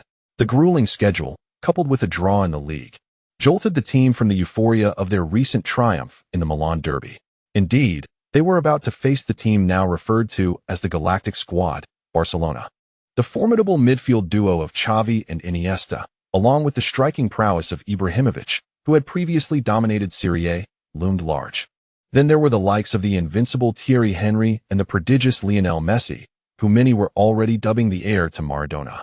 All aboard the aircraft sat in silence, gazing out at the pitch-black night sky. They were uncertain of what awaited the aging Inter Milan squad at the intimidating Camp Nou. Yet among these anxious players, one individual, seated quietly in the last row, could not suppress a smile. Just one more goal. Forget about everything else. It was time to activate the 4 power boosts ahead. With another goal, he could unlock the back-to-goal technique of Didier Drogba. With such an ability, perhaps he would no longer be merely a stationary target. Could it be possible to unlock Drogba's turn at Camp Nou? If so, the spectacle would surely be magnificent. However, even if he couldn't achieve that, he was eager to see what would transpire with his own Haaland-inspired template combined with the enhanced strength attribute. Hey, Su, are you daydreaming? Why the smirk? Eto's voice jolted him back to reality. Am I really that sleazy? You must think that returning to Barcelona means seeing Shakira again, hence the grin. Oh, well, as for his past entanglement with Shakira, while others may be oblivious, Ito was an eyewitness to it all, whether it was in the nightclubs or during training sessions when he had a run-in with Peak. Ito had been right there beside him. What about Shakira? What was the story between Su and Shakira? The only thing that could disrupt the men's calm conversation was a woman, especially one of her stature. Sneijder turned his head. Lucio followed suit. Even the veteran Stankovic turned around. Remarkably, even Mourinho, who had been resting his eyes in the front row, suddenly opened them wide. Hey, weren't you all asleep? What is going on? The sudden attention from his teammates caught the cheetah off guard. He had thought this group of veterans had dozed off while he was jesting about Su's romantic escapades. Unexpectedly, his words struck like a thunderclap. However, it was precisely this statement that dissipated the team's previously somber atmosphere in an instant. Barcelona, at the iconic Camp Nou, a resounding victory had just concluded. The Cosmic team triumphed over Santander with a staggering score of 6-0. Messi showcased his brilliance with a hat trick, while Ibrahimovic netted his third goal of the La Liga season in the 69th minute. Furthermore, the ever-admiring Peak, who had been singing Messi's praises, scored his first league goal of the season with a powerful header during a corner kick in the 72nd minute. At the post-match press conference, Guardiola, beaming with joy, graciously entertained questions from the reporters. Unlike the evasive Mourinho, Guardiola openly addressed the media, asserting that it was merely an ordinary Champions League group stage match. And the first round at that. Inter Milan is a formidable team, and Mr. Mourinho is indeed a great coach. I eagerly anticipate facing Mr. Mourinho. As for the outcome, there's always a 50-50 chance in football. Nothing is ever certain. Su. Oh, I have seen the newspapers. Amazing. 9 goals. I have never heard of anyone scoring 9 goals on their debut for the national team. Although Croatia's opponents may not be particularly strong, such a feat is not something just anyone can achieve. Su has always been a diligent player. I hope he performs splendidly at Camp Nou. This is Guardiola. He has never been one to belittle any opponent, nor does he hesitate to commend others. Yet, in his heart, he has always acknowledged only one individual, Lionel Messi. Always. In the underground parking lot of Camp Nou, sitting in his newly acquired Porsche 911 Turbo S, Peak eagerly sent out the countless drafts of a text message he had composed. 1 minute, 2 minutes, 5 minutes, 15 minutes. After half an hour, still no reply. Peak, in a fit of frustration, slammed his fist against the steering wheel. Damn it. Damn. No response once again. Peak had lost count of how many times Shakira had ignored his messages. Fuming, Peak muttered curses under his breath, unaware of whom he was addressing. Yet, gradually, a figure with dark hair, waving a fist in his mind, became increasingly vivid. It was that insufferable Su Qin. It was supposed to be the first meeting with Shakira. They had exchanged phone numbers, and everything seemed to be falling into place. Yet, the only image that lingered was that of a seemingly worthless fellow dragging Shakira away from the nightclub. What qualities did that guy possess, apart from his looks? He didn't even deserve to stay in Barcelona. Damn it. Enraged, Peak accelerated fiercely out of the parking lot. Unexpectedly, a cadre of reporters awaited him outside. Lowering his window, he was met with a question. Gerard, with the Champions League group stage approaching, do you have any messages for your former teammates? The controversy surrounding Qin Pai had become the gossip of all Barcelona. Chapter 37, Shakira's arrival? Inter versus Barcelona. Barcelona, a city that evokes profound emotions in both Ito and Su Qin. From the moment the Inter chartered flight touched down at that familiar airport, Ito's demeanor shifted noticeably. Throughout these days, the media had been fervently promoting Su Qin's remarkable achievement of 9 goals for the national team, causing many to forget that the current star of Inter was the African cheetah who had been dismissed by Barcelona. For Ito, this city was laden with countless cherished memories. Once he boarded the bus and arrived at the hotel, he remained taciturn until Mourinho assigned the rooms. In stark contrast to Ito, Su Qin appeared rather composed. His year spent as a water cooler attendant in Barcelona had merely been an opportunity to bask in the glory of the club's sextuple triumph. Hence, feelings? Su Qin held no emotional attachment to Barcelona. His sentiments paled in comparison to those of the pop diva dancing atop his head. After returning to his room with Snyder, Su Qin quickly succumbed to a deep slumber, consumed by the singular desire to illuminate his performance at Camp Nou. On the rooftop, in Mourinho's room, the special one once again retrieved his notebook. He had contemplated extensively in recent days, aiming to instill the essence of Inter Milan at Camp Nou. Yet, he feared that engaging in an open battle might leave his entire team vulnerable to Barcelona's onslaught. Ultimately, he settled on the current formation, 4-4-1-1. Su Qin positioned himself at the forefront, with Eto'o shadowing him as a second striker. The midfield comprised Mata, Snyder, Cambiasso, and Zanetti. He resolved to replace Zanetti with the more dynamic Chivu, allowing Zanetti to anchor Inter's defense. Indeed, he had once again opted to forego Balotelli. Despite Raiola's complaints about Balotelli's limited playing time, the reality was that, compared to the highly practical Su Qin, Balotelli had become somewhat superfluous for the current Inter squad. His impact paled in comparison to Eto'o, and he lacked the pivotal presence in the penalty area that Su Qin provided. As for his goal-scoring ability, he fell short of Milito's prowess. For the sake of the team's success, Mourinho set aside any concerns regarding Balotelli's feelings. He was prepared. If Balotelli was willing to accept a substitute role, so be it. Should there be any grievances, he would ensure Balotelli departed Inter during the winter transfer window. According to Balotelli's valuation, he might just acquire a few remarkable players to serve as heirlooms for Inter Milan. Everything is in place. Presently, Mourinho's sole concern revolves around whether his four central players can withstand the pressure posed by the formidable Messi at Camp Nou. However, he does have a contingency plan for Messi. Mata, stationed on the left flank, will consistently retreat deep into defense. Together with Snyder, they will bolster Zanetti's efforts to contain Messi. In this manner, Inter Milan should exhibit minimal vulnerabilities in their defense. The following day, during the training session, Mourinho imposed a strict gag order on the entire team. This behavior naturally incited the waiting journalists to unleash their criticisms, branding him as arrogant, pompous, and disrespectful. Yet, Mourinho remained unfazed. In his perspective, those bothersome journalists resembled toilet paper in a public restroom. Some may feel the need to use it, but he, the one carrying it, found them utterly unworthy of his attention. September 25, 2009. The new season of the UEFA Champions League officially commences. From the early hours, Barcelona was enveloped in the vibrant hues of blue and red. Whether in the suburbs or the square outside Camp Nou, the streets were filled with fervent fans donned in Barcelona jerseys. At 7 o'clock in the evening, with just an hour left before the match, the bus carrying the entire Inter Milan squad slowly entered the inner tunnel of Camp Nou. As anticipated, outside the bus, hordes of Barcelona supporters sang the club anthem passionately. Naturally, a few Inter fans were present, but their numbers were indeed sparse. Among them, the most touching sight was a small group of Barcelona fans holding up banners to welcome Eto'o back home. This gesture deeply moved Eto'o, who harbored a disdain for Barcelona yet held no ill will toward its endearing supporters.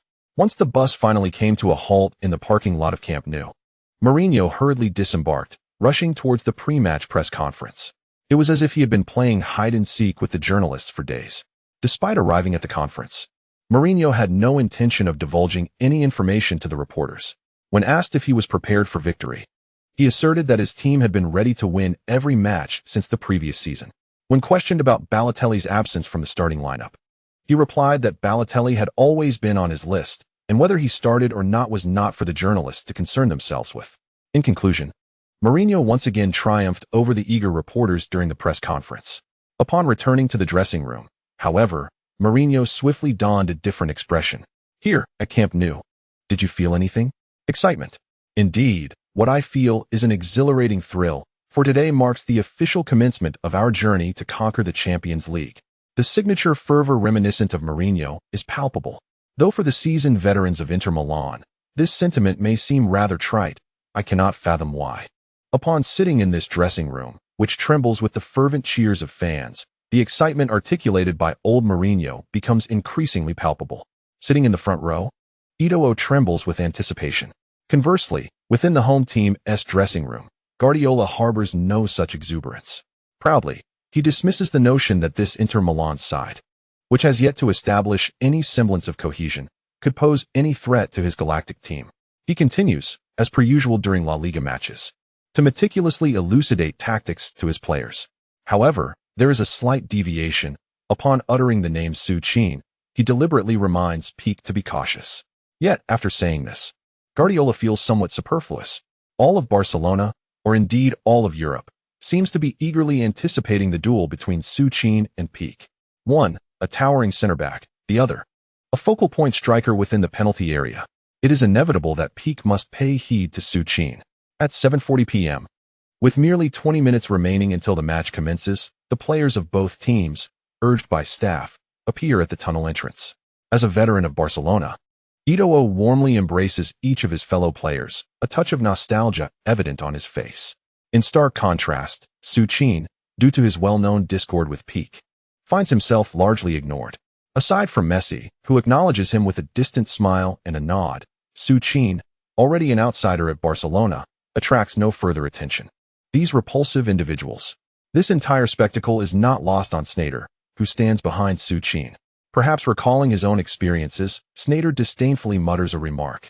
Hearing Sneijder voice support for him, Su Qin can only chuckle and pat him on the shoulder. Sneijder remains unaware that Su Qin is largely indifferent. After all, Su Qin has always been a peripheral figure. It is indeed peculiar for these individuals to approach him now. Meanwhile, as a veteran of Inter Milan, the ever-enthusiastic Dejan embraces each of his old teammates amidst his exchanges with Eto'o. The scene resembles a gathering of old friends visiting his new mansion. After waiting for approximately 10 minutes, the players of both teams, under the guidance of the staff, swiftly make their way onto the hallowed grounds of Camp Nou. Hand in hand with the ball boys. Let us face Barcelona. Let us face Bayern Munich. Our factory has collapsed. Upon entering the stadium, the adrenaline-inducing Champions League anthem reverberates throughout Camp Nou. Once the anthem concludes, the DJ begins announcing the starting lineups for both teams, commencing with Valdez. As each name was called, the fervent crowd of over 70,000 Barcelona fans erupted in enthusiastic cheers. This cacophony reached a crescendo when the DJ announced Messi's name. The opening ceremony proceeded as expected until the players from both teams commenced the handshake. After shaking hands with Eto'o, Pique surprisingly circumvented Su Qin, which infuriated Sneijder. Already harboring a strong disdain for Pique, Sneijder could no longer contain his anger and withdrew his hand when faced with Pique's outstretched greeting. Consequently, the handshake between the teams was abruptly severed, leaving Su Qin overlooked and Pique disregarded. The tension between the two teams seemed ignited even before the match had commenced. Welcome to the live broadcast of the 2009 to 2010 UEFA Champions League.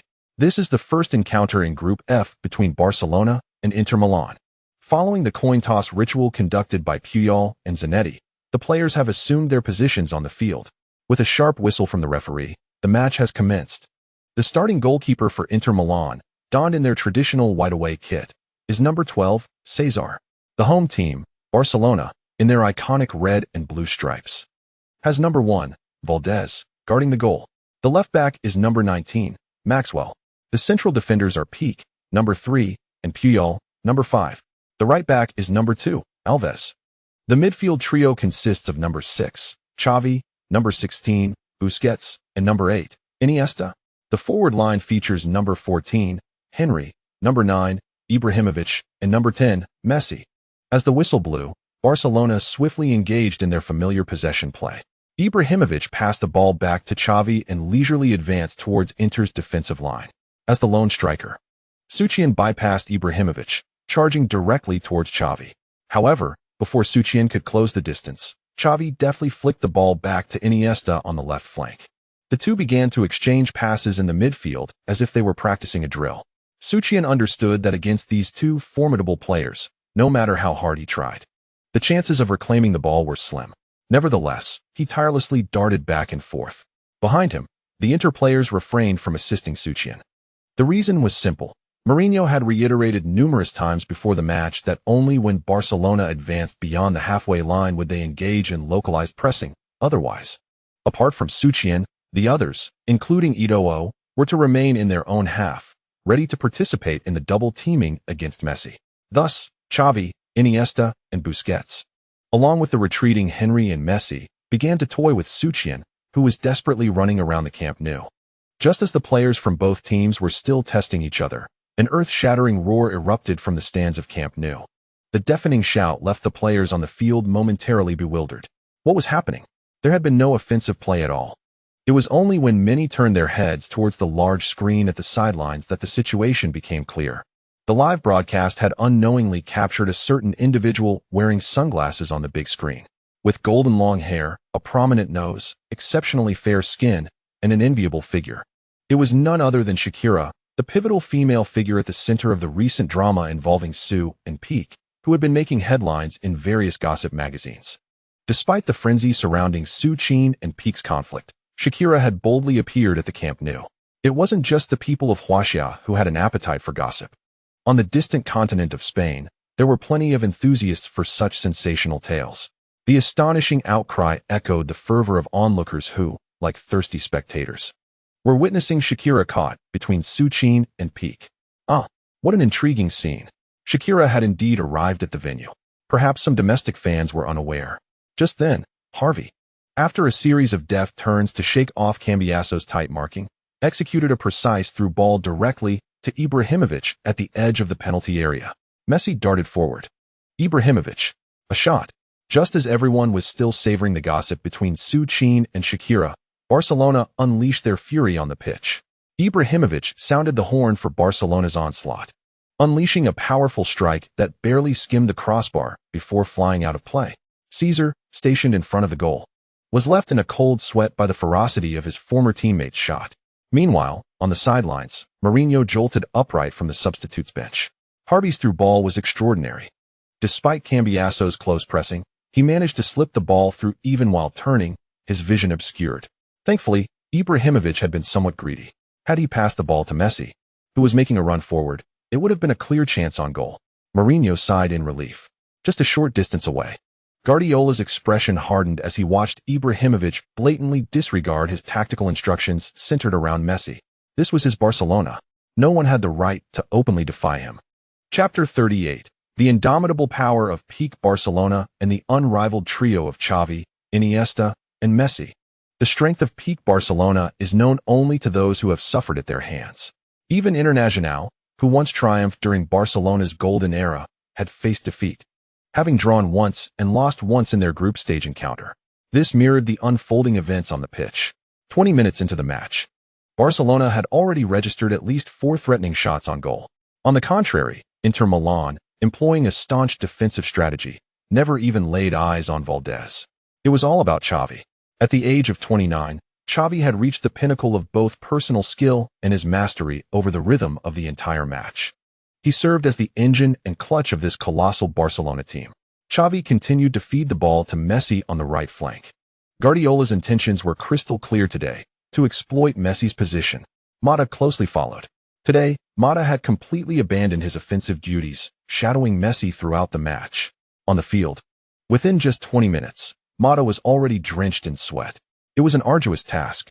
Mourinho had assigned him the relentless duty of marking Messi. Yet, it wasn't until he faced Messi at close range that Mata understood why Messi was hailed as the heir to the throne of football by the entire world. The seemingly simplistic movements were executed with an astonishing speed. With a sideways stance and quick, tiny steps, Mata bent down, fixated on Messi's feet. Suddenly, as Messi's left shoulder dipped slightly, Mata instinctively shifted his weight to follow. And then, there was nothing. Mata realized that Messi had seemingly vanished in an instant. By the time he turned around, Messi had already created over a meter of distance and was racing down the left flank. Panic-stricken, Mata attempted to grasp Messi's jersey, but Messi's pace left him no time to do so. Fortunately, just as despair set in, his captain, Zanetti, who had been watching the left flank, made a timely intervention with a sliding tackle that sent the ball out of play. "Thank you, Captain." As he helped Zanetti up from the ground, Mata was grateful. A throw-in for Barcelona. The siege from Barca continued unabated. In the 21st minute, Barcelona, threw a series of short passes between Messi, Xavi, and Iniesta on the right flank, pierced through Inter's dense defense. Receiving a through ball from Messi near the byline, Xavi swiftly executed a back pass to the middle, reaching Ibrahimovic. With a push, the ball evaded Lucio and Samuel, narrowly missing Cesar and rolling past the post. For the fifth time, Inter Milan had fortuitously avoided conceding a goal. In the stands, over 100,000 Barcelona fans lamented their team's misfortune. On the sidelines, Guardiola had repeatedly struck his thigh in frustration. In the 23rd minute, Cesar launched a long ball, finding Suarez, who had dropped back to contest the first touch in the midfield. Easily brushing off Busquets, Suarez passed the ball to Sneijder. However, as soon as Sneijder received the ball, Xavi, Iniesta, and Henry swiftly converged from three angles, surrounding him. This was the terrifying aspect of peak Barcelona's defensive prowess. The ample physical prowess and unparalleled synergy of these seemingly disadvantaged short-statured players enable them to effortlessly immobilize their opponents. Swiftly, Sneijder, ensnared in the center, relinquished possession. Barcelona's assault persisted. On the sidelines, the furrowed brow of the mercurial coach drew ever closer together. The consummate ball control exhibited by Barcelona undeniably stifled the current iteration of Inter Milan. Mata was compelled to mark Messi tenaciously, rendering Inter's left flank nearly self-sabotaged. Eto'o found himself with a sliver of opportunity to break through. However, the Barcelona players were all too familiar with Eto'o. No matter how valiantly he struggled upon receiving the ball, he could never escape the clutches of Barcelona's relentless pursuit. Up front, Su Qin's ability to dominate in the air was evident, yet his capacity to orchestrate play with his back to goal dwindled to nearly zero under such intense pressure. At that moment, a figure, for whom Mourinho had expended a staggering 24.5 million, flashed through his mind. Had that player been present, Sneijder would not have felt so isolated in midfield. With his back-to-goal play, Eto'o would also have been liberated. Alas, it was but a wistful reverie. Fortunately, Su's progress was becoming increasingly apparent. Within a couple of years, he would master all the requisite skills for back-to-goal play. By then, he would merely be 20 years of age. Still so young. Yet, he might not have the luxury of waiting 2 years. The attack remained stagnant. Under full defensive pressure, Sneijder indeed lacked support. Su Qin could stabilize Inter's initial control, but the second phase of receiving players was beyond his grasp.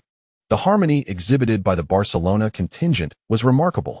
The live broadcaster, too, proved to be an intriguing character. At this moment, in Barcelona's half, a rather amusing tableau unfolded. Su Qin and Pique, one a lone striker and the other a retreating center-back, were astonishingly positioned near the center circle. Pique's gaze had not strayed from Su Qin since the onset of the match. Naturally, Su Qin had also cast glances at Pique. Both were acutely aware of each other's disdain, thus no greetings or banter transpired. They awaited their first confrontation in the match. However, while Guardiola's strategy revolved around relentless ball control and pressing, Mourinho adhered adamantly to a staunch defensive approach. Consequently, apart from Valdez, Su Qin and Pique enjoyed a rare moment of leisure amidst the fray. After an inadvertent exchange of glances, both returned their focus to Inter's penalty area. Dafacien received a through ball from Xavi. Yet this time, Dafacien did not seek personal glory. He spotted the suddenly accelerating Henry. With his right foot, he deftly nudged the ball forward. In an instant, Henry darted past Mike. To the left of the penalty area, he pushed the ball slightly forward with his left foot, then lifted his right foot. Much like countless times during his tenure at Arsenal, Henry intended to execute a precise side-footed shot toward the far corner. As Henry's right foot made contact with the ball, Lucio, who had intentionally drifted towards the right flank, fell to the ground at the last moment to block Henry's shot. The ball was consequently deflected to Macon's feet. Upon receiving the pass, Macon immediately noticed the approaching Xavi and Iniesta.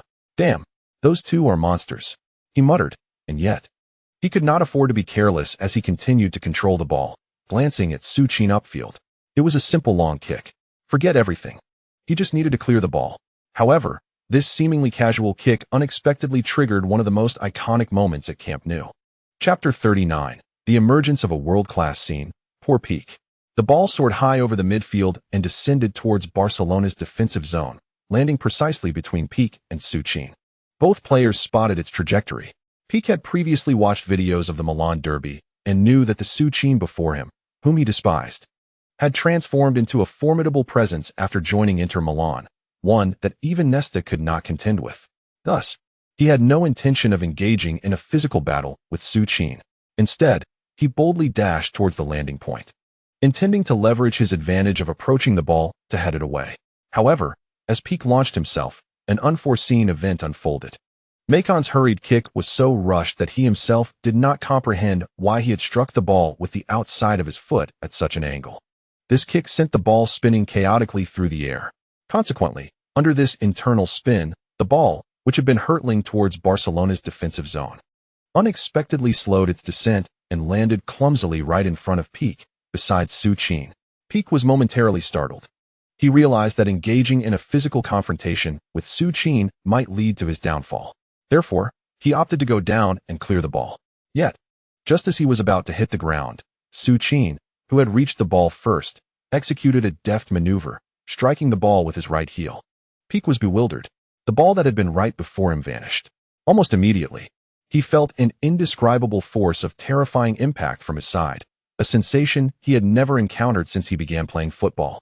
In an instant, he found himself tumbling onto the grass.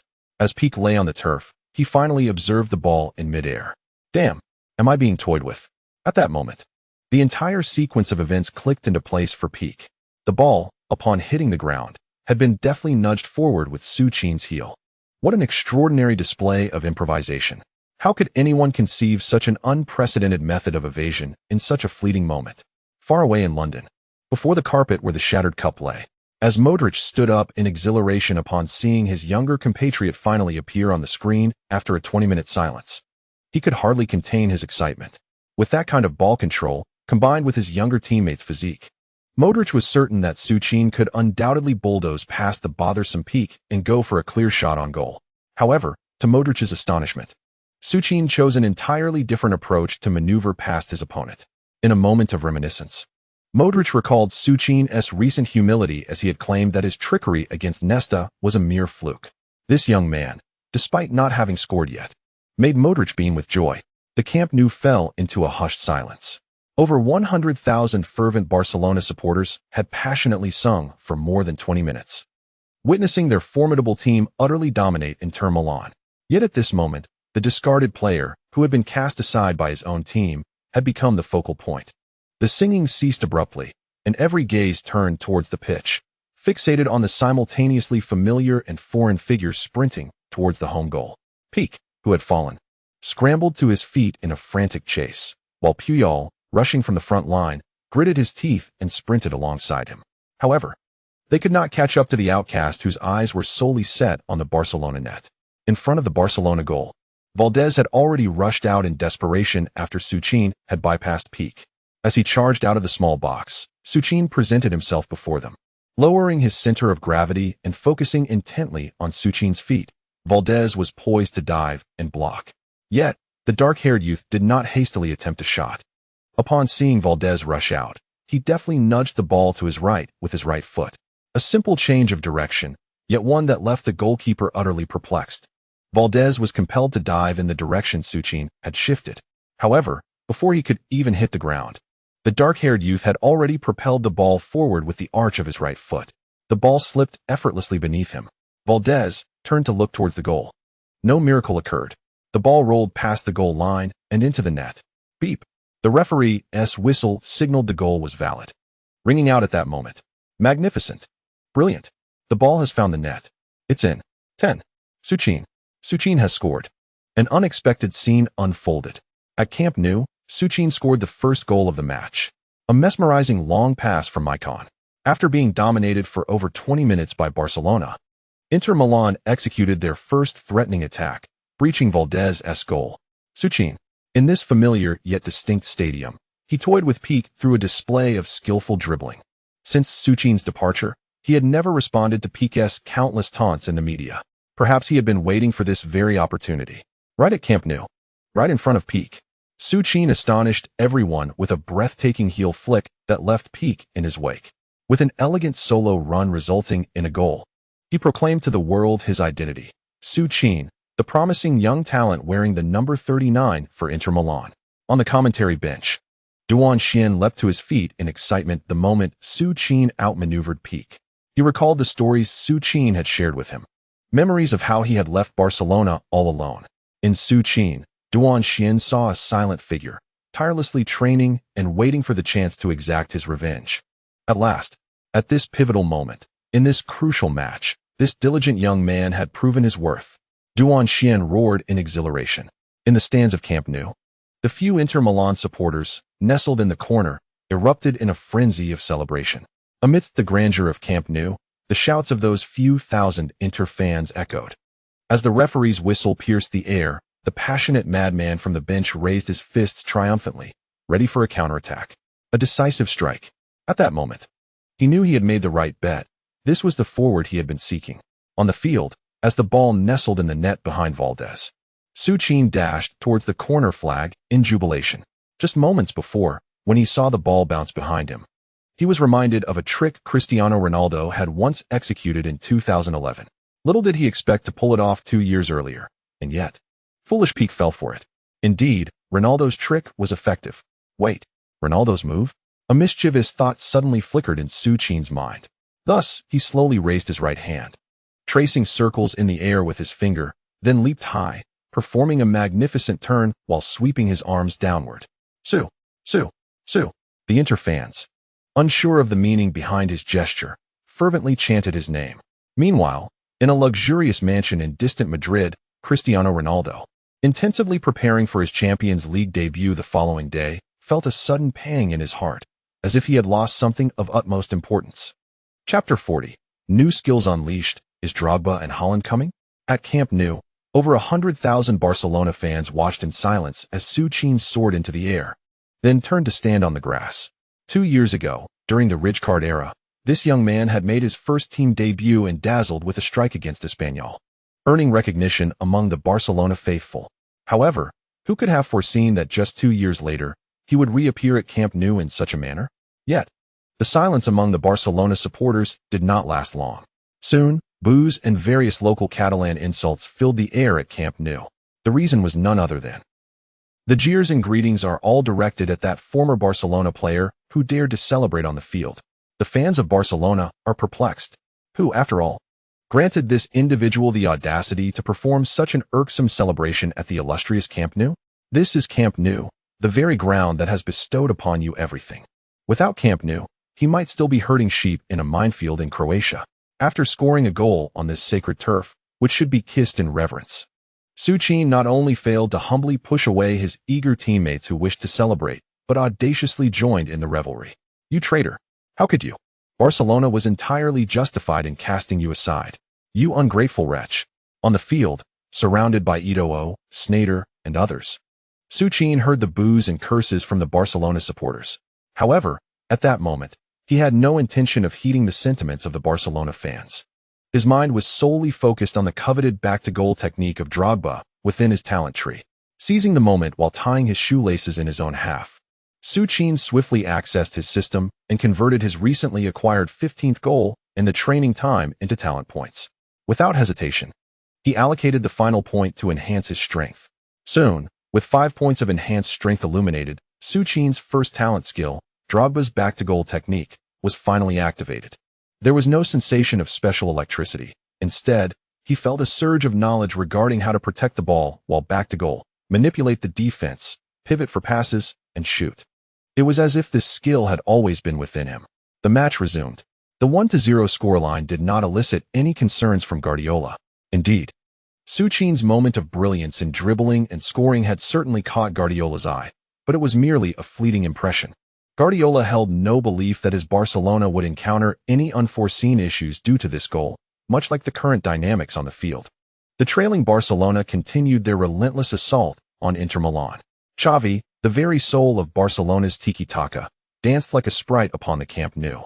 The special one had indeed employed a strategy to compress Messi's space for acceleration, but in doing so, Xavi was completely liberated. In the 26th minute of the match, just 3 minutes after Su Qin had helped Inter break the deadlock, the formidable Barcelona finally breached Inter's defenses. Xavi, once again, performed his mesmerizing magic in the Inter midfield. Xavi. His control is simply unparalleled. While Mourinho's tactics had confined Messi, one cannot afford to disregard Xavi in such a manner. However, there is little that can be done. Inter Milan possesses such a limited roster, and the attacking front of Barcelona appears almost otherworldly. The ball is in motion again. And here comes Sneijder. Oh my goodness. What a splendid play. The pass from Xavi is perilous. Sneijder, with Cambiaso's closing not only failing to contain Xavi, but inadvertently providing him the singular opportunity to thread the ball to the left, where Henry evades Maicon. Leaning against Maicon, Henry, with his left foot, does not pause but instead returns the ball to the center at the very moment of receiving it. Iniesta, who had been lurking nearby, slips past Cambiaso like an eel, deftly nudging the ball with his toe. The football glides smoothly between Lucio and Samuel. Once again, it is Henry. This time, no one can thwart the king of Nana, whose right-footed curling shot sends shivers down the spines of goalkeepers worldwide. Reminiscent of his countless incursions into enemy nets in the Premier League, Henry's right foot caresses the ball's lower right side. Cesar makes a valiant effort to dive and block. Yet the ball eludes his fingertips, finding its way into the bottom left corner of the net. Beep. The referee's whistle resounds. Boom. Simultaneously, the fervent crowd of over 100,000 Barcelona fans, who had been stifled for over 20 minutes, erupts in jubilation at Camp Nou. Guardiola on the sidelines nods in satisfaction. Meanwhile, Henry, having scored, excitedly rushes towards the corner flag. Iniesta, Xavi, Alves, Busquets, and of course, the languid Ibrahimovic. All the Barcelona players celebrate wildly amidst the ecstatic shouts. In front of the Inter Milan bench, the special one helplessly stuffs his hands into his pockets. There is no astonishment or surprise. He had anticipated this outcome long ago. This Barcelona side is indeed formidable. He has endeavored to contain Messi. However, the threats in Barcelona's attack extend far beyond him. Henry, he is a superstar who rivals Messi in prowess. And then there is that central figure, Zlatan, who seems yet to acclimate to Camp Nou. A draw at 1-1 is acceptable, but only 20 minutes have elapsed in the match. Barcelona's relentless assault continues unabated. He wonders if his team can endure for another 60 minutes. However, it is merely the group stage. His Inter has yet to fully gel. He must fortify the right flank. Perhaps during the winter break, when Pandev arrives, his Inter's structure will be complete. Just as the special one begins to feel despondent, an unexpected scene unfolds on the pitch. Su Qin. Amidst the fervent celebrations of the Barcelona players, Su Qin, who had just aided Inter in scoring a goal, returns to the center, gathering Eto'o and Sneijder together. The three huddle, whispering to one another. This is peculiar. He does not recall having communicated any tactical arrangements involving these three. Su Qin's singular objective was to ensure the first touch in the attacking front, as well as to excel in headers during Inter Milan's counterattacks. Su, are you certain you can control the ball? Sneijder questioned with a hint of skepticism upon hearing Su Qin's assertion. Let us give it a try. I have been delving into back-to-goal organization lately. If you and Eto'o don't come up, I want to know whom to organize for. But, Chief. Enough, Wesley. Since Su has said to try, let us try. Chapter 41. The emergence of the explosive Super Su. The suffocating new camp. Bara Byra Jugadors, Seguidors. Tots units fem fora sn molt inis plens diaphanes. The magnificent new camp reverberated with the anthem of Barcelona once more as Henry's goal restored parity between the two teams. Over 100,000 Barcelona fans filled the night sky with their fervent song, dissipating any lingering shock from Su Qin's goal. A mere cast-off from Barcelona. He had fortuitously scored during Pique's error. Within 3 minutes, Barcelona equalized. The devoted fans, well acquainted with Guardiola's tactics, understood that once the deadlock was broken, it would herald a time of jubilation for them. What chance would a turtle have once its shell was cracked at the new camp? Amidst the fans' raucous singing, the match resumed. Su Qin took the kickoff, turning to pass the ball to Sneijder behind him before ambling toward Barcelona's defensive half. Before long, Busquets was closely marking Su Qin. Until that moment, the two had rarely engaged in such proximity. With Su Qin lacking opportunities to possess the ball, Busquets found no necessity to apply pressure. Moreover, Guardiola had assigned the responsibility of defending against Su Qin's aerial threats to Pique. Inter's front line struggled to advance. As Sneijder gained possession, Barcelona's forwards closed in with relentless pressure.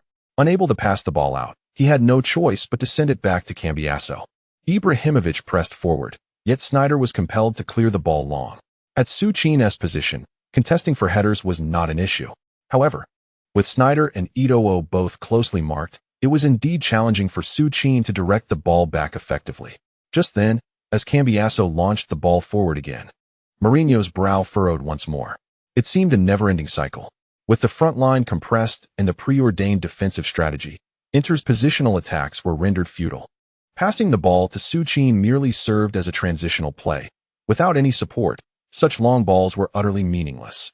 Yet, just as the madman anticipated that Su Qin would once again direct the ball towards Eto'o, who was fiercely contending for position with Henry. The player known for relying solely on his head to handle aerial balls, Su Qin, unexpectedly executed a surprising maneuver. With his back turned, he firmly leaned against the towering Busquets, empowered by immense physical strength. The seemingly equally matched Busquets was effortlessly pushed aside by Su Qin as if he were a mere piece of paper.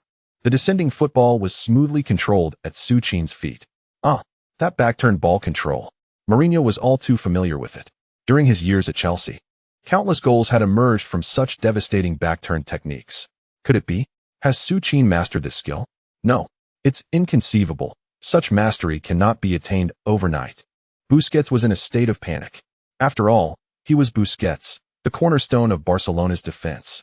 The number 39 player before him, Ibrahimovic, was unfamiliar. Yet Busquets knew him all too well.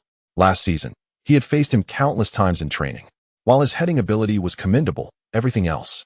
He appeared to be merely a youth academy player, lacking in physicality as well. However, who could have anticipated that merely 3 months had passed? And Su Qin had undergone such an extraordinary transformation? Busquets gritted his teeth and exerted all his strength. Yet he found himself utterly incapable of moving even an inch against the once feeble Su Qin. It was not just the unmatched force. Even Su Qin's back-turn technique seemed far beyond that of an 18-year-old. The angles of his arms and shoulders, his entire body, as control over balance. And most confounding of all, how he maintained the football at an extreme limit, just out of reach. Whenever Busquets attempted to maneuver around, Su Qin would simultaneously adjust his position, consistently keeping himself between Busquets and the ball. At that moment, Busquets was filled with disbelief. However, his astonishment was short-lived. For Su Qin played the ball out to the left flank. The world-renowned right-back Maicon, long overshadowed by Henry, surged onto the scene. His powerful legs thudded against the grass of Camp Nou, and his speed, still unyielding, left Iniesta in his wake as he attempted to cover the ground. With a deft diagonal pass, Su Qin delivered the ball to Maicon on the right side. At the moment of passing, Su Qin completed a swift turn, leaving the bewildered Busquets behind him. Magnificent. Su Qin successfully received Cambiaso's long pass. Maicon was on the attack. The 30th minute of the match heralded the arrival of Inter Milan's true offensive strategy. With clarity, Su Qin executed a back-turn trap that left Busquets helpless, simultaneously orchestrating the play. Su, sensing an unusual shift in the atmosphere, intensified his tone. At that moment on the pitch, Maicon finally showcased his prowess as the world's foremost right back. In an instant, as Barcelona's left back Maxwell attempted to tackle, Maicon deftly nudged the ball to the right and glided past Maxwell with the grace of countless rehearsals. Surpassing Maxwell, Maicon turned his head to behold Su Qin, who had surged to the edge of Barcelona's penalty area. With a sidestep, Maicon struck the ball fiercely with his right foot, the sound echoing like thunder as the ball soared into the air, racing towards Barcelona's box. The owner, Pi, was in a state of frustration. Although the game had settled into Barcelona's rhythm, with Henry having equalized, Pi felt a lingering dissatisfaction. That cursed Su Qin had managed to score right before him. The most irksome part was that Shakira was watching from the stands. No, he was determined to reclaim the moment. In the ensuing match, he resolved to do nothing but observe Su Qin, intending to freeze him in place. What was this? That guy had actually managed to hold Busquets and pass the ball. What was happening? Never mind. All Maicon needed to do was cross it. Positioned advantageously, he merely had to arrive at the spot before that damned fellow. Indeed, it was a cross, and it landed right before him. That damn guy. Your stroke of luck has come to an end. This is Camp Nou. He leaped. Steady. He would send the ball away with a header. Suddenly, the proud peak felt as though time itself had come to a standstill. His body, which had been soaring straight up, altered its course in that fleeting moment. Holland's template infused with maximum power. Closes heading template. Su Qin was oblivious to the state he would achieve with the dual templates and the power boost. However, upon witnessing Maicon fiercely curl the ball toward Barcelona's penalty area, Su Qin had no time for contemplation. He sprinted with all his might, arriving at the ball's landing point. With a powerful thrust of his legs against the turf, He launched his entire body toward the spot. Yet, midair, Su Qin spotted Peak blocking his path. Fortunately, it was Peak. At that moment, Su Qin had grown indifferent to the outcome of their impending collision. His gaze was fixated on the approaching ball. Just as the ball neared him, Su Qin decisively thrust his forehead into it, and his body collided heavily with Peak. Though it transpired in an instant, everyone within the penalty area felt as though they were suspended in time. All eyes turned towards Su Qin, who, like a ferocious beast, struck the ball with his head towards the goal. What an astonishing force! What kind of anomaly is that fellow? In front of the Barcelona goal, Valdez remained motionless, utterly devoid of any reaction time against such a brutal header from such close range. He merely perceived a fleeting flash of white light before the once boisterous Camp Nou fell into a profound silence. Everyone, be it Barcelona supporters or Inter Milan fans, stood in a stupor, gazing at the frenzied number 39 on the pitch. Beep. 1 second. 2 seconds. 3 seconds. At last, 3 seconds after the referee's whistle blew, a thunderous roar erupted from the thousands of Inter fans. Chapter 42. Guardiola. Has this guy been rehearsing my tactics for a year? Splendid. Magnificent. The ball has found the net. 21. Su Qin. Once again, Su Qin. A powerful header. Su Qin forcefully drove the ball into the goal defended by Valdez, marking his second strike. Incredible. At Camp Nou, Su Qin had once again propelled Inter Milan into the lead. The simplicity of the offensive strategy was striking, beginning with Cambiaso's long pass. Inter executed merely 3 straightforward passes. Yet, it was through this unpretentious sequence that Inter Milan pride opened the gates of Barcelona.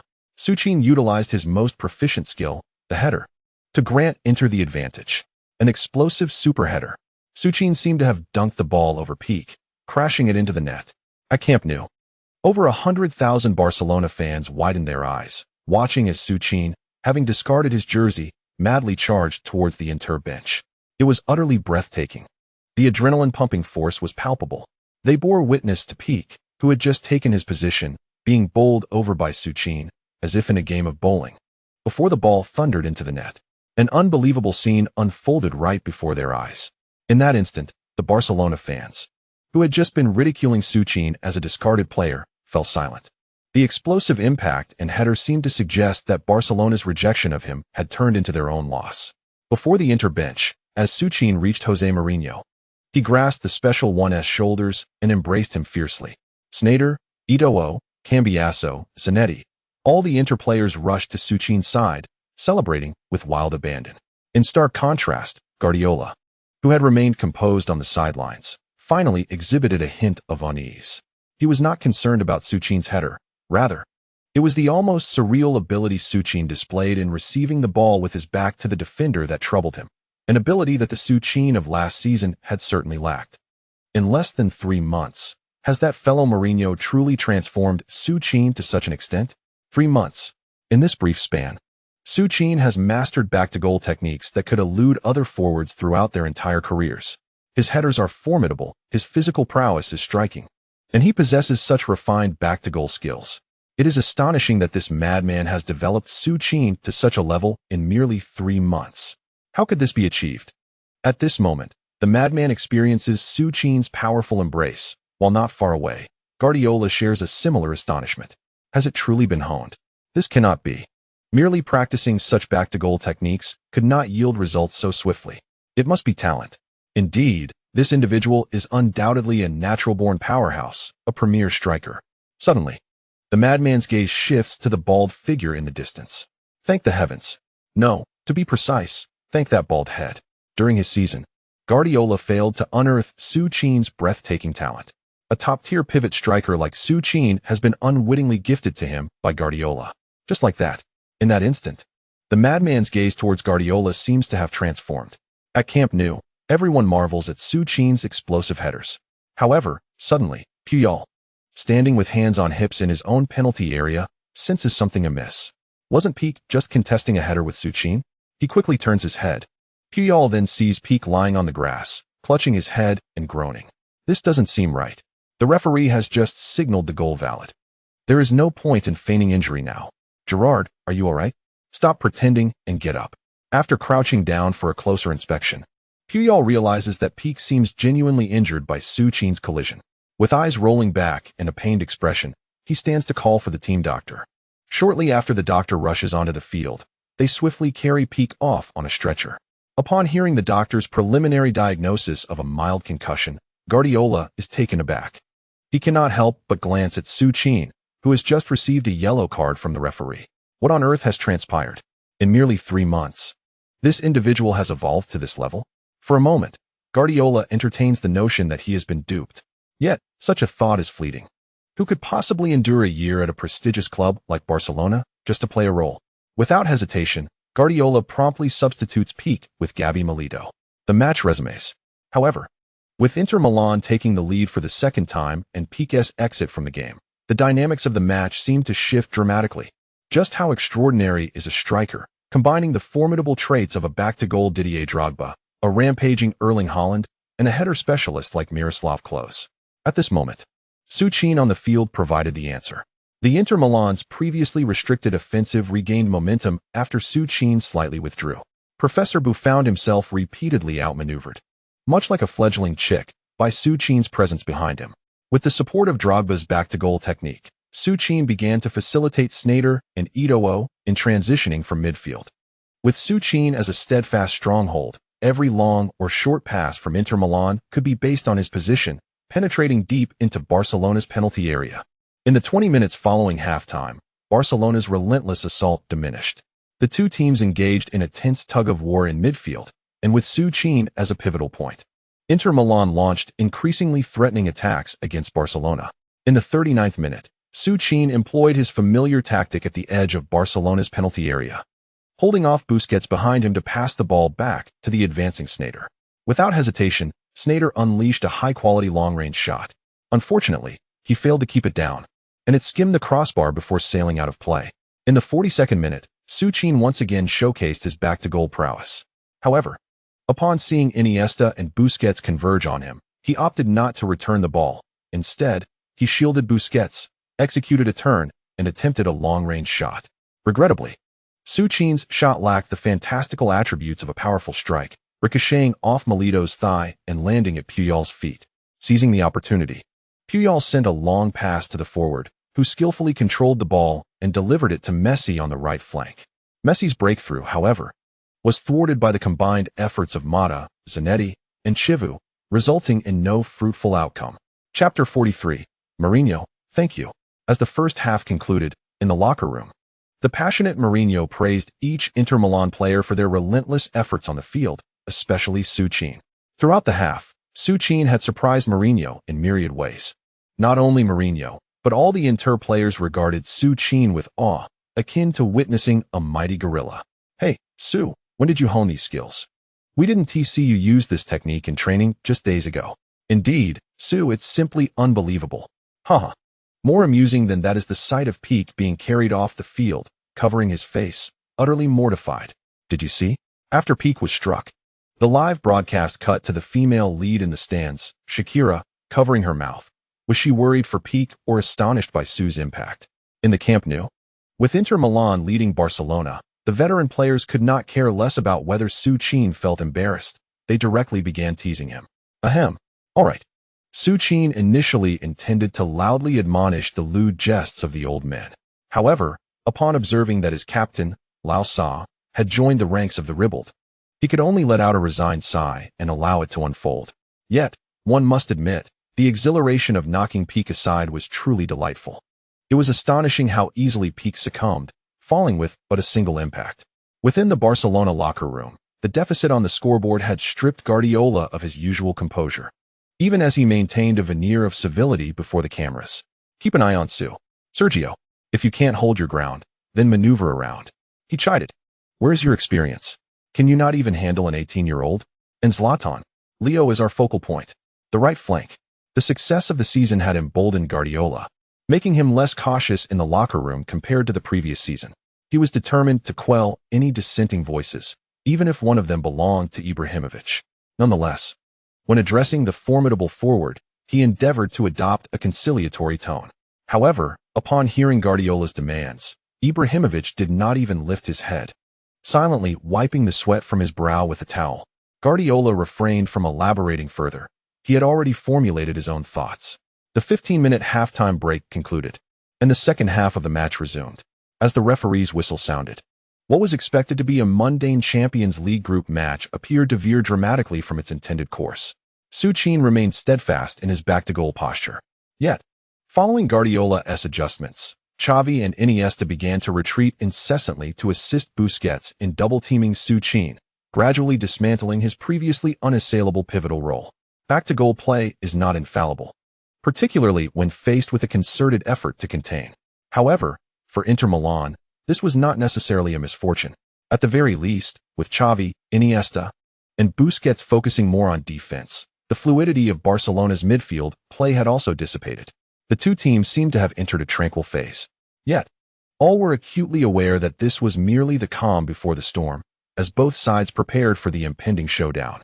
In the 64th minute of the match, trailing Barcelona finally sprang into action. Xavi and Iniesta began to weave their dazzling short passes, infiltrating Inter's backline. Henry on the left flank surged forward, drawing Maicon away.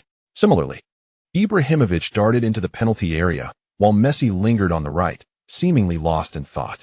Yet, it was precisely in these moments that Messi proved most lethal. Indeed, as Xavi and Iniesta attracted all the central defenders, Iniesta delivered a mesmerizing ground pass to the suddenly advancing Messi on the right. At just 22 years of age, Messi's terrifying prowess was evident. His near-unanswerable speed and footwork offered a resounding answer to all.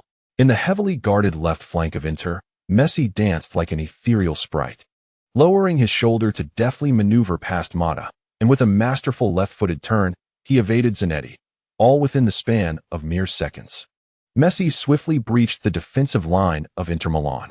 Yet, his performance was far from over. At the moment when Samuel released his grip on Ibrahimovic to assist in defending against Messi, the latter, still in the midst of a feint, seemed to suspend time as he twisted his ankle and entire body once more in midair. With a single strike, the formidable Samuel was left reeling on the ground, utterly deceived by Messi's exquisite maneuver, charging into the penalty area. As Sessel rushed forward to block the shot, Messi deftly flicked the ball with the tip of his left foot. The football soared high above Sessel and nestled into the net. Boom!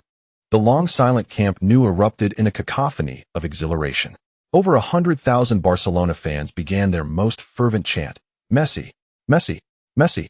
These two words resonated with palpable emotion, embodying the pride of Camp Nou.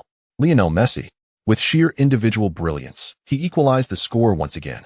Thierry, Ibrahimovic, Xavi, Iniesta, all the Barcelona players surged towards Messi. Meanwhile, on the sidelines, Mourinho shook his head in bitter resignation as Messi scored. Once again, he had failed. His painstakingly crafted defensive corridor for Messi had ultimately proven ineffective against this genius who astonished the world.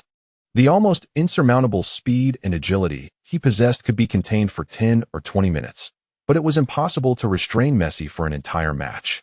At the center circle, Su Qin stood in awe, transfixed by the mesmerizing display of Messi's dribbling on the big screen. Indeed, Su Qin envied Messi's extraordinary skill. However, he had opted for a power-oriented skill set, making such exquisite maneuvering unattainable for him after 5 years. 5 years later, would he even be 23? Under the pressure of a 2-2 scoreline and Messi's looming threat, the once bold Inter Milan retreated into silence. Naturally, Su Qin's presence instilled a degree of caution in Barcelona, preventing them from launching an all-out assault. Inter Milan, primarily a defensive team, was content to secure a point at Camp Nou. On the other hand, Barcelona also refrained from relentless attacking. It was not that they lacked the desire to win. Rather, Inter's players, ever the opportunists, would send the ball soaring past midfield directly to their bothersome Su Qin in the backline. That guy was nearly impossible to contain with just 2 defenders. Furthermore, if someone could keep pace and deliver a cross to this monster, the threat posed would rival that of Messi. After all, it was merely the group stage, not the knockout rounds, where the stakes were life and death. Professor Boo's meticulously prepared secret techniques remained unutilized. Additionally, the lack of pressure for qualification from Group F led to a rather peculiar scenario. Both teams entrenched themselves in their respective halves, allowing their forwards to resolve the conflict on their own. In the 78th minute, Su Qin once again received a cross from Maicon within the penalty area. However, under the combined pressure of Puyol and Milito, Su Qin's header lost its accuracy and soared over the baseline. Meanwhile, in the 82nd minute, Barcelona once again found a promising opportunity. It was still Xavi, who, after an endless series of turns, delivered a precise through ball. Ibrahimovic received the pass at the edge of the penalty area, shielded the ball from Cambiasso, and then elegantly slipped it to Henry. Unfortunately, it seemed he misjudged his shot, as Henry's attempt veered away from the goalpost. From that moment onward, neither team managed to produce any threatening attacks. After 3 minutes of stoppage time elapsed, the referee blew the whistle, signaling the conclusion of the match. It ended in a draw, a result that both teams could accept. The first encounter of the season between the two esteemed coaches, Guardiola and Mourinho, concluded with a peaceful score of 2-2. In front of countless cameras, the two exchanged smiles and embraced. To the media, they appeared as fierce rivals. However, in private, they maintained a cordial friendship. Moreover, Mourinho found nothing in this match that he could disdain about Barcelona. On the contrary, Su Qin's sharp transformation had ignited Mourinho's eagerness to devise a series of special tactics tailored for him. It seemed that the strategies previously developed for Milito could be slightly modified and applied to Su Qin. As for Milito, that could wait until he recovered from his injury. Yet, just as Guardiola was about to turn away, Mourinho seemed to recall something, a smile playing at the corners of his mouth as he expressed, "Josep, thank you." Guardiola was momentarily taken aback. Thank you? What could this man possibly thank him for? On the pitch, Su Qin gazed at the familiar Camp Nou, filled with emotions. Just as he planned to join Zanetti in expressing gratitude to the away fans, a gentle, familiar voice called out to him. Su. Chapter 44. Peak's concussion and the Diva's Lamborghini. Su. Long time no see. Turning around, it was indeed Messi. Although they now stood as rivals, Messi remained the same as ever. Long time no see, Leo. The two exchanged smiles and embraced briefly. Shall we? Of course. Your match-worn jersey isn't cheap. Before Messi could finish his sentence, Su Qin had already removed his jersey and exchanged it with Messi's. With no further interaction, the two hurriedly parted ways. Su Qin rushed to engage with the Inter fans, while Messi appeared to be heading to the hospital with Xavi and Iniesta. The Barcelona fans in the stands began to exit. A draw was not a devastating outcome for them, considering it was merely a Champions League group match. However, the only disappointment lingered in the fact that Su Qin, once cast aside by Barcelona, had remarkably been awarded the man of the match. Indeed, with 2 goals to his name, Su Qin had earned the accolade of being the best player of the Champions League match for the first time. A delicate, intricately designed star trophy. Su, upon his first return to Camp Nou, scored 2 goals and earned the title of the best player on the field. The on-site host inquired, "What are your feelings at this moment?" "Well, I am quite elated. For scoring 2 goals in such a significant match and aiding my team in securing a precious point is truly gratifying." The host, unlike those journalists eager for sensational revelations from Su, allowed him to depart after a brief interview. However, upon reaching the players' tunnel, a throng of reporters, eager to extract juicy details from Su, surged towards him. Unfortunately, Mourinho had been waiting at the tunnel entrance after shaking hands with Guardiola. Observing his beloved Su besieged by reporters, the ever-vigilant Mourinho swiftly approached, enveloped Su in an embrace, and cleared the journalists from their path. At such a moment, he wished to prevent Su from divulging anything to the press. Only after entering the players' tunnel did Mourinho release Su. "Su, do not engage too soon with those bothersome individuals. You need not attend the post-match press conference." "Thank you, boss." Gazing into Su's sincere eyes, Mourinho felt an overwhelming sense of satisfaction. Diligent, intelligent, mature, composed, most importantly, possessing extraordinary talent. Thank God. Finally, after many years, Mourinho had encountered the epitome of his ideal striker. Within the locker room, the draw did not evoke any sense of joy among the Inter Milan players. The price of relentless defense was evident, as the older players gasped for breath, dousing themselves repeatedly with ice water. Mourinho had no intention of delivering a post-match summary to his players. After instructing Zanetti to join him for the press conference, he departed. At last, Su found a moment to rest. After neatly folding the jersey exchanged with Messi and placing it in his bag, Su retrieved his phone. It seemed that someone had promised to wait for him in the parking lot. Messi possesses a commendable habit. Whenever he exchanges jerseys, he does not carelessly toss them in the locker room like others. He always folds the jerseys neatly and takes them home, allowing Antonella to place them in the special room designated for his collection. Messi is a gentle soul, cherishing jerseys even from players whose names he may hardly remember. He has never contemplated discarding them. Su, however, was not trying to emulate Messi. He simply believed that Messi's jerseys, particularly match-worn ones, were treasures that most people could not acquire. Upon opening his phone, he found, indeed, the first unread message was from Shakira. Although this meeting had been arranged weeks prior, seeing the message made Su feel a flutter of anxiety, particularly since Pique had ended up in the hospital after their encounter. Is it truly appropriate for one to indulge in such thoughts? Nevertheless, despite such considerations, Su Qin swiftly began to gather his belongings. Bathing? What purpose does bathing twice in a single evening serve? Hey, Su, are you joining us for a drink later? At that moment, as Su Qin was tidying up, Ito approached and casually draped an arm around him, suddenly inquiring. He was not alone. A group followed closely behind. Upon witnessing Ito's mischievous and inquisitive expression, Su Qin instantly discerned the intentions of this motley crew. No, I have other matters to attend to. Haha, hurry, I've won. 1,000 euros each. Pay up. To Su Qin's astonishment, the moment he uttered those words, Ito leapt up in a fit of excitement, immediately turning to urge Lucio, Snyder, and Mata to settle their debts. It was evident that these older gentlemen had wagered their nightlife as a bet. Casting a disdainful glance at these lecherous seniors, Su Qin shouldered his bag and departed. In the parking lot of Camp Nou, a green Lamborghini idled at the entrance, its lights illuminating the path. Upon recognizing the familiar license plate, Su Qin approached and opened the car door. Adults, after all, experience little embarrassment. Shakira glanced alluringly at Su Qin, inhaling the scent of masculine allure that clung to him, before flooring the accelerator and roaring out of the parking lot. As expected, the moment Shakira's green Lamborghini appeared outside the stadium, a flurry of camera flashes erupted at the entrance. Today, Shakira was the second star of Camp Nou, trailing only Messi. Especially after the media had sensationalized the scenes of Su Qin and Pique, everyone knew that whoever was seen emerging from Shakira's car that night would be deemed the victor. Although Pique had long departed in an ambulance, the sight of the handsome young man with dark hair in the passenger seat sent the reporters into a frenzy. Camp Nou had witnessed Pique's injury, while Su Qin reveled in the company of the diva Shakira. Undoubtedly, this evening marked Su Qin's triumphant emergence from the depths of despair that followed his dismissal by Guardiola. On the streets of Barcelona, the roar of engines mirrored the escalating heartbeat of the two. Unconcealed, they drove straight into the opulent El Mirador Hotel, previously revealed by the press. Just like before, Shakira led Su Qin to her lavish penthouse suite in El Mirador.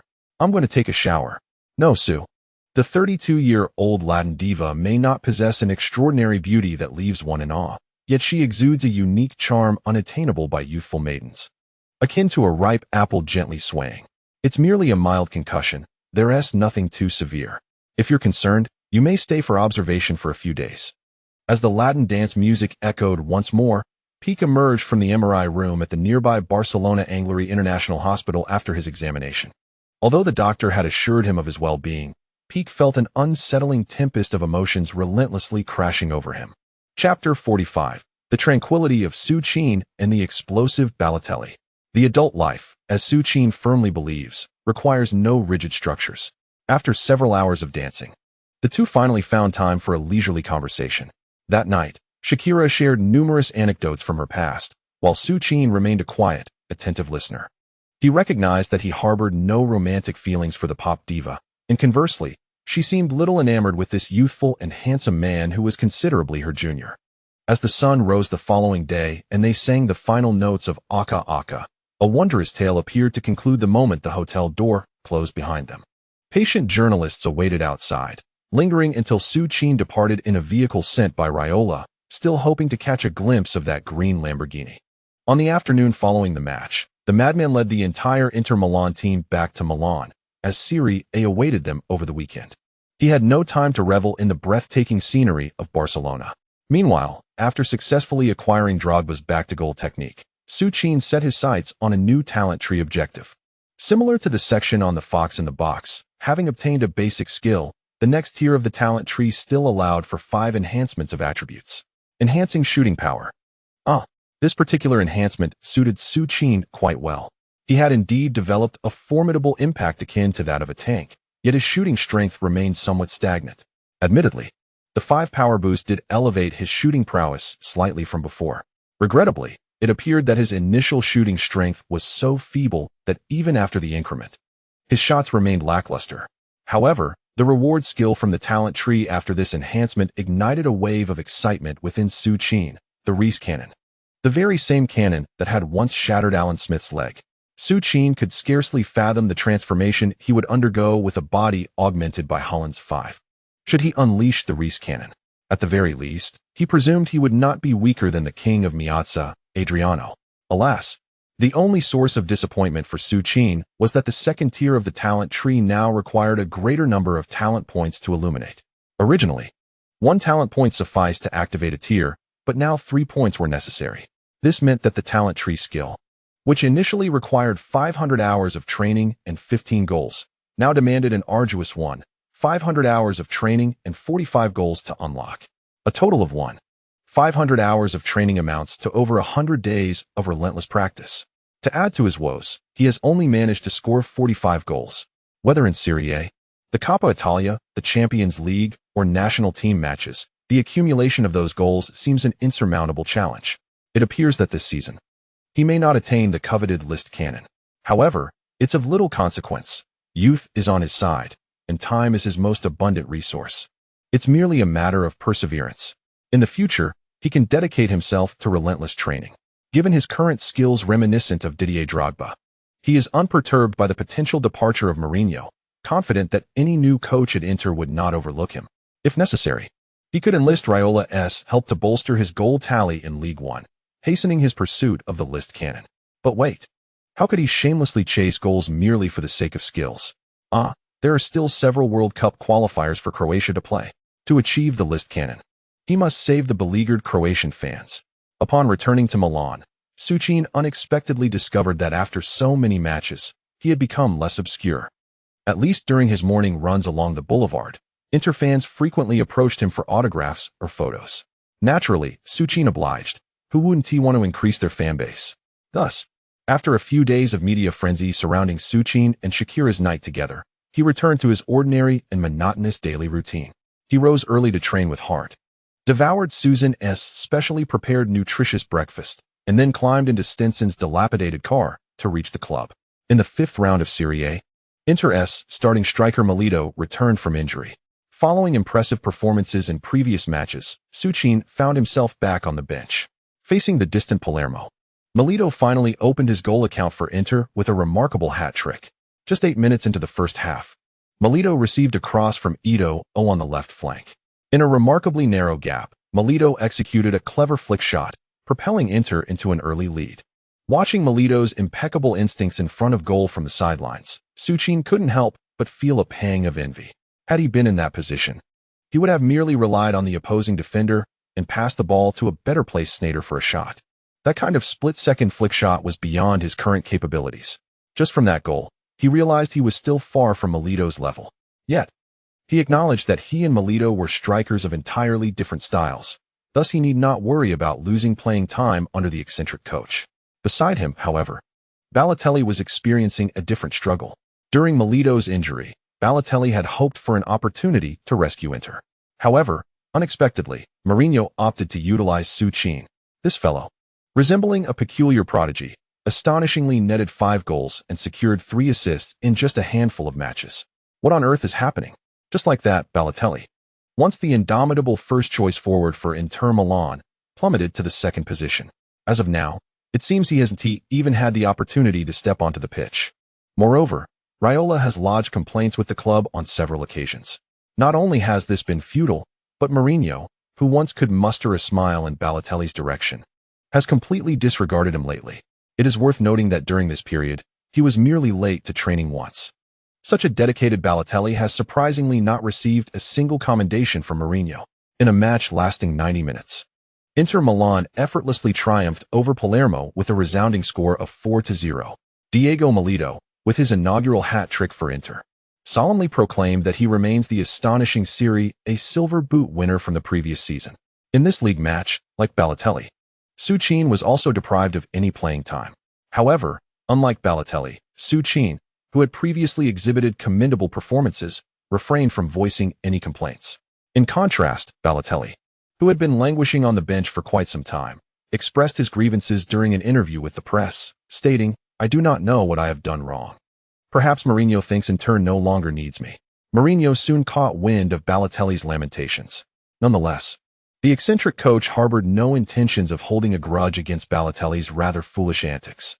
After all, he was already contemplating trading Balotelli during the winter break in exchange for several versatile players capable of rotation. Unfortunately, while Mourinho remained unfazed, the reporters were relentless. Moreover, just 3 days after Balotelli's interview, explosive news erupted. A brief video surfaced, depicting Balotelli, seemingly seated on a prison chair, clad in Milan's jersey, exuberantly singing the club's anthem. In an instant, the entire city of Milan erupted in chaos. Chapter 46. The eccentric's happiness. Who is better, Milito or Su Qin? Mino, do not fret. In Balotelli's opulent mansion, Raiola was flitting about like a frantic grasshopper. However, as the focal point of the most sensational news in Milan, Balotelli, wrapped in a bath towel, appeared utterly indifferent and even attempted to reassure Raiola. "No need to rush. Mario, do you comprehend the implications of your actions? I truly wonder what is going on in that mind of yours. Mino, do you share this sentiment?" Balotelli, seemingly affronted as if his pride had been insulted, retorted with displeasure. "All right, fine. Sorry, Mario. That was not my intention. I merely meant to convey that this situation could become quite troublesome. Mino, I accept your apology. However, to speak candidly, I actually prefer Milan a bit more. By the way, do you think there is a possibility that Inter might sell me to Milan during the winter break? I am not happy here at Inter. Damn it." At this moment, Raiola is utterly despondent. Just a day after the video was released, Inter Milan announced their disciplinary decision on their official website. The club has imposed an indefinite suspension on Mario Balotelli. Well, this decision has indeed momentarily silenced the fervent Inter supporters who were scouring the streets for any sign of Balotelli. However, the journalists who have yet to witness Mourinho's distressed demeanor have no intention of letting Inter off the hook.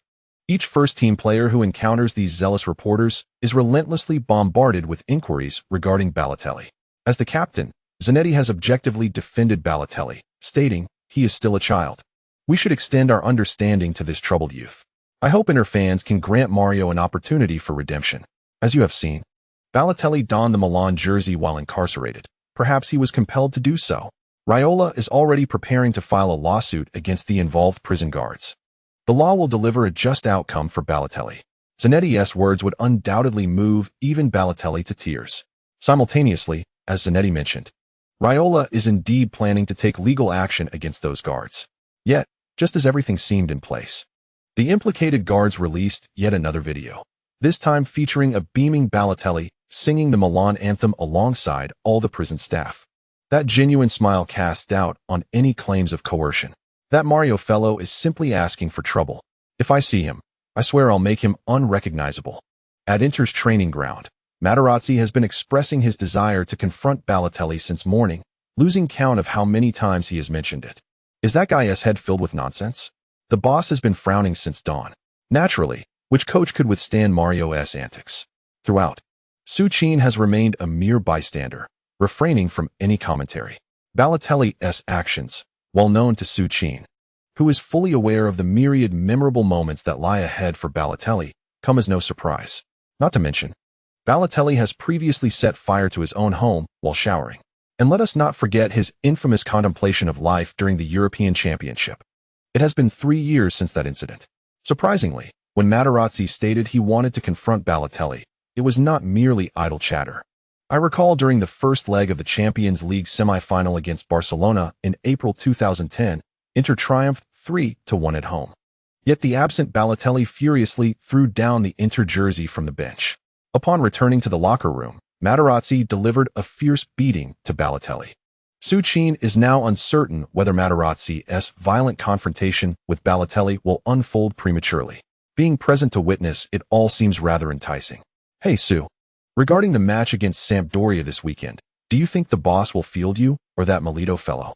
Everyone else is discussing Balotelli's ridiculous antics, while Eto'o is preoccupied with who the madman will choose to play in the upcoming league match. Honestly, I have no clue. The boss never informs me about his tactical decisions. Damn it, Su, I'm just showing concern for you. To be frank, I believe Milito's playing style." As he spoke, the cheetah covertly glared at Milito, who was still stretching. Initially, Su Qin felt a twinge of gratitude for Ito's concern. But upon reflection, he realized, wait a minute, this guy isn't concerned about me. He clearly fears that Milito's presence on the pitch will diminish his own goal-scoring opportunities. In the last match, Milito scored a hat trick with both feet, while the cheetah, despite his numerous breakthroughs and sprints, left the field empty-handed. With this thought, Su Qin rolled his eyes at Ito. Ahem. Su, what's with that expression? We are the best duo in all of Inter. If I had to choose, I'd undoubtedly pick you to start. I genuinely care about you, and it's not just because you always deliver the ball to me. I simply want you to rack up more assists. Ugh, fine. As the conversation progressed, Ito himself began to feel a bit embarrassed. The cheetah's heart was heavy. When Su Qin was around, he was the deadliest weapon for Inter. Now that Su Qin was absent, scoring even a single goal felt like an insurmountable challenge. True, his synergy with Milito was commendable, but it relied on his ability to draw defenders and create shooting opportunities for Milito. Thus, ironically, the player who most hoped for Su Qin's starting position was none other than Inter's star who had failed to score in the previous match. On Friday, the madman led the entire Inter squad to Genoa. 2 days later, Inter would face Sampdoria in their 6th league encounter, a team closely trailing them in the standings. For Inter, Sampdoria was no ordinary opponent. This season, with the explosive duo of Pizzini and the troublesome Cassano, Sampdoria was trailing Inter by a mere goal difference. Moreover, Coach Del Neri had made a significant move just before the transfer window closed, acquiring Napoli's formidable winger, Magnini, for $2 million. Magnini had delivered 5 assists to Pizzini and Cassano in the first 5 league matches. According to many esteemed football analysts, securing 3 points in this match would not be an easy feat for Inter. Nevertheless, the madman harbored no doubts about his team's ability to win. His only dilemma was whether to start Su Qin or the outstanding Milito from the previous match.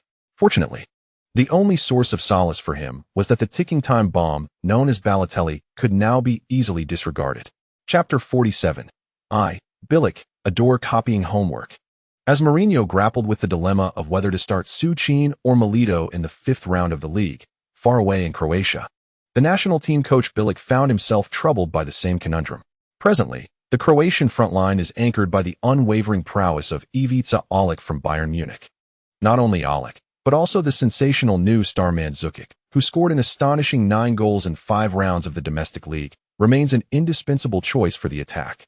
However, to be frank, Bilic's greatest temptation lies with Su Qin. The sole reason being that, as a coach without formal training, Bilic has always believed that the traditional, steadfast center-forward role embodied by Su Qin represents the future of Croatian football. Croatia lacks dazzling midfield players. What it truly needs is a formidable striker like Su Qin who can firmly hold the center. With the imminent World Cup qualifiers looming, Croatia faces the formidable challenge of England. Confronted by a tenacious defender like Terry, Bilic does not believe that Olic, who has failed to make a significant impact even in the Bundesliga, can hold his own against Terry. However, Su Qin is a different story. Just days ago, during the Champions League group stage, Bilic witnessed the harrowing moment when Gerard Piqué, the future linchpin of Barcelona's defense, was sent to the hospital after being collided with by Su Qin. It was sheer brutality. At that moment, as Su Qin sent Piqué flying, Bilic, watching the live broadcast from home, inadvertently kicked his dog, which was lying at his feet, in a fit of excitement. The sheer force of that impact ignited a glimmer of hope in Bilic for Croatia's breakthrough. Thus, he has spent the past few days contemplating a bespoke tactical approach tailored specifically for Su Qin. Now, with the 6th round of Serie A about to commence, Bilic has prepared his notebook, ready to glean insights. On September 30th, 2009, the 6th round of the Italian Serie A officially kicked off. In the pre-match press conference, the most frequently posed questions to the special one revolved around Balotelli. Yet, as usual, Mourinho remained unperturbed, refusing to address any inquiries regarding Balotelli. He merely offered a few superficial comments about his perspective on the upcoming match before departing. The journalists, gritting their teeth in frustration, could only mutter curses against the defiant Mourinho, who, unlike the frail figure he would become years later in Rome, was still a commanding presence. Back in the away team dressing room, Mourinho approached the tactical board, reiterating the critical points to focus on for the match. Ultimately, He chose Su Qin, not because he deemed Su Qin superior to Milito, but for reasons yet to be revealed. Instead of facing the seasoned Sampdoria manager, Del Neri, the eccentric Mourinho aimed to catch him off guard. Many anticipated that Mourinho would select Milito, who had just netted a hat-trick in the previous match, for this crucial encounter in the Serie A, where both teams aspired to secure a spot in the top four. However, to everyone's astonishment, Mourinho opted for Su Qin, who had remained on the bench throughout the match. Indeed, an hour before the match commenced, when Del Neri finally received the confirmed starting lineup from Inter Milan, he was nearly driven to the brink of fury. For an entire week, he had meticulously constructed a defensive strategy aimed at countering Milito, the opportunist. Yet, at the last moment, Mourinho introduced Su, who was merely known by reporters for his heading ability. This decision completely disrupted Del Neri's tactical plans. Thus, what was initially heralded by the media as a clash of titans transformed into a grand tactical exhibition for Inter Milan. Within the first 7 minutes of the match, Su Qin received a long pass from Stankovic at the edge of the penalty area. Using his beast-like physique to fend off Sampdoria's captain, the highly regarded defensive midfielder Palombo, he executed a deft back-heel pass to the African cheetah, Eto'o, who surged past him. The long silent cheetah showcased his unparalleled speed at the Luigi Ferrari Stadium. Without allowing Sampdoria's goalkeeper, Castellazzi, a moment to react, Eto'o swiftly struck the ball into the net's corner. As the referee's whistle sounded, the cheetah, in a frenzy of excitement, leaped onto Su Qin's back, wrapping his arms around his neck. In this manner, they joyfully dashed towards the corner flag to celebrate. Haha, Susi. I told you we are the best duo. I said you would provide an assist as soon as you stepped onto the field. While raising his arms to accept the adulation of over 5,000 Inter Milan supporters, Eto'o couldn't resist teasing Su Qin. Hey, Eto'o, I see through you now. No wonder you've been so attached to Su these days. Sneijder could not possibly overlook Eto'o's little intentions. However, for Sneijder, he genuinely preferred Su Qin, who often spent time with the newcomers. Furthermore, in terms of support play, Su Qin had clearly surpassed Milito. If not for Su Qin's lack of shooting prowess, Milito might not have even had the chance to step onto the pitch. On the sidelines, the eccentric Mourinho watched with delight as Su Qin celebrated with Eto'o on his back. How should one put it? With his formidable support capabilities, coupled with that crucial heading ability, Mourinho gazed at Su Qin as a mother-in-law admires her son-in-law, growing fonder with every glance. Meanwhile, in the distant reaches of Croatia, the pitiful cries of a dog echoed once more from a modest residence that could hardly be called luxurious. The head coach of the Croatian national team watched the replay of a goal scored by a Chinese player on television. Overcome with excitement, he could not help but envision a scene that would bring him joy even in his dreams. It was within a stadium filled with players donned in checkered jerseys. After executing a dazzling dribble, Modric delivered an exquisite long pass, lofting the ball into England's penalty area. The wild Subrasic, wearing the number 39 jersey, bulldozed through England's captain Terry and laid the ball off to the rapidly advancing Eduardo. With a simple poke, Croatia clinched a last-minute victory over England, pulling off a miraculous comeback. Oh, this temptation is unbearable, even for Mourinho. How could Bilic possibly resist? Who cares about Olic or Mario Mandzukic? Subrasic is the dream striker for Bilic. And oh, the thrill of this borrowed brilliance is truly exhilarating. Chapter 48. My first endorsement is actually with Del Hoya. Sampdoria faced defeat. The seasoned coach Del Neri was mercilessly outwitted by the cunning Mourinho for a full 90 minutes. From the moment he started Su Qin, a stationary focal point, Del Neri was knocked down by Mourinho's tactical blunt force. In the first half, Su Qin's overwhelming presence left the entire Sampdoria midfield and defense in despair. Within those 45 minutes, Su Qin provided an assist with a back heel and executed a header that facilitated goals from both Eto'o and Sneijder. As halftime approached, the desperate Del Neri hastily replaced his two robust defensive midfielders. Unfortunately, upon witnessing Milito standing in the center circle as the match resumed, Del Neri's heart nearly faltered. This was sheer bullying. Is it only Mourinho who can employ such tricks? The outcome was 3-0. In the post-match press conference, Del Neri shook his head repeatedly when faced with journalists. Having experienced the glorious era of Serie A in the 1990s, Del Neri genuinely felt the weight of age. Today's youth seem devoid of sportsmanship. Even with a pair of aces in hand, they insist on playing separately. The 5 consecutive victories in the league, coupled with an unexpected loss by the neighboring Juventus, allowed Inter Milan to ascend to the pinnacle of the league standings. Perhaps due to Inter's newfound position atop the table, the eccentric Mourinho surprisingly addressed the ongoing debate regarding Balotelli's Milan anthem. Mario is an exceptionally gifted young player. However, perhaps because he is acutely aware of his own talents, he has never fully committed his focus to football. My team requires players who dedicate themselves solely to the game, much like Milito and Su. The decision to indefinitely suspend Mario was issued by the club. As the head coach, I can only act in accordance with the directives from the club, nevertheless. This does not necessarily imply that Mario's position on the team is permanently lost. If Mario could entirely immerse himself in the realm of football, I firmly believe that the club would not be averse to granting him a chance for redemption. To articulate such sentiments in front of a multitude of reporters reflects the extent of the manager's contemplation over Balotelli's prodigious talent. In the upcoming season, the manager's aspirations extend beyond merely clinching the league title. The Coppa Italia and the Champions League are also formidable targets. In the context of competing on 3 fronts, Balotelli is indeed not devoid of opportunities. Yes, Mourinho has constructed a sufficiently low threshold for Balotelli to step down from. However, regrettably, the manager is currently confronted with Balotelli, a player whose prowess beneath the neck is world-class, yet whose temperament above it is decidedly flawed. Less than 4 hours after Mourinho's remarks, fresh revelations about Balotelli emerged. A familiar vehicle arrived at Balotelli's opulent residence during the midnight hours, and the lurking journalists captured 3 Milanese bunnies discreetly entering his abode. Moreover, in the photographs taken by the paparazzi, a balding, dubious middle-aged man was seen making an inappropriate gesture towards the last of the bunnies as she exited the vehicle.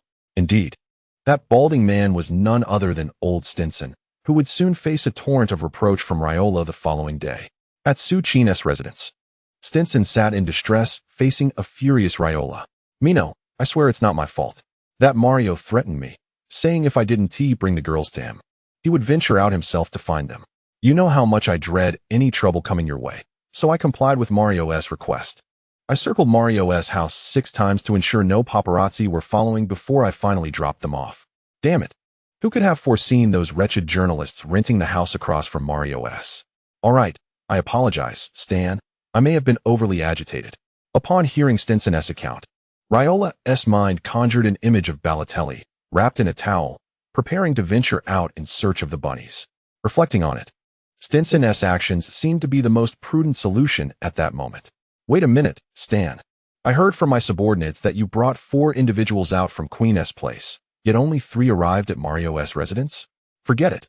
I no longer wish to concern myself with that fellow. Su, I did not come here today to discuss Mario. The situation is that Inter Milan has proposed a contract extension." "A contract extension?" Su Qin, who had been enjoying the gossip, was somewhat taken aback.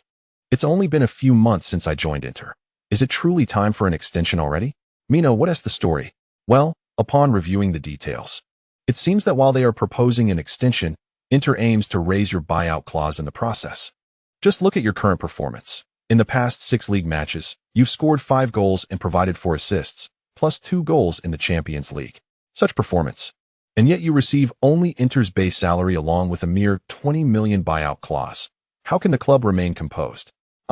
Upon hearing Raiola's words, Su Qin suddenly recalled that he had been so engrossed in rigorous training lately that he had lost track of his own progress. Bewilderingly, it had come to pass that he had become one of Inter's key players. Nonetheless, given his current form, it would indeed be unreasonable for Inter to award him an annual salary of 1.5 million. After all, Balotelli, who has yet to score a single goal, is still earning 2.8 million. So how should we negotiate?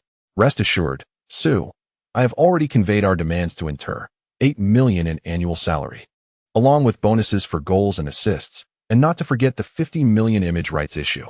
What? 8 million? Is that feasible for Inter? Oh, Su, I merely mentioned that offhand. There's no way Inter would agree to an 8 million salary for you. Ito, is only on 10.5 million. I simply threw out a figure to see how Inter would respond. Very well, you handle the negotiations. I am not well versed in this area.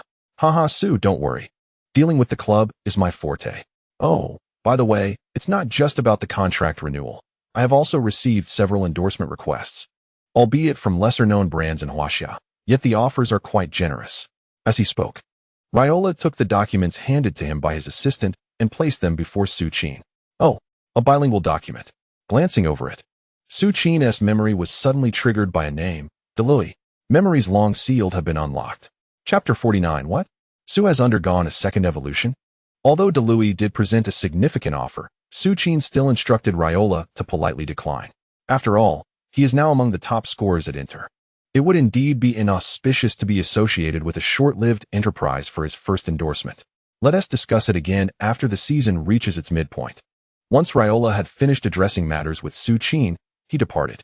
Watching him leave, Stinson felt a bit awkward and retreated to his room. Raiola was unaware that, despite 4 bunnies being present, 3 had ultimately departed with Balotelli. But Su Qin was aware Stinson had not returned last night. Observing his awkward gait as he entered the room this morning made it evident that the old fellow had indulged himself. The turmoil surrounding Balotelli had yet to settle. Yet Su Qin and his teammates at Inter had resumed their training regimen. For Su Qin, the current reigning king of rigorous training at Inter, nothing could bring more joy than the ability to train normally each day, particularly with Vieri's relentless special training sessions. Remarkably, Su Qin found himself acquiring some insights into shooting techniques. Of course, while he had made some progress, his skills still paled in comparison to the extraordinary abilities of Milito. In the end, Su Qin shamelessly sought guidance from Milito. As the most affable player in Inter Milan, Milito, despite being aware that Su Qin was his primary competitor, patiently imparted to him the nuances of his shooting technique.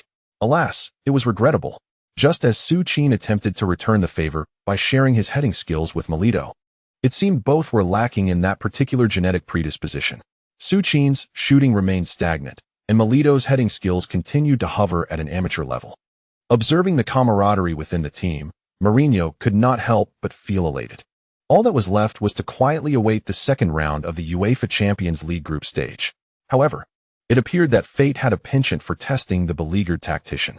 Just as he was humming a Portuguese tune from his homeland while devising the starting lineup for the midweek match, the team doctor, Eileen, delivered a report that sent Mourinho's heart racing. It seemed Su Qin was injured. Since the previous weekend, Su Qin had felt something amiss in his knees and calves. Initially, he paid little heed, continuing his rigorous training regimen of approximately 10 hours each day. However, by Tuesday, his legs began to ache. Upon arriving at the club, he bypassed the training grounds and headed straight for the medical center. Richard understood the significance of Su Qin to Mourinho, so before the results were even in, he instructed his assistant Eileen to urgently inform the manager. Inside the medical center, Su Qin lay quietly in the examination room, while outside, Mourinho and Rui Faria anxiously awaited Richard's report. After what felt like an eternity, Richard finally emerged from the room. "Richard, what is the verdict?" Mourinho inquired, his urgency palpable. Richard nearly chuckled at Mourinho's anxious demeanor. "Calm down, Jose. Su is fine." "Oh, not just fine. I have good news." "Good news?" Mourinho was momentarily taken aback. How could there be good news when Su Qin was in the examination room? Indeed, the good news is that Su's growth plates have expanded. Growth plates? Yes. It means Su is experiencing a growth spurt. According to our measurements, in just 3 months since joining the team, he has grown 24 centimeters from his initial height of 185 meters. Thus, Su's current barefoot height is now 874 meters. Su has grown taller? And according to Richard, this trend shows no signs of abating? "Richard, I need specific data. Will this growth affect his performance in the Champions League match this week? Moreover, given his current condition, how much taller can he potentially grow?" The tactician was not one for patience. He was eager to ascertain Su Qin's precise status. "No problem. Growing taller is a normal physiological phenomenon. At the age of 18, many males undergo a second phase of development, not only in height, but also in other areas." Just as Richard was about to share a humorous anecdote with Mourinho, he suddenly remembered that his assistant, Erin, who had yet to graduate with her doctorate, was right beside him. Thus, he promptly ceased the conversation. Unfortunately for Richard, whatever he intended to say, Erin was already aware of. Her cheeks flushed crimson, and she swiftly turned to exit the room. Considering the current state and the closure of Su's growth plates, I believe Su could still grow at least 4 to 5 centimeters. Once these growth plates are entirely closed, his theoretical height should be around 1 meter 92. 1 meter 92. The only thought occupying the mind of the madman was Su Qin's height of 1.92 meters. Even at 1.85 meters, Su Qin could silence the Camp Nou. One can only imagine the scene when a 1.92 meters Su Qin appears on the pitch. Given Su Qin's current impact and heading ability, should this lad reach 1.92 meters, it would seem as though all the penalty areas of the world would become his private garden. Forget about peak. Even Terry would likely not stand a chance against Su Qin. In that moment, Mourinho suddenly became sentimental. From Porto to Chelsea, and then to Inter Milan, it seemed that the usually miserly god had finally shown him a touch of compassion. "Boss, what brings you here?" Just as the madman was expressing his gratitude to God, Su Qin emerged from the examination room. "Oh, nothing much. Just came to check on you. If all is well, go ahead and train." After patting his beloved disciple on the shoulder, the madman was the first to depart. Once he saw the madman exit, Su Qin turned to Richard. By the way, Richard hadn't yet disclosed what the issue with his leg was. The system had not indicated any injuries either, prompting him to visit the medical center for a checkup. "Mr. Richard," before Su Qin could speak, Richard handed him the report. "Kid, you've grown again. Didn't you notice anything?" Upon receiving the report, Su Qin finally noticed the small arrow indicating his height in the detailed physical data. "Wow, no wonder my legs have been sore. So, I've experienced another growth spurt? Wait a minute. Is it possible to have a second growth phase at 18? Su Qin seemed to grasp something he had long pondered. The feeling that the goddess had been describing that night at Camp Nou was entirely different from the last time. Perhaps this was the reason? Su Qin's increase in height would merely create a minor ripple for Inter Milan. That afternoon, Su Qin boarded the flight to Kiev with the entire Inter team for their match against Dynamo Kiev. The second round of the Champions League group stage was finally about to commence. However, before the second round of group matches began, an intriguing scene unfolded. Following Su Qin's remarkable brace at Camp Nou in the previous round, in a bewildering turn of events, Su Qin found himself sharing the pinnacle of the Champions League scoring chart with the illustrious Cristiano Ronaldo, who had recently joined Real Madrid for a staggering sum of 80 million during the summer transfer window. The proud Ronaldo, upon his arrival in Milan, confidently declared in an interview that he was unfamiliar with anyone named Su, asserting that after Thursday, the top scorer would be solely his. Upon hearing the reporter's inquiries, Su Qin was momentarily stunned, grappling with the absurdity of the situation. Chapter 50. What? Are you suggesting that Dynamo Kiev will engage in an offensive battle against Inter Milan? Kiev is a remarkable place. Although it lacks the rich historical ambience of Milan, it boasts unique geographical advantages that Milan does not possess. Situated in the north-central region of Ukraine, along the banks of the Dnieper River and near the confluence of its major tributaries, the Pripyat and the Tisa, Kiev serves as the capital of Ukraine and the nexus of its economic, cultural, and political life. This city, untouched by calamity, appears tranquil and prosperous. Kiev is beautiful, so much so that even Vieri arrived a day early, while he claimed to be there for the match. Those familiar with Vieri knew he had several romantic liaisons in Ukraine. Upon arriving at the hotel, Su Qin remained in a state of disbelief. He finally understood why Mourinho harbored such disdain for journalists, who, in their quest for sensationalism, would pose the most ludicrous questions. Despite being merely a substitute forward for Inter Milan, he was asked in front of reporters whether he had confidence in contending with Ronaldo for the title of top scorer in the current Champions League. However, upon reflection, it seemed that Real Madrid had yet to surpass Lyon in the round of 16 this season, while his own chances of becoming the top scorer appeared slim. Surpassing Ronaldo might not be an insurmountable challenge. Perhaps it was best to avoid unnecessary entanglements. He decided to keep a low profile and focus on development. With aspirations of Inter Milan clinching a treble this year, which might allow him to draw from the talent modules thrice, potentially yielding an ancient deity-s module. At that time, he could indulge in posturing without hesitation. "Hey Su, against Kiev, I think you might just achieve a hat trick," Ito'o remarked as they settled into their beds after a shower. Indeed, shortly after Mourinho departed from the medical center, the mastermind finalized the starting lineup for the midweek Champions League clash, with Su Qin replacing Milito, who had recently started in the league. The other positions remained largely unchanged. Mourinho's reasoning was straightforward. Su Qin's prowess was inherently suited for dismantling teams like Kiev. "Let us hope so," he mused. "Regardless, the reporters are all buzzing about whether you or Ronaldo will lead the scoring chart. Just give it your all and keep that guy behind you. In this match, I'll cross the ball to you instead of shooting. I'll just aim for your head. Eto'o, for reasons unbeknownst to him, always seemed to harbor a dislike for Ronaldo. In a bid to irk Cristiano Ronaldo, Eto'o seemingly disregards the prospect of scoring.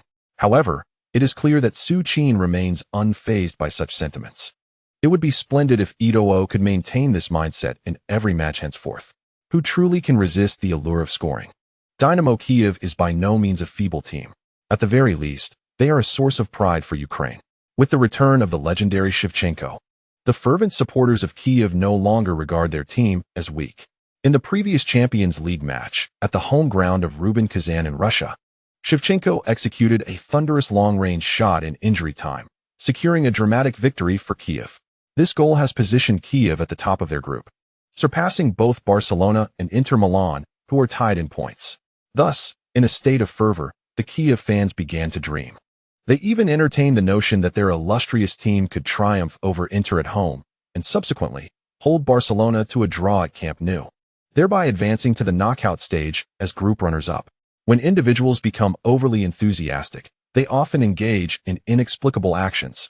For instance, on the streets of Kyiv in the early hours, hundreds of die-hard Kyiv supporters gathered beneath the hotel where the Inter players were staying. Armed with powerful speakers and various handheld horns, they unleashed a cacophony of noise outside the hotel. Mourinho, incensed, called the police. However, as soon as the officers dispersed the zealous fans, they resumed their raucous chanting.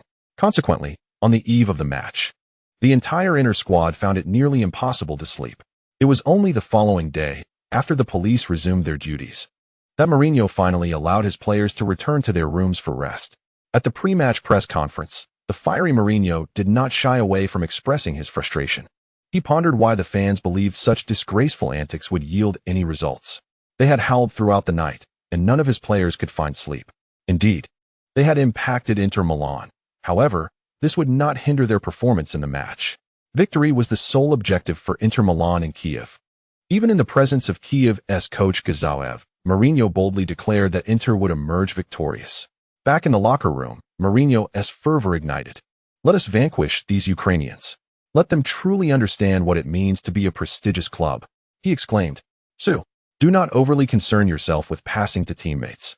In this match, wield your head to teach these Ukrainian country folk a lesson. The flanks and midfield should feed you the ball whenever the opportunity arises.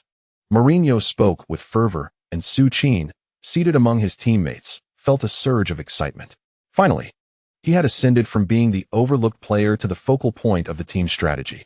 With an enhanced version of the Holland template, and having gained a few centimeters in height, Su Qin himself was uncertain of the limits of his heading prowess. Soon after Old Moo finished his chicken blood soup, Su Qin, along with all his teammates, appeared in the players' tunnel.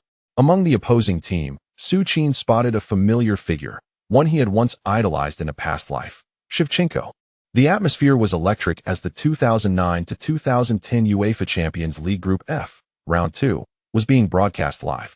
Inter Milan faced off against Dynamo Kyiv away from home.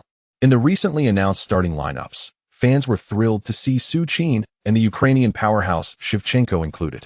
The players were now positioned in their respective halves. With the sound of the referee's whistle, the match officially commenced. First, the starting lineups were introduced. Inter's goalkeeper, donning the traditional blue and black kit, was number 1, Cesar. Following a resounding victory in the league, the coach had once again altered the formation. Eto'o was placed on the left flank, while Mata shifted to the right. In a 4-3-3 formation, it was evident that Mourinho intended to utilize Su Qin in the central position as the primary offensive focal point. On the opposite side, dressed in classic white, Dynamo Kyiv's starting goalkeeper was number 31, Bohush. The left back was number 11, Yelovienko. The center backs, the towering duo, were number 34, Kacharidi, and number 44, Almeida, while the right back was number 21, Magalhaes. The midfield consisted of number 17, Mikhailik, number 7, Shevchenko, number 5, Vukojevic, and number 70, Yarmolenko. The two forwards were number 36, Ninkovic, paired with number 10, Malevsky.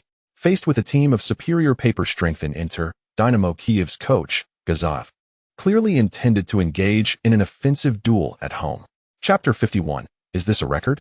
Su's swift goal in the Champions League. As the head coach of Dynamo Kyiv, Gazaev was unfazed by Mourinho's grandiose claims. His current team was no longer the weakling they once were. In the domestic league, Kiev had dominated the first 6 rounds with a perfect record, sitting atop the standings. Furthermore, in the Champions League, they stood as the only victorious team in Group F. With high morale and Inter's recent sleepless night, Gazaev was confident that his team could truly showcase the strength of Ukrainian football against Inter at home. As the match commenced, Gazaev devised an aggressive strategy. He aimed to catch Inter off guard and execute a lightning-fast strike. Following the referee's whistle, Kiev's forward Malevsky quickly passed the ball back to Shevchenko and, along with his teammate Ninkovic, surged toward Inter's defense. FC Dynamo Kiev. FC Dynamo Kiev. FC Dynamo Kiev. In the stands, passionate Kiev fans raised their team flags, chanting in unison, reminiscent of that frenzied night. It seemed that amidst the cacophony of their fervent cheers, the entire Kiev squad was invigorated as if fueled by adrenaline. As Shevchenko received the ball, he promptly passed it to Vukovic, who was positioned beside him. Without waiting for Su Qin to approach, in an instant, Vukovic struck the ball, lofting it forward. There, the earlier advancing Malevsky had already arrived at the designated spot. Shevchenko sprinted decisively towards the right side of the penalty area. It was evident that this was the attacking strategy meticulously rehearsed by Gazaev. The front line executed a coordinated assault, with the final blow destined to be delivered by the Ukrainian powerhouse. Gazaev, on the sidelines, watched in excitement as Malevsky prepared to meet the football. His fists clenched in anticipation. He seemed to sense the imminent goal. Kiev was playing with remarkable intensity. Shevchenko surged forward. Malevsky, what a strike! Lucio, just as Cambiaso found himself out of position and was about to concede the initial ball to Malevsky, Lucio charged out of the penalty area, leaping high to outmaneuver Malevsky, directing the ball to Sneijder at his side. On the field, witnessing the ball sail past him, Malevsky could only hurriedly sprint toward Sneijder's direction. However, before he could close the distance, Sneijder delivered a long pass, sending the ball toward the left flank. Eto'o, the African cheetah, received Sneijder's pass. With his left foot, he deftly maneuvered the ball, flicking it forward with a swift twist of his ankle. Such was the elegance of his change of pace. The right back of Kiev, number 21, Magran, who had been blocking Eto'o, was effortlessly bypassed. In less than 6 seconds, the transition from Kiev Dynamo's fervent assault to Inter's counterattack had unfolded. At this point, Eto'o had already charged to the edge of the penalty area. Observing that Su Qin had penetrated into the box, Eto'o, much like he had promised Su Qin in their private moments, delivered the ball directly into the penalty area. Within the box, as soon as Su Qin made his advance, Kiev's central defenders, number 34 Cacciariti and number 44 Almeida, positioned themselves on either side of Su Qin, effectively sandwiching him. Su Qin was renowned for his explosive heading ability, a fact well known even in distant Ukraine. Consequently, Gazaev had emphasized training for double marking during this period. The two defenders, confidently believing they could contain Su Qin, leapt to head the ball away. However, at that very moment, the seemingly expressionless inter-youth player made his move. With powerful legs, he launched himself off the turf. In an instant, Cacciariti and Almeida felt an indescribable surge of strength. Although they did not fly back, they lost their balance, one after the other. Meanwhile, Su Qin, firmly positioned between them, soared into the air to meet the football. With a perfectly executed header, the ball sailed past the startled eyes of all Kiev Dynamo players, evading Bohush and nestling into the net. Beep. The referee's whistle sounded simultaneously as the ball found the back of the net. Splendid. Magnificent. The goal is scored. The goal is scored. The match commenced with an astonishing display, as just 10 seconds in, Inter Milan breached the goal of Dynamo Kiev. Su Qin, at the Valery Lobanovsky Stadium. Su Qin executed a true blitzkrieg. Merely 5 seconds prior, it was Kiev on the offensive. Who could have anticipated that in just 5 seconds, it would be Inter Milan that found the net? The play initiated with Lucio's header, followed by a mere 2 passes, demonstrating an ineffable efficiency. Mourinho ensured that everyone would remember the rapid counterattack of this Inter squad. Su Qin, within the densely packed penalty area of Dynamo Kiev, Su Qin, like an unstoppable beast, bulldozed through the defenders, leaping high to deliver a powerful header, securing Inter's first goal. Absolutely terrifying. This season, Su Qin seems to have completely erupted. The third goal. In this UEFA Champions League, it appears that at this very moment, Su Qin has indeed ascended to the pinnacle of the Champions League scoring chart, surpassing even Cristiano Ronaldo, as the media had speculated. Oh, the event organizers unveiled the latest goal data. My goodness, 10 seconds and 0.1 milliseconds. A record broken. Su Qin has shattered the previous record of the fastest goal in Champions League history, set by Bayern Munich's Dutch forward, Roy Mackay, at 102 seconds. When Su Qin's goal materialized at Lobanovsky Stadium, the commentary box erupted into frenzied shouts from Su Qin. And on the field, at the very moment the ball nestled into the net, Su Qin exuberantly sprinted towards the sidelines without hesitation. After an exhilarating sprint, he raised his right hand high and executed a turn, punctuating it with a celebratory gesture reminiscent of Cristiano Ronaldo. But no, it was distinctly Su Qin's signature celebration. The Kiev fans may not have recognized it, but the thousands of Inter supporters who traveled from Milan certainly did. The instant Su Qin leapt down, the fans collectively chanted his unique cheer, Su. This was not a teaching from Su Qin, but rather a spontaneous expression learned by the fans. At the sidelines, the previously hopeful Kiev coach, Gazoev, was left bewildered. What on earth? What is happening? It was clearly his team's attack. Why did Inter suddenly score? And what were those two, Cacciariti and Almeida, doing? They had clearly marked their positions. How did that kid manage to break free? Did those two tall players, standing at nearly 2 meters, grow tall for nothing? Yet, judging by the manner of that Inter number 39's goal, it seems that the damned Mourinho intended to resolve matters in the air. Chapter 52. Poor Kiev, poor Ukrainian fans. Just as Gazeev had anticipated. In front of the Inter bench, when the special one witnessed Su Qin's unstoppable header finding the back of the net, any lingering anxiety within him evaporated entirely. After all, they were playing in the home ground of Dynamo Kiev. If Gazeev were to employ a defensive formation and fortify his ranks with 3 or 4 robust players to support Su Qin, Inter Milan would indeed face considerable difficulty in securing a victory. However, the current situation is markedly different. The madman appears perplexed by Gazeev's audacity to engage in an open contest. Indeed, the world often lauds Mourinho for his prowess in counter-attacking football. Yet perhaps they have overlooked that he originally emerged from a foundation of offensive play. Following a jubilant celebration of a goal, Mourinho gestured emphatically for his entire squad to advance aggressively. Against a team like Dynamo Kiev, he had no intention of granting them a moment's respite. Under Mourinho's directive, Su Qin, Eto'o, and Masia immediately commenced a relentless pursuit in the midfield of Dynamo Kiev. Not just the forward trio, but also Sneijder, Cambiasso, and Stankovic were equally industrious, while defenders Lucio and Samuel pressed forward in unison. Despite leading by a goal, Inter Milan appeared to be the team in a desperate situation. Gazoev was thrown into disarray. What he faced was not the aging squad depicted by the media, but rather a pack of fervent competitors. Before him, his 4 midfielders, aside from Shevchenko, who could manage to retain possession, were too intimidated to even attempt to control the ball. As right winger Yarmolenko received the pass, Eto'o launched himself at him like a frenzied hound, executing a slide tackle that brought both Yarmolenko and the ball crashing to the ground. The referee, merely inches away, showed no indication of a foul, signaling for the match to continue. Eto'o quickly regained his footing and surged the ball forward.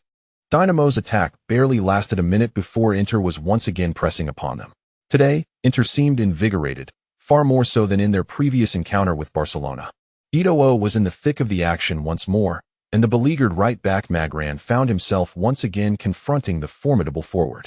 During the preceding week of training, the coach had explicitly instructed the team to thwart Eto'o's inward cuts, as this Black Panther relished the opportunity to slice in from the flank to shoot. Magran, having meticulously analyzed all of Inter's matches from the season, had noted this tendency as well. Yet, inexplicably, in the early moments of the match, Eto'o seemed to deviate from his usual pattern, persistently carrying the ball towards the wing. This left Magran in a precarious position. If Eto'o truly committed to the flank, Magran would be unable to contain his speed. Sure enough, in a fleeting moment, before Magran could react, Eto'o executed a sharp change of direction, utilizing his speed to outmaneuver him. After taking several powerful strides forward, Eto'o lofted the ball into the penalty area. Magran lamented his unfortunate predicament. However, when he turned to glance at his 2 central defensive teammates, his initial frustration was considerably alleviated. There was no other reason. It was simply that his comrades within the penalty area appeared far worse off than he. Although he had been left exposed, at least his physical form remained intact. The situation for the two in the box was decidedly different. The towering Hatcheriti, at a height of 191 meters, had just leapt when he was unceremoniously barreled over by the monstrous number 39 from Inter, who sent him sprawling forward. There were no unnecessary movements. That Inter player employed his physique with the brute force of a game of snooker, shoving Hatcheriti out of the ball's trajectory. Immediately following this, the aberration executed a powerful header with virtually no pressure to contend with. The Dynamo Kiev goalkeeper, Bohush, had no response to such a close-range strike, and the ball slipped past him to find the net. Beep. Less than 3 minutes had elapsed since the first goal, and the referee blew his whistle once more. 20. Oh dear. Another goal? Marvelous. The second goal. Unbelievable. Su Qin's performance today was nothing short of explosive. Within the first 4 minutes, he had scored twice. Dynamo Kiev appeared utterly shell-shocked. This was the Lobanovsky Stadium, after all. Who would have imagined that Kiev would concede 2 goals in less than 3 minutes on their home turf? Furthermore, they had been struck by Su Qin in the same manner twice. It was evident that Kiev's coach, Gazav, had failed to devise an effective strategy to limit Su Qin's aerial prowess. The central defender Hatcheriti, tasked with marking Su Qin, was utterly outmatched in both judgment of the ball's descent and physical confrontation. Gazaev needed to swiftly adjust Kiev's formation. At this rate, it wouldn't be long before Su Qin could achieve his first hat-trick in the Champions League. This match is quite peculiar. After all, Kiev is the champion team of Ukraine. Why do they seem so feeble? Indeed, Su Qin appears rather unusual. Has he taken some sort of performance-enhancing substance? His impact seems to surpass even that of a peak Vieri. Damn it, this Champions League is utterly absurd. Wasn't it claimed that Kiev, as the group leader, had the strength to thwart Inter? I wagered all my living expenses on this match. Haha, you foolish individual upstairs. Have you even considered Gazaev's tactical arrangements? Although it's his home ground, he is being overly ambitious. With such a shoddy lineup, he actually believes he can engage Inter in an open contest? There is no depth in defense on the flanks. If Ito had just threaded a couple of passes before Maicon and Mata had arrived, Su Qin might very well have been on track for a quadruple today. Today, I have truly broadened my horizons. I had thought that the traditional long pass and aerial ball were outdated after watching Barcelona's possession play for so long. However, today I realized that it is not the tactics that are obsolete, but rather the absence of a traditional, stationary center forward like Su Qin in recent years. No, Su Qin's impact has transcended that of a conventional target man. He has evolved into a stationary center forward plus. Chapter 53, The Explosive 40 Minutes, a world-class moment of madness. The essence of the match has transformed. When Su Qin scored twice with explosive headers to change the score to 2-0, Gazaev could no longer remain seated. As Su Qin celebrated with his teammates, Gazaev gathered all the players together. Originally contemplating a heavyweight confrontation with Inter Milan, Gazaev swiftly reorganized his formation. The entire Kiev team retreated defensively, particularly focusing on restricting both flanks. On the left, Mikhailik, and on the right, Yarmolenko showed no signs of offensive intent. Together with the two fullbacks, Kiev had effectively fortified their defense on the wings. However, as Gazaev seemingly managed to limit Inter's two wingbacks, Mourinho struck again. Seizing the opportunity from a dead ball, he slipped a note to Sneijder, prompting Inter to alter their tactics. Su Qin, the beacon of Inter's front line, transformed once more from a finisher into a facilitator. In the 23rd minute of the match, after Sneijder executed an intricate two-man combination with Stankovic to penetrate Kiev's half, he delivered a precise through ball to the advancing Su Qin. Like a rehearsal he had performed countless times in training, Su Qin utilized his Drogba-esque back-to-goal skill to hold off Vukovic before nudging the ball into the center, evading Ninkovic. In a split second, Sneijder surged forward, striking the ball with explosive power. The football soared into the net's corner with a thunderous crack, leaving no room for doubt. 30. On the sidelines. Witnessing his tactical adjustment bear fruit in under 2 minutes, the madman raised his arms in triumph. In that moment, his face radiated pride, as he cast a disdainful glance toward the Kiev fans who had been hurling venomous insults at him just moments before. Noticing that these fans continued their tirade, he smirked and placed a finger to his lips in a gesture to silence them. Boom! In an instant, the entire Lobanovsky Stadium erupted. The Ukrainian fans of Kiev surged toward the stands behind the madman, frantic and fervent. XXXX. UXXXX. XXXX. FXXXX. The Kiev supporters, pressed against the barbed wire, red-faced and exerting their utmost, vociferously directed their disdain toward Mourinho.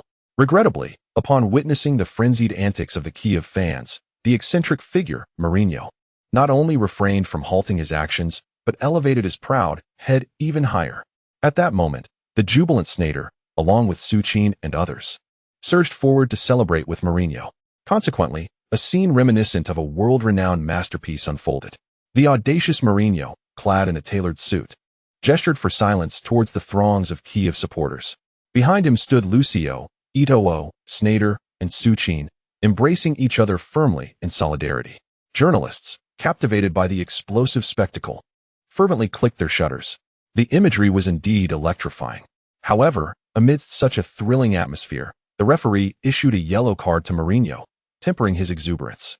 Provoking the fans was, after all, a dubious endeavor. With the score at 3-0, the beleaguered Kiev side began a desperate struggle for survival. Gazaev urged his players to push forward. Yet this provocation only prompted Inter to resume their aerial assaults down the flanks. After being thoroughly intimidated by a series of threatening headers from Su Qin, the Kiev players retreated once more. In this match, Mourinho decisively outmaneuvered Gazaev, a feat largely attributed to Inter's superior overall strength. The archaic tactic of long balls, bolstered by the formidable presence of Su Qin as a towering center forward, proved astonishingly effective at the Lobanovsky Stadium. In an era where Barcelona's tiki-taka is revered as mythic, this ancient strategy illuminated an unexpected brilliance. Here it comes again. This time it was Maicon, executing a flawless 1-2 with Mata. Yeremenko was outpaced.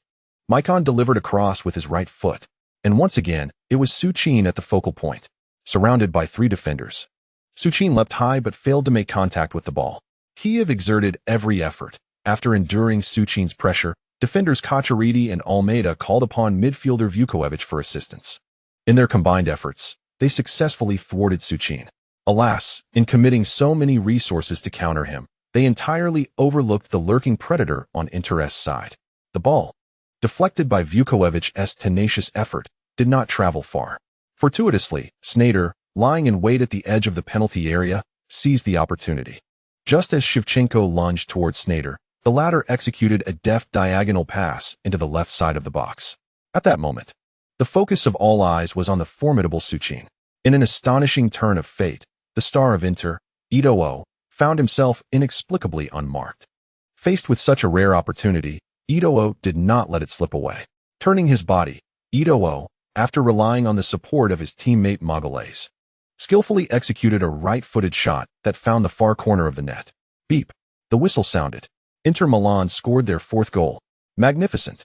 Eto'o's signature finish. 40. In less than 40 minutes of the first half, Inter Milan unleashed a relentless barrage of 4 goals. The remarkable Mourinho. The extraordinary Inter Milan. In this brief span of 40 minutes, the maestro maximized the tactical application of his strategies.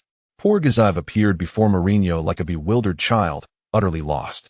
Mourinho practically delivered a masterclass on how to utilize a pivot striker at the Lobanovsky Stadium. From the outset, focusing on long passes to the number 9 as the primary attacking point, to the tactical distribution after being restricted on the flanks, it was nothing short of astonishing.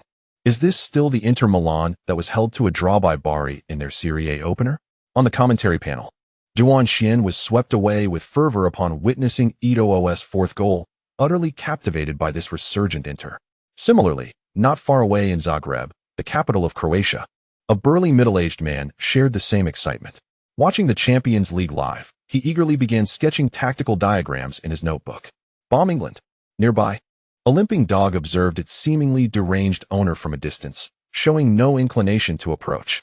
Chapter 54. The World Cup qualifiers again? Another showdown with Ukraine? The first half concluded. No one anticipated that Inter would decimate Dynamo Kiev on their home turf in just 45 minutes. This exaggerated scoreline compelled Mourinho to substitute Su Qin during halftime. It wasn't due to any softness of heart. Rather, it was evident that Kiev's morale had significantly faltered. As the primary attacking point, Su Qin had endured countless infractions. Thus, Milito replaced Su Qin. The Kiev fans, upon seeing this substitution, presumed that Inter intended to ease off. Unfortunately for them, they were mistaken. The incoming Milito proved even more ferocious. In less than 20 minutes on the pitch, Milito scored twice, extending the score to 6-0. In this remarkable rout, Inter Milan ruthlessly triumphed over the hosts at Dynamo Kiev's ground. Of course, at the post-match press conference, the maestro no longer exuded his usual aggression. He calmly informed the reporters that this score reflected the normal level of both teams. So, one cannot focus solely on training. Football is a profession. It is not your entirety. Sometimes, appropriate rest and relaxation can actually enhance your performance. Just after the match concluded, Su Qin, Eto'o, and Sneijder accompanied Lucio to the finest nightclub in Kiev. Speaking of Kiev, it seems that the city's renowned beauties overshadow its football fame. Ukraine, celebrated as the cradle of European elegance, is famously abundant in stunning women. Inside the private room, noticing Su Qin sitting idly, Eto'o began to encourage him to engage more. Not only did he urge him on, but Eto'o also generously introduced a charming girl to Su Qin. However, Su Qin was not familiar with the Russian language. Fortunately, the girl was quite adept. Upon realizing his lack of understanding, she swiftly switched to another language. To Su Qin's surprise, after exchanging a few words, he found her rather delightful. As Su Qin began to loosen up, Sneijder, who had initially held back, buried his head in the girl's embrace. Eto'o, impatient as ever, promptly whisked the girl away. As for Lucio, he had abstained from drinking since entering the room. Thus, the Inter Milan sextet embarked on their indulgent nightlife. Football and women. This is the quintessential essence of the sport. As Eto'o had mentioned, a touch of indulgence can indeed invigorate a player's performance. The following day, amidst a tangle of limbs, Su Qin managed to locate his clothes. Without lingering, he quickly summoned Eto'o, Sneijder, and the others to return to their hotel. However, despite their utmost caution, photographs from their wild night at the club were leaked by reporters lurking in the shadows. Headlines such as Inter's triumph followed by nightclub revelry. Has Su Qin fallen from grace? And another nightclub prince? Is Su Qin spiraling downward? Emerged in pursuit of sensationalism. These journalists exhibited a complete lack of integrity, particularly targeting Su Qin, the young talent who had suddenly risen to fame with Inter this season. They maliciously exaggerated every incident. Although Su Qin had diligently trained for 3 uninterrupted months, the media chose to ignore this, fixating instead on his solitary moment of relaxation. In the eyes of the sports publication, Su Qin was merely portrayed as a ravenous plaything. Even Susan, the cook who prepared his meals, found herself woven into their narrative. Initially intending to let matters settle as usual, Su Qin was incensed upon reading this portrayal and promptly summoned Raiola to initiate legal action against the publication. However, rather than issuing an apology, the publication retaliated with 4 or 5 articles slandering Su Qin. He remained perplexed by the ongoing animosity from this particular outlet. Previously, during his time at La Masia, the reports following his debut at Barcelona had emphasized that Su Qin's footwork did not align with the club's standards. Admittedly, during his time at Barcelona, Su Qin's performance had been lackluster, making the criticism somewhat justifiable. Yet now, as he thrived at Inter, he could not fathom the source of the Spanish publication's relentless disdain. Until Su Qin unexpectedly learned from Raiola that the current largest shareholder of the Sports Daily is Lee Yoli, a bona fide South Korean. He finally came to terms with his situation. There were those who criticized Su Qin for his newfound indulgence, while others stood firmly in his support, such as the Milan Sports Daily. On the very day that the Sports Daily found itself embroiled in a lawsuit with Su Qin, the Milan Sports Daily dedicated an entire page to extolling his virtues. The pure number 9 of the new era, the new cornerstone of Mourinho's Inter. The Milan Sports Daily meticulously analyzed each of Su Qin's recent matches, when they subsequently published all of Su Qin's match statistics. Even Inter's fans began to grasp the true significance of Su Qin's presence on the team. A striking 94. This figure represents Su Qin's effective goal participation rate in Inter's matches. What does 94 signify? In other words, it implies that whenever Su Qin is on the pitch for Inter, the majority of the goals can be traced back to him either initiating or orchestrating the play. Beyond mere statistics, the Milan Sports Daily also elaborated on the tactics that the madman had devised for Su Qin, utilizing him as a fulcrum. Mourinho implemented several extreme formations during the Champions League matches. In summary, once this article from the Milan Sports Daily was released, the entirety of Europe began to take serious notice of this formidable Inter side. Their seemingly relentless ability to break through tight defenses, coupled with an increasingly solid backline, led many to speculate that this Inter might indeed venture further in this season. The media buzzed incessantly, yet Su Qin, the protagonist, showed no desire to engage. He declined all interview requests, opting instead to immerse himself fully in training once more. Unfortunately, his dedication was short-lived as he soon received a call from Croatia. The European qualifiers for the World Cup were about to commence in October. In merely 4 days, the Croatian national team would be flying to Ukraine. After their first World Cup qualifying match against Ukraine, they would then immediately head to England. Both matches were crucial, life-or-death encounters. Bilic on the other end of the line was extremely anxious, yet Su Qin felt no such tension. In fact, he was brimming with excitement. World Cup qualifiers? Wasn't this just a charity match to boost his goal tally? What could be more fitting for a header than a cup match? Wait, hold on. Why were they heading to Ukraine again? And it seemed that both center-backs from Kiev were national team players? Chapter 55, back to Ukraine. The World Cup qualifying showdown officially begins. In the weekend league match, most of the key players had to participate in the World Cup qualifiers. Old Mu was apprehensive that his seasoned players might succumb to injuries due to fatigue. Thus, he fielded a semi-reserve lineup to confront Udinese at Masia. It is not that Old Mu holds Udinese in disdain. Rather, the team simply fails to evoke any sense of urgency in the eccentric coach. Historically speaking, Udinese is indeed a noteworthy entity in Serie A. Founded in 1896, it stands as the second oldest club in the league, surpassed only by Genoa. However, despite its early establishment, the team's achievements have been rather dismal. It took over 50 years for Udinese to secure second place in the Serie B during the 1949-50 season, marking their inaugural promotion to Serie A. Of course, there have been moments of brilliance throughout the club's history. In the 1980s, Udinese gained fame by acquiring Brazilian superstar Zico, who, in the subsequent season, netted 19 goals, placing him second in the Serie A scoring charts.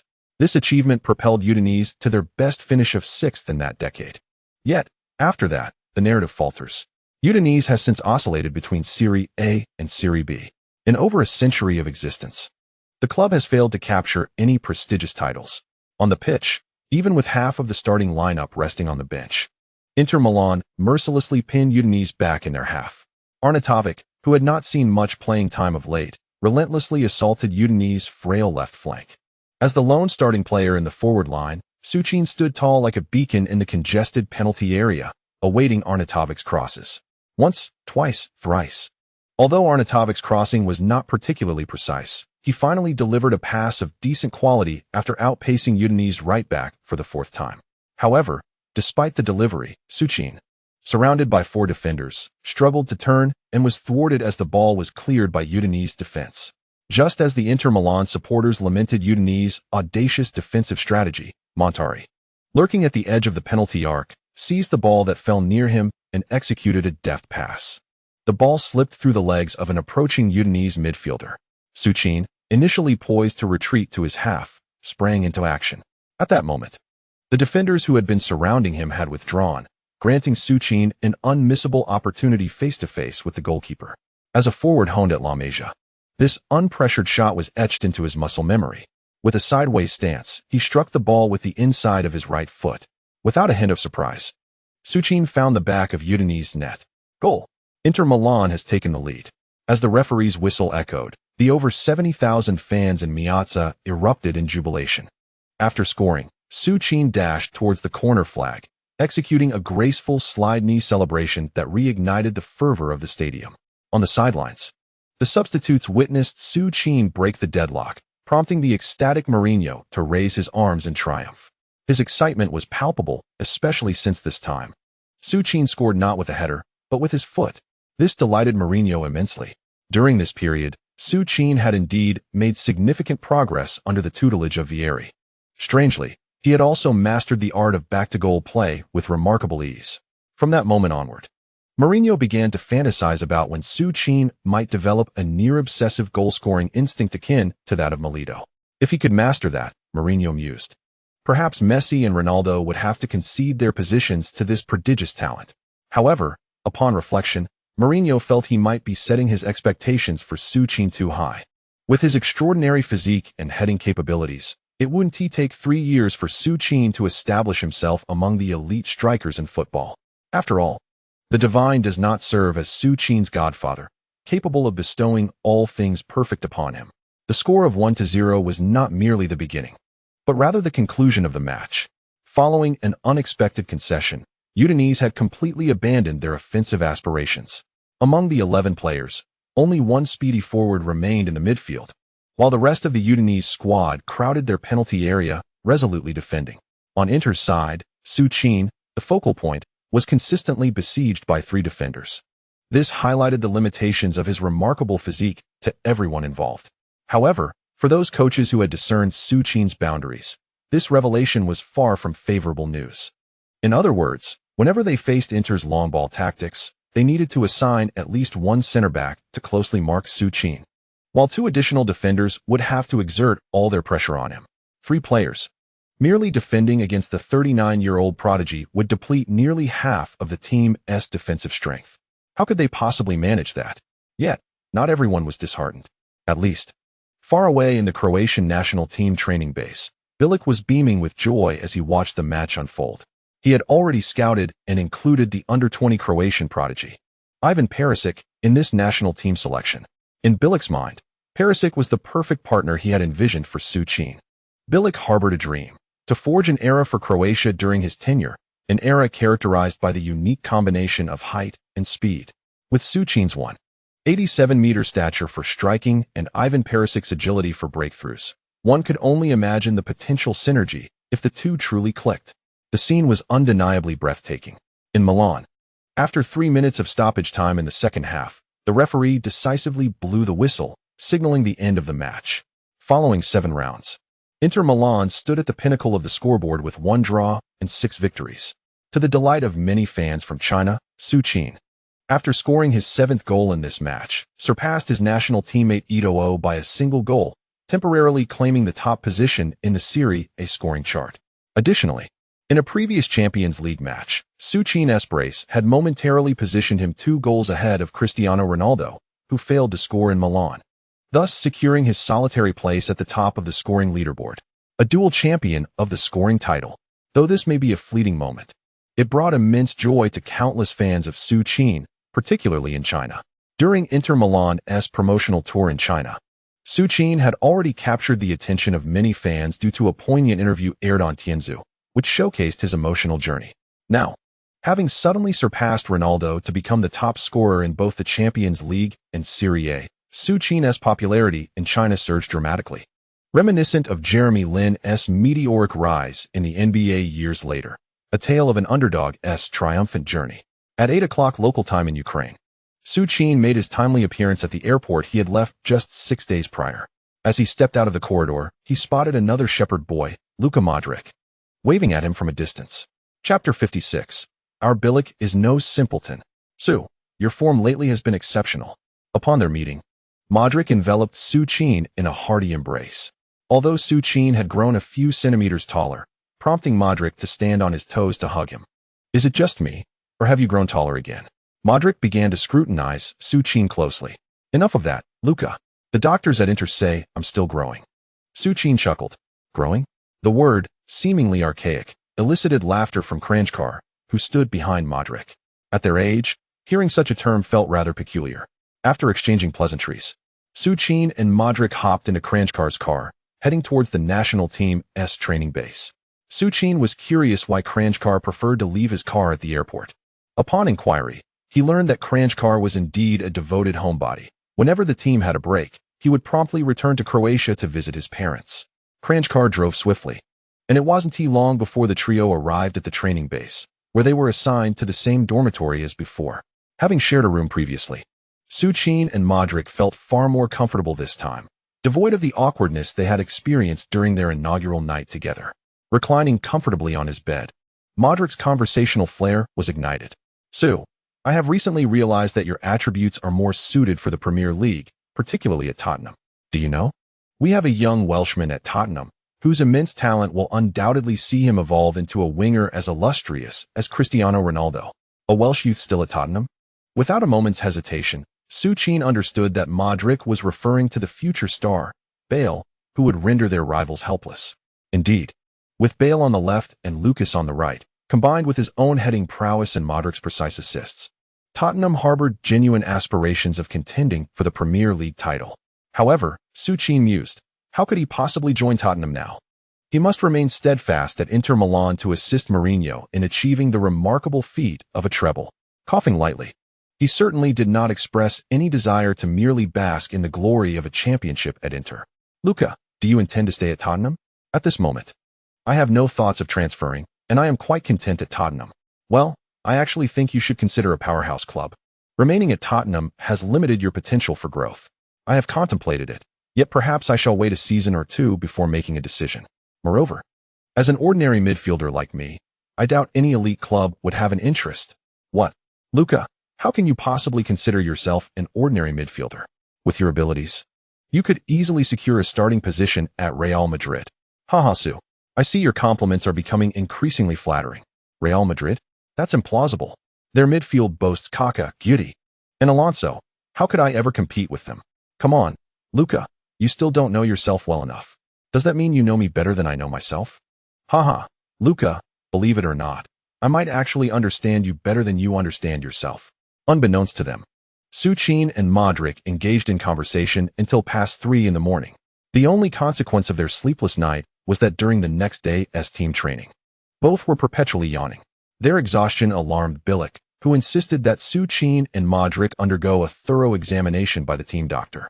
Tuesday marked a crucial match against Ukraine, and Bilic was counting on Su Qin to lead Croatia out of dire straits. It was only when the doctor assured Bilic that both Su Qin and Modric were in perfect health that Bilic could finally relax. That afternoon, Bilic guided the entire Croatian team on a flight to Ukraine, specifically to Kyiv International Airport. Remarkably, even the hotel accommodations were identical to those from their previous Champions League encounter in Kyiv, leaving Su Qin with a peculiar sensation of experiencing a temporal loop.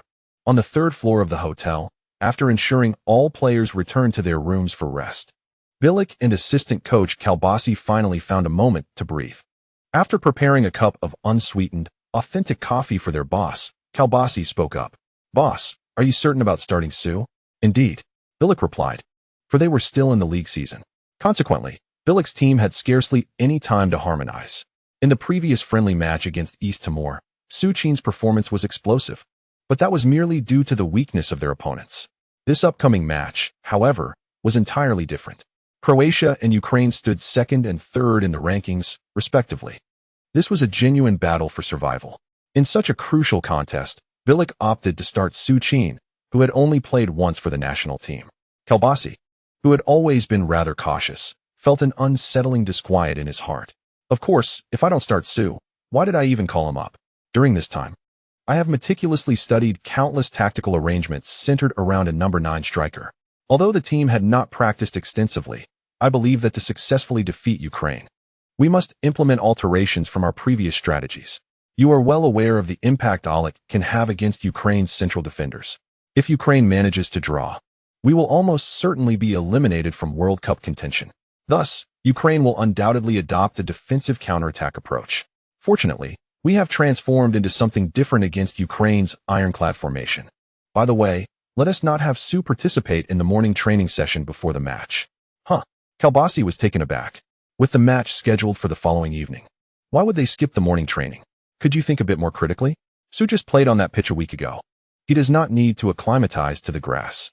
After all, this is a life-or-death match, and we must employ some unconventional tactics. Oh, boss, I understand now. You intend to mislead Oleg Blokin? Cough, cough, mislead. I prefer to call it tactical deception. The two began to discuss the intricate details of their planned tactical ruse for the following day. Meanwhile, not far from Croatia's hotel, at the training base of the Ukrainian national team, head coach Oleg Blokin sat in his office, deliberating with his coaching staff about this decisive encounter. On the tactical board behind Blokin, Su Qin's name was circled in red, marked as a focal point of concern. Chapter 57, a decoy? Croatia's divergent timeline. What? That interplayer Su is injured? Early the next morning, Blokin received news in his office that suddenly lightened his heart. Yes, boss. Reporters have revealed that Su seems to have sustained a thigh injury during a league match with Inter. He pushed himself to attend this World Cup qualifier, but it appears that his condition worsened last night. Could this possibly be a smokescreen concocted by that Bilic fellow? Chief, I find it hard to believe that Bilic would be so mundane. Moreover, Su has only recently joined the Croatian national team, and in such a crucial match. I believe Bilic will indeed discuss with us the possibility of starting Aulic and Eduardo. Indeed, that seems to be the most plausible scenario. Should Aulic take the field, then Cacciariti and Almeida can continue to start. While they may struggle to contain Su, I doubt Aulic would present significant issues. Chief, I concur. There is no need to overly concern ourselves with Su. For Croatia, he is merely a newcomer, and Bilic is unlikely to take such a substantial risk by substituting the seasoned Aulic with the inexperienced Su. Just last week in the Bundesliga, Aulic scored his third goal of the season, so his starting position should be secure. Agreed. It is settled then. The assistant coach's words finally swayed the hesitant Oleg Blokin. In the previous match played in Croatia, the harmonious collaboration between Cacciariti and Almeida successfully neutralized Aulic, allowing Ukraine to secure 3 points away from home. In this upcoming match, as long as Ukraine can maintain a solid defense, even a draw would be an acceptable outcome for Oleg Blokin. Are you back? Around midday. After spending the morning at the hotel, Su finally encountered Modric. After washing his face, Modric settled comfortably on the sofa and replied. Just that morning, when the Croatian team assembled, Kalabak mysteriously whisked Su away. Subsequently, reports emerged that Su had sustained an injury. Without a second thought, the other Croatian players recognized their crafty coach was up to his usual antics. Surprisingly, in critical matches on the football field, such seemingly underhanded tactics can indeed influence the course of a game. Su, I wonder how Oleg Blokin will react tonight when he sees you lively and taking the starting position. As for Oleg Blokin's reaction, I cannot say, but I am aware of Jose's. Haha, Jose, did Mourinho call you? Yes, shortly after Bilic disseminated the news, Jose rang me, insisting that I return to Milan immediately, complaining incessantly about Bilic's lack of professionalism, lamenting that everything was fine upon departure, yet now, before the match, after a morning training session, he has injured a player. At 7 o'clock in the evening, local time in Ukraine, less than an hour remained before the decisive World Cup qualifying match between Ukraine and Croatia commenced. The bus filled with Croatian players finally appeared within the confines of the Lobanovsky Stadium. Few Croatian fans had arrived. The surroundings of the Lobanovsky Stadium were predominantly occupied by Ukrainian supporters clad in yellow jerseys. In a land where the population is sparse and the living conditions are far from affluent, countless Croatian fans yearning to support their team can only remain glued to their television sets, fervently praying for divine favor upon their war-torn nation. Football, perhaps, serves as the solitary source of solace for the suffering Croatian people. As the bus gradually rolled into the stadium's parking lot, Bilic disembarked and promptly made his way towards the pre-match press conference. Upon arriving, he noticed his opponent for the evening, Oleg Blokin, already seated on stage. After exchanging a cordial smile, Bilic quickly took his seat. The press conference unfolded in a calm manner, with the sole concern of the journalists revolving around whether the formidable Shevchenko could lead Ukraine to yet another World Cup. Blokin felt a sense of contentment. Thus far, everything had transpired according to his expectations. Once back in the locker room, Blokin seized the moment to elucidate the tactical strategies required for the impending match. However, when the assistant coach hurriedly handed him the freshly compiled starting lineup, the previously composed Blokin erupted in frustration. That son of a dog Bilic. The utterance sent a ripple of tension through the Ukrainian players surrounding him, particularly those entrusted with the task of tightly marking Aulic, Cacciariti, and Almeida. Stealing a glance at the starting lineup in the assistant coach's hands, Cacciariti and Almeida were instantly taken aback. In an instant, they were transported back to the excruciating 45 minutes they had endured just a week prior. That monstrous defeat at the hands of Kiev had indeed been achieved in a mere 45 minutes. How could it be that, despite the passage of a week, they were to relive such a despairing scene on the very same pitch? Welcome to the live broadcast of the 7th match in Group 6 of the 2010 FIFA World Cup European qualifiers, where Croatia is set to face Ukraine away from home. The players from both teams are now positioned on their respective halves. To the delight of many fans, Su Qin, who had recently been reported as injured and expected to miss this match, has made a surprising return to the starting lineup. Moreover, from Su Qin's warm-up activities, it appears he is not suffering from the thigh injury reported by the media. The referee is now checking his watch, and with a whistle, the match has officially commenced. First, let us review the starting lineups. The visiting team Croatia, adorned in their traditional white and red checkered jerseys, will line up as follows. Goalkeeper number 1, Pletikosa. Left back number 6, Pranjic. Center backs number 3, Simunic, and number 4, Robert Kovac. Right back number 5, Juric. In the midfield position, the quartet consists of number 19, Vukcevic, number 10, Modric, number 11, Srna, and number 8, Kranjčar. On the front line, number 21, Su Qin, partners with number 22, Eduardo. Meanwhile, the home team Ukraine, adorned in traditional yellow jerseys and advancing from right to left, features their starting goalkeeper, number 12, Pyatov. In the defensive line, number 2, Masia occupies the right, with number 6, Kacharidi, and number 16, Almeida, positioned centrally, while number 13, Shevchuk, takes the left flank. In the midfield, number 4, Zymashchuk, plays a deeper role, with number 21, Aliyev, slightly ahead, and numbers 19, Kalinichenko, and 18, Nazarenko, flanking left and right, respectively. Up front, the veteran number 7, Shevchenko, teams up with the 15th tall striker, Milevsky. At the Lobanovsky Stadium in Kiev, as the whistle blew, the youthful and ambitious 20-year-old Perisic cast an envious glance at his teammate Su Qin, who is 2 years his junior. Behind him, countless fervent Ukrainian fans continued to passionately sing the national anthem. To them, this seemingly unremarkable Croatian team might merely serve as a stepping stone for Ukraine's return to the World Cup. In a poignant reflection, Pikachu, a newcomer to the literary world, expressed gratitude that within a month since the book's inception, it managed to ascend to the prestigious Three Rivers level on such a prominent platform as Chdian.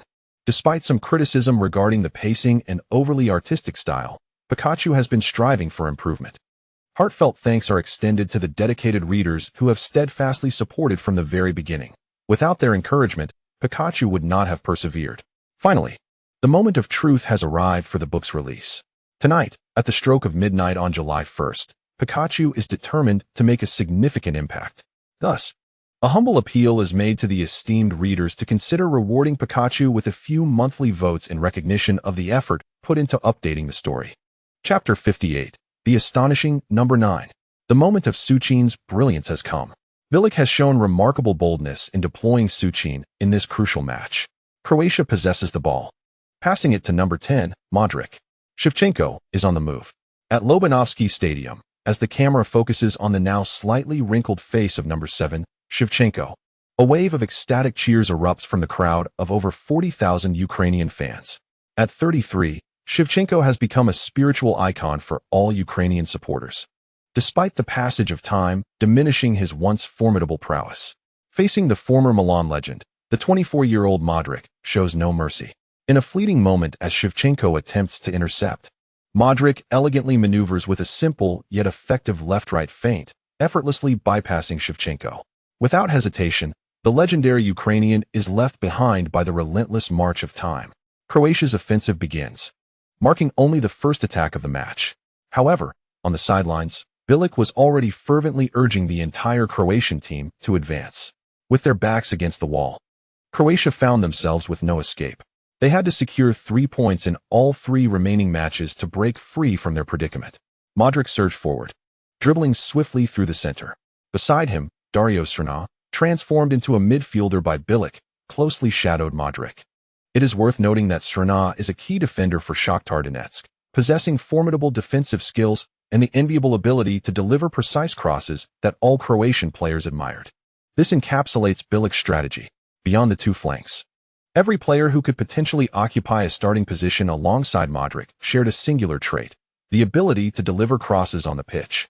Just ahead of Srna, Su Qin had already plunged into the heavily guarded Ukrainian penalty area the moment the whistle blew.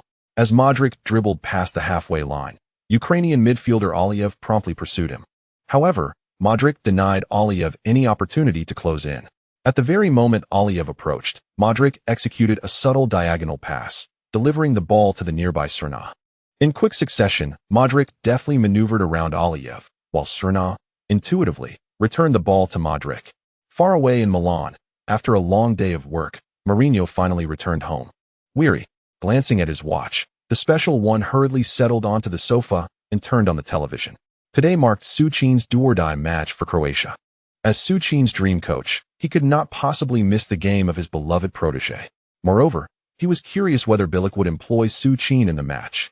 Oh, the 4,411 formation? This lineup seems all too familiar. In this tactical approach, Modric's central advances, along with the pressure from the two flanks and the overlapping fullbacks? This cannot be. Croatia's offensive persisted. Modric, carrying the ball into the depths of the Ukrainian defense, chose not to venture alone. As Ukrainian defensive midfielder Shinchenko lunged towards him, Modric swiftly nudged the ball to the right and directly passed it to the advancing Kranjčar. Without hesitation, the moment Kranjčar received the ball, he executed a standard diagonal long pass, launching it into the penalty area, just as their coach had called for from the sidelines. In that position, Su Qin had already established a solid presence. As old friends, Cacciariti and Almeida were fully aware of Su Qin's remarkable physical prowess. Therefore, this time, the duo approached cautiously. However, they anticipated Su Qin would attempt a direct header, only to be surprised as he merely flicked the ball.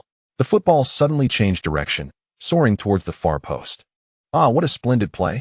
Su Qin deftly flicked the ball with his head. Fokjevic, a powerful volley. Alas, what a pity! Fokjevic struck the ball with undue haste. He could have easily controlled it, taken a moment to adjust before shooting. The commentator, Su Qin, sighed in regret. At this moment, the once jubilant Ukrainian fans fell silent under the thunderous strike from Fokjevic. On the sidelines, witnessing such a golden opportunity squandered, Bilic leapt up in frustration. However, despite his ire, the delight on Bilic's face was unmistakable. He knew he had made the right gamble with this offensive play. Indeed, Mourinho's tactics suited him perfectly. Modric resembled Sneijder from Inter Milan, while Eduardo played like a diminutive Eto'o. The flanks were bolstered by supporting runs from the fullbacks. If only he had a world-class right-back like Maicon, Croatia would be flawless. Nonetheless, one must not be too greedy. Bilic was overjoyed, while nearby, the Ukrainian bench, particularly Oleg Blokin, felt the sting of defeat. The Croatian shot had nearly given Blokin a heart attack. This was the first attack since the match commenced. Moreover, beyond the shooting, Blokin was most concerned about his two central defenders, who had just been ravaged a week prior and now faced another onslaught. He had witnessed their earlier panic clearly. With their current state, could they truly contain that Inter Milan player? However, substituting them now seemed premature, and truth be told, there were no stronger replacements available for Ukraine at the moment. The match resumed. Ukraine initiated an attack, with Shevchenko tirelessly leading the charge at the forefront. Yet, Shiva found it disheartening. Today, as Croatia was a stark contrast to the team he faced earlier this year. They had abandoned their habitual midfield passing and instead adopted a swift, streamlined approach to wing play.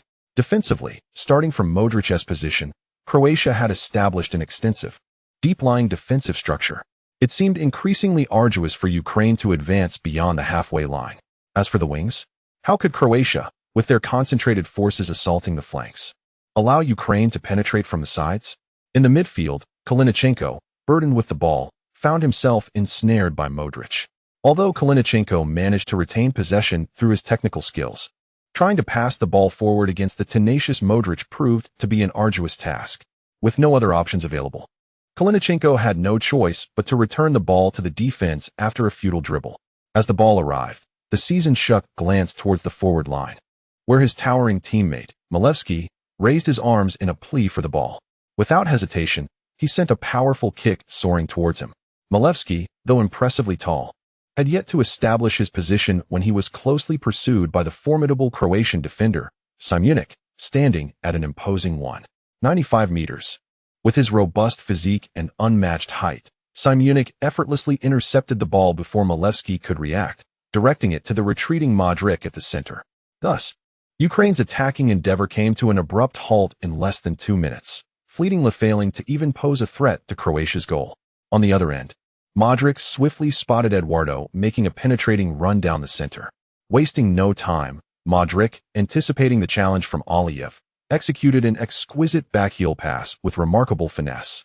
This high-difficulty technique, often elusive in football, appeared effortless in the hands of the maestro.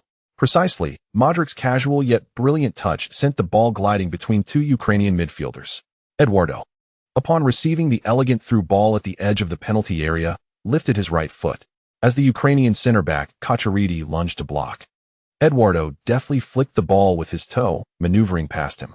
At that moment, Su Qin had securely positioned himself behind his familiar adversary, Almeida, extending his foot. He deftly nudged the ball back into Eduardo's path after the latter dashed past Captivated. It was a flawless back-to-goal support play. This time, Eduardo hesitated no longer. Raising his right foot, he unleashed a powerful shot. The ball soared towards the Ukrainian goal, and despite goalkeeper Pyatov's desperate dive, the shot was too close for him to thwart, as it found the back of the net with a resounding thud, with the ball nestled in the net. The referee signaled the validity of the goal. Merely 5 minutes into the match, Croatia had broken the deadlock. What a remarkable display. The goal resulted from a magical through ball by Modric, executed with just 3 touches among 3 players.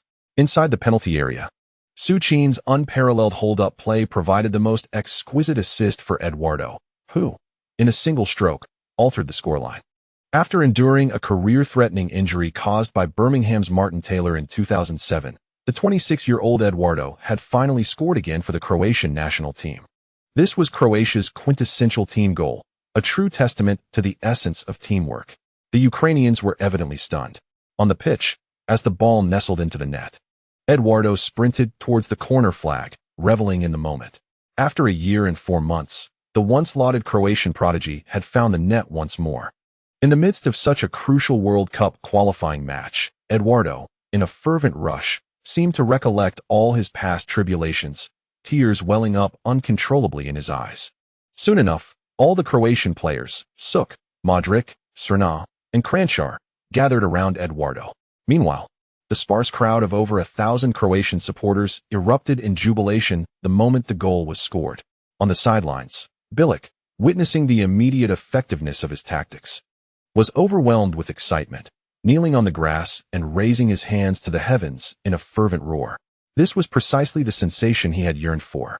Suk's unanswerable transitional prowess displayed in the penalty area was a clear indication to Bilic that he had placed his bet wisely.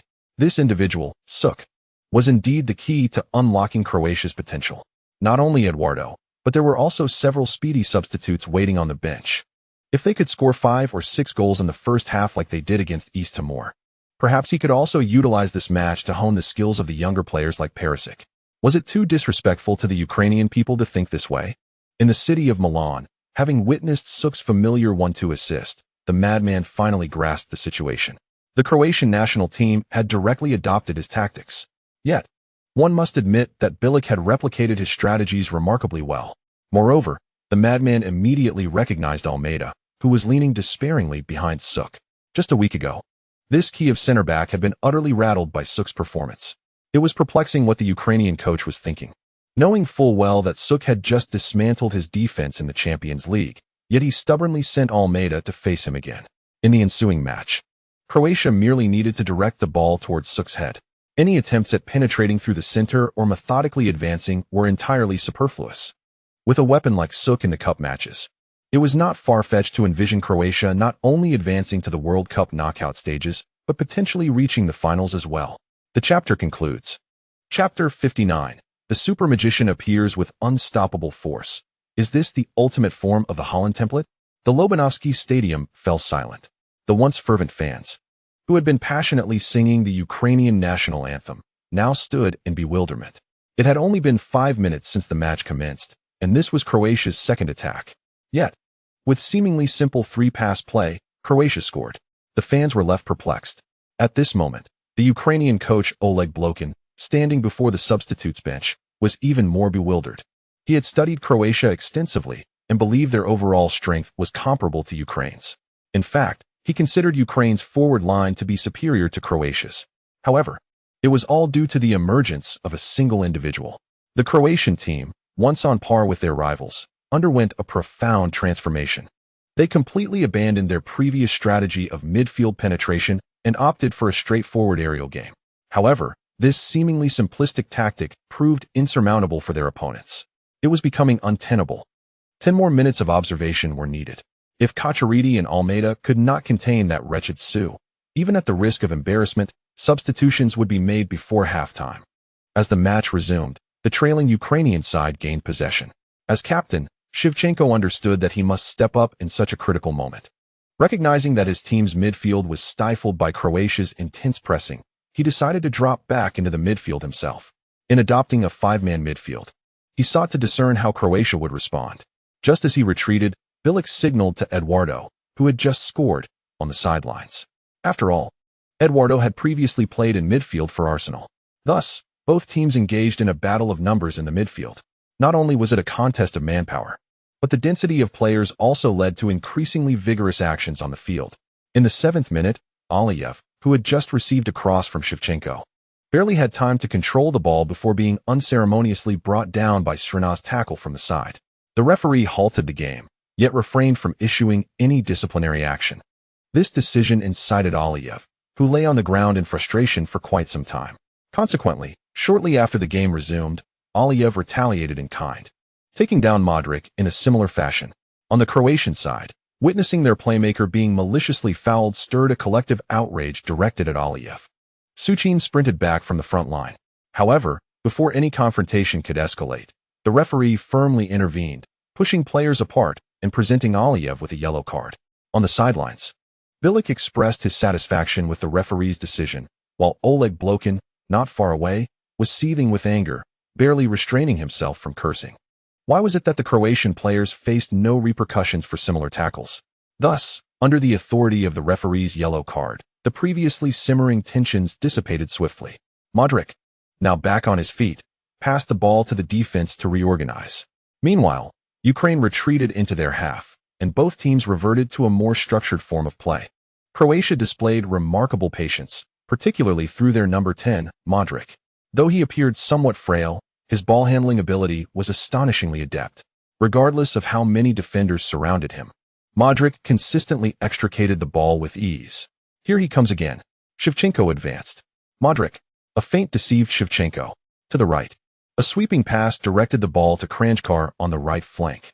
Such remarkable vision.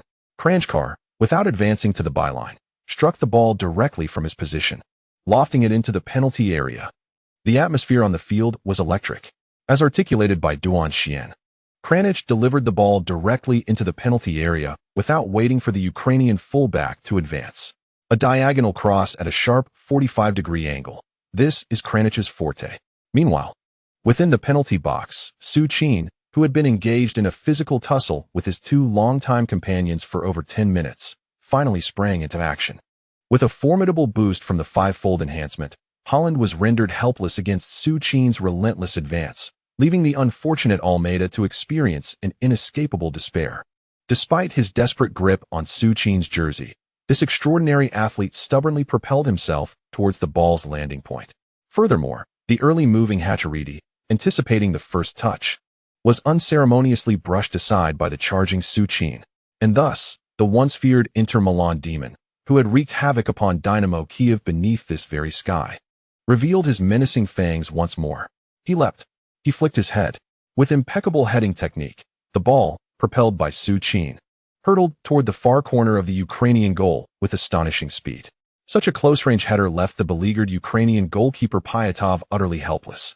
He could only extend his arm in a futile attempt as he watched the ball soar past him and nestle into the net he was meant to protect. Inside the Ukrainian penalty area, Almeida despondently observed Su Qin turning to sprint towards the corner flag. It was terrifying. At that moment, Almeida's mind was completely overwhelmed. He had resorted to every possible means to restrain Su Qin, from forceful pulls to subtle antics. He had even sought the services of a priest to cleanse himself with holy water before the match. Yet why? Why did he feel like a helpless, delicate maiden, subjected to relentless humiliation in the presence of that monstrous figure? Glancing at the large screen, he realized that this hellish match had only progressed for 24 minutes. Beep. The referee's whistle sounded once more. Accompanied by the confirmation of the goal, the over 1,000 Croatian fans in the Lobanovsky Stadium erupted into ecstatic cheers. Beautiful. Beautiful. The goal has been scored. 20. Once again, it was Su Qin. An inexplicable header bombardment.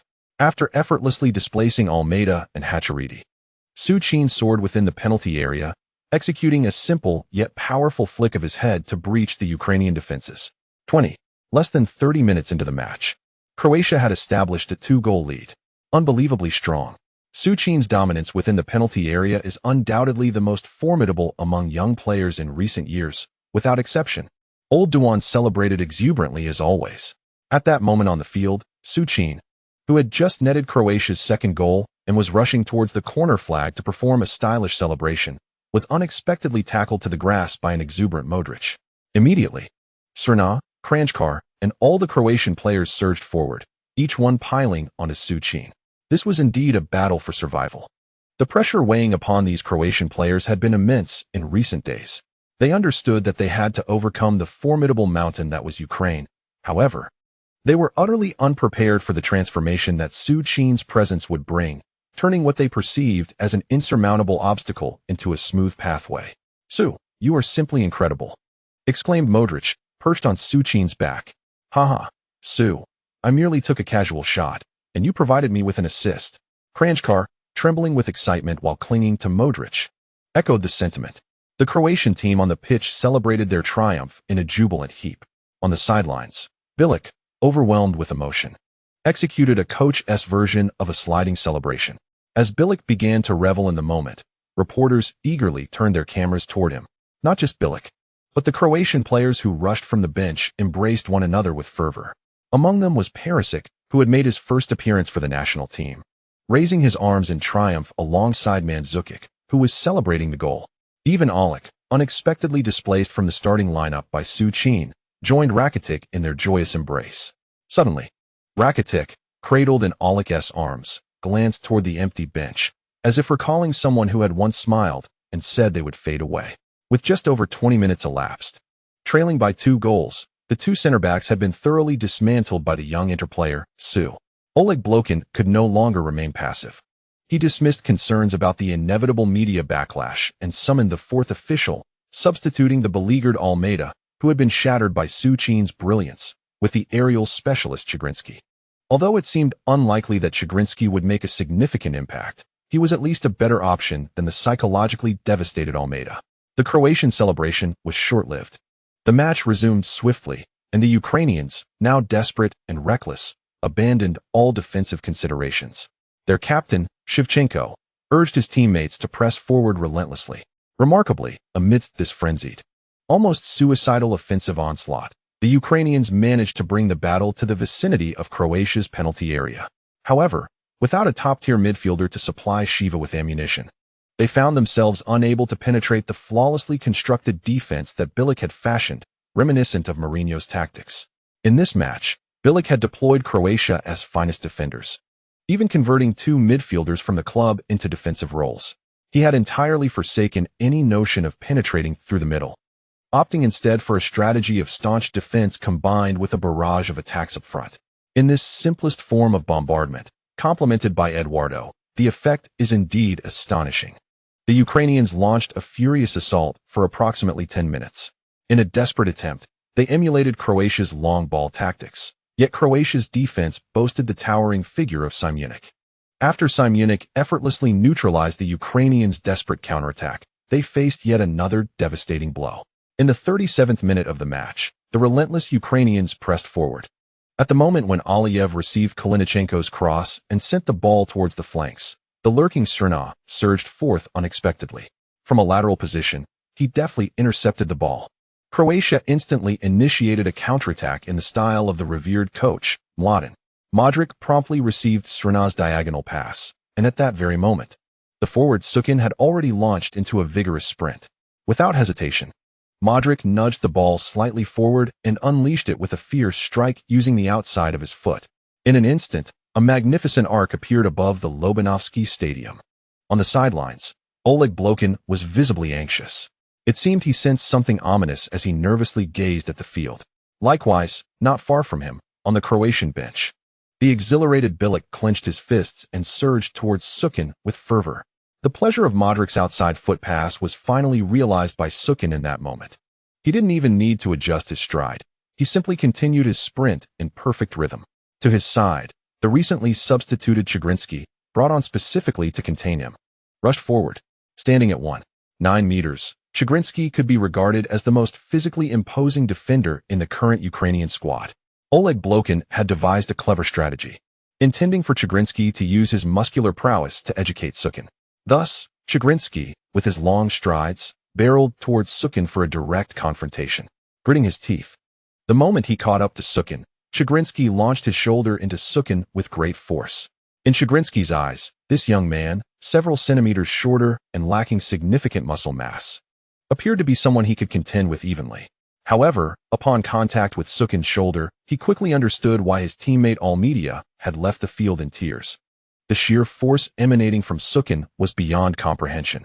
The instant their bodies collided, it felt as if two bowling balls had struck each other. Su Qin maintained his course, sprinting unabated, while the robust Chigrinsky was sent sprawling, arms outstretched and veering to the right. The tens of thousands of Ukrainian fans in Lobanovsky Stadium gasped in awe at Su Qin's explosive physicality. At this moment within the Ukrainian penalty area, aside from the panicked goalkeeper Pyatov, there was no one else present. Confronted by the advancing goalkeeper, Su Qin deftly directed the ball towards the far corner of the net. As anticipated, the football smoothly glided past Pyatov and nestled into the net. Beep. This marked the referee's third whistle of the first half. Boom. In that instant, over 1,000 Croatian fans in the Lobanovsky Stadium erupted into a frenzy. Su! Su! Su! They chanted, their voices filled with delirious enthusiasm as they celebrated Su Qin's achievement. Splendid! Splendid! The ball has found the net. The third goal, a flawless connection between Modric and Su Qin materialized, amid prolonged pressure from the Ukrainians. Modric seized a counterattacking opportunity to deliver a magnificent rainbow assist to Su Qin. Upon receiving the ball, Su Qin, after colliding with the newly introduced powerful Ukrainian defender Chigrinsky, deftly slotted the ball into the far corner, marking his second goal of the match. A brace. Within just a half, Su Qin had showcased his prowess with 2 goals and an assist. This remarkable efficiency surely silenced any doubts regarding why Su Qin had supplanted Bayern's formidable striker Alec in the starting lineup. Wow, that was an astonishing play. The player Su Qin knocked over was at least 6 feet tall and weighed around 180 pounds. He just sent him flying like that? They should start calling Su Qin the little beast, but there's already a little beast named Kaka. With such impact, let us just call him the Demon Man. Demon Man Su Qin. Didn't you see the previous Serie A matches? Nesta was also knocked over by Su Qin. What does that make Chigrinsky? Haha. Su Qin's physique and impact make him an unparalleled force in counterattacks. Croatia has truly struck gold. At this rate, defeating England seems possible. Just play defensively and keep launching the ball towards Su Qin's head. Come on. Have you even considered the caliber of Ukraine's defenders? They are all players from the domestic league. And England has Terry and Ferdinand, 2 legends. Can Su Qin really maintain this level of performance? That's a fair point. So far, Su Qin hasn't faced any top-tier defenders. We'll just have to wait for the World Cup qualifier between Croatia and England in 4 days. Haha. This World Cup qualifier is far more exciting than Serie A. Croatia's number 10 is playing exceptionally well. It feels like he'll be heading to a top club soon. Hey, what do you mean? He is currently the core midfielder for Tottenham. Where does he need to go? Isn't are Tottenham a top club? Tottenham a top club? Ha ha ha. In the commentary booth, Duan Xian, the chief supporter of Su Qin, could not contain his exuberance, shouting wildly after Su Qin's goal. Meanwhile, on the field, after scoring, Su Qin was not brought down by his teammates this time. Unbeknownst to him, at some point, the head coach Bilic had dashed to his side. With no other option, Su Qin, who had initially intended to execute a graceful SIU-style celebration, found himself enveloped in Bilic's fervent embrace. It was not merely an embrace. The exuberant Bilic seized Su Qin's cheeks and planted a vigorous kiss upon them. Having bestowed this kiss, Bilic appeared insatiable, as he promptly turned to greet Modric with a similar gesture. While joy radiated from Bilic, a stark contrast emerged in the form of the despondent Ukrainian coach Oleg Blokin, who had lowered his head in surrender. Realizing that even Chigrinsky could not contend with Su Qin, the once proud Blokin understood that the match had effectively reached its conclusion. The uncontainable presence of Su Qin, a towering forward, proved to be an insurmountable challenge for the national team. Only Italy and England possessed the elite central defenders capable of slightly curtailing Su Qin's prowess. Who among the other European teams could truly restrain such an extraordinary talent? Could they employ the Italian strategy of deploying 3 to 4 players to encircle him? Indeed, this could limit Su Qin, but what of the others? Modric's long-range shots, Eduardo's breakthroughs, were they to be left unchecked? Blokin shook his head in despair, utterly at a loss. In Milan, the passionate fans who had been applauding Su Qin's goal from the comfort of their living rooms abruptly switched off their televisions upon witnessing Bilic's embrace of their hero. They were discontented. This Bilic not only replicated their tactics, but did so brazenly in front of them. It was clear that he needed to devise a strategy for Su Qin that the Croatian national team could not mimic. Chapter 60. The Twin Towers scheme of Matt Bilic. The emergence of a new era's elite young coach. The first half of the match concluded with a bewildering score of 3-0. No one anticipated that this match, heralded as the most fiercely contested of Group 6, would yield such a lopsided result. The Ukrainian supporters in the stands hung their heads in despair, while many young fans wept, their eyes brimming with tears as they clung to their parents. This was the sacred Lobanovsky Stadium, a venue steeped in the fervent memories of countless Ukrainian fans. Yet, none could have foreseen that their beloved Ukraine would find itself in such a dire predicament. Blokin, without a backward glance, retreated into the players' tunnel. He had substituted Almeida. But regrettably, even the strongest Shigrinsky could not match the extraordinary Su Qin from Croatia. The sheer force of his impact and his aerial prowess, which belied his age, left Blokin at a complete loss as to how his Ukraine could possibly contain the needle-like presence of Su Qin in their penalty area. On the other side, the score of 3-0 not only illuminated Bilic's countenance with a radiant smile. Even the substitutes Mandzukic and Aulic on the bench were unable to contain their laughter. This was a national team match. Even if they were unable to take the field, as long as their team emerged victorious, they would harbor no discontent about being benched. This exemplifies the spirit of Croatia. It is also a testament to Croatia's tradition. The nation is small, and if such a diminutive country cannot unite, what hope remains? Hey, Su, your performance was simply remarkable. Upon returning to the locker room, the elder statesman Aulic extended his arms to embrace Su Qin. It was not just Aulic, Mandzukic, Rakitic, and the other substitutes gathered around to high-five and hug Su Qin. Naturally, there was also Croatia's head coach Bilic. After Su Qin completed a round of warm embraces, Bilic finally approached the tactical board. Joel Luka, you were far too conservative in the first half. As a right-back, your responsibility is not merely to defend against those pesky Ukrainians. You must also join the attack. Do you understand? In the first 45 minutes, you ventured forward only 3 times, and not once did you attempt a long pass. Haven't you watched Inter Milan? Ahem. You should take a leaf out of Macon's book.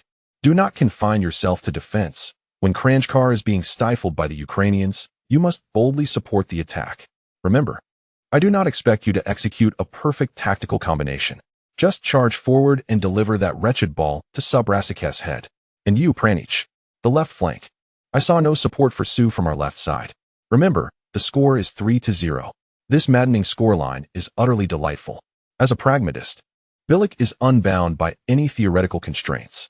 Whatever it takes to win the match, he will employ.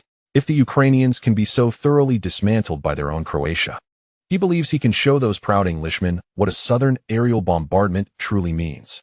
Su Qin listened intently to Bilic's tactical analysis. However, as he listened, he began to feel something was amiss. Why did many of Bilic's tactical arrangements echo those of the madman he had spoken with? No, it was not merely similar. It was almost identical. Finally, after a 15-minute halftime, the match resumed. Croatia made only one substitution, bringing on Mandzukic in place of the goalscorer Eduardo. Conversely, the trailing Ukrainians made a flurry of changes. Oleg Blokin utilized his remaining 2 substitutions. The unproductive tall forward Milevsky was replaced by the lightning-fast Andriy Yarmolenko.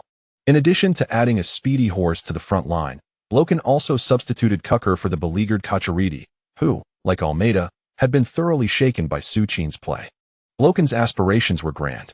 While bolstering their defense, the remarkably swift Andriy Yarmolenko could also assist Andriy Shevchenko in creating chaos within Croatia's backline.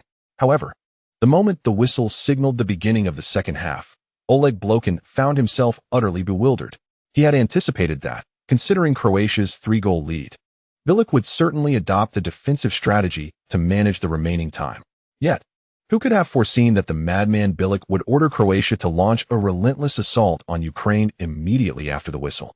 There were no elaborate tactical infiltrations. The Croatians recklessly delivered the ball to the flanks, launching crosses into the box at every opportunity. Admittedly, it was not aesthetically pleasing football. Nevertheless, this approach utterly dismantled Ukraine's already fragile defense. Indeed, shortly after the second half commenced, Yarmolenko found himself surrounded in the Ukrainian penalty area. However, with this attention on Yarmolenko, the newly introduced Mario Mandzukic found his freedom. Bilic's Twin Tower strategy bore fruit.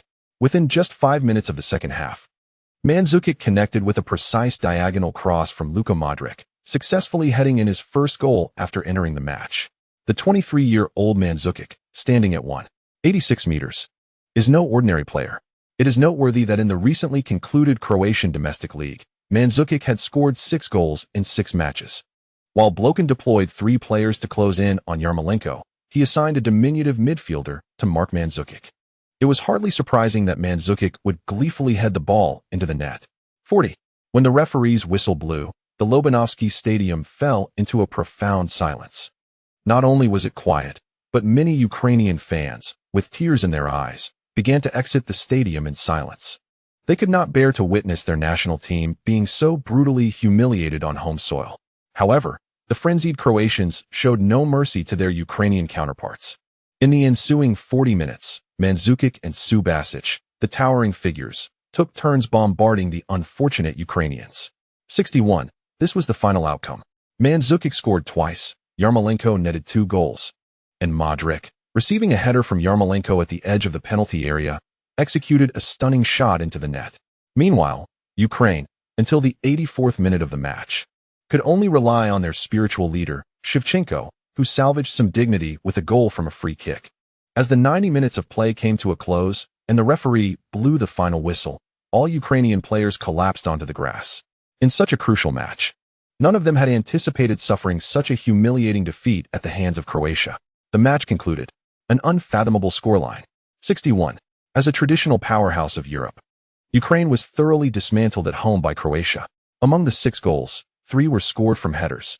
Moreover, according to the tournament organizer statistics, throughout the entire 90 minutes of the match, Croatia delivered an impressive total of 23 crosses, showcasing an aerial bombardment that left the Ukrainians utterly overwhelmed. From our vantage point, we could clearly observe the Ukrainian fans still present at the Lobanovsky Stadium, their faces streaked with tears. Following this crucial battle, Croatia's resounding victory not only allowed them to equalize with Ukraine, who had previously held a 3-point advantage, but the 5-goal margin enabled Croatia to surpass Ukraine on goal difference, securing the 2nd position in the group. However, Croatia's lead is merely temporary. With the 2 encounters between Ukraine and England already concluded, it remains imperative for Ukraine to triumph over Kazakhstan and Belarus without faltering, while Croatia must succumb to England for Ukraine to reclaim the 2nd spot in the group. As for England, who have maintained an undefeated streak in the group stage, they need only to secure a victory against either Croatia or Andorra to advance directly to the World Cup finals next year without the need for playoffs. In summary, Croatia's path ahead is still fraught with challenges. Yet, amidst the adversity, we glimpse a glimmer of hope for ascendance. This match revealed the remarkable spirit of Croatia. From the very commencement of the game, every Croatian player, including those on the bench diligently warming up, dedicated their utmost to this contest. The journey is long, but as long as these Croatian lads strive with the same fervor as their illustrious predecessors, we may one day witness the enchanting checkered jersey grace the World Cup final stage. Thus, we conclude today's match commentary. Simultaneously, we extend our congratulations to the 5 fortunate viewers who sent text message prior to the match, supporting Croatia's victory. They are the holders of the last 4 digits 3687 and 3345. These 5 lucky individuals will receive a grand prize package for the 2010 World Cup. Sponsored by Li Ning Sports. In the commentary booth, Duan Xian has wrapped up today's commentary duties, although his responsibilities are not yet complete. Following prior discussions with Su Qin, he will soon conduct a special interview for the sports channel. On the pitch, the Croatian players graciously assisted their Ukrainian counterparts, who lay despondently on the grass. Modric tenderly embraced a tearful Shevchenko.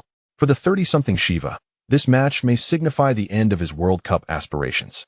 Regrettably, such is the nature of football, Su Qin undoubtedly emerged as the best player of the match. As the referee's whistle echoed through the stadium, a throng of exuberant journalists rushed towards him. At just 18 years of age, Su Qin's performance over the past 2 months has been nothing short of extraordinary. Not only has he solidified his position as Inter Milan's main striker, surpassing both Balotelli and Diego Milito, but he also unexpectedly outshone Bayern Munich's prolific forward Olic to secure a starting spot in the crucial World Cup qualifier for the Croatian national team. Indeed, prior to the match, when reporters learned of Su Qin's thigh injury and his inability to play, they expressed little concern for his condition. Like the unfortunate Oleg Blokin, they believed that in such a pivotal encounter, Bilic would never dare to field a complete newcomer like Su Qin. Yet, what was the outcome? Bilic not only opted for Su Qin, but orchestrated one of the most devastating matches in World Cup qualifying history. A scoreline of 6-1. This is the most lopsided result in the history of encounters between the two teams, including just a week prior, when Su Qin wreaked havoc on Dynamo Kiev, resulting in a 60-0 catastrophe. In the span of just 1 week, under the guidance of 2 head coaches, Su Qin had decimated 2 teams that were once the bastions of Ukrainian football on the same pitch. Click, click, click. The camera flashes relentlessly illuminated Su Qin. Not far off, Modric beamed as he watched Su Qin surrounded by reporters. In this moment, Modric saw not just Su Qin's future, but also the future of Croatian football. With Su Qin's presence, perhaps his long-held dream, which he had never dared to mention, would no longer seem so distant. On this night, the name Su Qin was destined to once again dominate the headlines of Europe's mainstream media. Accompanying Su Qin's meteoric rise was the Croatians' rising star, Matko Bilic, who, with fervor, slid to his knees after witnessing Su Qin's explosive header breach the Ukrainian defense, heralding a new era of long ball tactics for Croatia. The updates for the launch day weren't over yet, as there would be more tomorrow afternoon.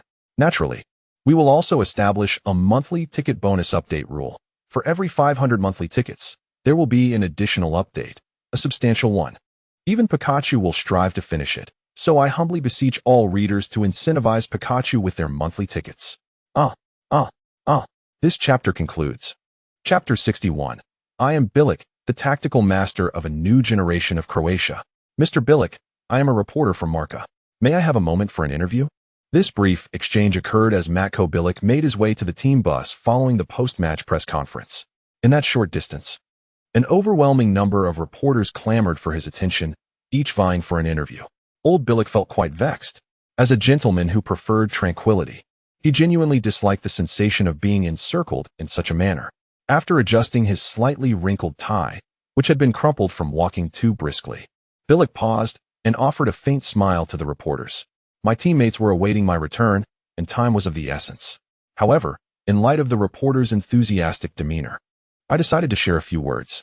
Mr. Bilic, you mentioned at the press conference that Croatia is prepared for the crucial match at Wembley in 4 days. Will the outstanding Su still be in the starting lineup? I can only say that Su is one of my choices. Croatia is not merely a team that relies on long passes. We possess our own unique attributes. Su's exceptional performance today is not solely due to his remarkable individual skills, but also the unity of the team plays a crucial role. Team football. This has always been a tradition in Croatia. A single victory does not signify much. Perhaps we were just fortunate to secure a win against Ukraine here. With that said, Bilic adjusted his tie once more, flashed a self-assured smile at the reporters, and departed under the escort of security personnel. Indeed, due to the reporters' fervor and the heavy toll on Ukrainian fans, Bilic was assigned 6 security personnel for his protection throughout the event. Click, click, click. Although Bilic had left, his charismatic and confident silhouette continued to captivate the excited reporters. Before long, a series of feature articles about Bilic appeared on major football media websites. The retro tactical master of Croatia emerges, a second spring for long passes. The hope of Croatia, the passionate young coach, Matt Bilic. Matt Bilic and the untold stories of Su Block. Bilic had become a sensation, seemingly eclipsing even the main star, Su Qin. Following such a resounding victory, Bilic naturally granted the entire Croatian team a day off that evening.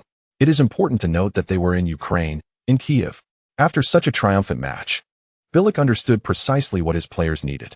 Moreover, he, a rugged 40-year-old, needed it as well. After a brief tidy-up and changing his attire at the hotel, Su Qin, along with Modric and Srna, ventured out. Srna had played for Shakhtar Donetsk for over 3 years and knew well what entertainment Ukraine had to offer. However, he refrained from taking Su Qin and Modric to any unsavory establishments. While Srna may have been unaware of Su Qin's inclinations, he certainly understood Modric's deep love for his wife. Thus, the trio opted for a quaint tavern, enjoying a few drinks before returning to the hotel. The following morning, at 10 o'clock, the entire Croatian team reconvened and boarded their flight to London. A week of double matches awaited, in addition to the club's league matches. It must be said that even Su Qin is feeling quite exhausted. However, seated beside him, the exceptional Modric exhibits not a trace of fatigue. Remarkably, at 6 in the morning, this individual was already awake, diligently performing push-ups in his room. His vigorous exertions startled the slumbering Su Qin, who momentarily believed that the seemingly docile Luka had secretly ordered takeout. It became clear to Su Qin why Modric, at the age of 37, could endure a full 120 minutes on the pitch. After a few hours of rest on the plane, the group finally arrived at London International Airport. Unlike their previous encounter with Ukraine, the aftermath of a resounding victory had drawn numerous reporters eager for interviews. Naturally, the primary focus of these journalists was the suddenly renowned Croatian coach, Bilic. A commanding win, coupled with aerial bombardment tactics and a dual tower strategy, left countless football commentators in awe of Bilic's tactical ingenuity. His exuberant celebrations on the sidelines, more fervent than those of the goal scorers themselves, catapulted him to internet fame. It perplexed Su Qin that such a template of aerial bombardment, originally devised by Mourinho, could yield such disparate public reactions when employed by different individuals. "Mr. Bilic, I'm a reporter from a football newspaper. May I ask?" the journalists clamored noisily. Yet, the protagonist Bilic showed no inclination to engage in interviews. With sunglasses shielding his eyes, he strode past the reporters without a glance. As the head coach declined to be interviewed, none of the other players dared to stop either. Consequently, amid the disappointed gazes of the journalists, the entire Croatian team swiftly boarded the bus heading to their hotel. Croatia arrived quietly. In stark contrast, England made a much more pronounced entrance. Fabio Capello, the second foreign coach in the history of the England national team, is known for his unyielding character and iron-fisted approach. Since taking the helm in 2007, he has swiftly guided this star-studded England squad onto the right path. While Croatia triumphed over Ukraine with a score of 6-1, Capello's England similarly decimated Belarus 5-0 on home soil, with 7 victories in 7 matches. A win against the Croatian team at Wembley Stadium would secure England's place in the World Cup finals 2 rounds early. Given their explosive performance and a prior 4-1 victory over Croatia earlier in the year, Capello felt no concern when reporters inquired about Croatia's tactical changes. Not only was he unconcerned, but Capello also took the opportunity to deride Bilic's tactical shifts in front of the journalists, dismissing long passes as merely a tactic that England had long mastered. As the world of football has evolved to its current state, no team can solely rely on long passes and aerial assaults to secure victory. I refrain from commenting on my opponents. I am merely aware that in 4 days, we shall secure our spot in the finals. How audacious! However, none of the journalists present seemed to find fault with Capello's statement. Much like the forecast published by a football newspaper the following day, the crux of Croatia's long ball strategy hinges on their newcomer, Su.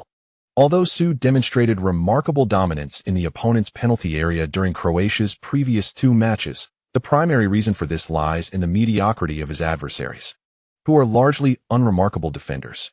Indeed, Su has displayed a similar performance in Serie A with Inter Milan. Yet in Serie A, he does not exhibit the same invincibility as he does with the national team. Even a team like Bari, languishing at the bottom of the league, has been able to neutralize Su through a tactical double-marking strategy. As for facing England's Terry and Ferdinand, few would bet on Su, who has twice struck against Ukraine, to continue his explosive form.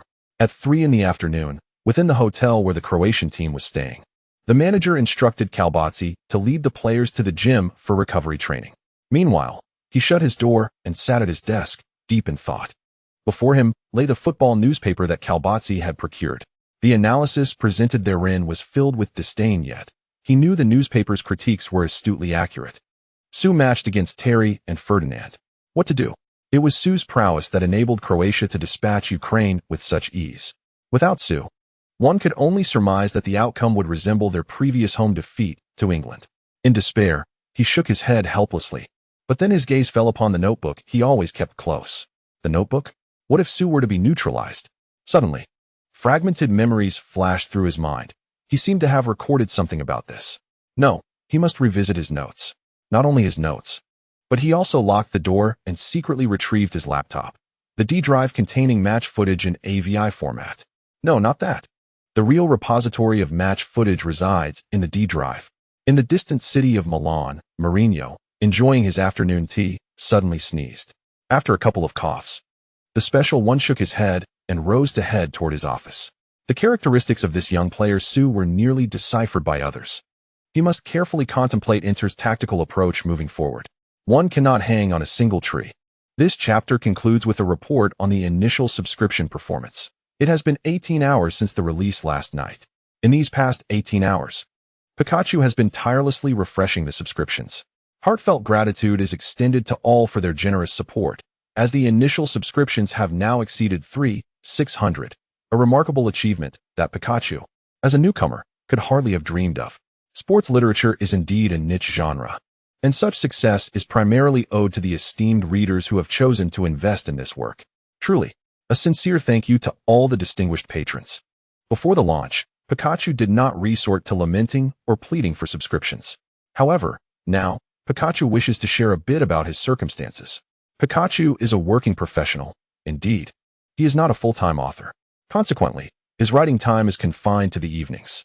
At times, after returning from work, fatigue sets in, yet Pikachu diligently researches, watches past match videos, and contemplates the storyline. He also attentively reads the comments and corrections from each reader, reflecting and amending accordingly. Pikachu aspires to craft a commendable football narrative within this underappreciated genre. Let us establish a benchmark. A minimum of 8,000 words daily is truly the limit for Pikachu. Moreover, here comes the most crucial matter. The editor has informed me that the monthly votes during the first month of a new book significantly impact its success. Given that our initial subscription figures are impressive, Pikachu shamelessly seeks a wave of monthly votes. Not asking for much, just one vote. A single vote. I humbly request that esteemed readers grant Pikachu a basic monthly vote. I shall not be greedy. Henceforth, let us set a rule. For every additional 100 monthly votes, Pikachu will exert every effort to increase the updates by one chapter. Currently, there are 251 monthly votes, and for every additional 100, Pikachu will add another chapter. Starting tonight, Pikachu shall forego sleep and continue writing until dawn. Lastly, Pikachu bows deeply in gratitude to all esteemed readers. Thank you, thank you, thank you. Chapter 62. Old Bye. Even when copying homework, we must innovate ourselves, right? The English are proud, especially when facing Croatia. The first official encounter between the two teams dates back to 2004.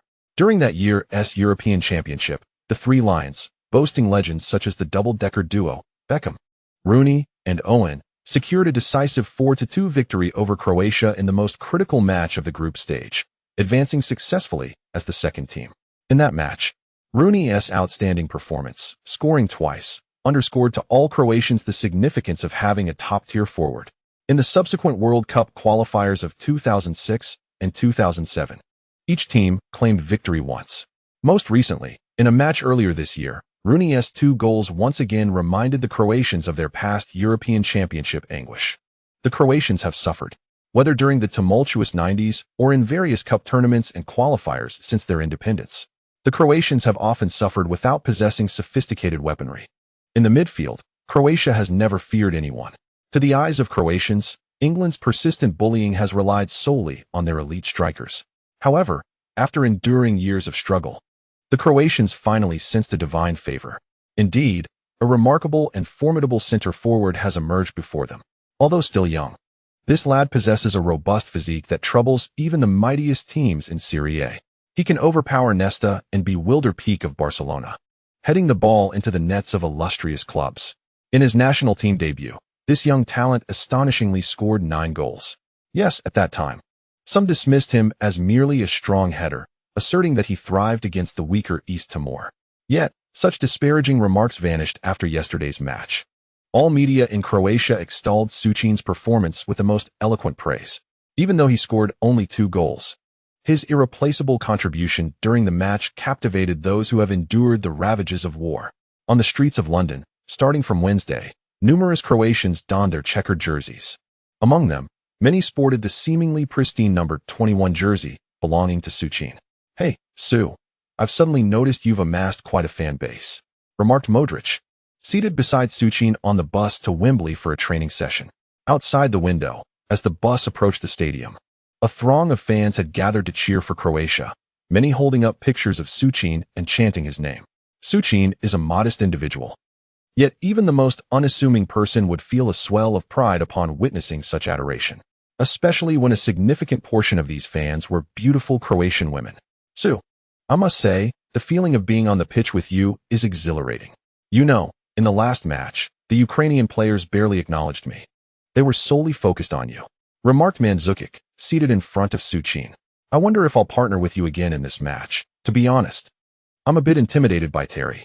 At this point, Mandzukic had yet to evolve into the formidable Juventus striker of the future. The mere mention of the world-renowned defender Terry instilled a sense of trepidation in him. "What are you afraid of? With Su around, Terry won't even notice if you're on the pitch." "Haha, you're right. How could I have forgotten that?"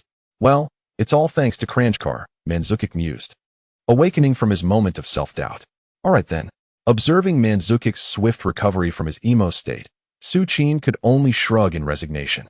After all, what can one expect when those insufferable journalists relish in sensationalism? In a closed-door training session, Oldby declined all media presence. Nevertheless, even under such circumstances, Oldby refrained from rehearsing the tactics he genuinely intended to employ in the impending match. This was, after all, England's territory. And who could fathom the number of cameras capturing every moment on the field? After a night filled with meticulous contemplation and study, he arrived at a decision. He must not become ensnared within the confines of the madman's framework. There could only be one Su Qin among the madman's ranks. However, he did possess a secondary Su Qin in Mandzukic. Much like the moment of inspiration he experienced during the match against Ukraine, he planned to deploy both Su Qin and Mandzukic, those towering figures, onto the field together in the upcoming game. The strategy would remain consistent: long passes and aerial assaults. No, it was not merely long passes. To be precise, it should be termed as an organized aerial offensive. Su Qin possessed exceptional back-to-goal skills. He envisioned placing Mandzukic at the forefront to disrupt England's defensive line while allowing Su Qin to position himself behind Mandzukic. With his back-to-goal prowess, Su Qin could not only time his headers, but also assist Modric in orchestrating offensive plays. Like an extendable dagger, he could strike swiftly and deeply into the heart of the English defense. This was the tactic. Oldby had contemplated it throughout the night. He believed it to be Croatia's sole approach against England in the current scenario. Unlike the conservative Bilic, the following day, England's training session was conducted with open arms by Capello. With a cool demeanor and glasses perched on his nose, Capello stood nonchalantly on the pitch, facing a constellation of English superstars. Even in goal, David James, Paul Green, and Joe Hart could easily rank among the world's top 15. As for other positions, the likes of Terry, Rio Ferdinand, Ashley Cole, Carragher, and Glenn Johnson in defense, and the ever-charismatic midfield maestro were enough to draw attention. In short, when comparing the current Croatia to this English side, it was apparent that they existed in entirely different realms. The England players trained amidst laughter and banter, displaying no semblance of pressure before the so-called Great Battle. Journalists on the sidelines fixated on the duel between Terry and Ferdinand. In recent days, numerous reporters had begun to hype the epic confrontation between Su Qin and these two titans. However, this so-called epic clash was merely a fabrication of the journalists' rhetoric. In the eyes of Premier League coaches and professional football analysts, Terry and Ferdinand, products of a league where physical contact is commonplace, were far beyond the reach of a rookie like Su Qin, who had only recently embarked on his professional journey. Perhaps it only requires the initial physical contact post-introduction for these two to reveal to Su Qin the true essence of a world-class central defender. Before long, Capello's ceremonial training session came to a close. Undeterred, the reporters congregated in the parking lot, eager to extract some insight. Fortuitously, John Terry, delayed by a few minutes due to a restroom visit, found himself intercepted by them. "John, could you share your thoughts on the Croatian prodigy, Su?" "Mr. Terry, Numerous media outlets have been buzzing about your impending clash with Su. Might you offer us a glimpse of your perspective? Terry, feeling the pressure, could only muster a succinct response in light of the fervent reporters who refused to let him pass without an answer. I've watched footage of that guy's matches, and he's certainly impressive. However, we've yet to face each other, and my teammates have not encountered him either, so I cannot ascertain his true level. I suppose we will find out once the match begins. The reporters were left disheartened. They had hoped to provoke Terry into making a disparaging remark about Su, or to reveal his ignorance of the young player's prowess. Regrettably, Terry's response was so measured that they could not unearth a single crack to incite the wrath of either fanbase. How could the journalists possibly stoke the flames of rivalry with such a composed figure? Why could Terry, the ideal antagonist, not lower his intellect just a fraction? Well then, let us adhere to our word. From now on, I shall forego sleep, composing 100 sheets per chapter, totaling 3 chapters. Please forgive Pikachu for his slow typing. This is the first chapter. By the way, the additional updates for monthly tickets cannot overlap with the regular updates. Tomorrow's minimum of 8,000 words must continue. In short, Pikachu shall tirelessly deliver, and esteemed readers, kindly bestow your monthly tickets upon Pikachu. Lastly, Pikachu implores once more. Monthly tickets, monthly tickets, monthly tickets, truly. They are of utmost importance. I beseech you. End of chapter 63. QNMD animated images? And the spirit of Cave Village. Hey, little Duan, slow down. What is your rush? At the exit of London International Airport, a prominent sports channel commentator, burdened with a sizable travel bag, strode ahead purposefully. Following him, a middle-aged man, appearing to be in his 30s or 40s, ambled leisurely. Huang, the equipment at Wembley is all set up. We need to head over early to test it out. Ah, you have this habit. Testing the equipment is the responsibility of the directing team. We merely need to commentate. What good does fretting do? The more you worry, the more mistakes you make.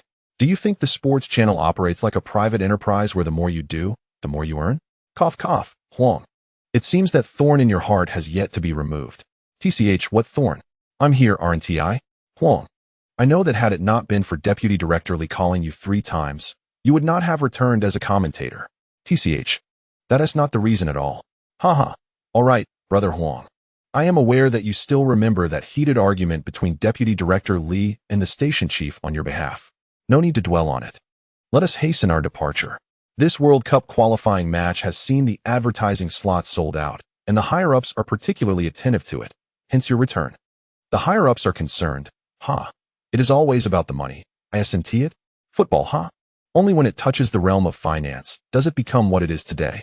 In the early days of the Jia A League, the atmosphere surrounding our football was so vibrant. Alas, enough of this, Brother Huang. You are of a considerable age, yet still harbor such cynicism. We are broadcasting a match between Croatia and England. Indeed, why do I even mention this? By the way, Xiao Duan, didn't you say you had private contact with that Su Qin? After the match, shall we sit together? I have read your report. I must say, the story of that young man is indeed captivating. Brother Huang is also intrigued by young Su. Splendid. Once the match concludes, I shall introduce you. You wouldn't know, but many things that lad mentioned, I hesitated to include in my report. What did you hesitate to write? Is it about the rumors online regarding him stealing Peek's girlfriend? Hey, Brother Huang. How old are you to be asking such questions? Outside London Airport, under the moonlight, 2 towering figures in the realm of Chinese football commentary stepped into a vehicle, making their way towards Wembley Stadium. Simultaneously, in the distant city of Milan, Raiola, who had intended to sleep, found himself wide awake due to a barrage of phone calls. China, perhaps due to the time difference and distance. The day after Su Qin's formidable performance in helping Croatia triumph over Ukraine, he became an overnight sensation, with a striking display in the World Cup qualifiers, where he bulldozed a 1.9-meter Ukrainian defender. Coupled with the humble and diligent image he left in the hearts of Chinese fans, Su Qin's fame skyrocketed. The Chinese have a deep affection for the Russians. In their eyes, whether it be the big or small Russians, all are robust men capable of wrestling bears. Thus, when Chinese fans witnessed Su Qin, this man of Chinese descent, effortlessly sending a towering Russian flying, as if playing bowling, his name seemed to acquire an air of reverence. The moniker demon Su Qin swiftly spread across the internet. In 2009, the internet began to proliferate throughout China. The existence of mobile QQ transformed quirky illustrations into a novel way for the youth to greet one another. It remains unclear which internet sage compressed the video of Su Qin sending Chagrinsky flying into a GIF, accompanied by the most iconic four-character greeting in Chinese, "Go to hell." And thus, all the replies on various forums, along with greetings on mobile QQ, seem to have undergone a uniform change. As for the protagonist, Su Qin, he soared to fame as if propelled by a rocket, much like a basketball trainee who had practiced for 3.5 years. The fervent rise of this phenomenon has naturally led countless Chinese manufacturers to shift their gaze towards Europe. This newly ascended star from China is set to compete in a World Cup qualifier alongside Beckham. What a remarkable dual opportunity. Consequently, Chinese enterprises have surged towards London with fervor. What is that? A Chinese pharmaceutical company endorsing male health products? And what is this golden milk red treasure? This product is unfamiliar, and there are no current endorsement plans. Only after filtering through various offers can requests for endorsements reach Raiola's phone, meticulously curated by his assistant. On this night, Raiola is inundated with work, nearly to the point of exhaustion.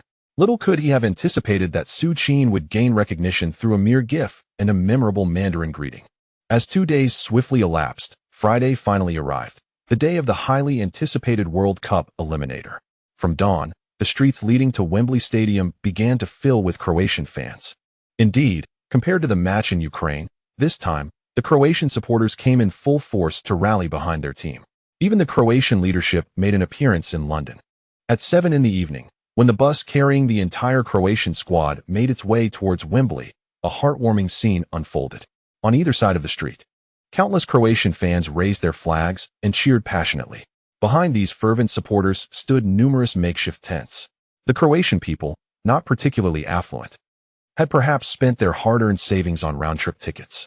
In the opulent city of London, hotels were far beyond their means.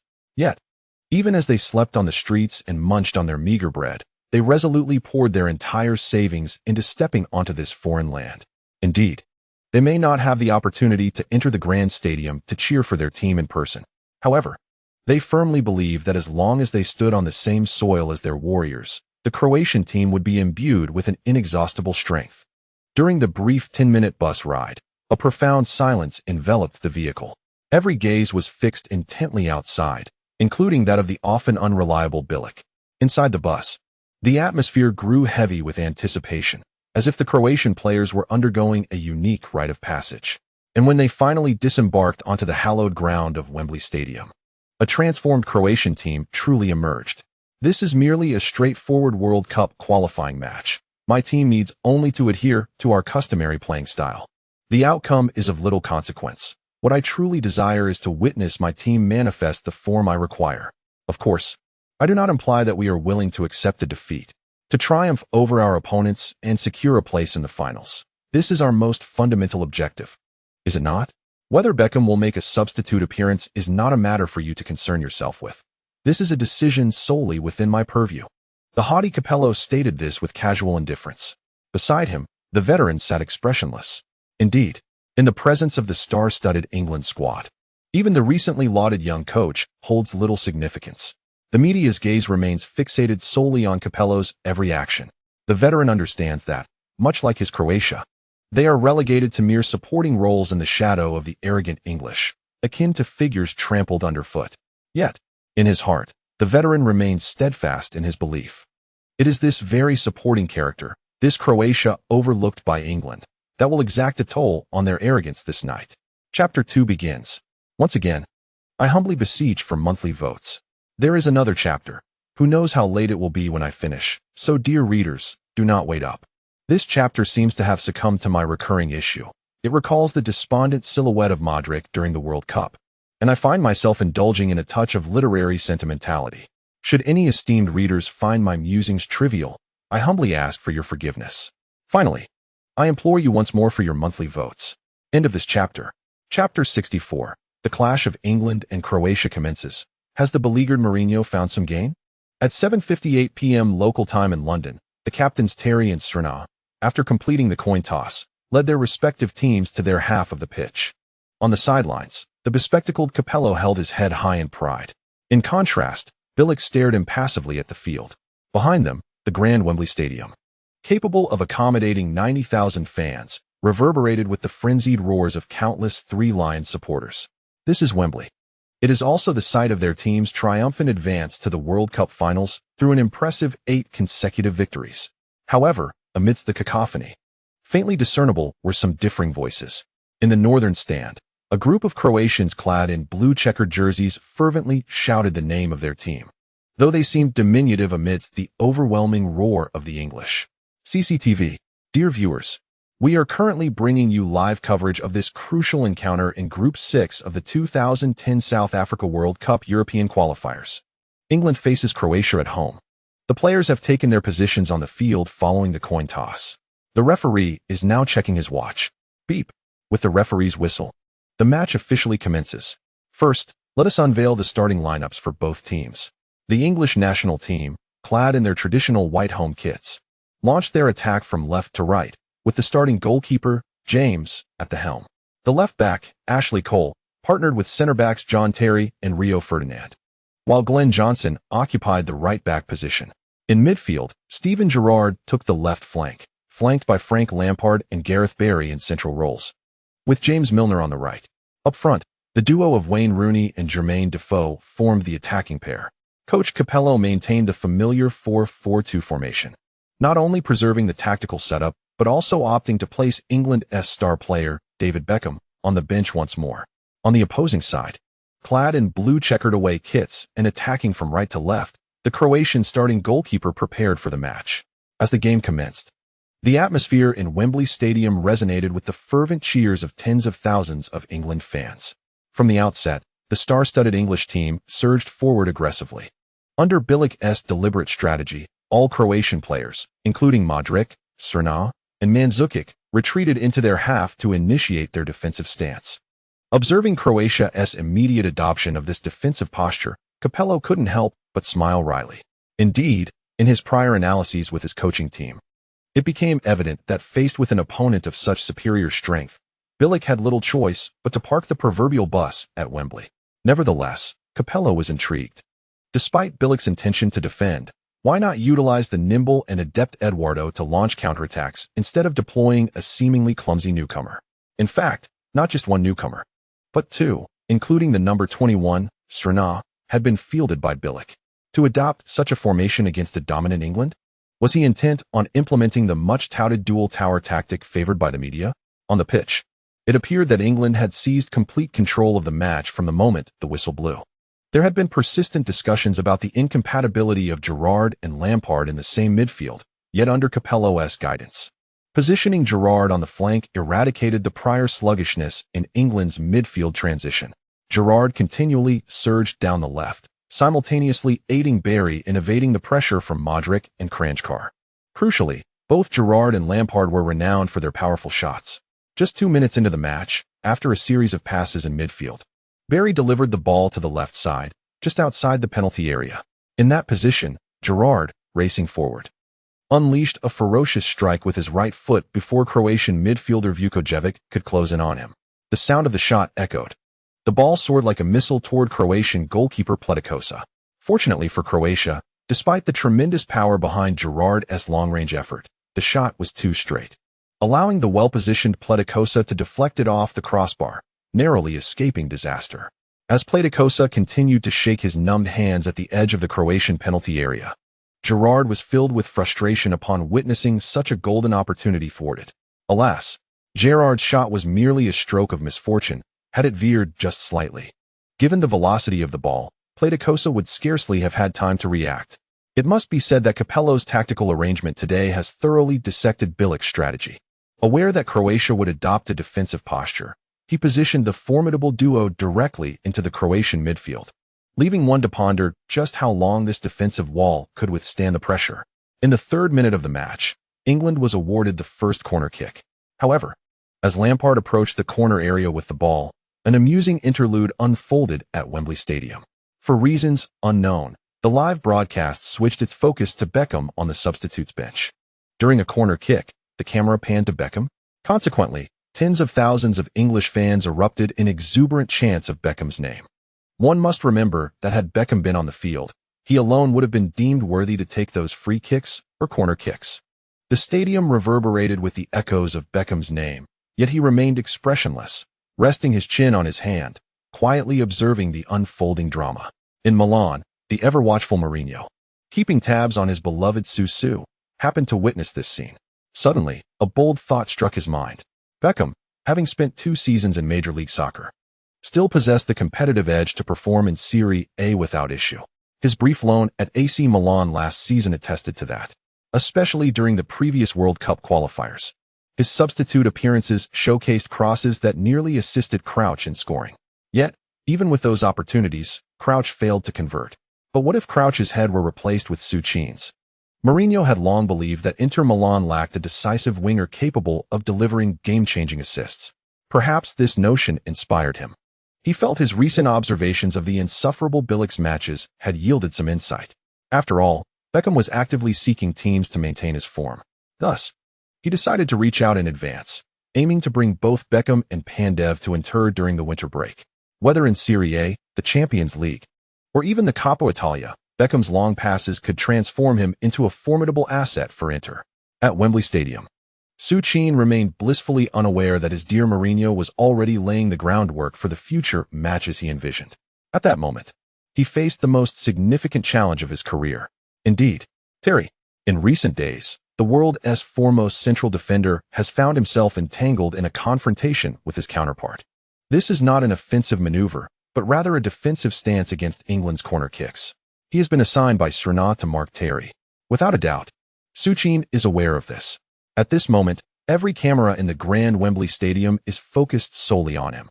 However, Su Qin feels no trepidation. Instead, there is a flicker of excitement within him. He is eager to witness what transpires when the formidable Holland faces the peak version of John Terry. Dear readers, Pikachu has kept his promise and presents the 3rd update. Yet, it seems that writing late into the night is quite a strenuous endeavor. Alas, Pikachu must take his leave for a respite. In closing, I reiterate my plea. 100 monthly votes for an additional chapter, for we must strive diligently. I humbly request the support of esteemed patrons for their votes. Moreover, I still owe an additional update to the Alliance leader. Thus, I must muster even more effort. Chapter completion update. I had originally penned over 2,000 words and intended to publish them, but just as I reached a pivotal moment, I pondered that it would be better to extend the narrative into a grand chapter, coupled with the extra updates from monthly votes and a guaranteed 8,000 words. Today's update shall culminate in a monumental 12,000 words. This way, none shall accuse Pikachu of diluting the content. The update time is set for 11 o'clock tonight. Once again, I appeal for your monthly votes. Chapter 65. The frantic wild man emerges, bombarding the night in London. Born in 1980. This year marks the pinnacle of Terry's illustrious career. During this period, he finds amusement in the absurdity of journalists linking him with an 18-year-old youth. Indeed, he has witnessed the video of Nesta being toppled by Su Qin. Nesta is undeniably formidable, yet he has aged, and during that defensive moment, he relinquished his signature tackling style, opting to engage physically with this brash young lad. A miscalculation led to Nesta's embarrassing predicament. As for Peak, there was no other reason for that incident. The young lad's physical resilience proved formidable, but Peak is hardly a significant adversary in Terry's eyes. Thus, the media's sensationalism does not faze Terry in the slightest. He is John Terry, the dual captain of the illustrious Chelsea and the esteemed England team, the best central defender in the world, bar none. Even the likes of Drogba, in terms of physical confrontations, are an equal match for him. Terry is resolute that Su Qin poses no threat to him, just as he stands now. Lampard's corner kick is directed towards him. As he watches the ball approach, Terry, as usual, plans to maneuver past the Croatian player beside him to execute a header. He has even calculated the angle. However, as he leans his shoulder against the young number 21, he realizes that this seemingly unassuming youth remains utterly unmoved under his full force. This fellow, he stands steadfast, unyielding. Not only did he exert himself, but the young man also pressed forward, seemingly intent on subduing him and propelling the ball out of the penalty area. Terry, unwilling to yield, summoned all his strength and leapt in the direction of Su Qin. However, to Terry's astonishment, the Croatian number 21 appeared to soar into the air, overpowering him to meet the ball first. With a powerful header, he sent the ball flying out of the penalty area. Throughout this encounter, the peak version of John Terry seemed momentarily paralyzed, overwhelmed by Su Qin's prowess, despite having given his utmost effort. Remarkable. Just look at that physique. Terry appeared utterly outmatched. From the commentary box, after a prolonged silence, the ever-enthusiastic Huang finally exclaimed upon witnessing Su Qin decisively triumph over Terry in their initial clash. On the field, after successfully clearing the ball, Su Qin did not hesitate. The tactics of the veteran coach were not solely focused on defense. The true intent lay in counterattacking following a solid defense. With his long strides, Su Qin sprinted furiously towards England's backline. Modric, who had just received Su Qin's headed clearance, wasted no time, elegantly turning with the ball to evade the sudden challenge from Barry, thus initiating Croatia's counterattack with purposeful strides. Without waiting for Gerrard to close in, Modric delivered a swift diagonal pass to the right flank, finding Kranjčar. Mandzukic led the line at the forefront. In response, the entire England team quickly reorganized their formation, as rapid defensive recovery was their forte. However, at this moment, Rio Ferdinand found himself in a precarious situation, with Mandzukic closing in on his left and the Inter Milan player, whom Capello had warned him to watch closely, on his right.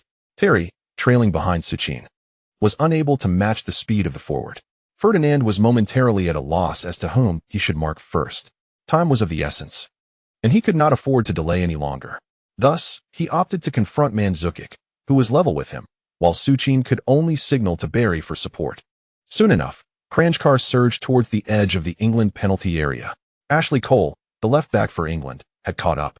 Without hesitation, Kranjčar delivered a cross, lofting the ball into the English penalty area. Both Su Qin and Mandzukic had arrived at that position. On the sidelines, Bilic raised his arms in excitement, witnessing Croatia's counterattack unfold so swiftly. He had been eagerly anticipating this moment. As Kranjčar delivered the ball into the box, Su Qin sprinted into England's defensive territory with unwavering determination. Before him stood Gareth Barry, a towering figure at 6 feet tall, blocking his path. As Capello's most trusted English midfielder, Barry had been instructed to pay particular attention to Croatia's number 21 before the match commenced.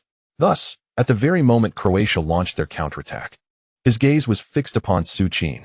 Like countless defensive maneuvers witnessed in the Premier League, Barry sprinted back while meticulously observing the right flank where Kranjčar was eager to deliver the ball into the penalty area. The instant Kranjčar launched the ball, Barry swiftly adjusted his stride, positioning himself strategically ahead of Su Qin. In his mind, as long as he maintained his position and with Rio Ferdinand guarding Mandzukic, Croatia's menacing counterattack would amount to nothing but empty threats. However, Barry failed to recognize a crucial detail. At that moment, the individual he obstructed was not merely an ordinary pacey forward. Behind him loomed a formidable entity, a prototype of the future superhuman Holland, enhanced with an additional 5 points of strength. Just moments ago, Su Qin had proven this during a corner kick defense. The Holland-like figure, augmented by the strength boost, would have posed an insurmountable challenge even for a peak Terry. If Terry could not contend, what hope did Barry of Manchester City have in attempting to shield himself? Without a moment's hesitation, Su Qin barreled forward, crashing into Barry as he stood directly in his path. It was reminiscent of his previous encounter with Ukraine. After facing Terry, the so-called English stars before him had lost their luster in Su Qin's eyes. With a resounding thud, Wembley Stadium witnessed a moment of disbelief. Barry, poised to leap and clear the ball, suddenly found himself stunned. He felt a deafening thump resonate from his right shoulder. Alongside the sound came an unimaginable force, akin to being struck by a fully laden truck. In an instant, Gareth Barry, once perfectly positioned, was sent hurtling forward like a kite severed from its string. Meanwhile, Su Qin, unimpeded in Barry's former location, leapt into the air, propelling his entire body towards the ball. At the moment the ball descended upon his forehead, he struck it with tremendous force. The impact echoed through the stadium. As Barry lay sprawled on the grass, he was startled to hear another resounding crash. What kind of creature was this? How could a header produce such an extraordinary sound? Raising his head, Barry turned towards his own goal.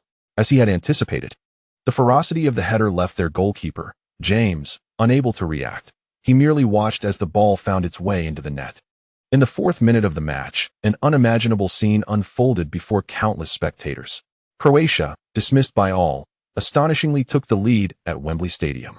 The Croatian fans in the North Stand erupted in euphoric shouts, while over 80,000 England supporters stared in disbelief at the giant screen, eager to comprehend the events of the fleeting seconds. How could it be that, despite having a corner kick, the goal was scored by Croatia? On the pitch, Su Qin, who executed a spectacular diving header, was immediately overwhelmed by Mandzukic before he could rise. Soon, familiar faces surrounded Su Qin, skillfully piling on top of him in celebration. Beautiful. Magnificent. The ball has found the net.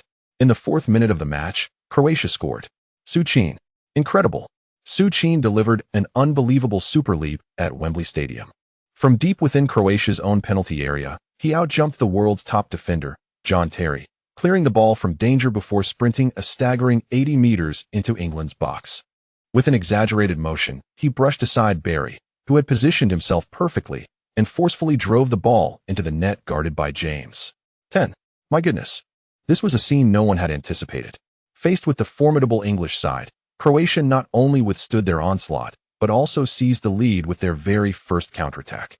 Su Qin, this 18-year-old prodigy, in the sacred arena of Wembley, helped Croatia gain the upper hand in the most astounding manner. In the commentary booth, upon witnessing Su Qin's explosive leap, Duan Xian was on the verge of leaping up in celebration, only to be startled by Huang Jinxiang, who suddenly slammed his hand on the table and erupted in ecstatic shouts, reminiscent of the fervor witnessed when Italy triumphed over Australia. His explosive commentary left Duan Xian momentarily speechless, realizing that his colleague had been holding back a monumental reaction. Meanwhile, on the field, Terry, who had been trailing Su Qin, stood dumbfounded, watching as countless Croatian players piled on top of Su Qin. Yes, the world's top defender, Terry, was still reeling from the shock. In a mere span of seconds, he had foolishly run back from Croatia's penalty area to his own, helplessly watching as this number 21 headed the ball into his own net. On the sidelines, Bilic was overwhelmed with emotion, a heartfelt excitement surging within him, especially after witnessing Su Qin bulldoze past Barry and score. In sheer exhilaration, Bilic fell to his knees on the grass. Indeed, he knelt in reverence towards Su Qin. As he knelt down, the old coach, in sheer disbelief, covered his head with his hands. It was utterly outrageous.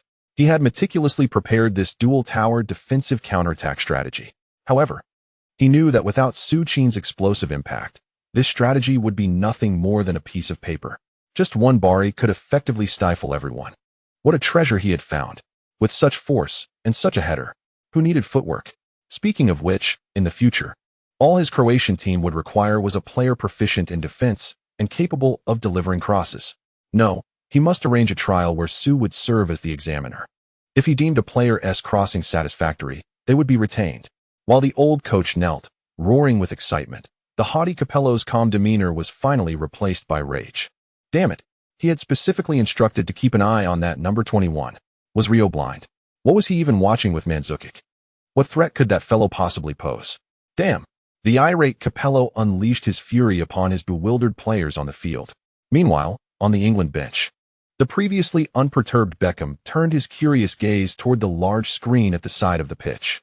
As the best passer in the world, Beckham perceived that the cross delivered by the Croatian winger was utterly abysmal. Not only did it fail to accommodate the pace of his forward, but it also missed the general landing point entirely. Yet, inexplicably, this atrocious cross transformed into a goal. The sole reason for this was the breathtakingly terrifying individual ability of that Croatian number 21. His physical impact, mastery over aerial ball placement, and heading technique were unparalleled. To be honest, in nearly 2 decades of his professional career, Beckham had never witnessed anything like it. Such a poor cross could convert into a goal. He couldn't help but think of his own towering striker, Crouch. Compared to this Croatian number 21, Crouch seemed. Oh, if only he had the chance to deliver a pass to that number 21, who could fathom how many assists he might accumulate in a season. Perhaps, even at his 30s, he could vie for the title of assist king. The unexpected deficit sparked a sense of urgency among the England stars at Wembley Stadium. As the match resumed, Capello stood at the sidelines, gesturing fervently for England to press forward. The England fans in the stands, after a brief moment of astonishment, regained their composure. Falling behind was quite normal. After all, in football, how often did things go smoothly? Nevertheless, under the weight of their overall strength, They firmly believed that their team would soon equalize. The England supporters began to chant loudly, and similarly, the stars on the field commenced their dazzling display. In the 7th minute of the match, after a series of intricate passes between Lampard and Barry in midfield, the Croatian defense was lured to the left side, allowing for a swift and expansive switch of play to the unmarked Milner on the right flank. At that moment, still with Manchester City, Milner effortlessly controlled the ball with his chest and drove it towards the baseline. Before the Croatian left-back, Pjanic, could close in, Milner lofted the ball into the penalty area. Indeed, while Croatia is adept at long balls and crosses, they were now facing the pioneers of such tactics, England. Inside the box, Rooney leaped high, aiming to head the ball into the Croatian net. However, the vigilant Simunic, who had been closely marking him, managed to outmaneuver Rooney and headed the ball out of play, granting England another corner kick opportunity. This time, however, England did not rush all their players into the Croatian penalty area as they had previously. Su Qin retreated, facing off against Terry. Terry's frustration was palpable. After their initial encounter, he realized he was up against an exceptional opponent. The unimaginable balance displayed by Su Qin left Terry in disbelief regarding the young man's training regimen. As the corner was taken, the outcome mirrored the last. Su Qin, with his near-maxed-out capabilities, once again utilized his precise judgment of the ball's trajectory and his extraordinary physicality to outmaneuver Terry, heading the ball away from the danger zone. Journalists on the sidelines were electrified. This marked the second instance of Terry, regarded as the world's premier center-back by the English, appearing as mere youth team player against the formidable Su Qin. All of Terry's experience and skill diminished under the overwhelming physical pressure exerted by Su Qin. Yet another counterattack ensued from the corner. Mandzukic surged forward with great speed. Meanwhile, the ball-carrying Fogjevic was halted by Milner's tactical foul before he could make significant progress. Chaos ensued on the pitch. For the following 30 minutes, Capello's England seemed at a loss for how to play, confronted by the Croatian side's nearly impenetrable defensive setup. Neither Gerrard nor Lampard could breach Croatia's robust defense with long-range shots. Indeed, aside from Su Qin and Mandzukic, the other 7 players deployed by Bilic, including Modric, possessed commendable defensive capabilities. Coupled with the relentless incursions of Su Qin and Mandzukic into England's midfield, Capello's envisioned midfield dominance vanished entirely. Moreover, England's struggles were not confined to their offense. They also faltered defensively. The dual threat posed by Su Qin and Mandzukic proved to be a considerable headache for them. In the 37th minute, Croatia executed their straightforward strategy of crossing from the baseline once again. However, a wiser Terry began to collaborate with Ferdinand to apply pressure on Su Qin. Indeed, the formidable duo of central defenders in the current era exhibits a striking contrast to the defensive strategies employed by the Ukrainians. These two players have managed to effectively neutralize Su Qin, yet while Su Qin was contained, Mandzukic found himself unmarked. In terms of aerial prowess, Barry and the youthful Mandzukic can be considered evenly matched. Thus, having secured his position ahead of Barry, Mandzukic successfully made contact with the ball, delivering a menacing header that drew a collective gasp from the over 80,000 English fans at Wembley Stadium. Remarkably, Croatia, relying solely on their resolute defense and long passes, matched the star-studded English side in terms of threatening attacks. Su Qin's influence is undeniably significant. A tall forward capable of controlling the ball is an invaluable asset to any team. In my view, Capello should abandon his stubbornness regarding Beckham's exclusion from the field, as Beckham's long passes are the most potent weapon against such defensive tactics. The match continued, with Rooney repeatedly retreating to assist Lampard in organizing the disarrayed midfield. However, playing with his back to the goal is not Rooney's forte. Faced with such dense defensive formations, Rooney's explosive force found little opportunity for expression. The first half swiftly came to a close. In the locker room, the veteran coach enthusiastically encouraged each player, particularly Su Qin, who once again played the role of a divine intervention. To be candid, at this moment, the veteran coach felt a fondness for Su Qin that surpassed even that for his own son. The likes of Aulick were entirely forgotten. During the 15-minute halftime break, the coach repeatedly emphasized his mantra, which he had undoubtedly uttered countless times. Do not dwell on the ball. When the opportunity arises, deliver it into the penalty area. On the other side, in the home team's locker room, trailing by a goal ignited the proud Capello into a state of fury upon his return. Defoe, who had been ineffective in the first half, became the target of Capello's frustration. As for Rooney, due to his importance to England, Capello restrained his ire. Yet, as previously noted by Coach Huang, observing Croatia's intent to defend resolutely throughout the match prompted Capello to recall the ever-doubtful David Beckham. When the 15-minute interlude concluded and both teams returned to the field, the previously subdued throngs of English fans erupted once more. Beckham, Beckham, Beckham. Even at over 30, the charm of the football icon remains unrivaled. Numerous Croatian fans donned in their checkered jerseys seized their digital cameras to capture the sight of Beckham on the pitch. The second half officially commenced, maintaining the rhythm of the first. All 11 Croatian players, including Su Qin, retreated to their half, adhering to the coach's instructions. As the second half commenced, Su Qin relentlessly utilized his physicality to disrupt England's midfield. In the 47th minute, just as Lampard received a backward pass from Beckham and was poised to deliver the ball to the left flank where Gerrard awaited, Su Qin, having lingered nearby, abruptly hurled his entire body into Lampard with reckless abandon. The sheer force of Su Qin's impact sent Lampard crashing to the ground without any hesitation. At that moment, the referee's whistle pierced the air, admonishing him to be mindful of his actions. This was yet another instance of Su Qin toppling an opponent, and the referee, unable to overlook it any longer, pointed at Su Qin with a warning. With Barry's assistance, Lampard managed to rise once more, granting England their first free kick opportunity of the second half. Boom. As the dashing figure lifted the ball, the cheers from Wembley Stadium once again resonated through the clouds. Yet, despite Beckham's exquisitely crafted pass, the dense Croatian defense thwarted their efforts. Ferdinand, despite getting the first touch, was unable to direct the ball past the goal line due to the interference from Simunic. The absence of a decisive striker was palpable. Rooney performed adequately when the wind was at his back, but when faced with adversity, he consistently failed to shine. If this pattern continued, Croatia might indeed snatch a victory at Wembley Stadium. The match progressed, with England maintaining their pressure on Croatia, similar to the first half.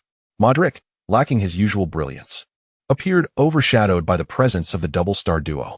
The other players, too, found themselves embroiled in a fierce battle due to the disparity in skill.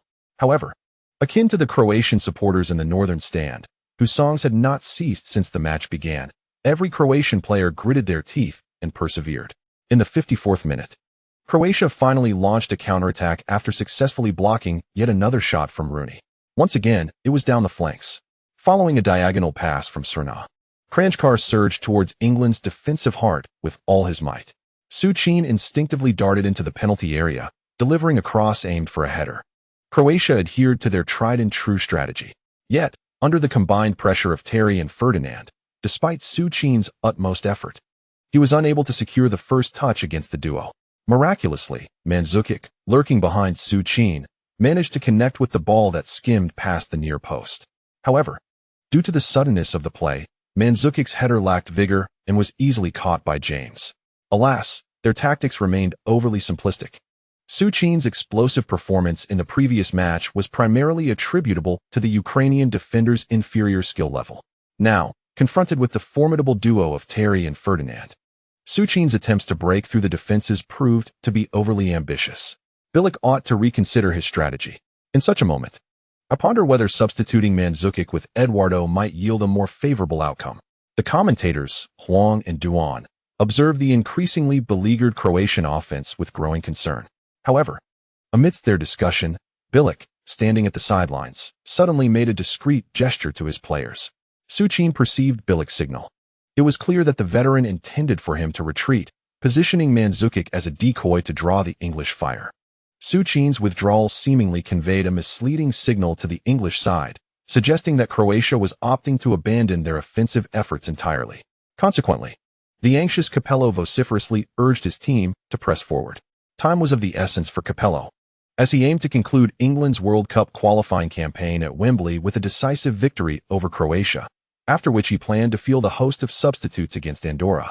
However, to Capello's astonishment, as he called for England to intensify their offensive, the previously defensive Croatian side surged forward with unrestrained fervor. Platicosa's powerful goal kick soared past the halfway line and landed before the retreating Su Qin. Lampard rushed in to contest the first touch, but faced with Su Qin's formidable presence, he found himself easily outmuscled and relegated to a mere spectator. Su Qin adeptly employed Drogba's back-to-goal technique to bring the ball under control. With Lampard unable to withstand his strength, Rooney charged towards Su Qin from the front. Yet, before Rooney could close the distance, Su Qin, with an indomitable force, utilized Lampard as a pivot, deftly flicking the ball behind him to execute a turn. The art of turning is as much a skill as protecting the ball. Upon completing his turn, Su Qin propelled the ball forward with his right foot, striding purposefully down the central corridor. While his speed was not blistering, it was more than sufficient. Of course, Rooney, in an off-the-ball state, quickly closed the gap and, without a moment's hesitation, attempted to shoulder barge Su Qin. As England's premier striker, having yet to score, Rooney had long been eager to test Su Qin's mettle. He could scarcely fathom how formidable an 18-year-old could be. Furthermore, he had never shied away from physical confrontations, even against the likes of Terry. However, the reality proved harsh. At the instant Rooney leaned into Su Qin, relying on his speed to press his shoulder against Su Qin's, a tragic fate akin to Barry's befell him. The proud Rooney was inexplicably sent sprawling forward. Yes, Rooney, the most formidable striker in England's history, was unceremoniously knocked aside by the extraordinary Su Qin with a mere shoulder-to-shoulder clash. It is worth noting that at this moment, Su Qin was still leaning against Lampard. The atmosphere at Wembley Stadium fell silent in an instant. Over 80,000 fans in England seemed to witness, for the first time, the extraordinary physical prowess a human can attain. Is that individual even human? Most astonishingly, he is merely 18 years old. Reports from Inter Milan have indicated that this 18-year-old prodigy is still in his developmental phase, with a projected height that could reach an astonishing 192 centimeters. Even at 187 centimeters, he is already remarkable. If he continues to develop for a few more years, one must wonder, can such a being still be classified as human? At this moment on the pitch, Su Qin had already propelled himself forward with the ball for several meters. Now just 30 meters away from the English goal. Suddenly, he recalled the formidable long-range shooting skill of Riss, which had ignited his envy. If he possessed such an extraordinary shooting ability, he could unleash a powerful strike, overpowering his opponents with a long-range blast. Just envisioning that moment was thrilling. However, as he noticed Barry charging towards him, Su Qin reluctantly passed the ball diagonally to the onrushing Modric. Currently, he found himself with his back to Drogba. While facing the former Barcelona player, Little Su, keep an eye on Mandzukic. The instant Modric received the ball, Capello on the sideline had already spotted Mandzukic, who had surged into the penalty area. Ferdinand and Terry seemed preoccupied with Su Qin, completely neglecting the presence of Mandzukic inside the box. In a moment of panic, Capello could hardly maintain his composure and shouted at his players on the field. Fortunately, before he could voice his concerns, Terry had already dashed towards the temporarily unmarked Mandzukic. Indeed, just as Terry lunged towards Mandzukic, Modric steadied the ball and, before Ashley Cole could arrive, lifted his right leg to strike the ball with ferocity at its lower right edge. It was yet another cross. Upon witnessing this, Capello felt a sense of relief wash over him. With Terry in position, Mandzukic should be well guarded. However, as the trajectory of Modric's pass came into Capello's view, the relief he had just experienced vanished. The spin, the curve, wasn't he aimed at the front for Mandzukic? It was. Capello's gaze followed the ball's path, and there, in the designated spot, was Su Qin, the number 21 from Croatia, who had been effectively contained by Terry and Ferdinand for a full 60 minutes. Now, within the English penalty area, Su Qin, akin to a beastly force, bulldozed through Barry's defense and charged into the English box. He did not slow his pace, fully aware of the chemistry he shared with Modric. Without a moment's hesitation, Su Qin barreled straight towards Ferdinand. At 31, Ferdinand remained a crucial pillar for England, especially after his previous effective partnership with Terry, where he had consistently outmaneuvered Su Qin with his experience and superior judgment. Yet this time it was different. In the throes of an all-out sprint, Su Qin beheld the exquisite arc delivered by Modric. This time, it was only the 31-year-old Ferdinand, resolute and unwavering. As Su Qin surged alongside Ferdinand, he summoned the full strength of his legs and leapt into the air. The robust physique of Ferdinand, gritting his teeth and exerting every ounce of his being, collided midair with Su Qin. Ferdinand was truly relentless. He even resorted to using his hands, desperately grasping something, anything, as he stood resolutely in front of Su Qin. He caught sight of the football sent by Modric, as well as the wide-eyed gaze of his goalkeeper, James, who was braced for impact. Yet, at times, in the face of overwhelming power, sheer determination proves futile. Ferdinand, who was gradually approaching the twilight of his illustrious career, found himself confronting a formidable force he should never have encountered. Like all his proud contemporaries, Ferdinand was sent sprawling dramatically onto the turf. Meanwhile, the Croatian number 21 soared through the air like an eagle, striking the football with his forehead with unyielding force. The epic connection between Modric and the maestro unfolded once more. With a thunderous header, the ball transformed into a white streak. Hurtling towards the far corner of the English goal, James, who had been prepared for what felt like an eternity, leapt desperately to block the shot. However, against such a close-range, superlative header, he was utterly helpless. Beep. As the ball nestled into the net, the referee pointed towards the center circle, signaling the goal as valid. Magnificent. Splendid. The ball has found the net. In the 71st minute of the match, Su Qin scored again. His second goal. A brace. Su Qin. Once again, Su Qin. An unparalleled header. An explosive header. Unbelievable. This is undoubtedly a header that will be etched into the annals of history. From the moment he bore the ball away from the center circle, Su Qin sent England's pride, Wayne Rooney, flying. He brushed aside Manchester City's formidable defender, Barry, and finally, he dismantled the world-class center-back, Rio Ferdinand, in the most explosive manner. Then, in the skies above Wembley Stadium, he struck England a second time. I am at a loss for words to describe this goal. Yet I know, in the century-long history of football, such a powerful header has never been witnessed. The sheer force of impact, the dominance within the penalty area. With this goal alone, Su Qin can undoubtedly be hailed as one of the most impactful forwards in contemporary football. Wow! Incredible! What a goal! Damn! This goal is destined for legend. The impact is unreal, even more ferocious than what I've seen from Adriano, Rooney, Barry, Ferdinand. Is this guy even human? This is definitely supernatural. I can't comprehend it. This kid is only 18? With this level of impact, they say at Inter that he's still developing? What on earth is he evolving into? Hiss. It is said, might this fellow be employing some sort of trickery, akin to the concealed menace among the ordinary populace, devouring one individual only to absorb their prowess? The individual above seems to have indulged too much in anime. What is this talk of a concealed menace? I believe this character resembles a scenario where I maxed out the strength attributes in a football simulation. In the commentary booth, Teacher Huang erupted into a fervent shout. Indeed, such an adrenaline-pumping goal has even rendered the fastidious teacher Huang awestruck.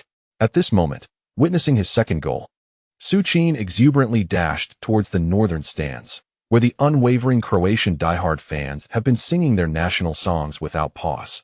Su Qin sprinted forth.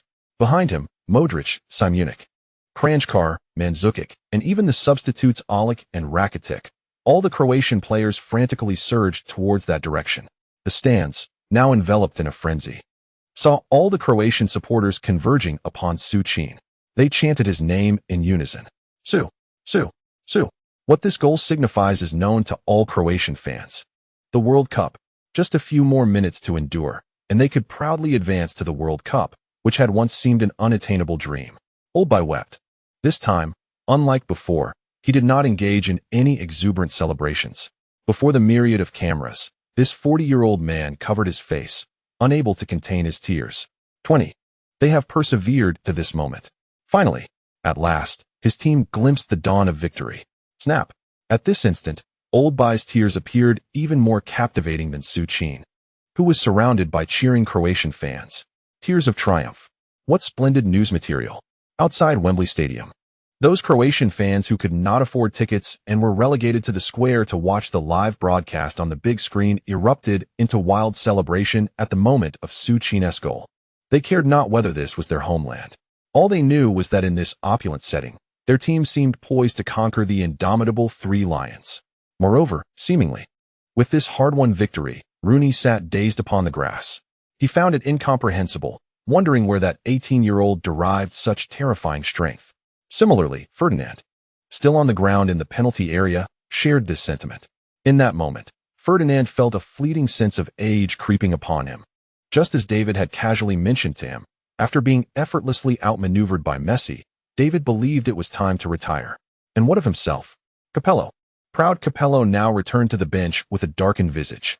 With merely a few minutes remaining against such a resilient Croatian side, he recognized that England was destined to lose.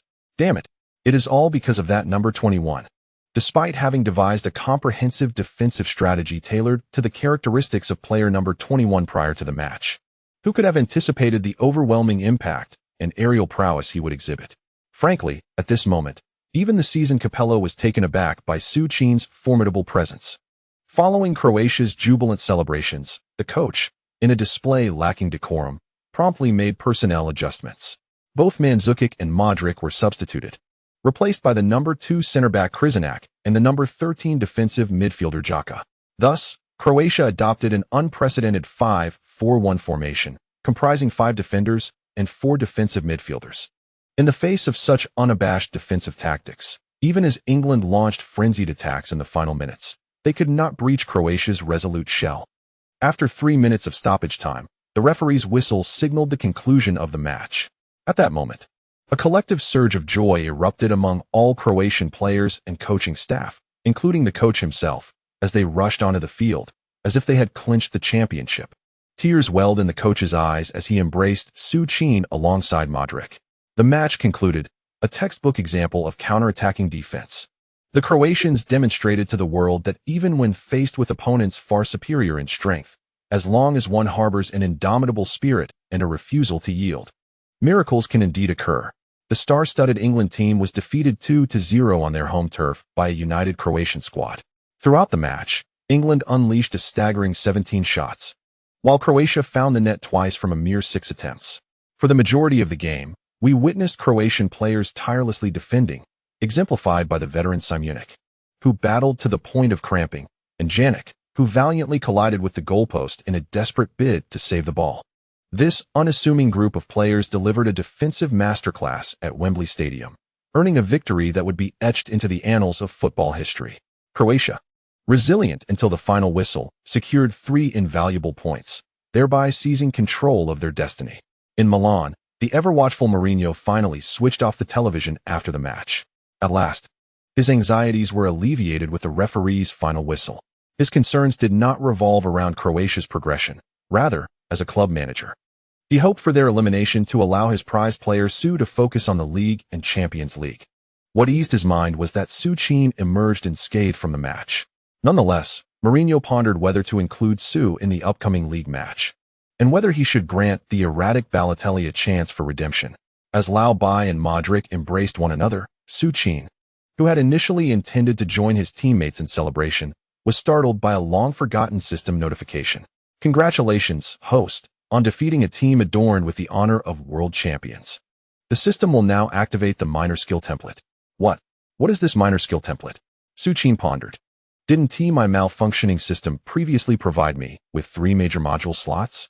Why has a minor skill template emerged now? Esteemed colleagues, I have toiled for quite some time on this piece, revising it extensively. Completing an entire match in one go is daunting, as I fear the esteemed critics may accuse me of superficiality. Would it be frowned upon for me to encapsulate the match in such a grand chapter? Those with dissenting opinions, please feel free to express them. The word count is approximately 120,000, and today's additional chapters are included in the monthly ticket tally. As always, your monthly tickets serve as my motivation for additional updates. In this inaugural month of my new book, your monthly votes hold significant importance. I humbly beseech all patrons to bestow their monthly tickets upon the diligent Pikachu. This chapter concludes.